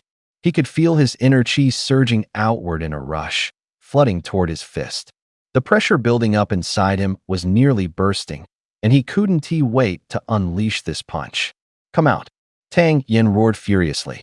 His fists slashed forward like bamboo splitting, and mid-air, the punch's wind pressure caused another explosive bang. Bang! The dull sound rang out again. A flicker of intense joy flashed across Tang Yin's eyes. His guess had indeed been right. Having just mastered a new martial technique, Tang Yin felt exhilarated. Without hesitation, he stayed in the courtyard, repeatedly practicing every move. Bang! Bang! 2 consecutive sounds rang out, and then Tang Yin stopped, not continuing to the third punch. If you want to build a tower 1,000 feet high, you must first lay a solid foundation. Bang! Bang! 2 more sounds. Bang! Bang! Again. The 2 consecutive booms kept echoing through the courtyard. Now that his idea had been proven, there was no need to rush ahead in leaps and bounds. Laying a firm foundation would actually allow him to climb faster. The sky gradually brightened, and as Tang Yin kept practicing, these 2 moves became increasingly familiar. Ziyun had long known that this martial arts manual was only a fragment and hadn't taken it seriously at first. For the next 3 days, Tang Yin trained non-stop, day and night, focusing only on those 2 moves. Ziyun was starting to feel overwhelmed. Had this kid gone mad? "You've already mastered the same move." Ziyun couldn't help but ask curiously, "Why keep repeating it over and over again?" Tang Yin had just finished throwing out his 2 consecutive strikes when he heard her words. He didn't respond, but instead resumed practicing the Thousand Mountains fist. Boom, boom. Still those same 2 moves, producing 2 sharp sounds. Ziyun frowned as she watched, her eyes suddenly widening in shock. This time, Tang Yin didn't stop as he usually did. He stepped forward, his fists surging forward with a powerful gust of wind. Boom.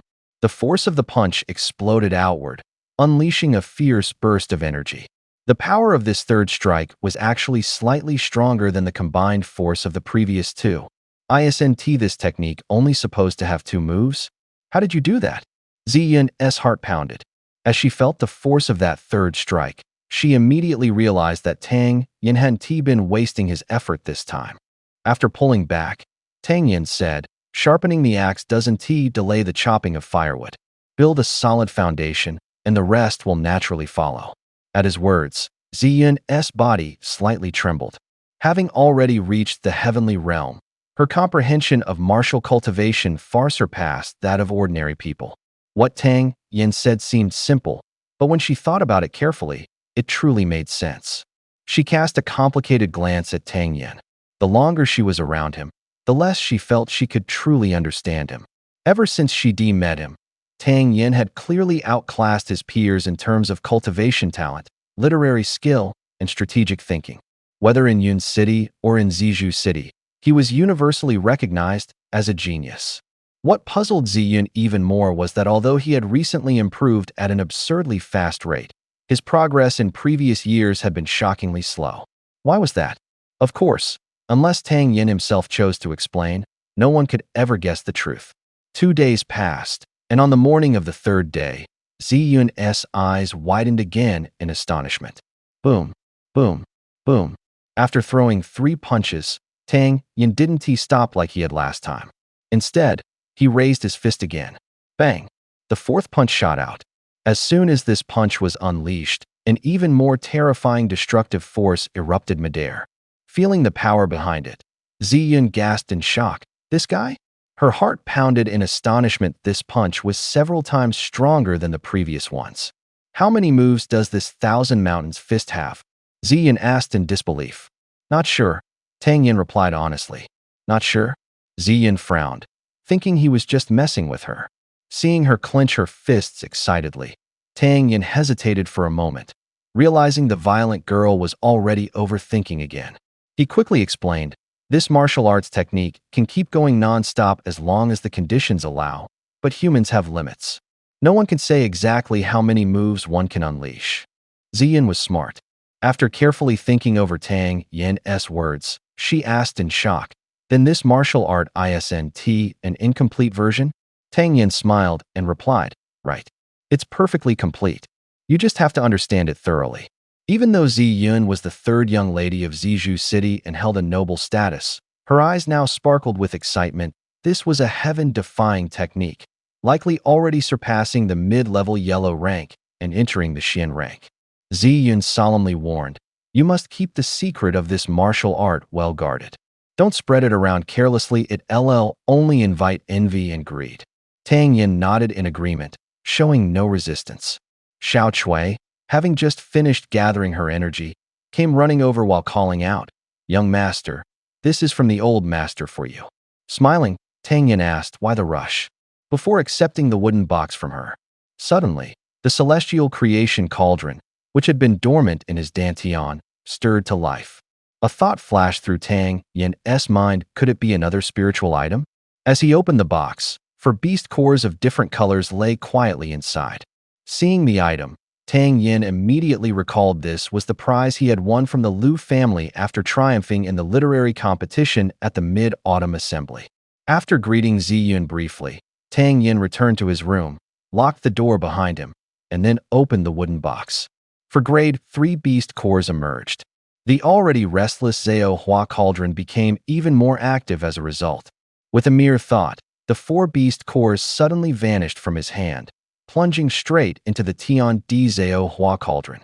Instantly, a burst of flame erupted, quickly melting the beast cores into pure spirit liquid, which then dispersed evenly.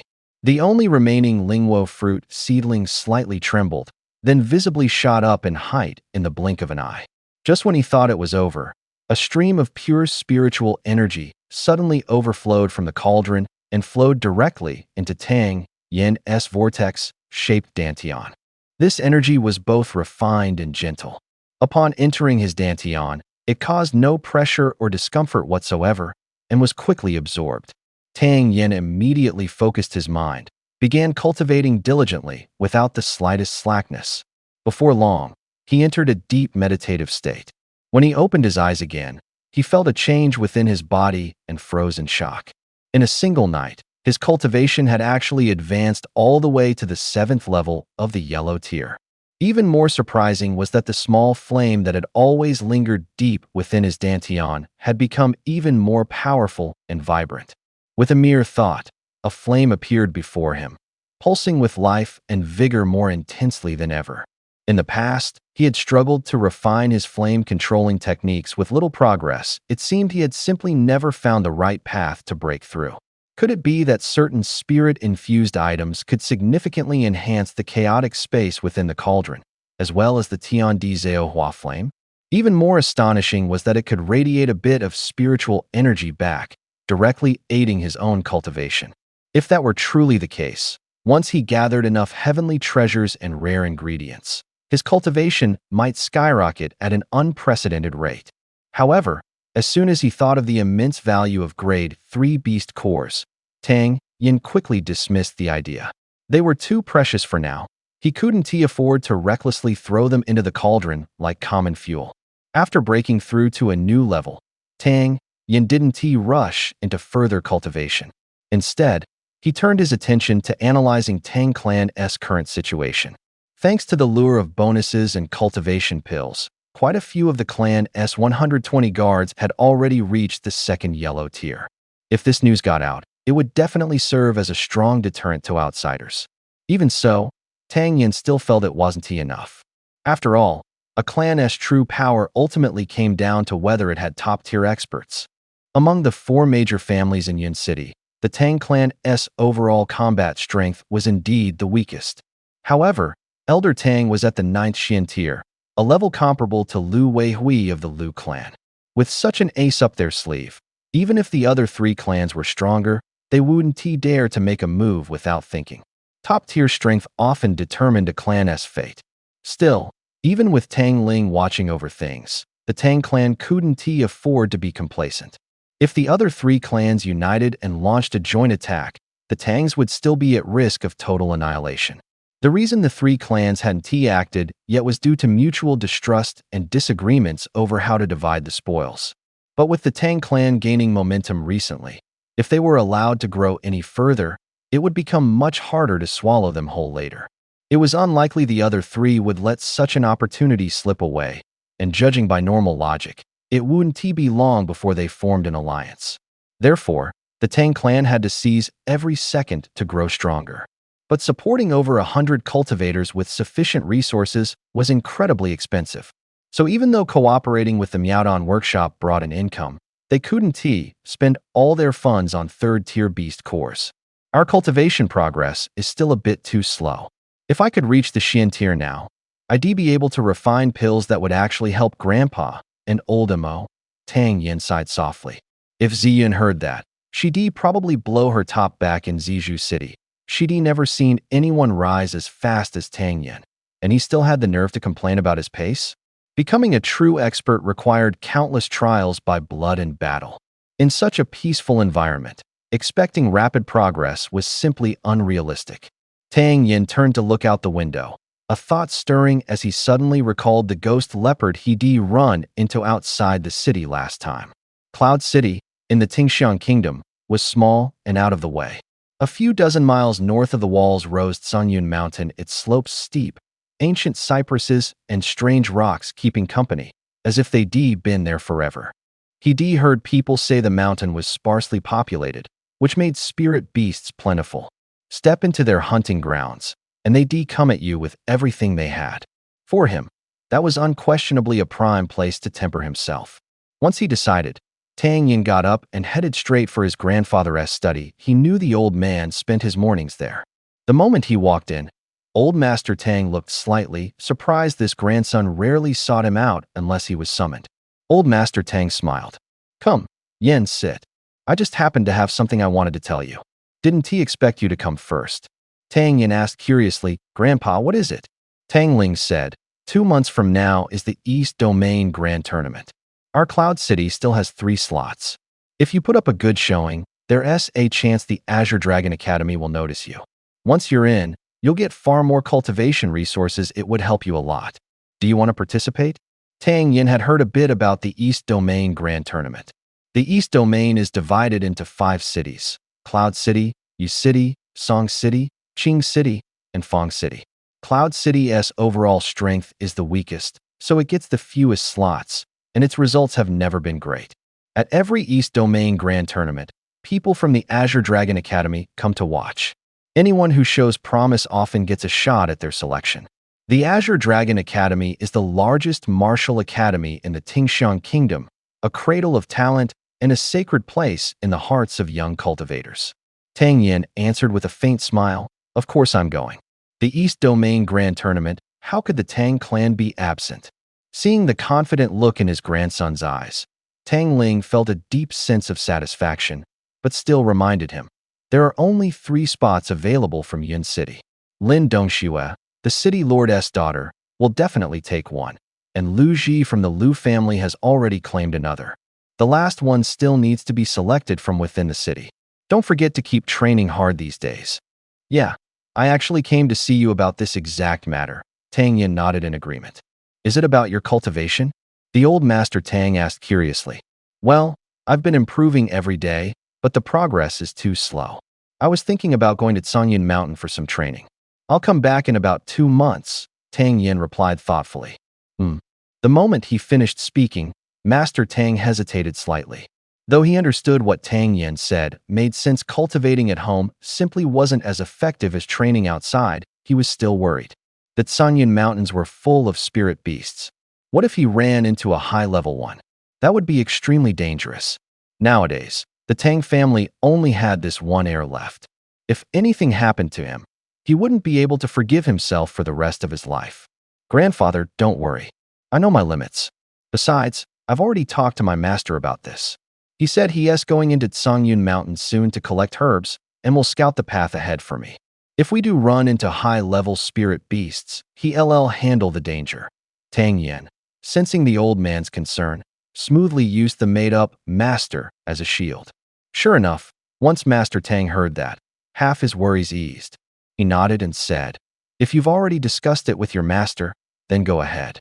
But the outside world is different from home. There are more variables and unexpected dangers. Many things can't be judged by ordinary logic. You must be extra careful.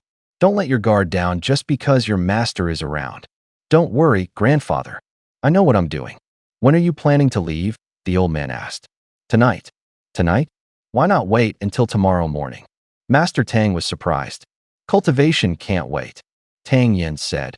If we start cultivation earlier, we might gain a bit more strength. Right now, I'm only at the 7th level of the yellow tier. If I don't hurry and improve, even if I get a spot in the Eastern region competition, I won't place well.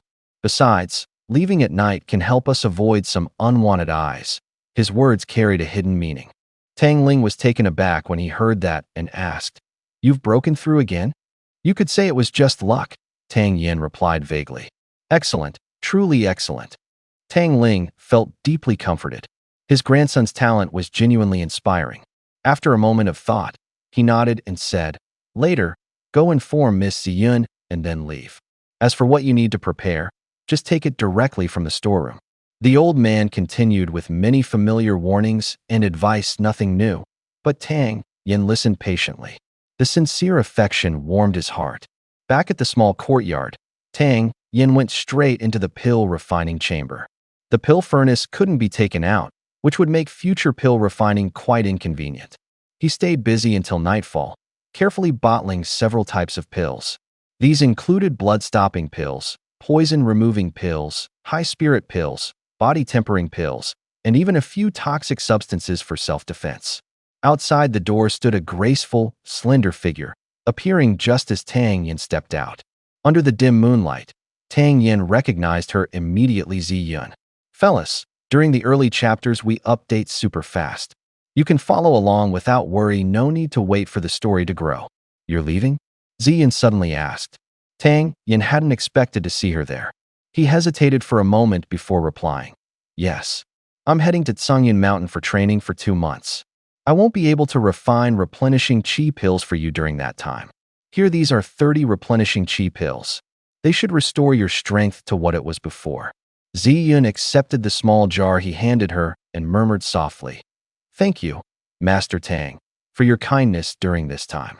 Tang Yin had accumulated profound experience through both his past and present lives, and he understood human nature inside out.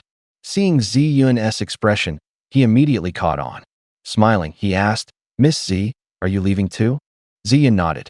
My family sent word saying they've come to pick me up, and they're already waiting outside the city. She continued, I probably won't be here when you return.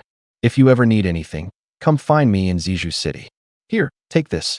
After speaking, Ziyun reached into her sleeve and pulled out a token, handing it to Tang Yin. Without bothering with formalities, Tang Yin accepted the token and examined it carefully. It was carved from high-grade Wenshan jade, a material beneficial for long-term wearing. On its jade surface were 2 ancient seal script characters, Zizhu. This is the Zizhu token, Ziyun explained. Once you enter Zizhu City, just show this and no one will stop you. She hesitated briefly before adding, try your best to get into the Azure Dragon Academy. If nothing unexpected happens, I'll also be joining in a few months. Tang Yin replied firmly, All right then, let us meet at the Azure Dragon Academy. Ziyun continued, I know about the Eastern region competition. No matter how well you perform there, it only gives you the chance to be considered for the Azure Dragon Academy. To truly enter, you'll still need to pass their official assessment. To pass that, you'll need even greater strength. Train hard, never forget that there are always people stronger than you, and don't become arrogant over temporary success. Tang Yin smiled faintly and replied decisively, I'll make it in. I won't let you down. Looking at Tang Yin's confidence, Ziyun's eyes flickered with a brief trace of astonishment. This young man, when they first met, had barely reached the yellow rank. Yet in less than 2 months, he had already advanced to yellow rank 6th grade. With such astonishing progress, entering the Azure Dragon Academy was no longer an impossible dream. Ziyun raised her fists in a farewell bow. Then, until we meet again at the Azure Dragon Academy. Take care, Master Tang. Saying this, she put away the recovery pill, gave him one last deep look, pushed off the ground with her foot, and dashed into the distance. The fading silhouette of Ziyun left Tang Yin feeling oddly hollow inside. Putting aside the fact that Ziyun was stunningly beautiful, her grace and intellect were equally remarkable. Spending every day with a woman like her and claiming to feel nothing at all would be unrealistic. Tang Yin took a deep breath, strode firmly toward the main gate of the Tang estate, and called out, "Miss Z, I'll see you at the Azure Dragon Institute." Grandfather was already waiting outside the gate, along with old Mo Yanjun, and other important figures of the Tang family. After saying his goodbyes one by one, Tang Yin pulled out several jars of pills from his robe and handed them out to the three elders. He explained the dosage and method for each before turning away without lingering, stepping forward with determined strides. Old Mo watched Tang Yin's retreating figure for a long while, then murmured with emotion, "Master Yin truly has grown into someone who can stand on his own. Haha, come on, old Mo, let us go have a drink. Tonight, we don't stop until we're drunk." The old man laughed, though deep inside he was deeply moved. Not long ago, everyone in Yin City had thought Tang Yin was just a good-for-nothing playboy. Who could have predicted that it was precisely this young man who, without fanfare, turned the tides for the Tang family, lifting them from the weakest among the four great clans and even beginning to rival the Liu family in strength.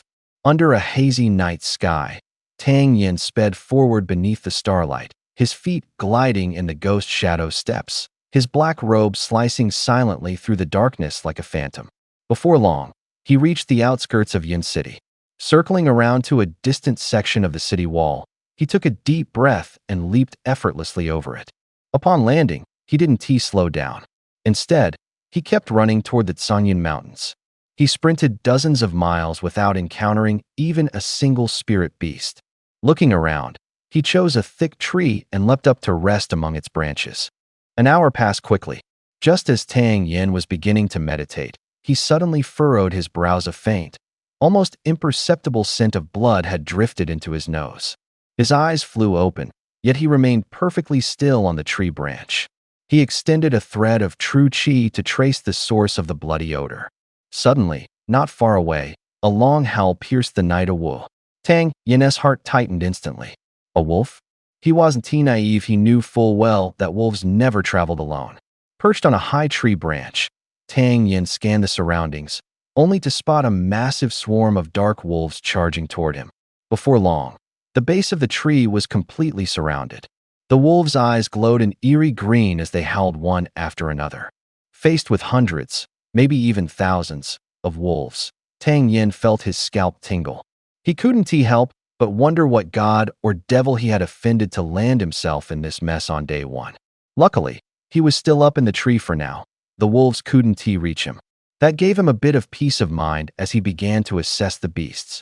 These were just ordinary level 1 spirit beasts found on the outskirts of Tsangyun Mountain.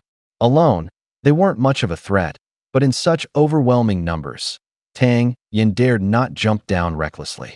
Suddenly, a sharp, piercing howl echoed from afar. The previously motionless wolves at the base of the tree immediately sprang into action. Another howl followed. Countless massive wolves surged toward the trunk, the ones behind stepping on the backs of the ones in front, climbing higher in an unbroken, relentless wave. Tang Yin's eyes narrowed coldly. They were forming a wolf ladder.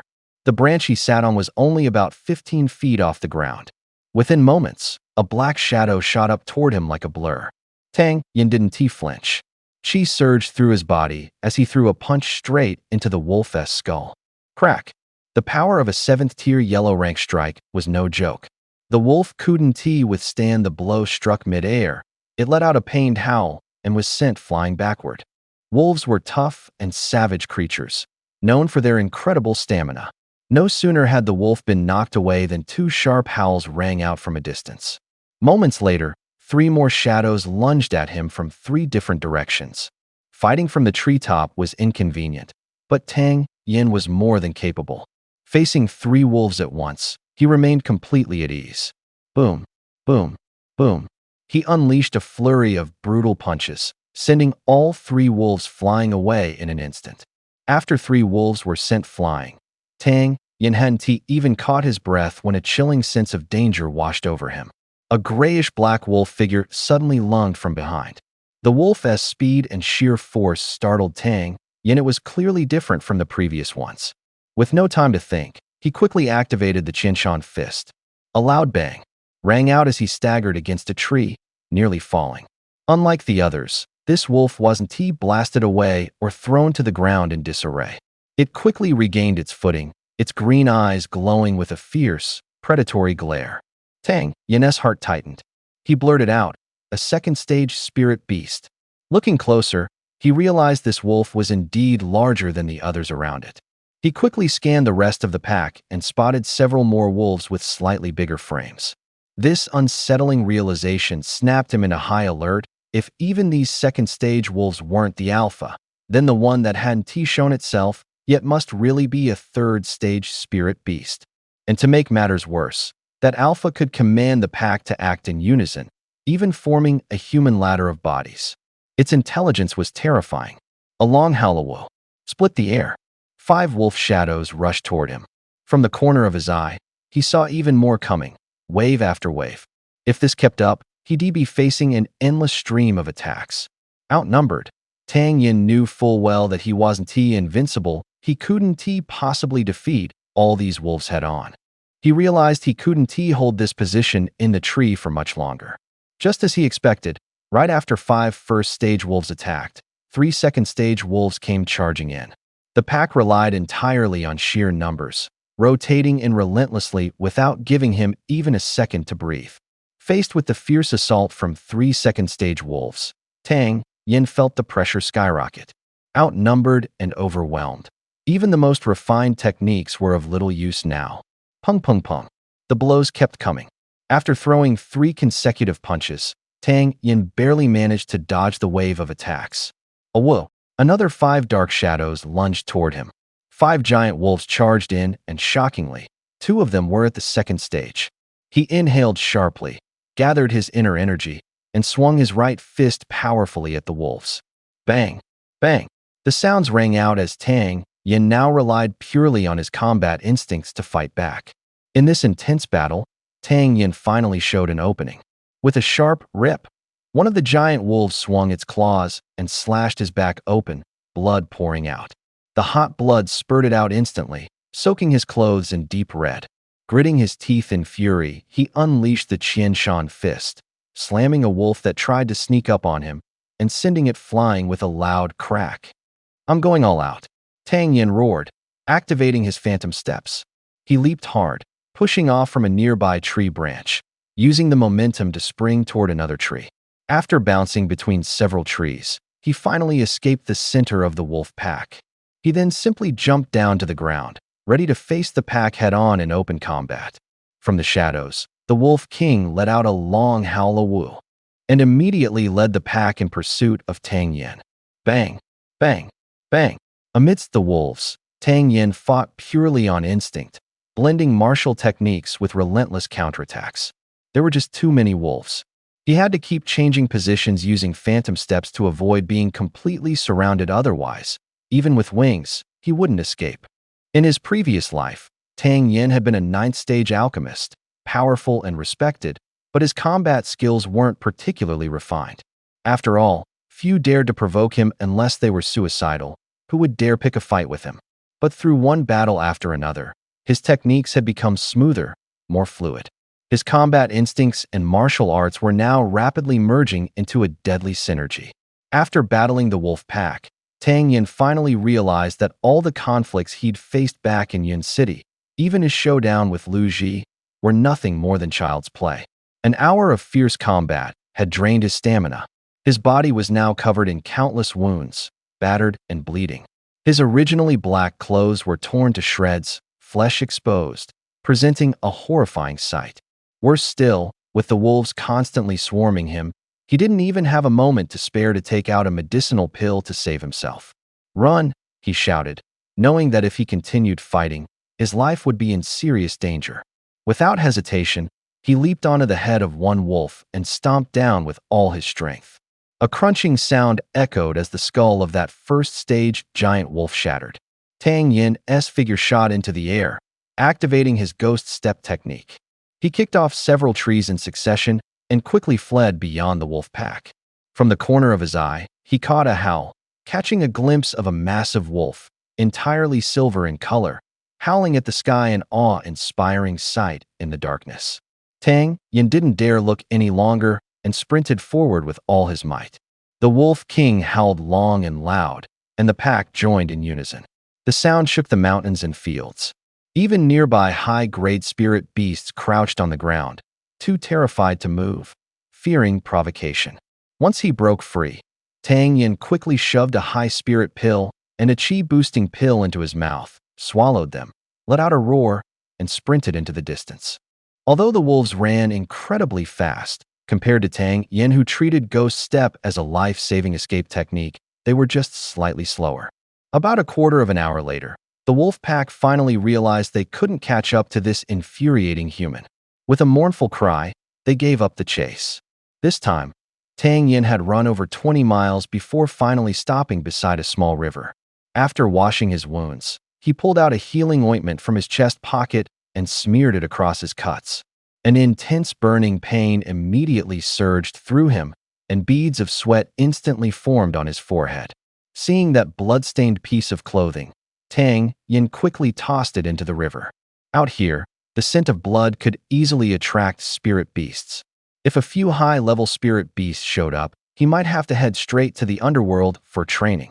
Just thinking about his earlier predicament sent a chill down his spine. If it weren't for his shadow mirage steps, he probably would have ended up dying in Sunyun Mountain on the very first day of his trial. Though the whole ordeal was quite messy, this fight exposed his weaknesses in combat, and even though the battle only lasted an hour, his improvement in techniques and martial arts transitions was astonishing, equaling 3 to 5 days worth of practice back home. From now on, I'll stick with this pack of wolves until I perfect my martial arts and combat skills. After making up his mind, Tang Yin found another large tree, leaped up, and began meditating. The medicine he carried was all rare and precious spirit herbs. The next morning when he woke up, the wounds on his body had already formed scabs. After a quick search around, he soon hunted a wild hare. He cleaned the rabbit by the river and then built a fire to roast it. After eating for a while, Tang Yin suddenly stopped, pressed his ear to the ground, and heard a distant rumbling sound of water. This sound stirred something in him. He quickly wolfed down the remaining meat and swiftly dashed toward the source of the noise. The sound grew louder and louder. Soon, Tang Yin saw a waterfall plunging down like a flowing silk ribbon from a cliff more than 20 meters high. The waterfall roared with a mighty force, tumbling down with tremendous gravitational potential energy. As he watched, a wide grin suddenly spread across Tang Yin's face. Coming out here was truly a wise decision. The potential energy beneath the waterfall was immense, making it a perfect place for cultivation. If he had stayed at the Tang estate all day, where would he find such a rare resource? Making up his mind, Tang Yin didn't hesitate. He stripped off his clothes and dove in, heading straight for the waterfall. He reached his hand into the waterfall stream, and the force felt as heavy as stone, sending a jolt through his heart. Wow, with water crashing down this hard, wouldn't a person get knocked out? Tang Yin took a deep breath and stepped forward. The waterfall plunging down felt like a mountain suddenly pressing on him. Tang Yin's body instantly sank, his footing slipped, and he nearly fell flat on the ground. The full power of his yellow stage 7th grade strength exploded outward. His vortex like dantian spun desperately, pouring out spiritual energy, barely allowing him to steady himself. He tried moving under the waterfall, walking from one end to the other. Though it was barely 10 meters wide, by the time he reached the end, Tang Yin was nearly drained of all energy. Though completely exhausted, Tang Yin didn't give up. Clenching his teeth, he persisted, trying to recover some strength under the waterfall. About a quarter of an hour later, Tang Yin simply couldn't hold on any longer and had no choice but to step out from under the waterfall. As soon as he left the waterfall's force, Tang Yin immediately felt the pressure on his body ease significantly. Even the flow of energy in his dantian felt smoother. A sharp gleam flashed in his eyes. He had long since considered this place a treasure ground for cultivation. After resting briefly on the shore, he walked back into the waterfall. 20 minutes later, Tang Yin took a deep breath and stepped out from beneath the waterfall again. Through repeated practice like this, by the time the sun set, Tang Yin was already able to endure an entire hour under the waterfall. Under such intense qi circulation, his dantian gradually grew stronger. Faintly, he could even sense that his strength was nearing the peak of the yellow stage 7th grade. After leaving the waterfall, Tang Yin packed up his belongings, prepared a quick meal, and sat cross-legged with his eyes closed, recovering and preparing for the battle ahead that night. As night fell, Tang Yin, now fully ready, slowly opened his eyes. A faint smile on his lips, Tang Yin moved. His feet activated the phantom shadow steps, and under the cover of darkness, he began tracking the wolf pack. The number of wolves was indeed considerable. Occasional howls in the night hinted at their general location. Before long, Tang Yin had found the pack of wolves. Tang Yin didn't try to hide, yet it wasn't long before one of the wolves caught sight of him. A sharp whoa rang out as a warning, and the entire pack fell silent, their eyes piercing like blades, locked onto Tang Yin. Then came another long, echoing howl. The wolves launched themselves at him in waves, charging like a surging tide. Thanks to his previous experience, although Tang Yin still couldn't defeat the entire pack, he no longer panicked. He summoned his inner energy, clenched his fists, and rushed forward to meet them. Using the wolf pack as training partners could indeed accelerate one's cultivation rapidly, but the danger involved was beyond what ordinary people could endure. A single moment of carelessness could lead to being torn apart, paying the ultimate price with his life. But true strength required the baptism of blood, the kind of trial that only those willing to risk everything could endure on their path to martial supremacy. Among the wolves, Tang Yin rapidly switched between techniques and martial arts. First and second rank wolves alike were sent flying by his punches. His strikes grew faster, his dodges more nimble, his angles of attack increasingly unpredictable, his momentum sharper and fiercer.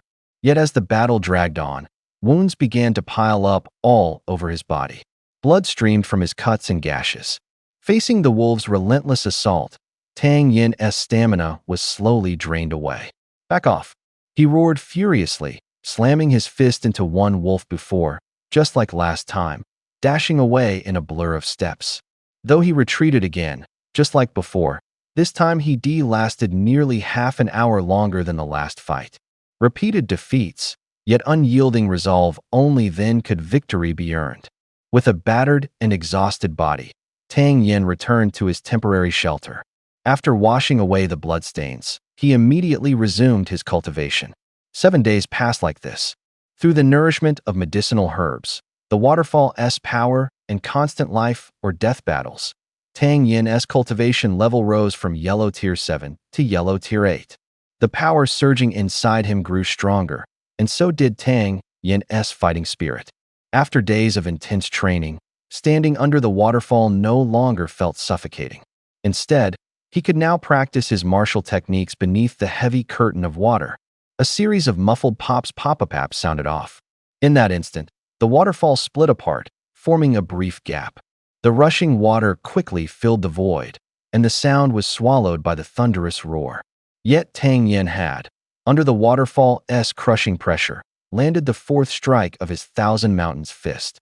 If he could land 4 strikes under such immense pressure, just how terrifying would its power be on solid ground? 3 more days passed. Now promoted to the 8th rank of the yellow tier, Tang Yin had firmly grounded his newfound strength. From last night's battle with the wolf pack, he clearly felt that combat had become noticeably easier. After more than 10 days of fighting, he had come to clearly understand the pack's tactics, using low-level wolves as cover before sending in the stronger second-tier ones to deal real damage. Though numerous, most of the wolves were only first-tier, the second-tier ones were few. Combined with the ones Tang Yin had injured or killed in recent days, the pack's overall strength had been significantly weakened. The bloody battles of these past days had made switching between martial arts and hand-to-hand combat second nature to him, effortless and fluid. Fighting this group of wolves no longer held much value, unless the Wolf King himself stepped in. Tang Yin had seen that Wolf King before it was at least at the 3rd tier in strength. Based on its tactics and intelligence, it was clearly no ordinary opponent. Tang Yin knew he wasn't yet strong enough to face it head-on. Fully aware of his current limitations, Tang Yin threw himself even harder into training. His Thousand Mountains fist had grown increasingly refined through constant repetition, but even so, landing the 5th strike under the waterfall's crushing force remained extremely difficult. Half a month passed like this in the blink of an eye. Under the waterfall, Tang Yin drilled the Thousand Mountains fist day and night, the sharp, booming cracks of his strikes echoing through the valley. On solid ground, he would hit the fifth punch ages ago. But in the water, it was a different beast. The torrent pounding down felt like a sledge on his shoulders. Even the fourth punch drained him, and the fifth was always missing that last bit of oomph. Beneath the falls, he'd long since lost count of how many punches he'd thrown. But as he sent out the fourth punch this time, his core suddenly swelled. True energy surged forth and spread through his center. Tang Yin froze for a beat. Then elation shot through him. Looked like he was about to break through. He didn't hesitate. He twisted, let out a thunderous roar, and the energy erupting from his core madly gathered in his fist. Burst for me. He whipped his fist forward, and a fierce, domineering force erupted at the base of the falls. Boom. The water curtain, nearly 30 feet wide, shattered to pieces under that single punch. The waterfall that had been roaring down went abruptly silent. The column of water more than 30 feet above seemed sucked dry, leaving a pocket of vacuum. The fifth fist. The light flashed in Tang Yin's eyes. He hadn't expected to break through mid-practice, just like that. Stepping out from behind the sheet of water, he drew a deep breath on the shore and set to the Thousand Mountains fist again, eager to see how much power it packed now that he was free of the waterfall's restraint. Boom. As the first punch blasted out, the air around him gave a heavy, muffled crack and gusts sheared outward. At yellow tier, 9th grade, the strike's power was no joke. Feeling the weight of that first punch, the corner of Tang Yin's mouth lifted. Looked like those days of grinding under the falls hadn't been for nothing. Boom, boom, boom, boom. Keeping his rhythm, he fired off 4 more punches in quick succession. The Thousand Mountains fist technique was designed so that each punch surpassed the previous one, not with a smooth, waterfall-like continuity, but rather with a noticeable increase in both sound and power. After the fifth punch, Tang Yin didn't hesitate. He twisted his footwork, spun his body slightly, and used the momentum from the rotation to throw a devastating punch straight forward. Boom. For a moment, the air distorted. His fist roared forward like it was tearing through the space in front of him. And then kaboom! The surrounding air exploded, releasing a thunderous, ear-splitting crack. Tang Yin's speed didn't let up. His figure spun again, and he launched yet another punch forward. This time, Tang Yin felt his vortex like dantian being rapidly drained. His arm felt like it was carrying a live explosive, surging straight toward its target. The seventh punch. Hong! A massive explosion rang out, sending dust and debris flying in all directions. Tang Yin froze, wide-eyed, staring at what lay before him. Right in front of him, he had actually punched a crater into the ground. Damn, he finally spat out after a stunned silence. As he calmed down, Tang Yin began to mentally gauge his current strength. At this level, even if he faced a Xian stage expert at the lowest rank, he could actually hold his own in a fight. Just recently promoted, Tang Yin was eager to test his newfound power. He gazed at the setting sun, and a faint smile curled his lips. Wolf King, you're just the one to test me tonight. The sun slowly sank behind the mountains. Tang Yin, chewing on roasted wild boar to replenish his strength, suddenly heard a distant howl echo from afar. Why are the wolves coming out so early today? He thought, slightly curious. Oh woo, oh woo, oh woo. More howls followed, one after another. As he chewed on a pig's leg, Tang Yin listened to the eerie, fierce, and furious howls. His expression abruptly changed. Without hesitation, he dropped the leg and dashed toward the source of the sound.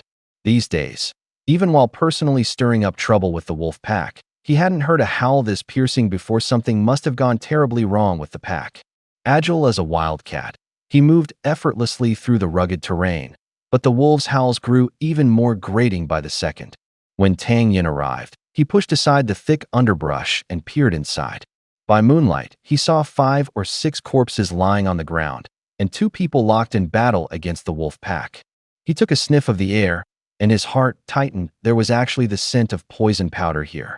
Holding his breath, he took out a pill for neutralizing poison from his robe and swallowed it, then quietly began assessing the situation on the battlefield. When Tang Yin first encountered this wolf pack, there had been about 1,300 of them. After several days of fighting, only 700 or 800 remained, and of those, nearly half the second-tier wolves had been killed by him. After carefully analyzing the situation, Tang Yin deduced that these people must have come prepared. Their target was likely the alpha wolf.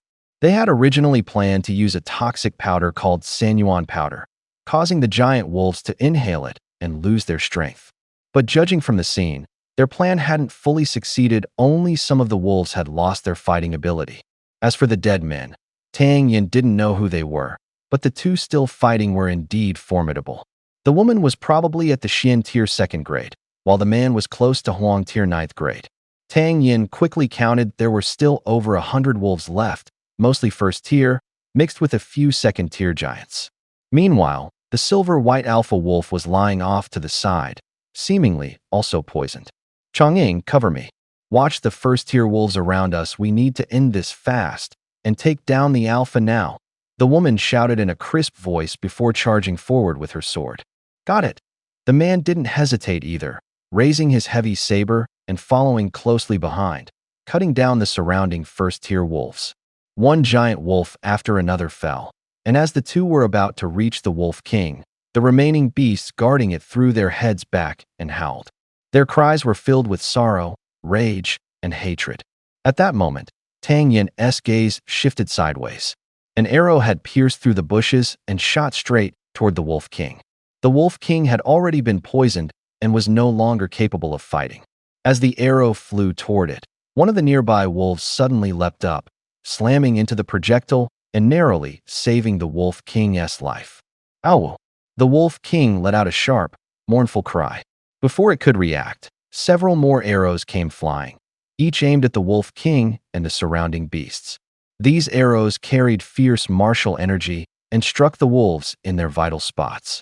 The Wolf King was hit in the throat, fell to the ground twitching, and now barely breathed, clearly not long for this world.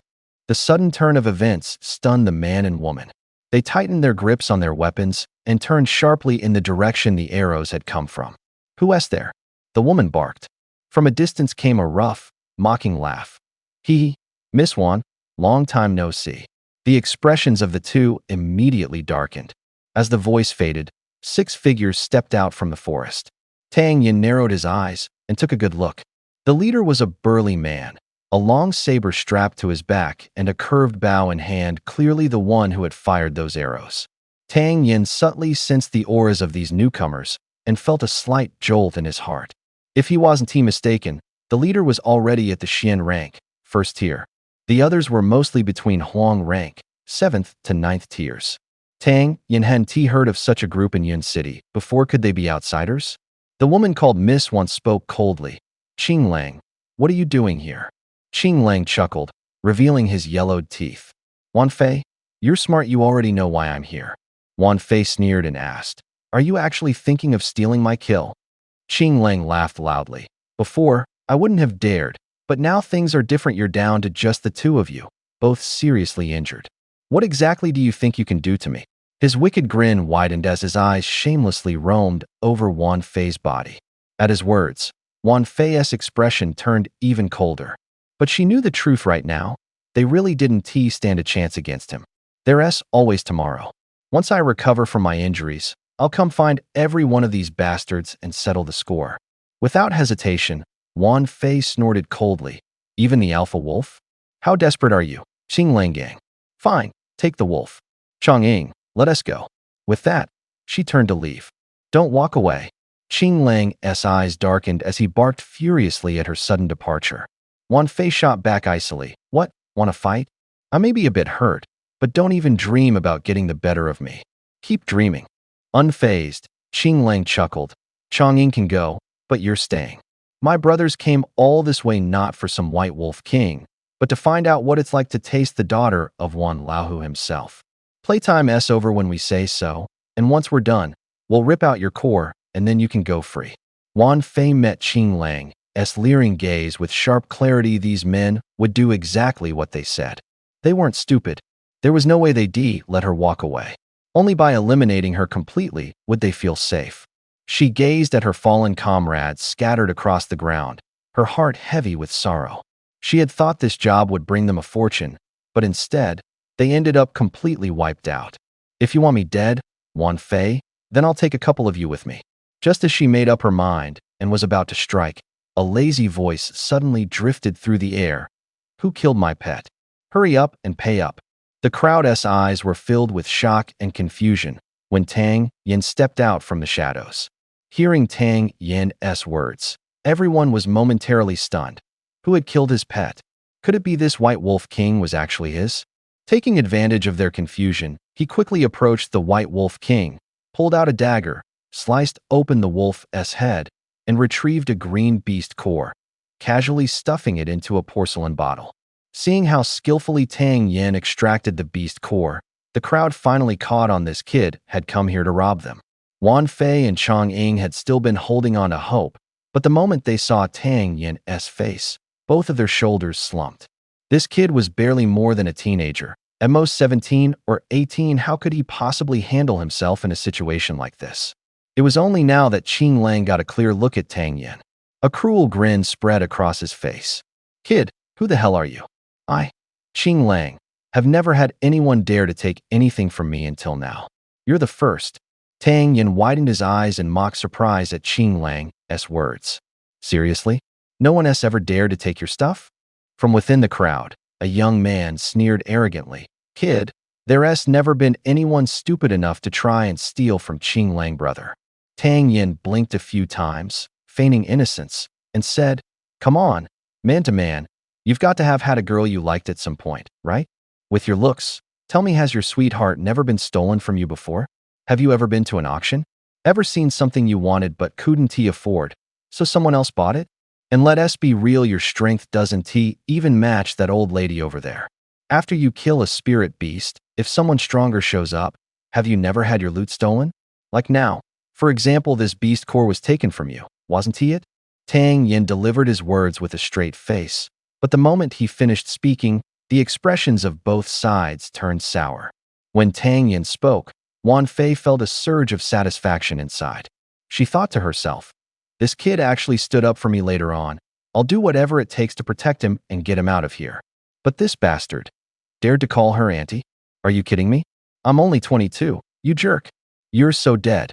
Qing Lang's expression darkened the moment he heard that. He had only meant to throw out a threatening line, never expecting this kid to actually take him seriously, worse, to throw it all back in his face like a slap in public. The happiest person present, of course, was Chong Ying. This broad-shouldered, thick-skinned man didn't care at all how Tang Yin addressed Wan Fei. He now raised his fists in salute and laughed heartily. Little brother, you nailed it. That old prick does love to brag. I didn't expect you to see right through him. Qing Lang glared coldly at Tang Yin twice, then barked furiously.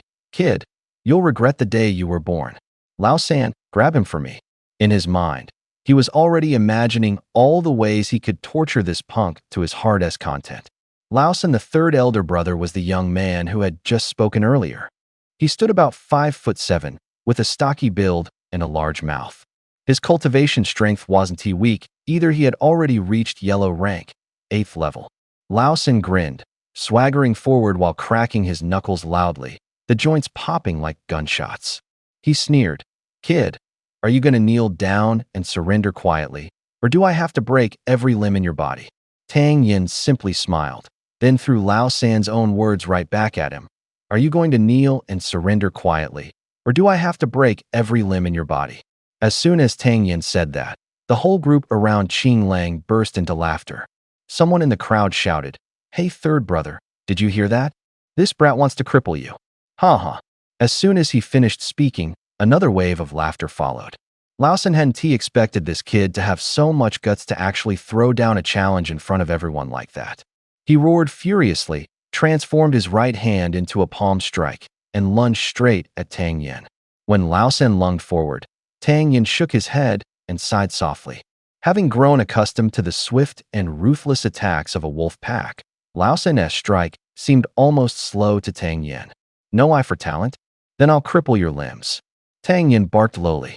His figure flickered like smoke as he shot forward, rushing toward Lao San. First, your right hand.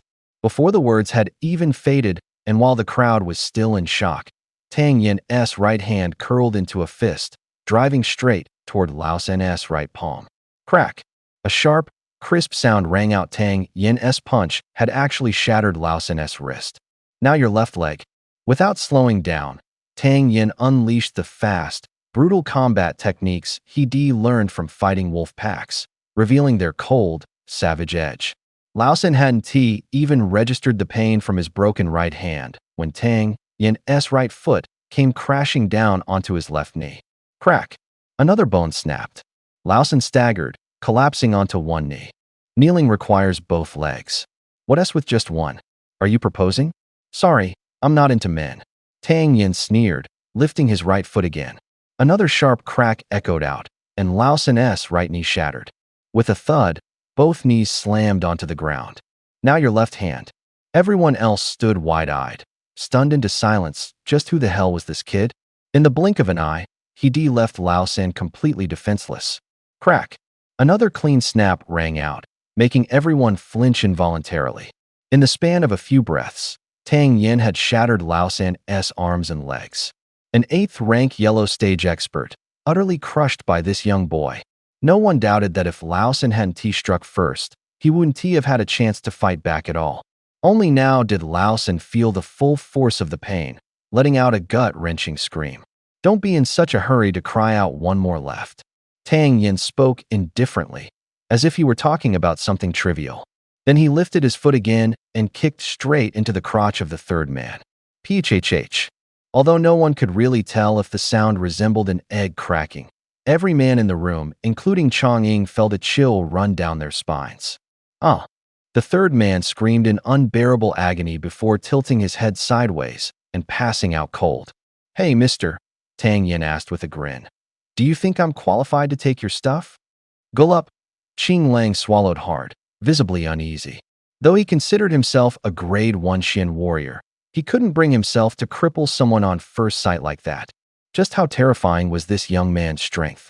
Moreover, this kid's moves were ruthless so much so that even him, a man used to living on the edge of a blade, felt a shiver down his spine. Still, the boy didn't seem to have reached Xian level yet. That thought calmed Qing Lang slightly. Narrowing his eyes, he said, Little brother, you speak well. A true gentleman doesn't take what isn't his. Since I was the one who killed this White Wolf King, it rightfully belongs to me. If you want it, you can buy it. But if you're thinking of taking it by force, I'm afraid the people behind me won't be too happy about that. Although Qing Lang kept his tone firm, the arrogance he'd shown earlier had clearly faded. This kid had come out of nowhere and scared the hell out of him. Plus, standing nearby was Wan Fei, a grade 2 Xian warrior. If it really came to blows, even if they won, it would be a bloody, costly victory at best. Cut the crap, Tang Yin snapped angrily. Didn't you hear me just now? This White Wolf King is my pet. Since you admitted you killed it, you're paying for it. A third-tier spirit beast that's intelligent, obedient, and follows my commands is priceless. But since you didn't know any better, and since I'm actually a pretty soft-hearted guy, I'll make it easy on you. Just pay me 30 million taels of silver. Phhh. Qing Lang suddenly felt a surge rise in his throat. He nearly choked on his own blood. Although he usually acted arrogant and domineering, and was often called unreasonable behind his back, if heaven itself were the judge, who between him and this guy in front of him was truly more in the wrong? The White Wolf King was his pet, and when the beast died, not only did he show no sadness, he just casually dug out the beast core like it was nothing. And then he had the nerve to demand compensation, asking for a ridiculous 30 million taels of silver.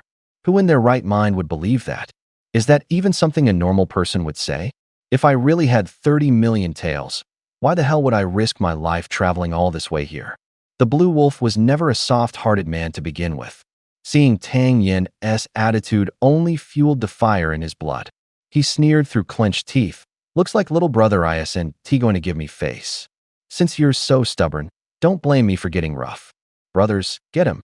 The remaining four felt a mix of emotions. At first, they had only been facing Wan Fei and Chang'ing, and they thought they had this in the bag, no pressure at all.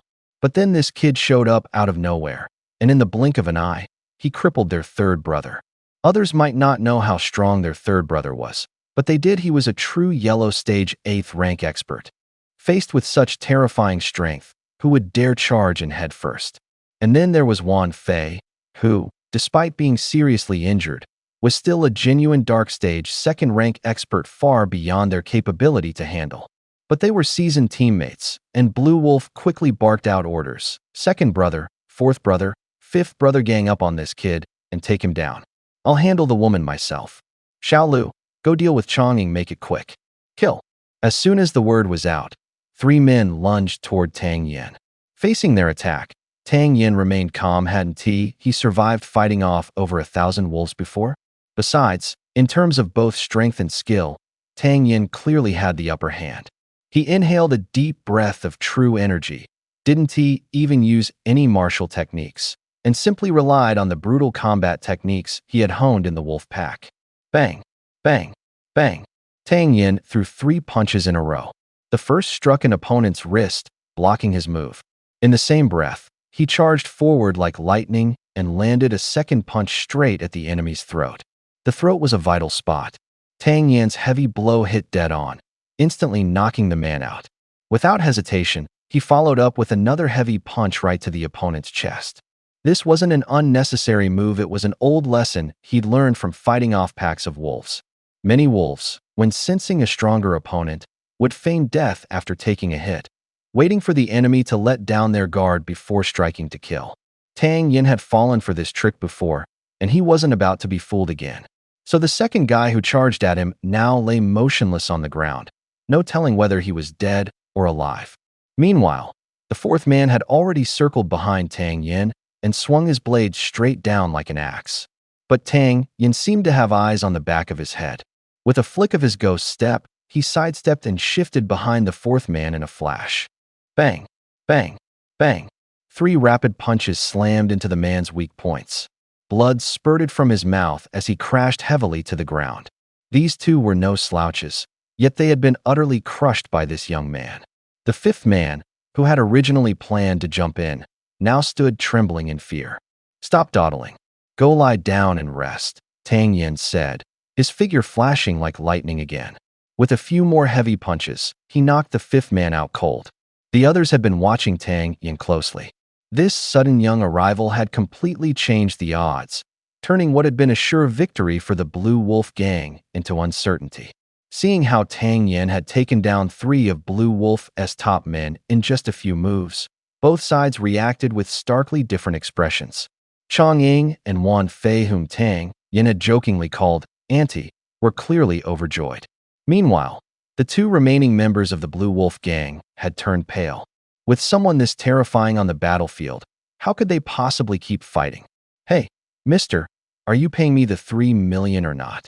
After Tang Yin recruited 3 people, he sat aside and shouted, You look so broke, probably can't even afford to pay up, huh? Qing Lang was left frustrated by Tang Yin's words, unable to respond. Where the hell did this freak come from? And why did he have to run into his crosshairs? If you can't afford to pay, then repay with your life instead. Tang Yin continued, Auntie, even though you're injured, you still have strength left. Don't be afraid, you can definitely win.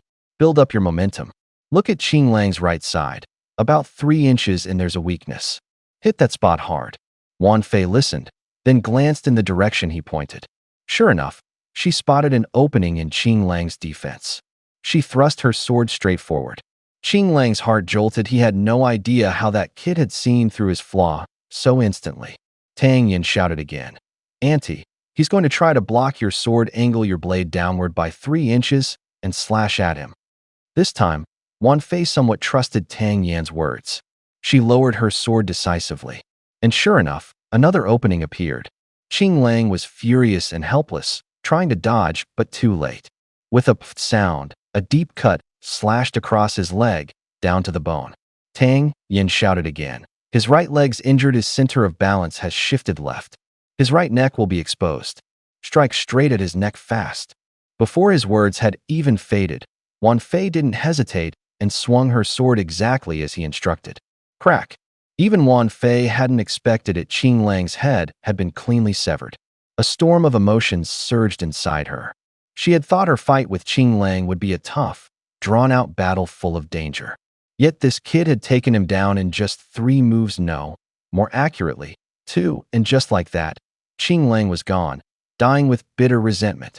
Even at her peak, could she have done something like this? Who exactly was this young man? And how could he possess such incredible ability? After Qing Lang's death, Xiao Lu's fighting spirit completely collapsed. When he saw Wan Fei approaching with her sword, he was so terrified that he fumbled in panic and Wan Fei cut him down with a single stroke. A defeat that had seemed inevitable was completely turned around in less than a quarter of an hour. The result even left Wan Fei stunned. Wan Fei looked at Tang Yan with a complicated expression, then clasped her fists and thanked him. My name is Wan Fei. May I ask the hero's honorable name? Tang Yan, who was rummaging through Qing Lang's belongings, didn't he even turn his head as he replied, Auntie, just call me Tang Yan. He searched all 6 bodies thoroughly. Aside from a few silver notes, he didn't find anything of real value. Wan Fei had been feeling deeply grateful, but when Tang Yan called her auntie again, she finally lost her patience. Was it because she dressed more maturely, had a few more scars, and her face was a bit dirty that he insisted on calling her auntie? She had a seductive figure, a pretty face, and a sexy voice. How could he completely miss all that and fixate on auntie? Look closer. I'm only 22. Don't call me auntie. Hearing her shout, Tang Yan paused, then studied her carefully for a long moment before smirking. Auntie, you're pushing 62, aren't you? That was the last straw. Wan Fei snapped. With a furious roar, she shouted, I'll kill you, and charged forward, sword in hand. Chongying barely managed to grab her before she lunged. Hey sis. He.s. our savior, okay. Wan Fei snorted and took several deep breaths, her chest heaving with anger. Chongying clasped his fists apologetically. My sister has a short temper, Master Tang. Please don't take offense. Thank you for your help today. No problem, Tang Yan replied casually, then asked curiously, by the way, where are you two from? And why are you here in Sangyin Mountain? We're mercenaries, Chongying explained. We hunt spirit beasts, gather herbs, or take on bodyguard jobs. We don't have a fixed home, but we mostly operate in the Eastern Territory and rarely travel too far. He often roamed around Fangcheng. After all, it was the largest city in the Eastern Territory, and opportunities were more plentiful there. Chongying replied, mercenaries sometimes work alone, sometimes in groups. Usually, Sister Wan Fei and I operate solo, but when a mission is especially tough, we'll recruit extra help. This time, the team was thrown together at the last minute. Tang Yan understood internally. He had heard of mercenaries before. Most of them ranged between yellow and black tier in strength. They valued freedom and would rather fight bloody battles than submit to a clan and be ordered around. Chongying curiously asked, where does the person who saved our lives live? My sister and I would like to visit him in person to express our gratitude. Tang Yan flatly refused. No way. I wouldn't dare tell you. Just now, that Annie was threatening to come after me. If I give you my address, what if she shows up at my house and causes trouble? You. Wan Fei snapped in anger. The only reason she didn't attack him was because she knew she couldn't beat him. Still, she was deeply puzzled. Tang Yan's power just now clearly didn't seem to belong to someone above the black tier. How could he unleash such shocking strength? Chongying chuckled. My sister talks tough, but she's actually soft-hearted. She definitely won't really come after you. By the way, Master Tang, what brings you to Sangyin Mountain? As he spoke, Chongying casually sat down and started chatting, clearly talkative. Tang Yan shot both of them a displeased glance and said, I came here to train. This pack of wolves was originally my training ground, but now you've wiped them all out. That stunned both Wan Fei and Chongying. Stammering, Chongying asked, you were training among the wolves? Tang Yan sighed, yes. I was looking for spirit beasts to sharpen my combat skills. Finally, I found a wolf pack, but now they're all gone. Who knows how long it'll be before I find another suitable training target. Suddenly, Chongying asked, so, Master Tang just needs to find spirit beasts to continue training? Tang Yan perked up immediately, asking what? Do you know where there are spirit beasts? Although Sangyin Mountain is vast, we've drawn a rough map based on our experience, Chongying said, then hesitated before awkwardly adding, we came here mainly for the White Wolf King. If Tang, sir, you want me to trade for the map using the Wolf King's beast core? Come on, be serious. Tang Yan refused flatly. You've misunderstood, Tang, sir. We'll give you the map regardless. What we really want is the White Wolf King's pelt. If you have no interest in it, would you consider letting it go to us? Chongying asked hopefully. Tang Yin had never really cared about the wolf pelt anyway. It was too big to carry around, and he had no use for it. He simply nodded and said, "If you want it, take it." Really? Both Chong Ying and Wan Fei lit up at the same time. "I'm not kidding you. If you want it, just go take it." Tang Yin waved his hand casually. "That's truly generous of you." Chong Ying started to move forward, but suddenly turned back. He pulled out a rolled-up piece of parchment from inside his robe and handed it to Tang Yin solemnly. "This map of Tsungyun Mountain is hard to come by. We risked our lives mapping it out ourselves. Please keep it safe, Tang sir." "Oh." Tang Yin accepted the parchment curiously. The map sketched out the mountain ranges and terrain. Comparing it with what he remembered of Tsungyun Mountain, Tang Yin was about 90% sure the markings were accurate. There was a wealth of valuable information recorded on the parchment. For instance, at one particular spot was a drawing of a wolf with the number 3 marked beside it, indicating a level 3 wolf-type spirit beast in that location. Surrounding that wolf were other beasts, apes, tigers, leopards, all marked as level 3 creatures. Looking at the spot marked as a leopard, wasn't that exactly where he had encountered the shadow leopard last time? A spark of excitement flashed through Tang Yan's eyes. With this map, how could he possibly worry about where to find spirit beasts for training? So the unmarked areas on the mountain range are those places that no one has explored yet? Tang Yan asked. "With our current strength, there's no way we can venture deep into the mountains. There might even be higher-tier spirit beasts lurking in there." Chong Ying had already left to retrieve the wolf pelt, leaving only Wan Fei to answer that question. "Not bad," Tang Yin said, stuffing the map into his robe as he spoke to Wan Fei. "Auntie, since you've already completed your mission, you should head back early. We'll meet again someday. Farewell." As soon as he finished speaking, he activated the phantom steps, his figure shooting into the distance like a streaking meteor. After about a month of venturing out for cultivation, Tang Yin was fairly satisfied with his progress. However, meeting Wan Fei and the others today immediately set off warning bells in his mind. Wan Fei was only 22 years old, yet already at the second stage of the Xin class. In Yin City, someone like her would surely be a regular guest among the major families.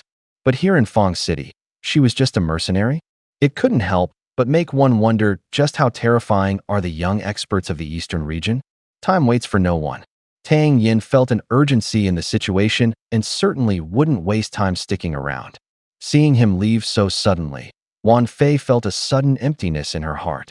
"Sis, he's really gone." Chong Ying ran back just then, surprised to ask. "He's gone? What, already missing him?" Wan Fei shot back with her signature sarcasm. No, just thought it was sudden. Now I won't even get a chance to thank him properly later." Still, Tang's power was kinda strange. I'd say he never showed anything that looked like Xian class strength, yet his combat ability was surprisingly strong. Opponents below the Huang class basically get knocked out after one glance from him. In Fong City, with that kind of strength, he probably makes the top 30 among the younger generation, Chong Ying's side. But I don't think Tang is even from Fong City. At least top 15. Thinking back to Tang Yan's moves just now, Wan Fei gave a serious assessment. He not only switches between techniques and martial arts flawlessly, but his insight into his opponent's weaknesses is extremely precise. Really that strong? Surprise filled Chong Ying's eyes. Wan Fei had a hunch. Judging by his young age, there was a good chance they'd run into this strange young man again at the Eastern Region Grand Competition. And a woman's sixth sense was usually spot on. Tang Yin sprinted the whole way and soon arrived at the edge of the waterfall.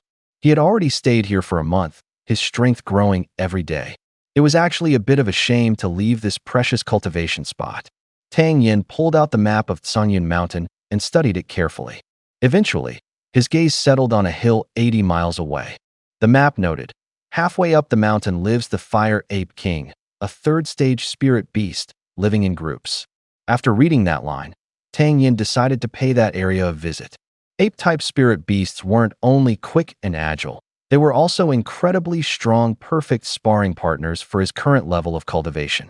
He trained relentlessly under the waterfall for another 3 days, nearly getting used to high-pressure combat situations.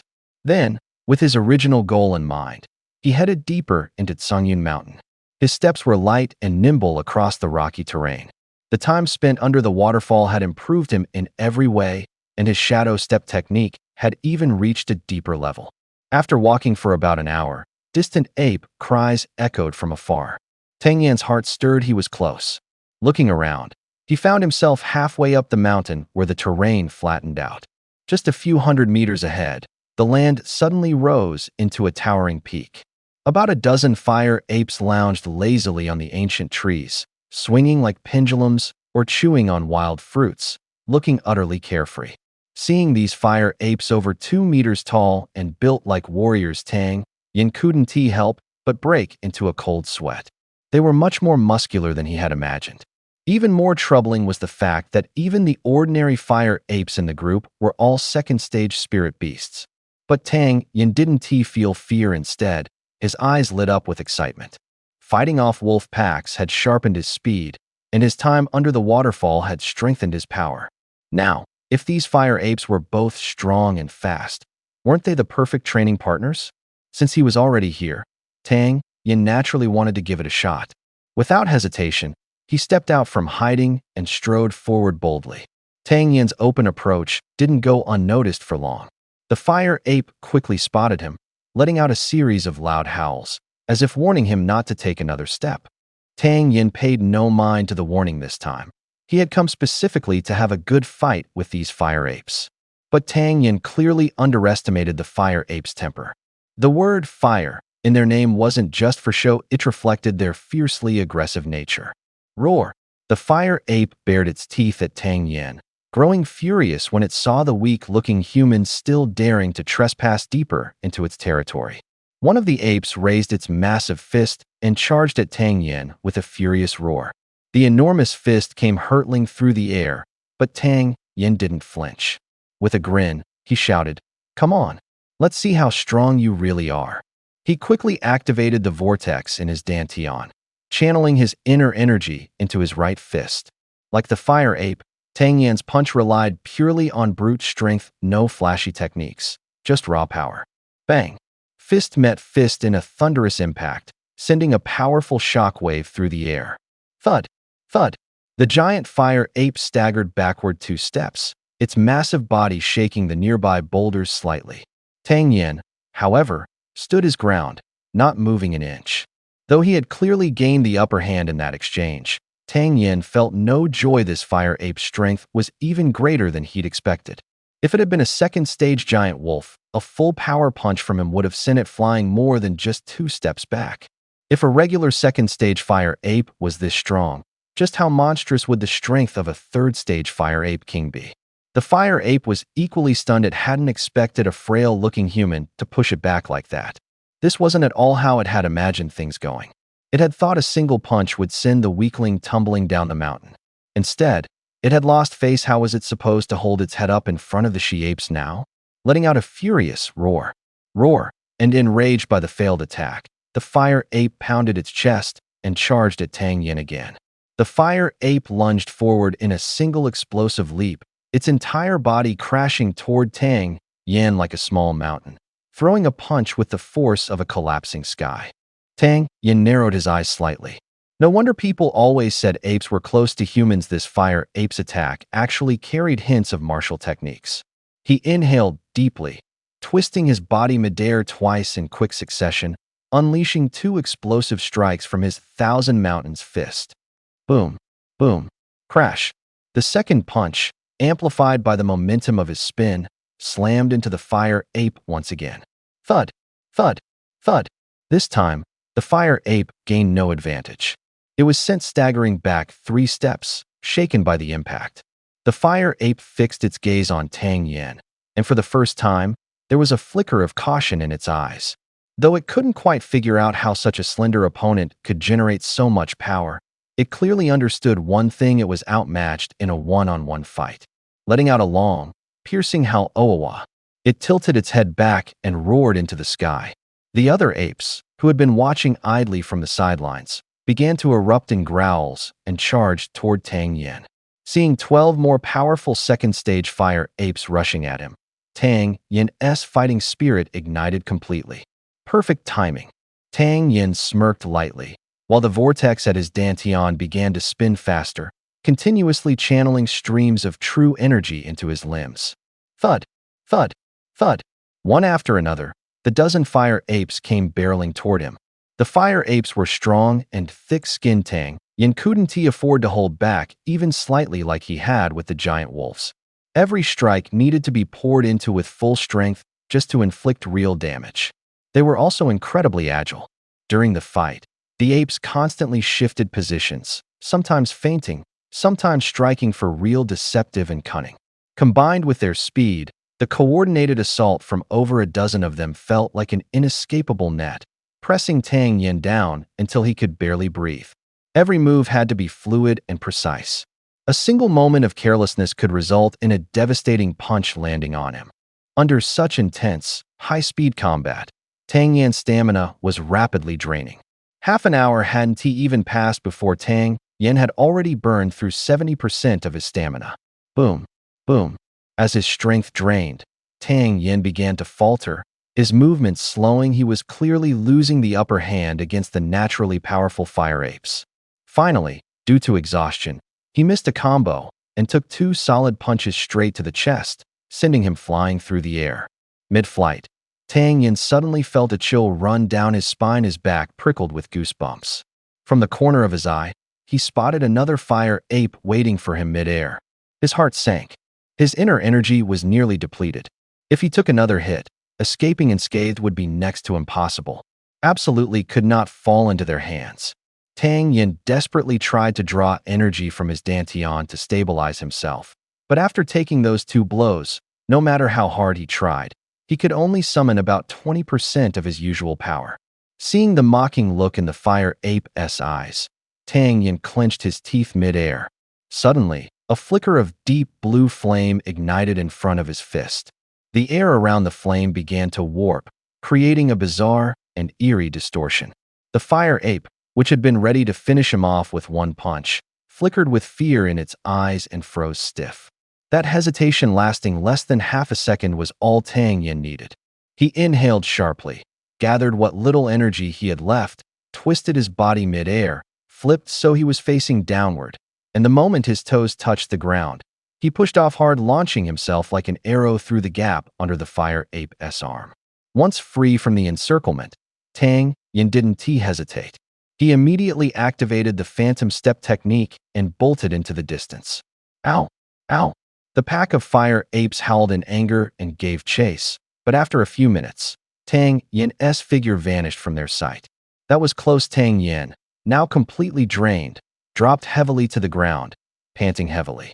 If it hadn't occurred to him in that moment of danger that animals fear fire, he probably wouldn't have made it out of this forest alive. Tang Yin didn't realize that the fire ape, being a fire attribute spirit beast, wasn't afraid of flames like other spirit beasts.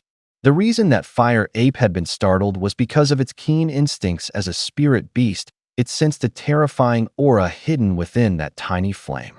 The heaven-sundering fire consumed a tremendous amount of spiritual energy, and Tang Yin's reserves were already depleted. His dantian now felt as if it had run completely dry. Luckily, he had barely managed to escape. He found a hidden and safe spot, took out a bottle of pills, swallowed them, and then sat cross-legged to meditate and recover his strength. Once his energy was restored, Tang Yin began replaying the battle with the ape pack in his mind over and over again. Frame by frame, the combat images flashed before him. He continuously analyzed the flaws in his techniques, whether his predictions of the enemy's attacks had been wrong, and why he had been hit twice in a row. Only after he had figured all these issues out did he grin, then darted like a ghost through the mountains. In no time, he arrived at the fire ape's lair. One of the fire apes spotted the annoying human returning and immediately let out a sharp warning cry. Of course, the fire apes recognized Tang Yin. They remembered how this kid had tricked them so thoroughly before. As soon as they identified him, they didn't hesitate for a second before throwing punches and charging at him. Pung pung pung. Fists flew through the air as Tang Yin instantly became locked in a chaotic brawl with the pack of fire apes. 2 hours passed. Tang Yin took another punch, a thin trail of blood seeping from the corner of his mouth.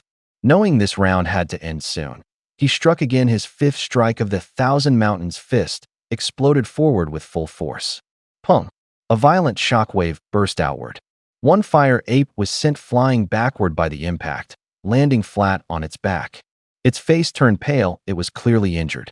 With the immediate threat pushed back, Tang Yin didn't linger. He vanished like a shooting star, quickly leaving Fire Ape Peak behind. After reaching a safe location, Tang Yin took healing pills and high-grade spirit pills. His injuries and exhaustion quickly faded as his strength returned. Under the effects of the pill, Tang Yan's wounds quickly healed. He then began analyzing every flaw and vulnerability that had appeared during the battle, one by one, until he had figured out every issue. After finishing his summary and with his strength restored, Tang Yan, ignoring how late it had become, moved swiftly and nimbly through the mountains, following a familiar path back to Huoyuan Peak. Tang Yin never concealed his presence when appearing, so whenever he showed up in the open terrain below, he was easily spotted, often accompanied by a loud "Ayo." As soon as Tang Yin arrived, a fire ape let out a long howl, raising the alarm. This time, fighting this group of fire apes was a bit easier compared to the previous two chaotic encounters. At least he wasn't constantly on the defensive anymore, and he managed to land a few counterattacks here and there. After 2 hours of fighting, Tang Yin began to feel his stamina fading. After dodging several deadly attacks, he forcefully pushed back 2 fire apes that had surrounded him and hastily withdrew from the area. Over the next 10 days, the entire fire ape group grew increasingly resentful toward this thin, outsider human. Having lived this long as apes, they had never encountered a creature as despicable as him.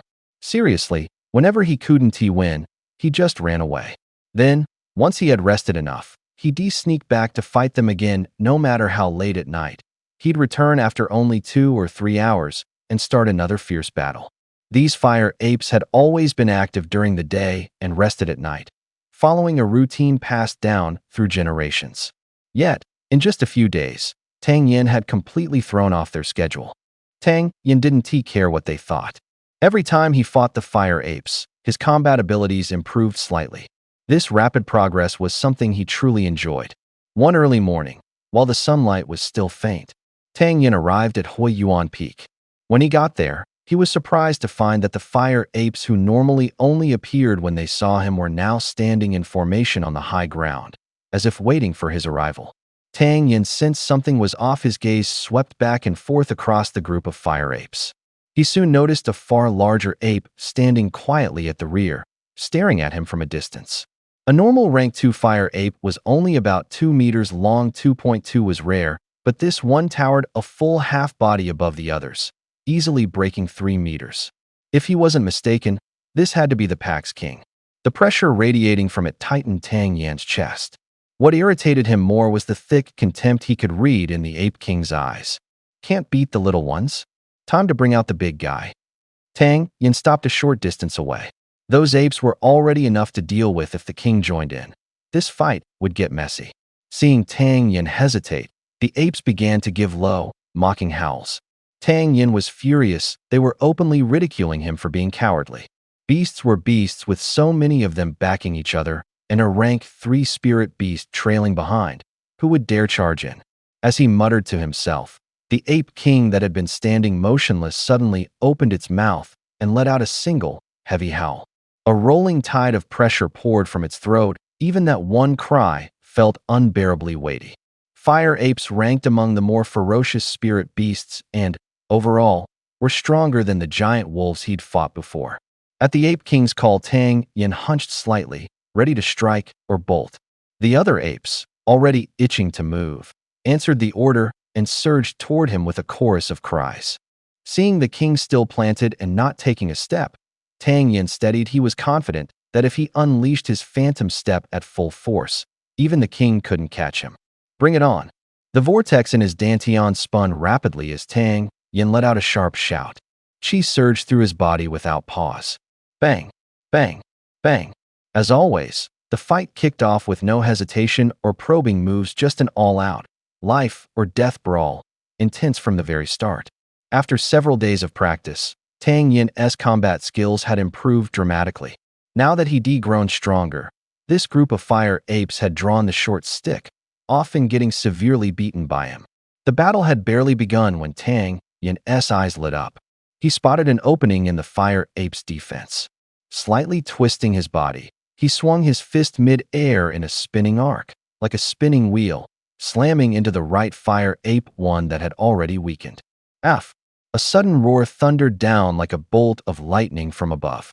Right after, a giant, hairy fist came crashing toward him, trailing a powerful gust of wind. The strike sent a jolt through Tang Yan's heart. Forced to pull back his original move, he quickly turned to defend himself. Boom! The fire ape staggered back 2 steps. Before Tang Yan could even catch his breath, he heard another sharp ugh from the Ape King, standing in the distance like a command. Could it be the Ape King was actually directing this group of fire apes against him? What followed quickly confirmed Tang Yan's suspicion. At the Ape King's roar, another fire ape lunged toward him with a furious scream, throwing a full power punch.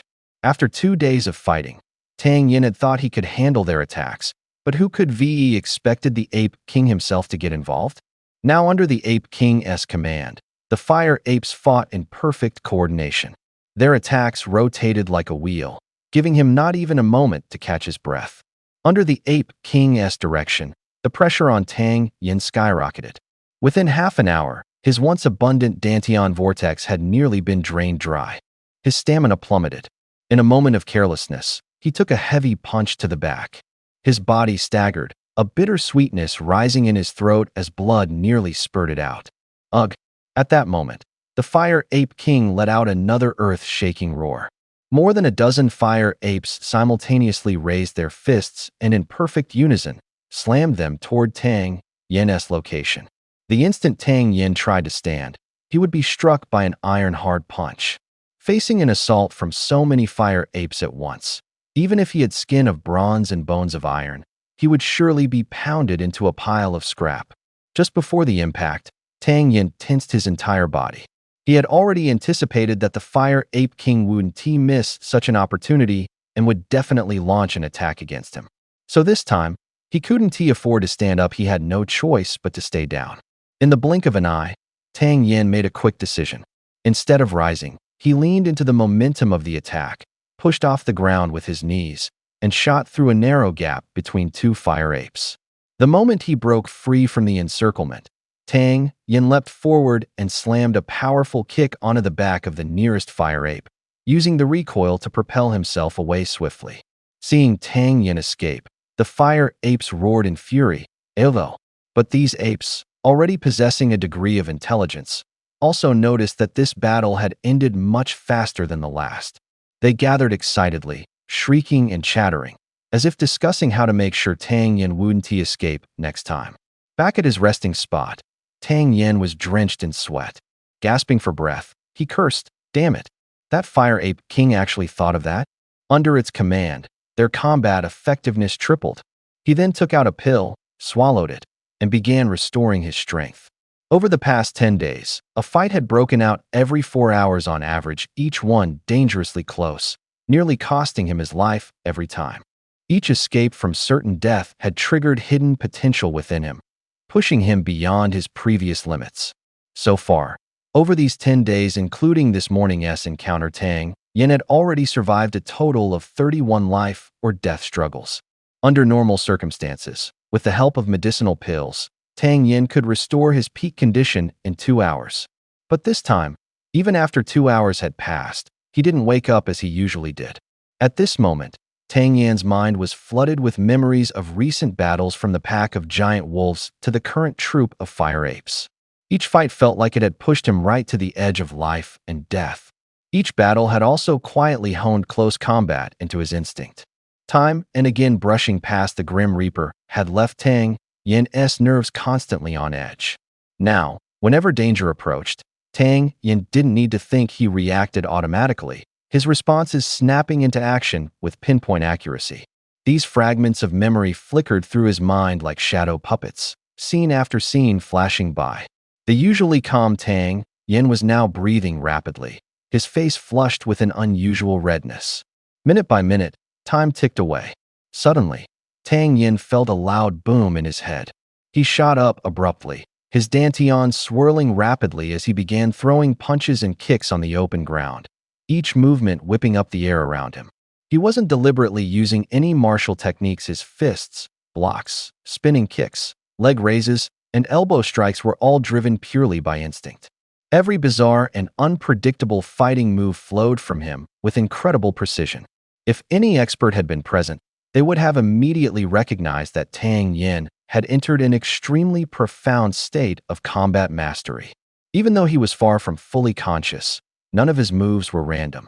In his mind's eye, countless deadly techniques were manifesting and attacking him from all sides, and each of Tang Yin's motions was a perfect defense against these mental threats. Tang Yin grew faster and faster. Under such overwhelming power and speed, even the most refined martial techniques could only play a supporting role. Pung pung. Occasionally, his martial arts techniques blended with his raw combat movements, instantly kicking up clouds of dust and an aura so intense it was breathtaking. As Tang Yin fought with increasing speed, afterimages began to form around him. Pung. After Tang Yin threw another punch, his figure finally came to a stop. The surroundings were silent, the only sound being Tang Yin's steady breathing. Standing perfectly still, a strangely profound energy stirred within his dantian. It was as if a tiny figure inside his core was locked in endless battle, and finally, with one punch, shattered the barrier within his dantian completely. The vortex inside his dantian accelerated instantly, drawing in endless streams of spiritual energy, which then surged into his limbs and every pore of his body. A wave of indescribable comfort washed over him. Tang Yin felt completely filled with boundless power. His cultivation had reached the Xian realm. With his dantian brimming with energy, a faint smile naturally formed at the corner of Tang Yin's lips. In his previous life, although Tang Yin hadn't reached the peak of martial cultivation, he had often fought against top experts, giving him vast experience and sharp judgment.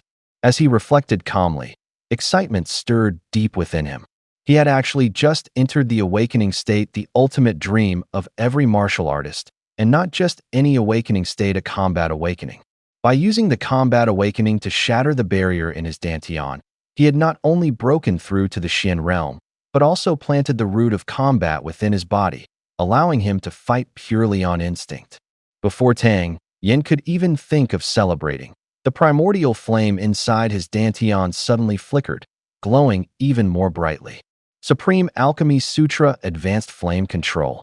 A set of instructions suddenly echoed from within the primordial cauldron. As Tang Yin carefully absorbed the technique, wild joy erupted in his heart.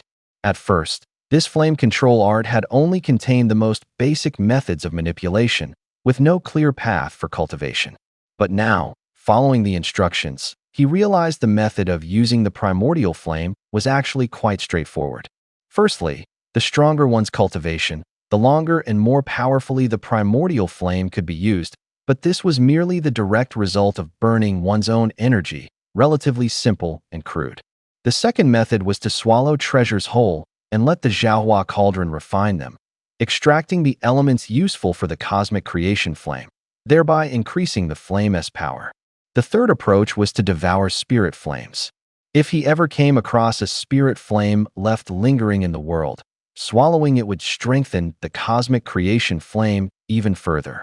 However, ordinary spirit treasures had limited effects on enhancing the cosmic creation flame. Devouring spirit flames instead offered a much more noticeable boost. Unfortunately, there were no records of any spirit flames remaining in the entire Tingxiang kingdom, making them extremely difficult to find. He sighed inwardly. The Zhaohua cauldron, known as the Supreme Divine Cauldron of Huaxia, held too many secrets.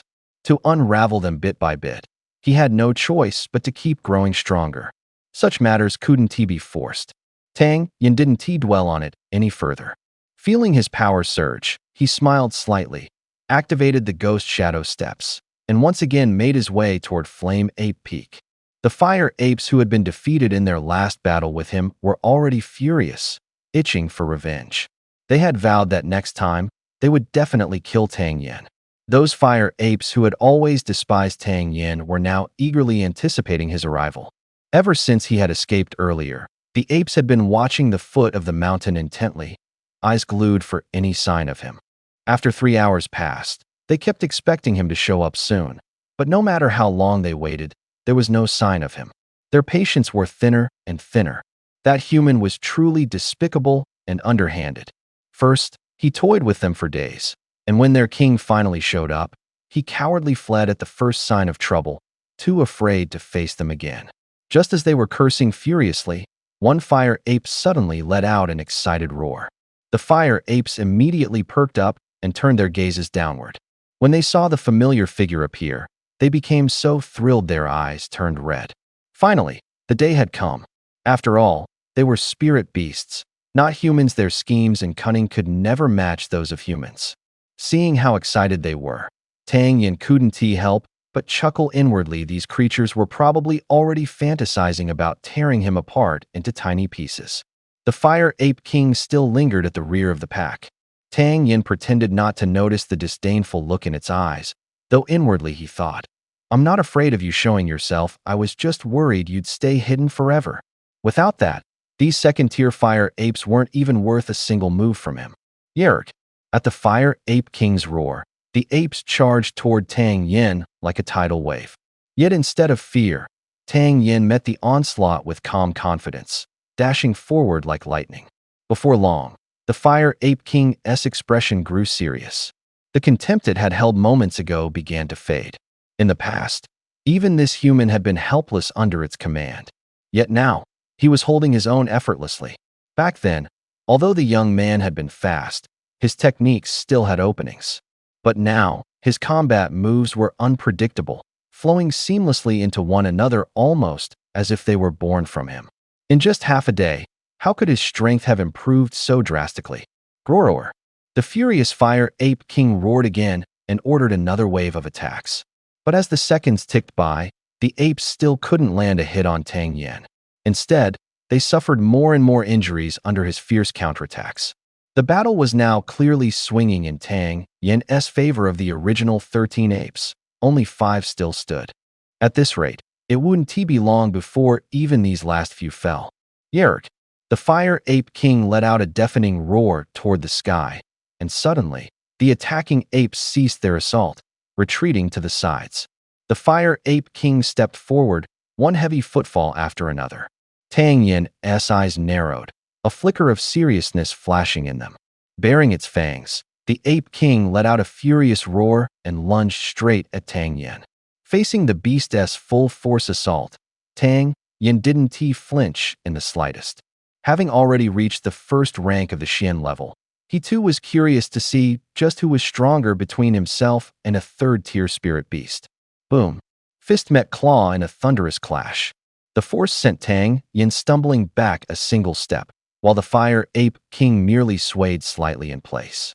Seeing through the Fire Ape King's strength, Tang Yin finally felt assured and said, "You're still lacking just a bit in power, but my current strength is more than enough to deal with you."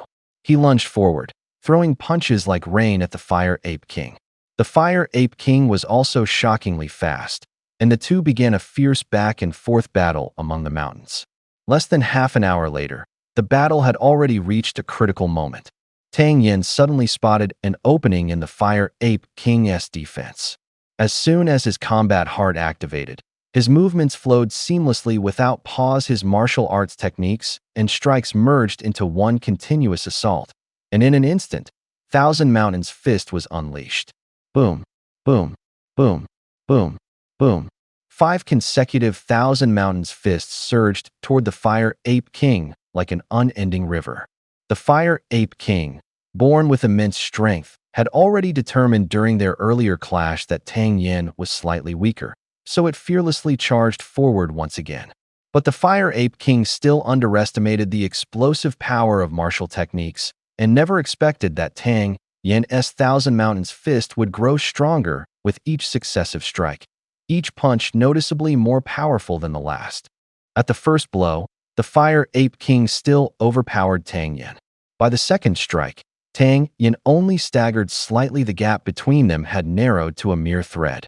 At the third punch, the Fire Ape King shook from head to toe. Tang Yin's sudden burst of power had actually surpassed its own by a hair. By the fourth punch, faced with Tang Yin's terrifying, escalating strength, the Fire Ape King was actually pushed back a step.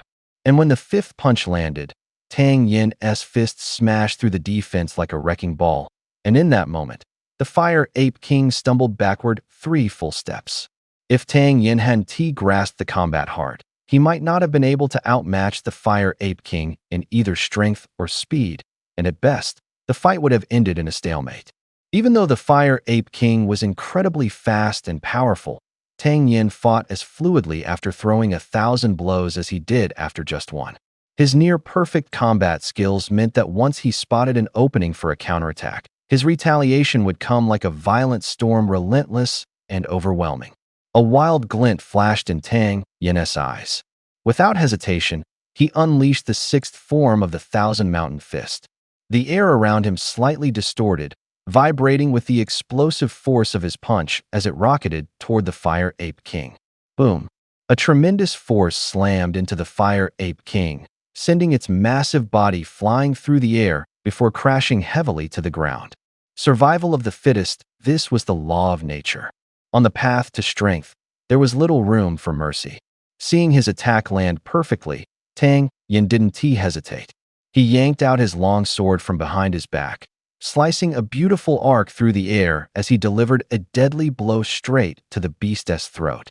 Seeing their king slain, the pack of fire apes was instantly gripped by intense fear. To them, the Fire Ape King was almost a god.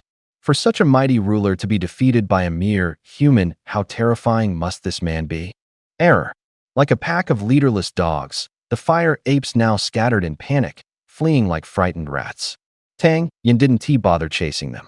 Instead, he pulled out his dagger and sliced open the Fire Ape King's skull. A crimson beast core tumbled into his waiting hand. He immediately tossed the beast core into the heaven and earth cauldron, where it was instantly refined. A surge of energy coursed through his body. The Fire Ape's innate fire affinity provided considerable support to the cauldron.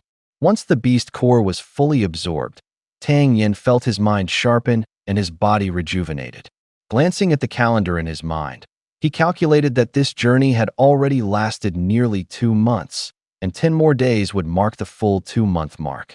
In less than 2 months, he had advanced from Yellow Tier, 8th rank, to Dark Heaven Tier, 1st rank.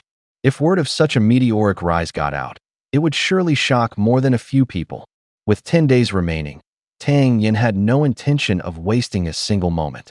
He pulled out the map left behind by Chang'ing and set his sights on his next target, the Grade 3 Spirit Beast, the Porphyry Tiger. In the following days, Tang Yin deliberately held back his true strength in battle. Creatures that should have required a 9th stage yellow rank warrior to handle, he insisted on fighting with 8th or even 7th stage power, using this method to train his ability to perform under pressure. After awakening his brawling core, things became much easier for him. After 6 days and 3 kills against 3rd stage spirit beasts, he stopped because in the distance, he spotted a far more spectacular waterfall. This waterfall was about 40 meters high and 16 meters wide, with torrents of water plunging down like thunder, carrying astonishing kinetic energy. He decided to spend the remaining days here, properly consolidating his current strength. Though the waterfall was only twice as high as the last one, due to the principle of acceleration, the impact force at the bottom had increased several times over. Pung pung pung. Such an ideal training spot thrilled Tang Yin, a martial arts fanatic beyond words. Without hesitation, he charged straight into the waterfall and began practicing the Thousand Mountain Fist. Almost 30 times the normal gravity bore down on him instantly. Tang Yin clenched his teeth, enduring the constant pressure threatening to crush him at any moment. Yet he held firm, gradually adapting. Pung pung pung pung pung. After 5 days of relentless training in the waterfall, Tang Yin finally advanced the first 3 strikes of the Thousand Mountain Fist to the 5th. He did a quick calculation. Tomorrow was the day he had to return to Yin City. Just as training was ending, a bold idea suddenly struck him. What if he trained the Flame Explosion Palm right under the waterfall? This technique required at least a basic grasp of the mysterious rank to control, and Tang Yin was barely at the first stage of that level. Yet he was determined to try it under the waterfall anyway. The challenge was immense, but a wild, feverish gleam lit up Tang Yin's eyes. If he succeeded, the power of Flame Explosion Palm would multiply dramatically. The flame explosion palm worked by compressing one's inner energy and then detonating it instantly, unleashing a powerful burst of force that could deal devastating damage to an opponent. Pu's first attempt ended in failure. PHHH. The second attempt still ended in failure. Every time he tried to lift the force, the waterfall would disperse it instantly. But Tang Yin refused to give up. Time passed, minute by minute. Just as the final day was about to end, a sudden, powerful ripple burst from beneath the waterfall. A chilling, violent aura erupted into the sky, surging straight toward the cascading water. With a furious roar, he shouted, "Explode!" And immediately afterward, a deafening blast erupted. That 40-meter-high waterfall was completely shattered in an instant. Tang Yin couldn't help but feel astonished. This palm strike had been far more devastating than he'd expected. Looking up at the collapsing waterfall, a wave of dizziness washed over him. 2 months of cultivation had finally paid off. Today, he produced a result he could truly be satisfied with. Stepping out from the waterfall, Tang Yin let out a long, piercing howl that echoed into the heavens, sending countless fierce birds and beasts nearby into a frenzy of panic. Ignoring the late hour, he dashed swiftly back along the path he had come, his figure flickering like a ghost through the night thanks to the ghost shadow steps. By the time Tang Yin returned to Yun City, the sky had not yet begun to lighten. His silhouette flickered through the darkness, barely visible, until he reached the Tang estate. Like a nimble cat, he slipped silently into his room, not making a sound the entire way. Seeing the room spotless, Tang Yin understood Xiao Cui had been cleaning every day. He wondered what his grandfather would feel if he knew he had now reached the Xian stage. The moment he thought of his grandfather, a soft ache stirred in his heart. Using knowledge from his past life, Tang Yin had long noticed that the old man's meridians harbored a hidden ailment. Ever since he accepted Tang Ling as his grandfather, he had secretly observed the elder's symptoms, eventually uncovering the root cause of the illness. The spiritual energy he cultivated daily could only maintain and repair the meridians. It wasn't enough to boost his power at all. For the old man's condition, Tang Yin had already gathered the necessary medicinal ingredients, waiting until he reached the Xian stage to begin refining the pills that would heal the meridians. Now that everything was ready, Tang Yin stepped into the pill refining chamber. Since he had already reached the Xian stage, he needed to refine a new set of pills suited for his current cultivation level. The next morning, just as the rooster crowed and the sky began to lighten, the sun not yet fully risen, old Master Tang was already up and standing outside the gate, waiting. This was already the 7th day. Every single morning, old Master Tang had waited by the door like this. Autumn was deepening, nearly winter, and even a 9th-tier Xian stage cultivator like old Master Tang wore a thick cotton robe against the cold. Time dragged on. Dew dampened his hair and eyebrows, but he made no move to wipe it off. Instead, his face grew increasingly anxious. Today was the day for selecting participants in the Yun City trials for the Eastern Region Championship, yet his grandson still hadn't returned. It wasn't just that he feared Tang Yin would miss the competition. No, the boy was supposed to be back by now, according to their agreement. 2 whole months had passed without a single message from him. Naturally, one couldn't help but worry something had gone wrong. For a moment, regret flickered across his face. He wished he hadn't been so hasty in agreeing to Tang Yin's request back then. By the time the morning sun rose higher, Imobo stepped out from the courtyard and softly said to the old master, "Master, the young master is already at the 7th tier of Huang stage. 2nd tier spirit beasts shouldn't pose too much of a threat. He should at least be able to escape if he can't fight them off. Besides, he said his master would secretly watch over him. Young master will definitely come back." Sighing, old Master Tang replied, 2 whole months already. He didn't bother hiding his worries in front of his old friend Imobo. Imobo suggested gently, maybe the young master simply lost track of time. If he hasn't returned by tomorrow, we should send out all our best men to go into Tsungyun Mountain and bring him back ourselves. That's our only option, old Master Tang nodded. Glancing at the sky, he added, the Eastern Region Championship selection is about to begin. Even without Tang Yin, we still need to send someone to represent the family and observe the proceedings. Get things ready. The 2 old men, accompanied by several Tang family attendants, climbed into a carriage and headed toward the center of Yun City, the Yuntai. Located right in the heart of Yun City, the Yuntai was a massive arena covering about 2,000 square meters. The arena was forged from shattered ironstone, making it extremely hard, so tough, in fact, that it could withstand a full-force strike from a sky-tier cultivator. It was rarely opened, and hadn't even been used during the Mid-Autumn Festival gathering. Only when an especially important matter concerning the dignity of Yun City arose would the arena be made available. At that moment, the city center was buzzing with excitement. Most of the townspeople had dropped whatever they were doing and rushed to the scene. This time, only 3 spots were available, and everyone had already made their guesses. Lu Ji from the Lu family would definitely take one, and Lin Dongxue, the city lordess' daughter, would surely claim another. The most anticipated part, however, was the fierce battle among the young elites from the major families fighting tooth and nail for the final seat. Qin He from the Qin family, Wu Feiming from the Wu family, and Tang Yin from the Tang family were all named as top contenders. This was the first time Tang Yin had been openly compared to figures like Qin He and Wu Feiming.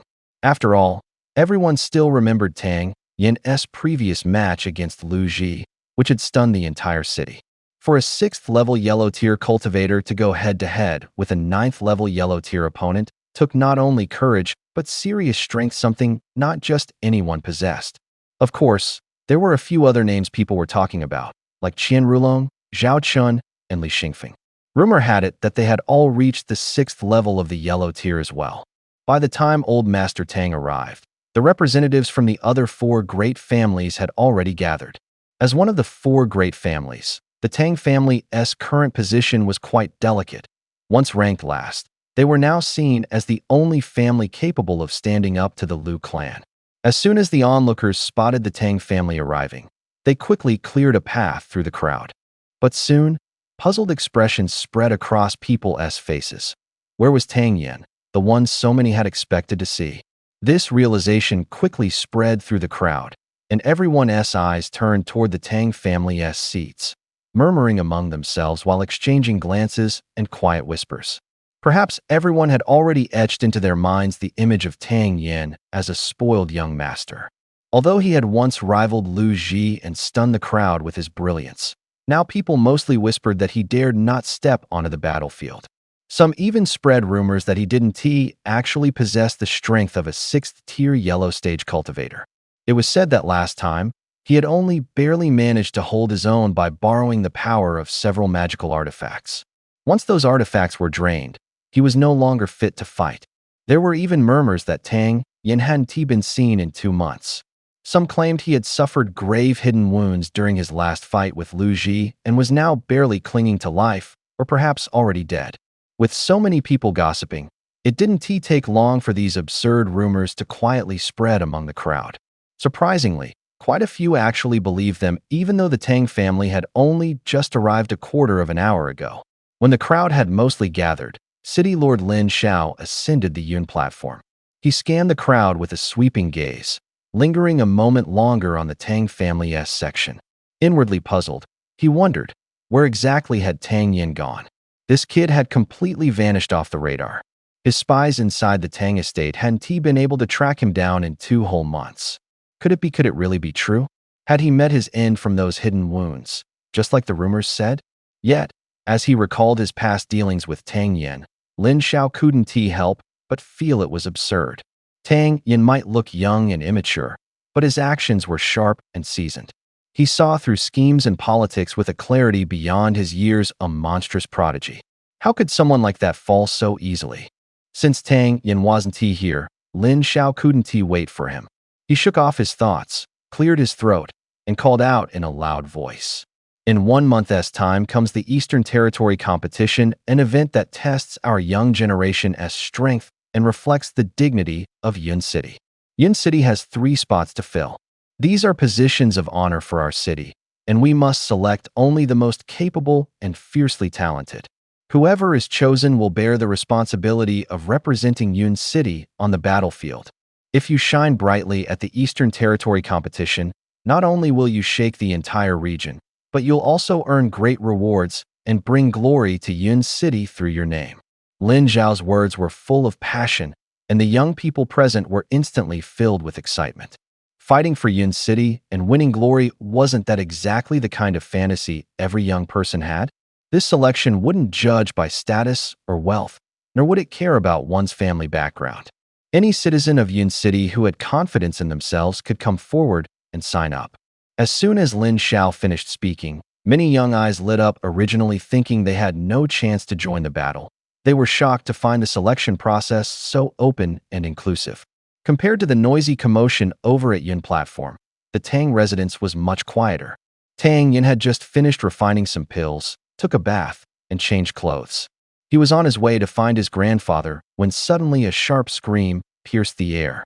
The piercing female shriek startled Tang Yin, causing him to glare at Xiao Chui and mutter, "Who the hell is screaming like a ghost in broad daylight?" Xiao Chui's eyes widened in shock, as if she'd seen a ghost, and she cried out, "Master Tang, is it really you? You're back." Tang Yin frowned slightly and replied, "We haven't seen each other in only 2 months. How is it that you don't even recognize me anymore?"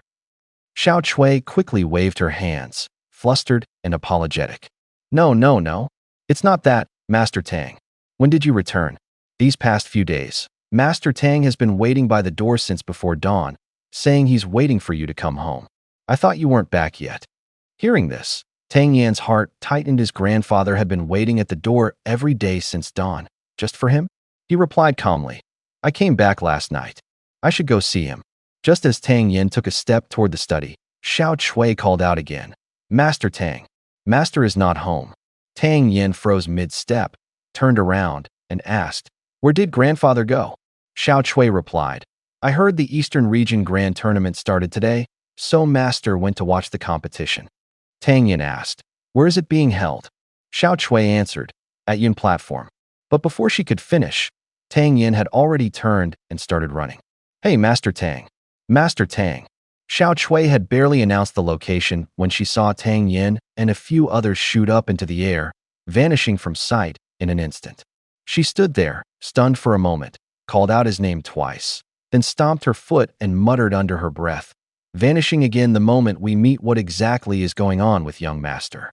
On the cloud platform, City Lord Lin Zhao said a few encouraging words, then clearly explained the selection rules. This trial will determine rankings based on performance, similar to the Mid-Autumn Gathering. First, Lu Ji from the Lu family, Lin Dongxue from the City Lord's mansion, Qin He from the Qin family, and Wu Feiming from the Wu family will compete to determine the top 3. The remaining contestants will fight in a tournament-style battle. The last one standing will face off against third place for the final spot. Any objections? The method was relatively fair, and everyone silently accepted. Just as people were about to nod in agreement, suddenly a voice rang out, breaking the harmony. "I object." The voice wasn't too loud, yet it carried clearly through the crowd. Everyone turned in surprise, eyes locking onto a tall, thin figure slowly stepping out from a nearby corner, making his way toward the platform. Tang Yin. A series of astonished gasps erupted from the crowd as they recognized him. Old Master Tang let out a sharp intake of breath, quickly standing up, eyes wide with excitement. His face flushed red, and his whole body trembled slightly from sheer emotion. Fearing he might be mistaken, he studied the young man carefully for a moment. It had been 2 months. His grandson outwardly. There didn't seem to be much change. Could this kid have run off somewhere to indulge in wild pleasures? After the brief surge of joy, this thought suddenly popped into old Tang's mind. Well, could you really blame him for thinking that? After all, Tang Yin had cultivated the Supreme Pill Sutra, known as the greatest in heaven and earth, which incorporated the natural Tao, making it nearly impossible for outsiders to gauge his true strength at a glance. And with his refined, clean-cut appearance, where was the sign of hardship or training? Grandson pays respects to grandfather. Tang Yin strode forward, bowing respectfully with a clenched fist toward Tang Ling. Good. Old Master Tang replied, his voice trembling with excitement. Grand Elder Tang patted Tang Yin's shoulder. Though his grandson wore a calm exterior, the old man had been deeply concerned for his safety all along. Seeing him return unharmed, he finally felt at ease. The moment Tang Yin appeared, Murmurs broke out among the crowd. Although he had interrupted the selection process, his presence somehow made the whole event even more exciting. His sudden arrival instantly shattered all the rumors circulating earlier. At this moment, the top elders from both the Qin and Wu families darkened in expression. Why did this kid have to show up and stir things up right at this critical moment? What was he trying to accomplish? The city lord remained expressionless on the outside, but inwardly, he felt a flicker of interest. Could this young man actually bring him a surprise? Seeing the Tang grandfather and grandson reuniting, Lin Xiao didn't interrupt. Instead, he let them have their moment. Elder Tang, however, felt this wasn't the right place for a long conversation and gave Lin Xiao an apologetic nod. Lin Xiao then asked, Tang Yin, earlier you said you disagreed. Do you have any objections? All eyes in the hall turned sharply toward Tang Yin. Unfazed, Tang Yin took a couple of calm steps forward and declared loudly, I believe Lu Ji, Wu Feiming, and Qin He are not qualified to be on the challenge list. The city lord didn't immediately respond to Tang Yin's challenge. Instead, it was the head of the Wu family who couldn't hold back any longer. He leapt to his feet, pointing at Tang Yin and roaring, How dare you? If they aren't qualified, are you saying you are? Tang Yin didn't back down. He let out a hearty laugh and said, Your eyesight is sharp. Elder Wu indeed, I am. Arrogant. Elder Wu had not expected such audacity from Tang Yin. Elder Qin chimed in with a sneering tone. The city lord has already set the rules. What are you trying to pull, Tang family? By now, the eyes of tens of thousands in the audience were glued to the scene, watching the powerful families clash with great interest. After a brief pause in the argument, City Lord Lin Xiao smiled and asked, Then how do you think the rules should be set? Tang Yin replied, Mei Lin and I should be directly exempted and granted entry. Tang Yin paused for a moment, then continued, Everyone else will participate in the arena match, and the winner will earn a spot in the Eastern Territory Championship. As soon as he finished speaking, the crowd erupted into murmurs once again. If Tang Yan's earlier defiance toward the city lord was considered arrogant, then this proposal was even more brazen. Was he seriously excluding Lu Ji outright from the challenge-eligible candidates? The moment those words left Tang Yan's mouth, all eyes turned sharply toward Lu Ji. How would the young master of the Lu family respond to such a blatant provocation? What nerve you have? Lu Ji sneered, curling his lips into a cold smile. Although he had been shocked by Tang Yan's strength 2 months ago during their last clash, he didn't believe that was Tang Yan's full ability. He thought that move was just some last resort trick. Besides, he himself had improved significantly over the past 2 months.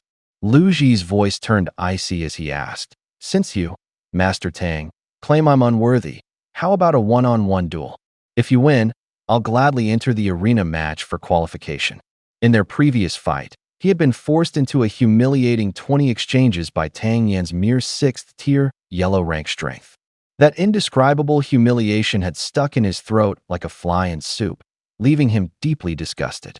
This was the perfect chance to wash away that disgrace. As his words faded, the crowd fell silent, every pair of eyes fixed on Tang Yin. A flicker of anxiety crossed old Master Tang's face, but beside him, Mo Bo remained calm. In a low voice, he comforted the elder. Don't worry, sir. Young Master Tang has been acting with more caution lately. He won't make reckless decisions without confidence. Hearing Mo Bo's words, Tang Ling relaxed slightly and sat back, waiting to see how Tang Yin would respond. Inside, Tang Yin was secretly pleased. Creating chaos didn't mean acting recklessly. According to Lin Zhao's rules, he should have had to go through the open qualifiers. That would mean fighting through every round, wasting time and energy, being watched by the entire city, only to end up facing the third-place contender. Now that the disruption had worked, he could settle everything with just one fight.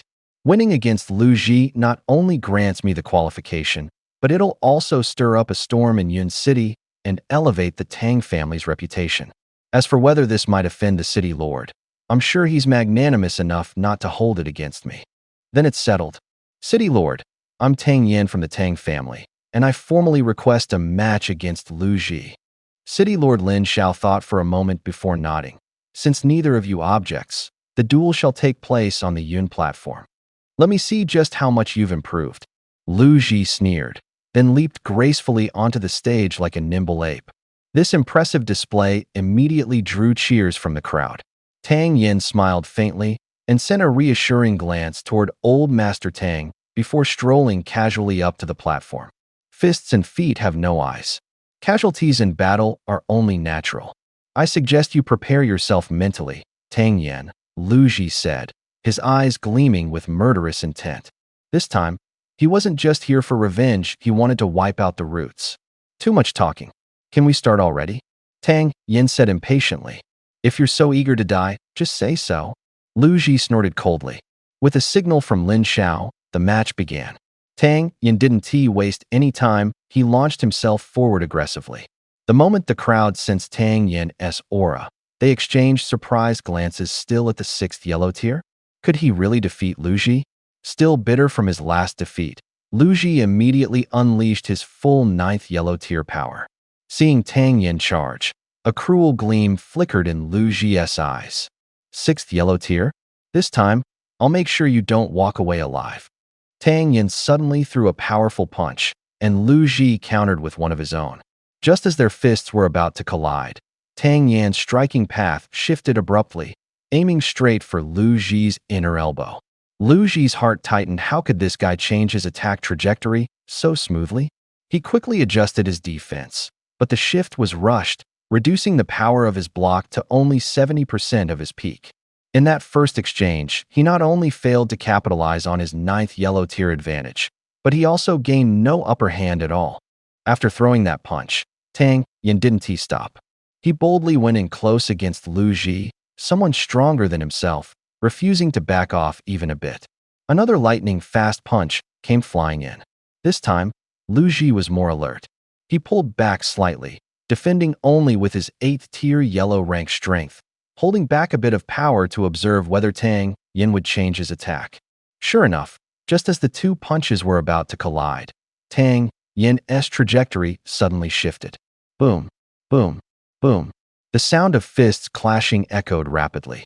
The crowd watched in stunned disbelief. This duel was electrifying, leaving people shouting in excitement. Tang Yin once again shocked everyone present. Although he was holding his own against Lu Ji, most people still didn't believe he could win.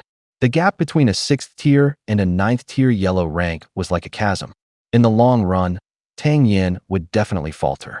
The city lord thought the same at first. But not long after, Lin Xiao narrowed his eyes slightly, a sharp glint flashing briefly in his gaze before disappearing. Although Tang Yin was only at the 6th tier of the yellow rank, he didn't seem to be struggling at all in his fight with Lu Ji. On the contrary, he looked surprisingly calm and composed. As soon as this thought crossed Lin Xiao's mind, his heart gave a jolt. After double-checking several times, he finally felt a wave of shock deep inside.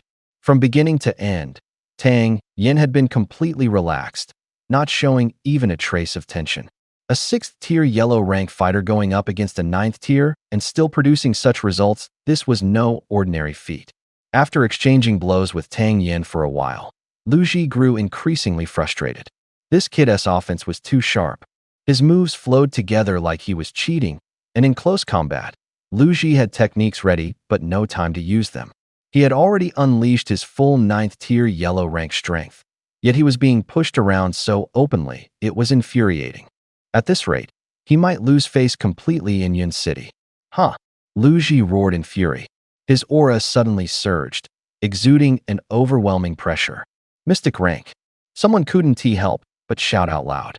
As they looked toward the Lu family, there was an air of reverence and apprehension in their gazes. No wonder they were the top of the 4 great families of Yun City. Most of their younger generation were exceptional within the city. In a few more years, this entire city might fall completely under the Lu family's control. From the crowd came occasional sighs. That kid from the Tang family is definitely going to lose this time.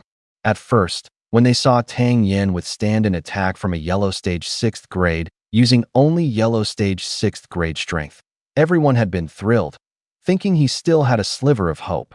But then Lu Ji suddenly revealed terrifying power, completely dousing everyone's hopes.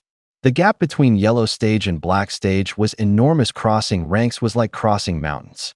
Tang Yin narrowed his eyes and stared at Lu Ji, who was radiating killing intent. He said, "So you've already reached the black stage? That's troublesome. I'll use my yellow stage 7th grade, along with the Thousand Mountains Fist, to charge at you one last time and see if I can survive this strike." Just when everyone thought Tang Yin had no hope left, someone suddenly gasped, "Huh." Everyone quickly turned their heads. Standing atop the Yun platform, Tang Yan's aura had suddenly changed. Yellow stage, 7th grade. After a brief moment of shock, the crowd still shook their heads in disbelief. No one believed Tang Yin still had any chance of turning the tide. Lu Ji snorted coldly. Yellow stage, 7th grade? Still too weak. Then, he threw a punch straight at Tang Yin. There was no trickery in this move, pure brute force and speed derived from overwhelming cultivation level. As Lu Ji's lightning-fast punch surged forward, Tang Yin immediately activated Phantom Steps, retreating half a step back while unleashing the Thousand Mountains Fist with full power at that very moment. Pung, pung, pung, pung. His figure flickered 4 times in succession, using the momentum to build up unimaginable inertia.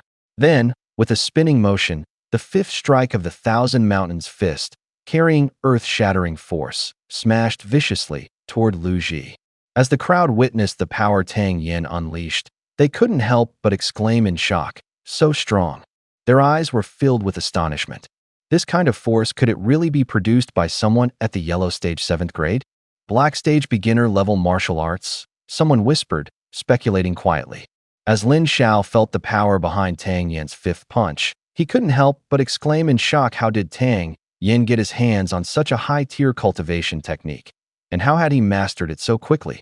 If only Lin Xiao knew that after this 5th punch came a 6th, and even a 7th, he would have been even more stunned. The moment Tang Yin unleashed this move, everyone's expressions instantly changed. The way the force intensified with each punch made it clear to all that the martial skill Tang Yin was using was of no low rank. Boom!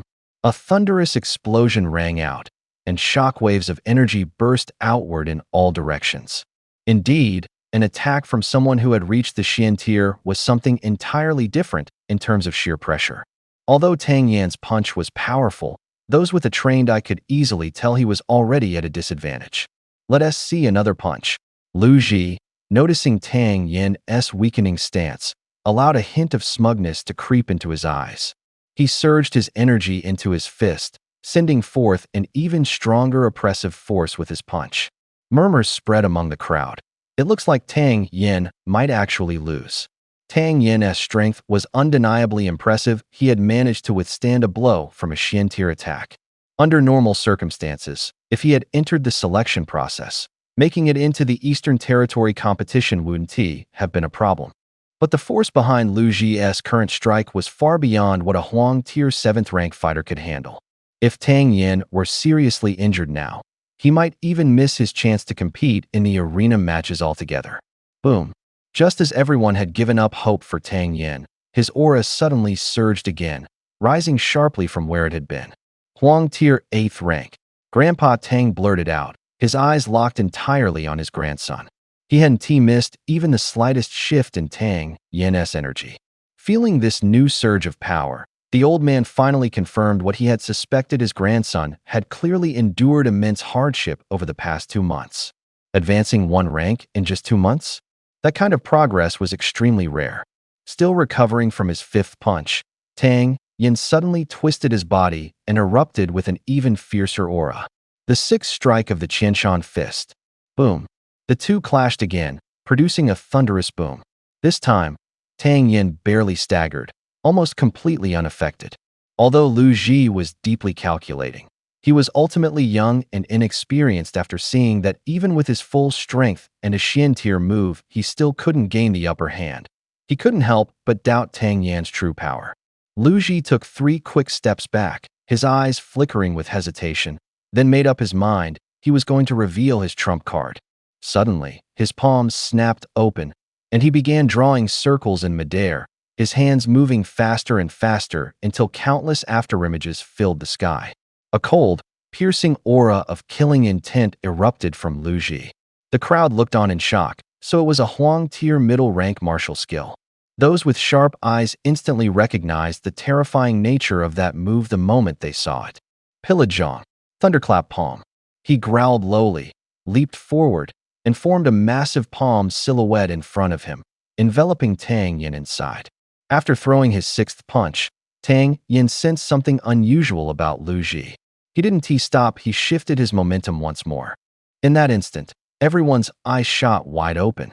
Tang Yan's current power had actually skyrocketed to the peak of Huang Tier 9th rank. Just 3 months ago during the Mid-Autumn Gathering, he was only at Huang Tier 6th rank.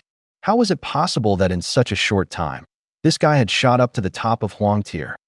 Unfazed by the crowd's shock, Tang Yin twisted his body fiercely and launched the 7th strike of Qianshan Quan Thousand Mountain Fist with full force. Even the surrounding air seemed to distort at that moment. Back then, when Tang Yin bid for this martial skill set at the Tianbao auction house, the auction house had only rated it as Huang Tier middle rank based on the first 2 moves. But now, the power of this 7th strike had clearly reached at least the Xian Tier level. The crowd held their breath, eyes wide and locked onto the fighting platform. Boom!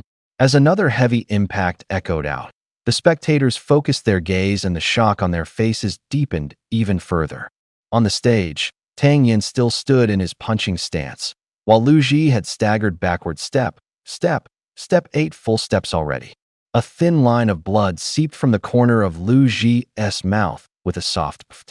Nobody had expected this outcome. The crowd fell into a deathly silence, so quiet you could hear a pin drop. Lin Dongxue, sitting in the front row, looked dazed. In her memory, the first time she met Tang Yin, he was shamelessly flirting with her, a total rogue with no shame.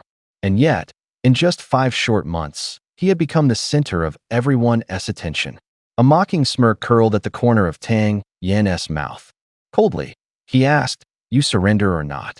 He didn't flat out say you lost, nor did he politely ask if Lu Ji would admit defeat. No, he went straight for the jugular. Surrender or not. Lu Ji had long been the top young talent in Yin City. He didn't show off much, but deep down, he was extremely proud of himself. For him to say "I surrender" to Tang Yin's face was like asking the heavens to grant immortality. It was nearly impossible. But if Lu Ji shouted back "I won," what awaited him was an even fiercer assault from Tang Yin. Everyone with a shred of sense felt a chill in their hearts, watching Tang Yin on the stage with wary eyes. This so-called spoiled young master, whispered about in rumors, now radiated an aura that sent shivers down their spines. Humiliation clouded Lu Ji's mind. His eyes turned blood red as he roared, "Hell no, I won." The moment the words left his mouth, Tang Yin shot forward like lightning, closing the distance between them in an instant. The fighting spirit ignited. With a single punch full of explosive force, he struck straight at Lu Ji. Lu Ji quickly retaliated, but by now Tang Yin had already reached yellow stage, 9th rank, an overwhelming leap from Lu Ji's 6th rank. Tang Yin's moves were direct, efficient, and flawlessly connected, each technique flowing into the next without hesitation or wasted motion. Trapped in this relentless storm of attacks, Lu Ji found himself unable to use any of his martial arts techniques that relied so heavily on timing and spacing. With a thunderous bang, within less than 3 heartbeats, Tang Yin broke through Lu Ji's defenses, kicked him hard in the chest, and sent him flying off the stage, crashing down to the ground below. Lu Ji hit the ground hard, wounded, humiliated, and instantly unconscious. Seeing Lu Ji severely injured, the Lu family members cried out in unison, "Heir," and rushed forward immediately. Lu Wuhui, sitting in the front row, suddenly unleashed a furious surge of power and roared, "If anything happens to Heir, I will never let you walk away unscathed." The oppressive force of a peak Xian 9th tier surged like a tidal wave toward Tang Yin. Tang Yin, who in his previous life had been a 9th tier alchemist and had seen countless powerful experts, remained unfazed. To him, the old man's aura was nothing more than child's play. Earlier in the match, Master Lu himself said that fists have no eyes. Looks like he really meant it. Afraid I might hurt him. Why else would Elder Lu have made things so clear before the duel? If Elder Lu insists on pursuing this matter further, he won't just be slapping Master Lu's face, he'll be humiliating the entire Lu family. Tang Yin's words were sharp and cutting. Elder Lu had nearly exploded in anger, but managed to hold himself back with great effort. Elder Lu suppressed his rage with visible effort, casting a dark, icy glare at Tang Yen. He sat there silently for a long moment, clearly deep in thought. A thunderous boom snapped the audience back to reality, sending a wave of shocked murmurs through the crowd. After today, it seemed the title of top young expert in Yun City would soon belong to Tang Yen. Although Lin Shui had somewhat anticipated Lu Ji's defeat, he never expected a Xian tier expert to be beaten so brutally by a Huang 9th tier like Tang Yen. It was truly beyond his expectations. Lin Shui let out a bitter smile and said to the crowd, "Never expected such an unexpected turn of events during the selection. Tang's strength is truly astonishing. I suppose we'll have to revise our selection rules accordingly. The winner of this tournament will have the right to challenge either Lu Ji or Lin Dongxue. Whoever wins will earn the qualification to represent us in the Eastern Region Grand Competition." At Lin Shui's words, everyone present was momentarily speechless. Though Lu Ji had been defeated by Tang Yen, it didn't mean his strength was any less formidable. Everyone knew in their hearts that if they had to face Lu Ji in battle, they didn't stand a single chance of winning. Nobody was foolish enough to go looking for a one-on-one fight with Lin Dongxue either.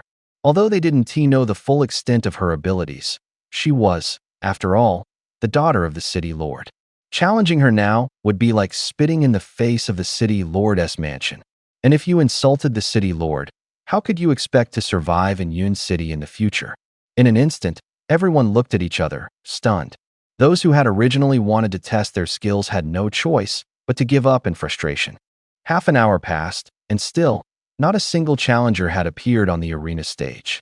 Lin Xiao looked at Lu Wuhui and ordered, "Since no one is willing to step up, the 3 representatives from Yun City for the Eastern Domain competition will tentatively be Tang Yen, Lin Dongxue, and Lu Ji.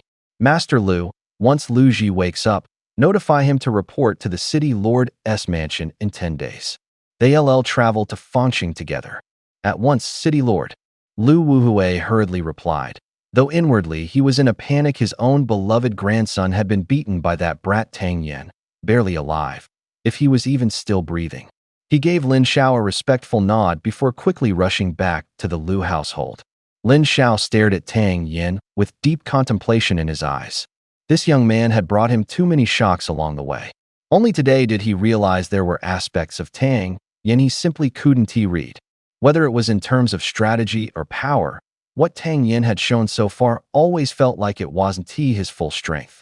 For several consecutive sessions of the Eastern Domain competition, Yun City had placed near the very bottom. Deep down, Lin Xiao had long been holding in his frustration. He had originally thought that this year's competition would be more of the same, that Yun City would barely scrape by without drawing attention. But now, with Tang Yen's sudden emergence, Lin Xiao found himself filled with new expectations. Under the astonished and respectful gazes of the crowd, Tang Yen returned to his family's section. Old Master Tang hadn't seen Tang Yen in 2 months, and he had a million things he wanted to say. The moment the selection ended, he couldn't wait to leave, dragging Tang Yen back to the Tang estate. No sooner had they gotten into the carriage than old Master Tang, unable to contain himself any longer, grabbed Tang Yen's hands in excitement and asked, "When exactly did you break through to yellow stage? 9th level? Around 20 days ago, I think." Tang Yen couldn't quite remember the details. Old Master Tang was secretly thrilled and kept repeating, "Excellent. Truly excellent." Suddenly struck by inspiration, he asked, "When you fought against Lu Ji, where did that final martial arts technique come from?" Tang Yen replied seriously, "It wasn't a move from the new sect. It was the 1,000 Mountain Fist I bought at the Tianbao auction house last time.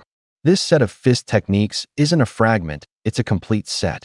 Although its exact rank hasn't been authenticated yet, I'm certain it's not just below the Xian tier." Xian tier. Old Master Tang was deeply shocked at the words in Yun City. Even Huang tier martial arts were rare treasures. What kind of luck did this kid have? The flame palm his mother left him was at least Xian tier, and now he casually picked up another Xian tier technique at an auction? All these good things falling on Tang Yen just didn't seem real to the old man. Especially the fact that he'd advanced 3 ranks in just 2 months. More he thought about it, the more it felt like fantasy. Staring at his grandson, he tested cautiously, "You're really at Huang tier 9th rank?" You didn't use some secret method to artificially boost your cultivation, did you? Tang Yin shook his head and said, I'm not at the 9th rank of Huang tier. Hearing the denial, Old Master Tang first felt a twinge of disappointment, but he quickly convinced himself it made sense. He comforted, the 8th rank is still very strong. Keep practicing hard, and reaching the 9th is just a matter of time. Tang Yin shook his head again. Not the 8th rank of Huang tier either. What? Not even the 8th rank? The old man widened his eyes, somewhat irritably saying, Weren't you still at the 7th rank before you left? As soon as he finished speaking, he realized he had been too harsh and softened his tone. But it's still normal. You had just broken through to the 7th rank before you left. Consolidating your power over 2 months is quite good. The Eastern region competition is in another month. Keep working hard, and you might reach the 8th rank by then. Tang Yin looked a bit confused. In his previous life, he had only heard of associate degrees upgrading to bachelor's, never the other way around. Scratching his head awkwardly, he mumbled, Actually, I'm already at the 1st rank of Xian tier. Oh, I know. Wait, what? Grand Elder Tang seemed to choke on the air itself, his eyes wide as he stared at Tang Yin in disbelief. What did you just say? You heard right, grandfather. It's really true. Seeing the shock on Grand Elder Tang's face, Tang Yin almost wanted to slap himself. Just moments ago, he had admitted it was yellow rank. 9th grade, why did it have to come to this? Really black rank. Grand Elder Tang, who had witnessed countless strange things over the decades, now found himself shaken in a way he'd never experienced before. You know I wouldn't lie to you. Tang Yin nodded firmly. Good. Grand Elder Tang exclaimed 3 times in a row, momentarily at a loss for better words to praise his grandson. How in the world did you make such rapid progress over the past 2 months and break through to black rank? The old man's curiosity grew stronger. After repeated questioning, Tang Yin only shared the surface details, deliberately skimming over the more dangerous and intense parts of his journey.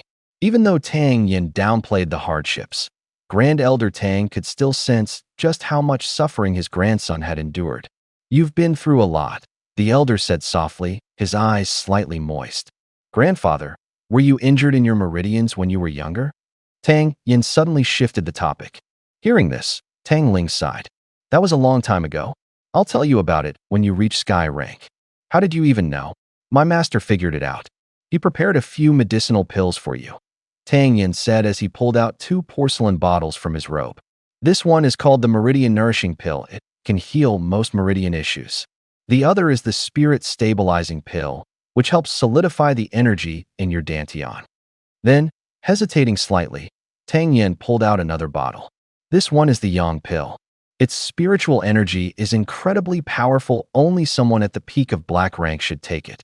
Swallowing it gives about an 80% chance of advancing to Earth rank. But my master warned me repeatedly, it must only be taken after your dantian and meridians are completely stabilized. The voice had barely faded when Grandmaster Tang felt his heart tighten as he listened to Tang Yin's explanation of each pill.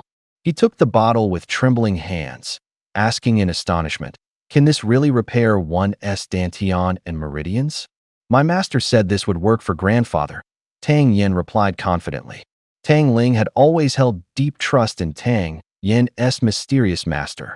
Hearing such a firm assurance now, all his doubts vanished, and his excitement grew. When you see your master next time, be sure to invite him to our estate. I must personally express my gratitude to him, Tang Ling said earnestly.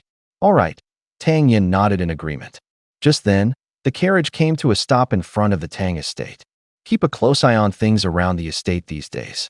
Handle minor matters yourself, and consult old Mo for anything major. I'll be entering a period of seclusion for a few days. As soon as he finished speaking, he ignored Tang Yin, pulled the curtain shut, and in a flash, his figure vanished into the Tang mansion like a wisp of smoke, leaving Tang Yin alone in the carriage, his heart in a state of turmoil. Tang Yin had already reached the Xian realm in strength. Refining low-tier pills had become second nature to him. Only a month remained until the Eastern Territory competition, and Tang Yin was filled with anticipation for the Azure Dragon Academy. He had already made up his mind he would break into the academy and carve his path in a much broader world. After the Azure Dragon Academy, He also wanted to find his parents. Though he had never met them, the blood of the Tang family ran in his veins, and he had already accepted who he was deep down. But before leaving, he had to eliminate every hidden threat that could harm the Tang family. Factions like the Liu, Wu, and Qin families, for instance. After returning, Tang Yin threw himself into the alchemy chamber. The Tang family's guards, who used to receive only one high spirit pill every half-month, now received one every other day. Fortunately, the Miaodong workshop ran efficiently, and Guming had scammed him. Starting from the second month, the dividends from each settlement exceeded 5 million taels of silver. That was a huge sum, but the cost of medicinal herbs needed for refining high spirit pills was equally staggering. Thankfully, Tang Yin was a pill master. Otherwise, if the Tang family had tried to buy high spirit pills outright, 5 million taels of silver wound tea have been nearly enough. The guards would have devoured it like candy. Tang Yin introduced several generous incentive policies, instantly igniting the guards' passion for training. Through a careful balance of kindness and firmness, Tang Yin gradually established his authority in the eyes of the guards. He had become the role model for every single one of them.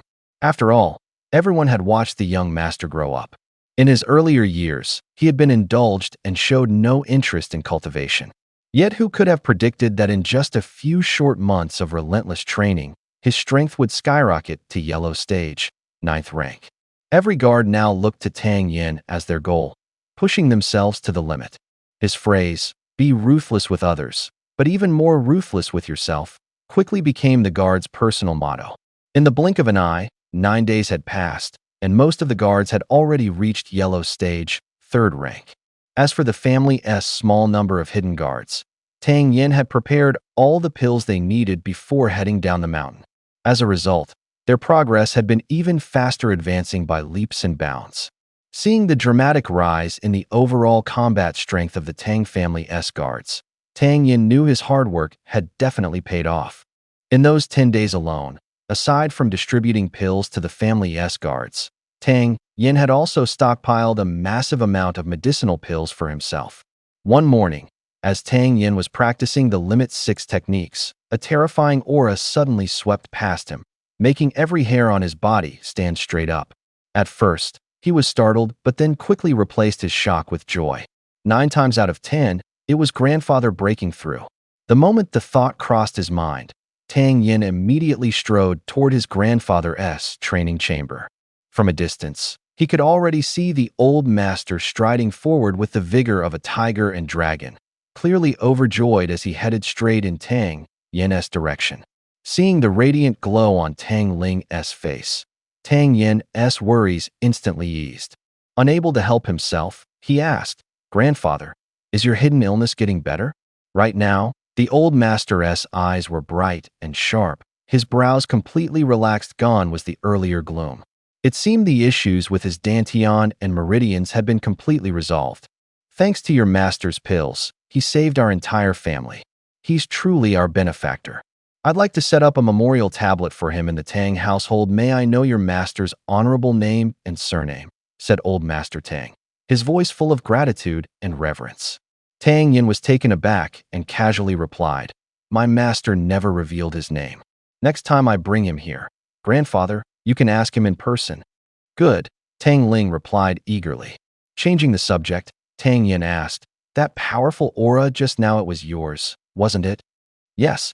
I've finally reached the Earth stage," old Master Tang answered joyfully. Then his tone shifted slightly. "You're leaving today, aren't you?" "Later this afternoon, I'm heading to the city lord's mansion," Tang Yin replied. Tang Sr. suppressed his excitement over the recent breakthrough and grew serious.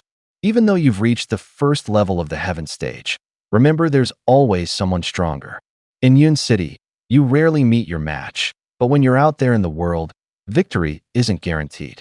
Hide your strength when you can, and when you must fight, don't hesitate." "I understand, grandfather." "You don't have to worry," Tang Yin nodded, a flash of coldness flickering in his eyes. "Grandfather, our Tang family's power is no longer inferior to the Liu family's. It's time we stopped playing the weak. This era of constant submission must end." Tang Ling's expression turned solemn. "Then how do you think we should proceed from here?" Tang Yin paused, thinking. The other day, The city lord asked me what path the Tang family intended to take. Old Master Tang's heart tightened. So the city lord had actually brought this matter up with Tang Yin? He immediately leaned in, listening intently. My answer then was to take the middle path. We won't provoke others if they leave us alone, but if someone dares to challenge us, we'll hunt them down no matter how far they run. Hearing his grandson's words filled with killing intent, a flicker of satisfaction passed through old Master Tang's eyes. He understood what his grandson meant. If others came looking for trouble, the Tang family would fight back. But on an everyday basis, they would still value peace and not go around oppressing others.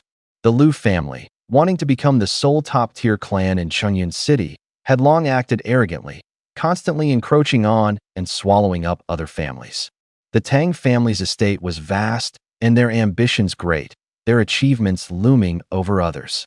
Though the city lord outwardly appeared detached from worldly affairs, deep down, he still held some resentment toward the Liu family. However, if the Tangs chose a moderate path, reigning in their desires and fostering goodwill with their neighbors, life in Yun City could remain peaceful and stable for a long time. Tang Lin laughed heartily. Grandfather's thinking lines up perfectly with yours. Seeing that his grandfather was so perceptive, Tang Yin felt relieved. He led the old man to the alchemy chamber and pulled out a box containing the pills he had prepared for emergencies.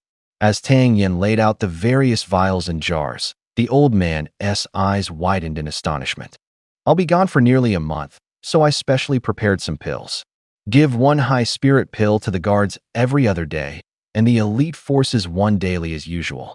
Right now, our top priority is to strengthen ourselves in case of a joint attack by the three families. This isn't the time to worry about money. Once I return from the Eastern Region's grand competition, I'll negotiate another cooperation deal with Miao Dan Workshop. You don't need to worry about the cost. These pills are for strengthening Mo Bo and grandfather's body. One every 3 days should be enough. Watching his grandson make such meticulous arrangements, an expression of disbelief flickered across the old man's face. In less than half a year, his grandson had transformed from a source of endless frustration into someone dependable truly. The heavens were blessing the Tang family. The two generations chatted a bit longer. Then the old man patted Tang Yin's shoulder and said with a smile, "You go ahead and participate in the Eastern Region competition with peace of mind. Don't worry about things at home. It's getting late. Young man, it's time to set off." The old man and the youth stepped out of the alchemy chamber, only to find that Xiao Chui had already packed Tang Yin's luggage. Looking at her master about to depart, tears welled up in her eyes as she whispered, "Please take care of your health, master." Everyone in the Tang household knew that the eldest young master was leaving today, so they all came out voluntarily to see him off. This kind of warm send-off, filled with admiration and support, was something Tang Yin had never experienced before his reincarnation. After saying his goodbyes, Tang Yin composed himself, mounted his horse, dug in his heels, and sped off toward the city lord's mansion. Upon arriving at the mansion and entering the main hall, he saw that Lu Ji and Lin Dongxue were already there waiting. Tang Yin had barely stepped through the door when a flicker of discomfort flashed across Lu Ji's face. But when Lin Dongxue saw Tang Yin, her eyes lit up with genuine surprise. She feigned annoyance and said, "Why are you so late?" Tang Yin offered an apologetic smile. "Grandfather stopped me for a chat. Sorry to keep everyone waiting." The city lord spread a map out on the table and gestured for them to come closer. "No problem. You three, come here. Let me briefly go over the plan first." He pointed at the map. Our Yun City is located in the eastern territory of Tingshan Kingdom. Right here is Fangcheng, the strongest city among the 5 in the east and the leader of the region. Talent is abundant within the city walls. It's common to see people under 30 who've already reached the Xian stage. Fangcheng had long been the traditional venue for the Eastern Territory Grand Tournament. According to intelligence reports, this year's competition even includes a Xian Stage 3rd grade expert. Tang Yin's expression remained calm, but inside, he felt a jolt of shock. If the Eastern Territory alone has such a genius, how many monstrous prodigies must exist across the entire Tingshan Kingdom, or even the wider continent? Lin Dongxue couldn't help but exclaim, "Xian Stage 3rd grade." Even Lu Ji's face showed clear astonishment. The city lord took note of all three of their reactions, and his own surprise deepened. Ever since the day Tang Yin presented the gift, the boy seemed to have experienced many trials, always calm, never shaken. Lin Xiao's tone turned serious. That's right. There really is a Xian stage 3rd grader, and it seems there might be more than one. This year's Eastern Territory Grand Tournament will be packed with fighters at the Xian stage and above. But these are only the reports we've gathered so far. The real situation still needs verification. As for whether there are any Xian stage 4th grade geniuses, no one can say for sure. I've already dispatched people to keep investigating, and I'll notify you the moment we get more news. Lin Xiao paused briefly, then continued.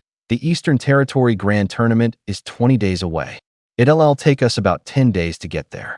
Once we arrive at Fangcheng, before the competition officially begins, I'll personally take you all to the Juesha Tower for some training.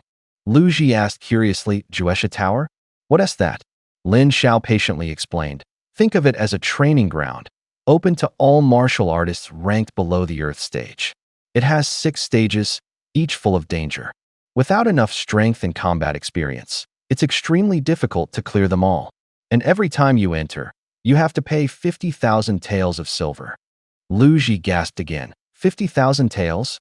Is that the price no matter how long you stay inside? Exactly. Even if you get driven out the moment you step in, you still have to pay 50,000 taels. However, there was one rule. Those who managed to clear all the stages could skip the fee. But clearing it was extremely rare. No one had succeeded in years. Don't put too much pressure on yourselves, he added. So that's the plan. Any questions? Lin Xiao asked. Lu Ji and Lin Dongxue both said they had no objections. Only Tang Yin spoke up. Lord City Governor, I have a request. Lin Xiao smiled and said, Go ahead, what is it? Tang Yin replied, I'd like to head to Fangcheng alone and meet up with you all there. Lin Xiao furrowed his brow slightly, but didn't refuse. He calmly asked, Have you thought this through? Tang Yin nodded. Yes. Lin Xiao nodded in return. All right, we'll meet at Wanfang Pavilion in Fangcheng. That's our temporary base from Yunqing.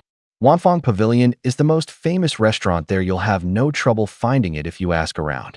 After hearing Tang Yan's words, Lu Ji let out a quiet sigh of relief. If they had to travel together, it would have been very awkward for him. Lin Dongxue, clever as she was, asked, Why not travel together? Why go alone?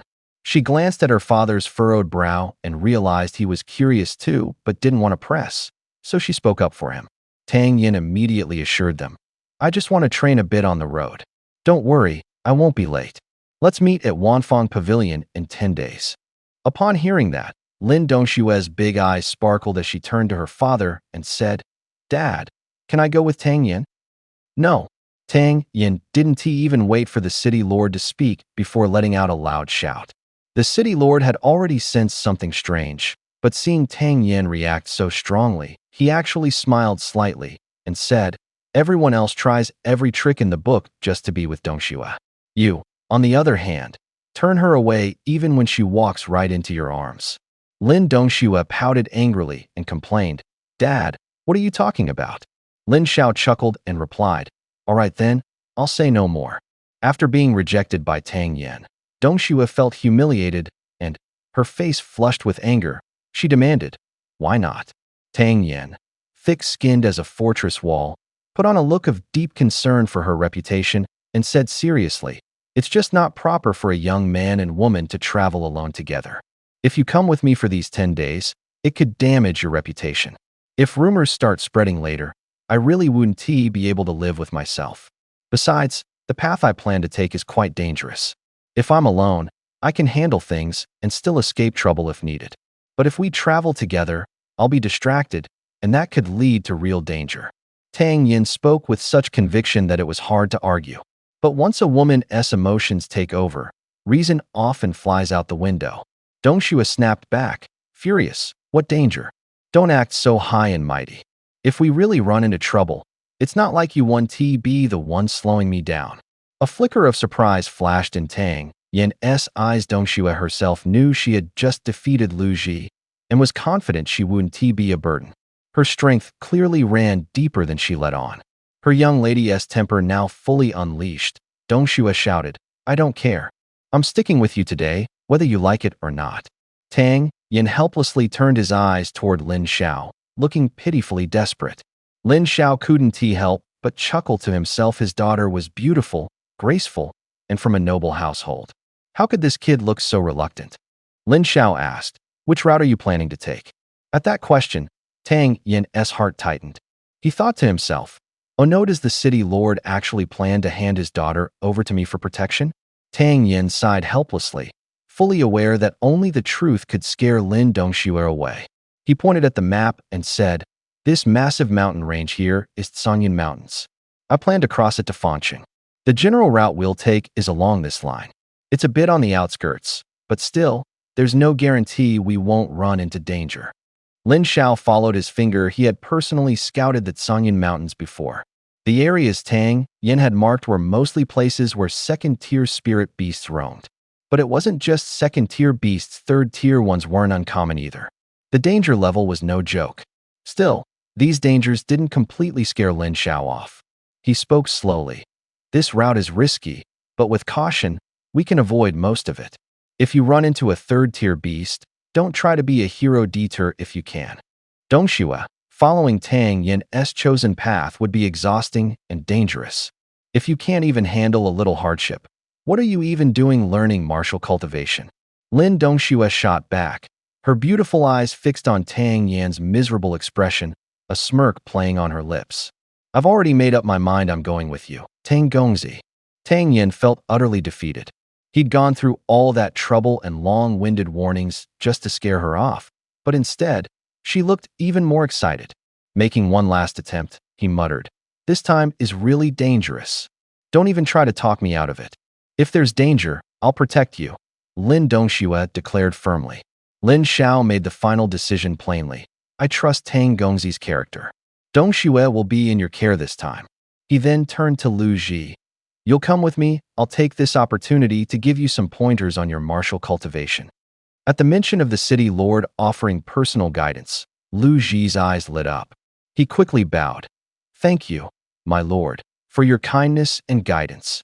Once the plans were set, the group split into two parties and departed.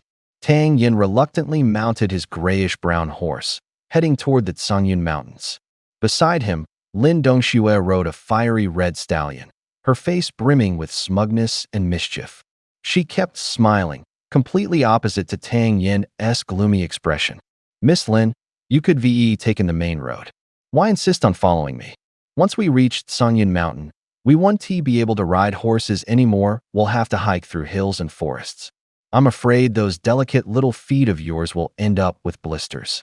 Not to mention," Tang Yin continued, slumped over his green-maned horse with a gloomy expression, "it's really not proper for a man and woman to travel alone together like when I have to pee or take a bath.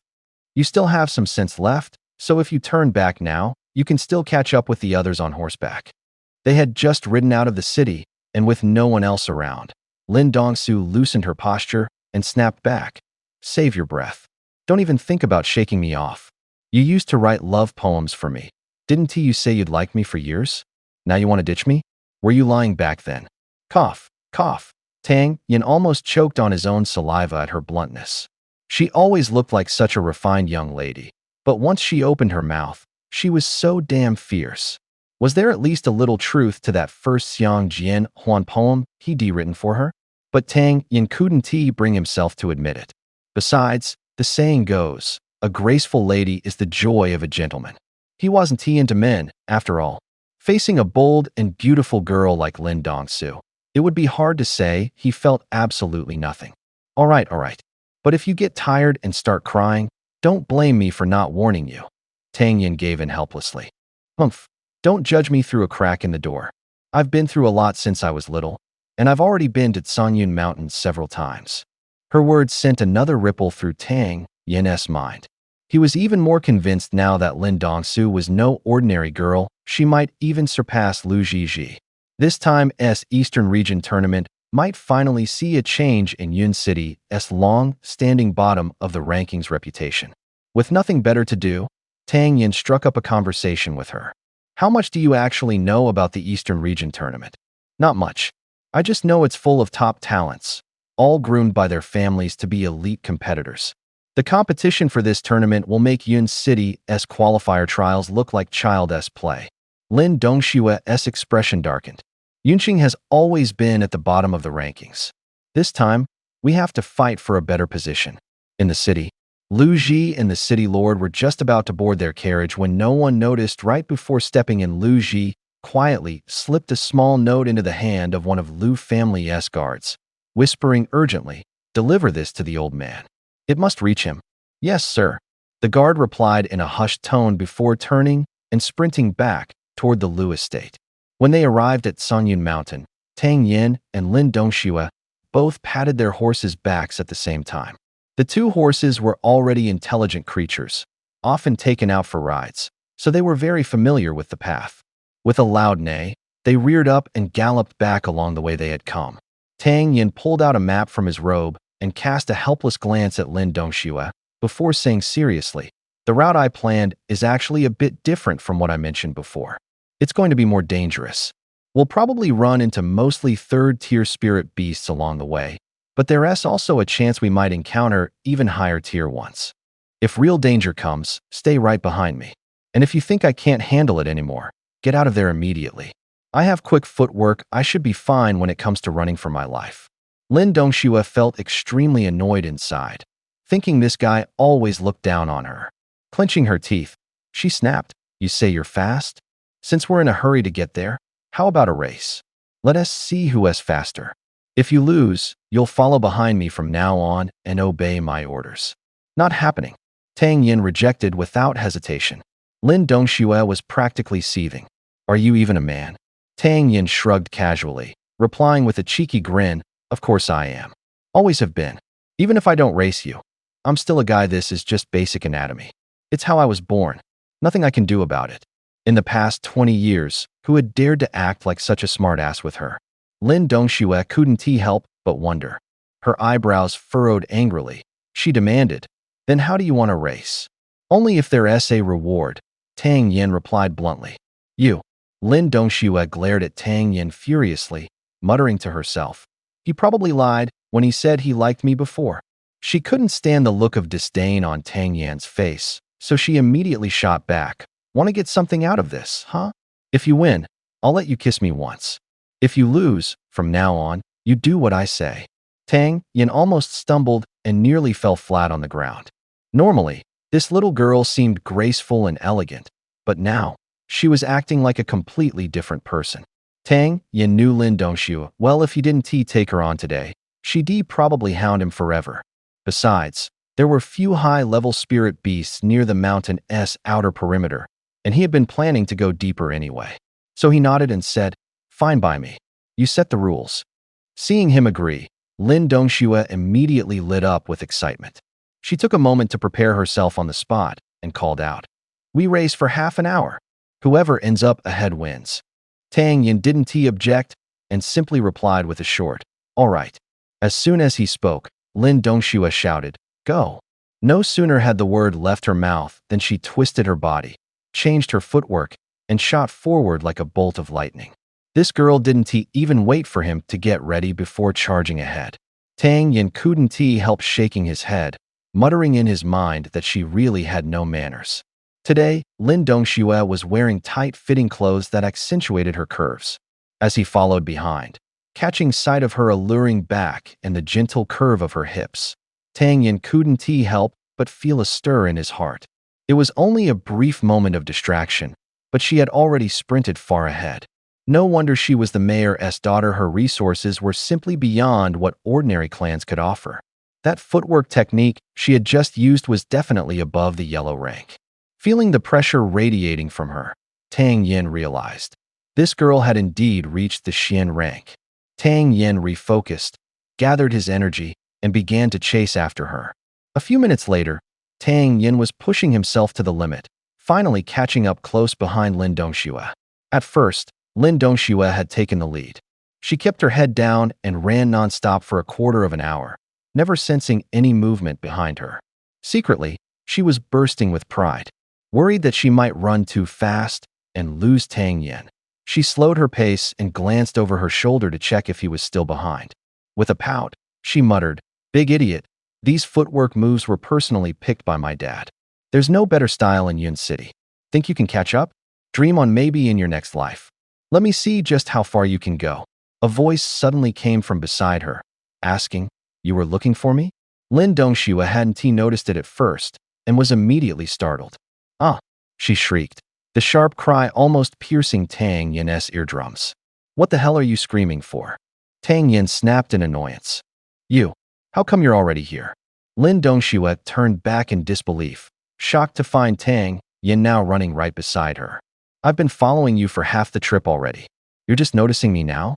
Tang Yin replied, slightly exasperated. "How come I didn't sense your presence at all?" Lin Dongxue asked herself in growing shock, thinking to herself that this guy had been tailing her all along. "You're just slow," Tang Yin teased, his voice laced with mockery. His cultivation technique, Phantom Steps, was known for its ghost-like speed and unpredictability. When two cultivators were evenly matched, detecting his presence was nearly impossible. Once again belittled, Lin Dongxue burned with indignation and huffed, "Humph. We haven't even reached half an hour yet. Keep going." Without waiting, she sped up again, shooting forward like a streaking meteor. Until now, she had been holding back, worried Tang Yin wouldn't be able to keep up. Seeing her sudden burst of speed, Tang Yin's eyes flickered with surprise. Her footwork was truly exquisite. Tang Yin thought to himself that with such skills, she'd definitely shine bright at the Eastern region competition. As Lin Dongxue now gave it her all, the distance between them stretched once more. Tang Yin didn't back down. He quickened his pace and surged forward, closing the gap again. Time passed quickly. As they neared the half-hour mark, a faint smirk tugged at the corner of Tang Yin's lips. "Miss Lin," he said, "don't forget about your promise from earlier." The moment those words brushed past her ear, Lin Dongxue caught a shadow flickering like a ghost from the corner of her eye. In the blink of an eye, it had zipped past her and sprinted ahead. No matter how hard she tried to chase, Tang Yin always stayed about 5 meters ahead, no closer, no matter what. Humph. Accepting defeat, Lin Dongxue stopped in her tracks, standing still and gasping for breath. Tang Yin also halted, turning back with a teasing grin. "Giving up already?" That playful smirk instantly reminded Lin Dongxue of the bet they'd made before the race. Her cheeks flushed, and as she recalled her earlier promise, she wished she could just vanish into a crack in the ground. Why had she been so impulsive? Of course, before the race, there was no way she could predicted that this guy, Tang Yin, could run so freakishly fast. "So what if I lost?" she shot back, pretending to be fierce. Tang Yin feigned forgetfulness and asked on purpose, Wasn't there something someone promised before the race if she lost?" Lin Dongxue's face turned bright red. She lowered her head and stormed forward, blurting out without thinking, "Go die," and completely ignoring him. Tang Yin kept pushing her buttons from behind. "Come on, you're the city lord's daughter. Surely you want to go back on your word?" The city lord's mansion is known for keeping its promises, right? Truthfully, Tang Yin didn't really want her to fulfill any promise. He hadn't even seen a single second-stage spirit beast along the way and was bored out of his mind, so he just wanted to mess with her a bit. Suddenly, the figure ahead stopped. Then, in an instant, that pretty face leaned in close, and two warm, soft lips brushed against his. Tang Yin felt his mind go blank, stunned beyond words. "This was my first kiss, and it was stolen by a girl. I'm returning it." Lin Dongxue snapped harshly, then turned her head away and kept walking. It took Tang Yin quite a while to snap out of his daze. After all, he was still a genuine teenage guy, and nothing like this had ever happened to him before. His heart was racing, but all he could do was lower his head and follow silently behind Lin Dongxue. The two walked silently, one after the other, creating an awkward atmosphere. Roar! A sudden red blur lunged at them, causing both of their hearts to race with panic. Tang Yin quickly snapped back to focus. Seeing Lin Dongxue still frozen in place, he sighed and charged forward with a punch. Luckily, it was only a second-stage spirit beast. Tang Yin blocked just in time. Once Lin Dongxue regained her senses, she was drenched in cold sweat. If Tang Yin had been just a bit farther away and she had zoned out again, this time could have truly been dangerous. Before them stood nothing more than a level 2 red-streaked tiger. A seasoned warrior like Tang Yin didn't take it seriously. He punched once, sending the beast staggering backward, then stepped aside and muttered, "You handle it. Get some practice and might help you improve your ranking in the next competition." Lin Dongxue also wanted an excuse to save face. The red-streaked tiger was the perfect opportunity to break the tension. She nodded and leaped forward. Lin Dongxue had solid fundamentals, but hand-to-hand combat was different from martial arts forms. Martial arts followed set patterns, while real combat required breaking those forms apart and choosing the most effective move for each moment. However, due to her lack of real battle experience, she often made unnecessary movements, missing many good chances to strike the red-streaked tiger. Pung Pung. Rarely facing life or death fights, Lin Dongxue was momentarily flustered by the tiger. Fortunately, she had already reached the peak of Xian stage 1st grade, giving her a natural advantage against a 2nd stage spirit beast. Tang Yin made no move to help. Half an hour passed before Lin Dongxue finally landed a punch that sent the red-streaked tiger flying. After the long fight, Lin Dongxue had several scrapes and bruises on her body. "That was too slow," Tang Yin said coldly. She had expected Tang Yin to offer at least a word of praise or acknowledgement of her effort. But instead, he mocked her after the fight. "You think you're so fast? Then why don't you go ahead and fight?" Lin Dongxue finally snapped. "When the red-striped tiger lunged at you for the first time, it came straight toward you. You had fast footwork and a clear advantage in strength. Slipping under its belly with a quick maneuver and striking from below would have finished it in one move. The underbelly of a spirit beast is a vital spot. A single strike there could have seriously wounded it, but instead, you chose to take the hit head-on. Although spirit beasts naturally possess great strength, given your superior power, your first move actually overpowered it. At that moment, you should have closed the distance and engaged in close combat. The tiger's strength had already begun to wane. If you had kept attacking, it wouldn't have been able to unleash its strongest force. And since you were strong enough, you could have quickly taken control, finishing it off within 3 moves. Then, during the 3rd attack, when it turned its head to bite you, you chose to retreat. But the distance between you was barely the length of one leg, just enough space to kick it under the jaw and deal damage. Too bad you missed that opportunity. The 4th time, it reared up on its hind legs and tried to slash your head with its front claws. That was the moment you shouldn't have kept trading blows head-to-head. Once a bulky low-tier spirit beast stands up, its blind spot appears at its side and rear. If you had circled around, you could have easily struck from that weak angle. By the 5th move, then the 6th move was another, all the way to the 56th.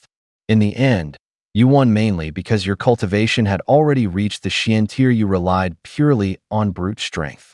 Tang Yin spoke like a strict master, pointing out every mistake Lin Dongxue had made during the battle. Although she had initially felt resentful toward him, now her face was filled with shock.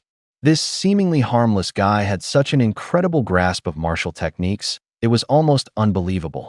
Lin Dongxue replayed every word Tang Yin had said, and to her amazement, realized that if she had fought the way he described, she could have taken down that red-striped tiger in just a few breaths of time. Lin Dongxue, who usually had little interest in fighting, suddenly felt the urge to find another spirit beast to practice on. "Thank you," she said earnestly. "No problem, just keep practicing," Tang Yin replied with a smile. "And most importantly, don't show mercy to your enemies." Looking at Tang Yin's bright, cheerful face, Lin Dongxue felt a bit dazed. "Curious," she asked, "those martial arts moves you mentioned earlier, you learned them from your master?" Tang Yin nodded.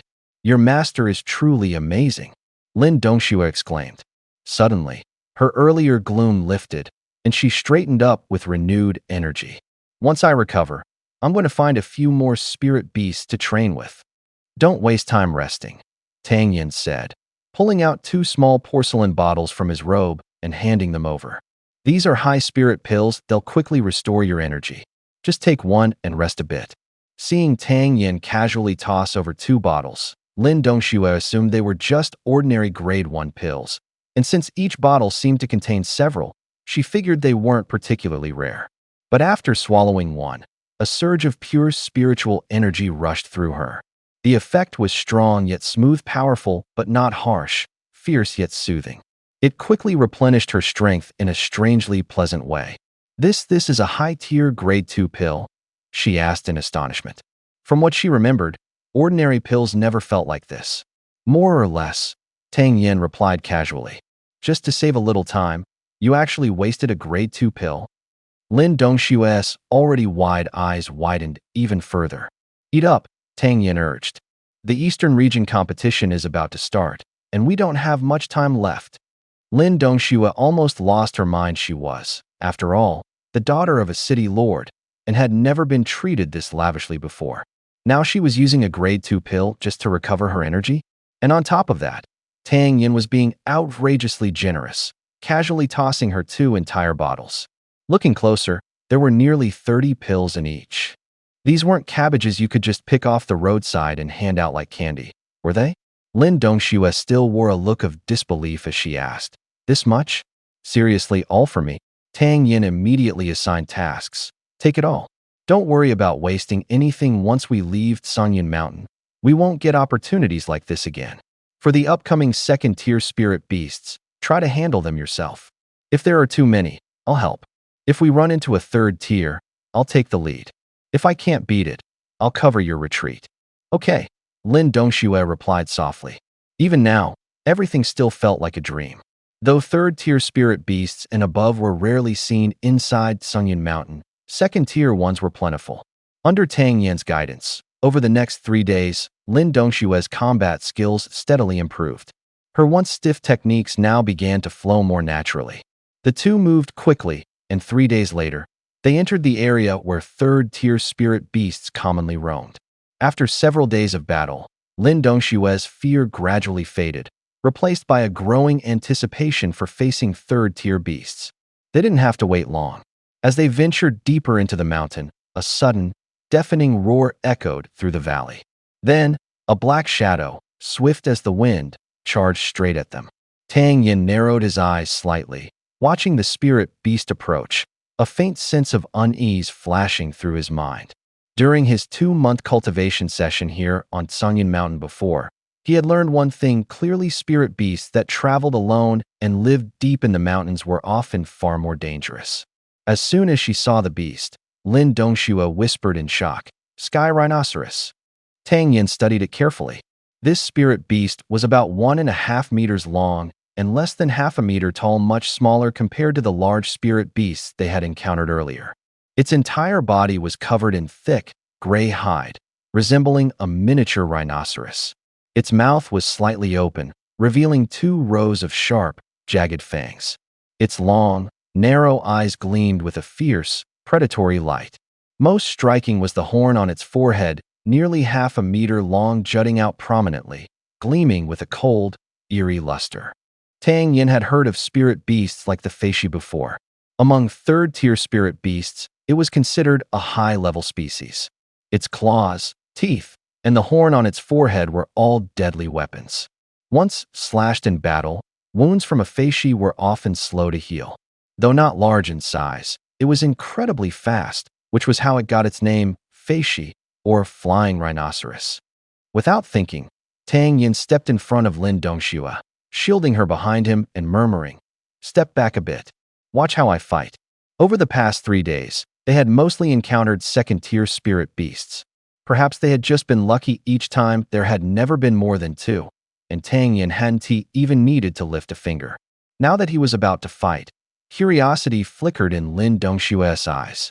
She warned, "Be careful. Feishi are rhino-type spirit beasts. They're both fast and strong. They're tough to handle." Tang Yin gave a slight nod, his eyes locked on the Feishi less than 4 meters away. The Feishi stared back at him with something like disdain. This human's aura was too weak. But when it glanced at Lin Dongxue, its gaze turned more serious. With heavy, thunderous steps, the Feishi charged forward, its small but powerful body barreling straight at Tang Yin. The 4-meter distance between them vanished in an instant. Watching from the side, Lin Dongxue clenched her fists. This speed, this force, she herself would barely have been able to dodge. Could Tang Yin avoid it? Tang Yin narrowed his eyes. Lin Dongxue watched in shock as he suddenly leaped high into the air, twisting mid-air and delivering a powerful kick straight onto the Feishi's back. Her lips parted slightly, her eyes filled with admiration, disbelief, and awe. He not only dodged the attack, he actually counterattacked the Feishi. Tang Yin landed firmly on the Feishi's back after a spinning kick mid-air. But the Feishi's reaction speed was beyond human comprehension. Lingxi had been charging forward with fierce momentum, but suddenly came to a grinding halt. His back arched like a bow, as if he were trying to use his spine to withstand Tang Yin's kick. Bang! Tang Yin felt like his foot had slammed into a steel plate. Numbness shot up his leg. Using the recoil to his advantage, he flipped backward, swiftly retreating. Lingxi also let out a pained cry, completely unprepared for the sudden burst of power from someone who moments ago had seemed utterly powerless. Lin Dongxue recognized it immediately as Mystic Tier 1. Her heart pounded. Just how much strength had this guy been hiding in front of everyone? If she hadn't been following Tang Yin all along, even she would have mistaken him for a mere yellow belt 9th grade. Roar! Before Tang Yin even landed, the enraged Feishi lunged at him again. Bang! Bang! Bang! Feishi was fast, no doubt about it, but compared to Tang Yin, who had already awakened his martial mind, he was noticeably slower. Tang Yin excelled at analyzing his opponent's weaknesses. Every time he struck, he quickly found an opening and launched a follow-up attack without hesitation. His moves were lightning fast. Within just a few breaths, his relentless offense had taken full control of the battle. Watching from the sidelines, Lin Dongxue already had sweaty palms. Every time Feishi charged forward, Lin Dongxue couldn't help but gasp involuntarily. She admitted to herself that if she were in Tang Yin's place, she'd have no choice but to run from Lingxi's assault. But what truly shocked her were the ways Tang Yin fought back. This guy wasn't just dodging Feishi, he was constantly counterattacking. Every one of Lingxi's strikes nearly grazed a vital spot on Tang Yin, but every punch Tang Yin threw flowed seamlessly into the next, without a moment's pause. That naturally fluid fighting style gave Lin Dongxue the strange sensation of watching a performance art piece. So this was how you dodge, by leaning sideways like that. And just when the force of a punch was fading, you could follow up with an elbow strike right away. Rolling on the ground wasn't just for dodging, it could also set up a counterattack with a sudden kick that hit the opponent. So that's how it is. Lin Dongxue felt like the past 20 years she'd spent learning offensive techniques were nothing compared to just a few days of training from Tang Yin. The ever-changing combat skills, the seamless transitions between martial arts and basic moves, it all unleashed such incredible power. These developments completely shattered her long-held belief in the supremacy of martial techniques. After failing to kill Tang Yin for quite some time, Feishi grew even more frustrated. Its eyes burned with rage as it charged at Tang Yin once again, panting heavily. Tang Yin still didn't dodge. Instead, he quickly stepped 5 paces back, spinning around mid-motion. Pung pung pung pung pung. The Thousand Mountains fist struck 5 times in midair. And just then, Feishi charged right into the attack. As if he had predicted it, Tang Yin spun aside without hesitation. The half-meter-long horn grazed his left arm, and in one fluid motion, Tang Yin fired off the 6th punch of the Thousand Mountains fist. The fist, wrapped in fierce gales, slammed heavily into the side of Feishi's horn. Pa! At the burst of power from his mid-level martial sage cultivation, even though Feishi was immensely strong, its charge was deflected in that instant, revealing a gaping opening on its right side. Tang Yin's eyes narrowed. He stomped forward, quickly lifting his right leg and slamming it hard into Feishi's exposed underbelly as it passed. Pung!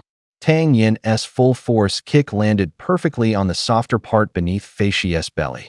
Despite the beast's astonishing defense, it was now stunned all over, completely paralyzed. While it was down, Tang Yin wasted no time. His attacks rained down like hail on Feishi's weak points. Soon, Feishi spat blood, tilted its head, and passed out cold. Seeing Feishi had been dealt with, Tang Yin pulled out a dagger and skillfully removed the beast core. He had planned to say something to Lin Dongxue, but when he turned around, he found her staring at him, her face frozen in shock. "What's wrong? Scared stiff?" Tang Yin waved his hand and said proudly to the stunned Lin Dongxue, "Feishi has been taken care of."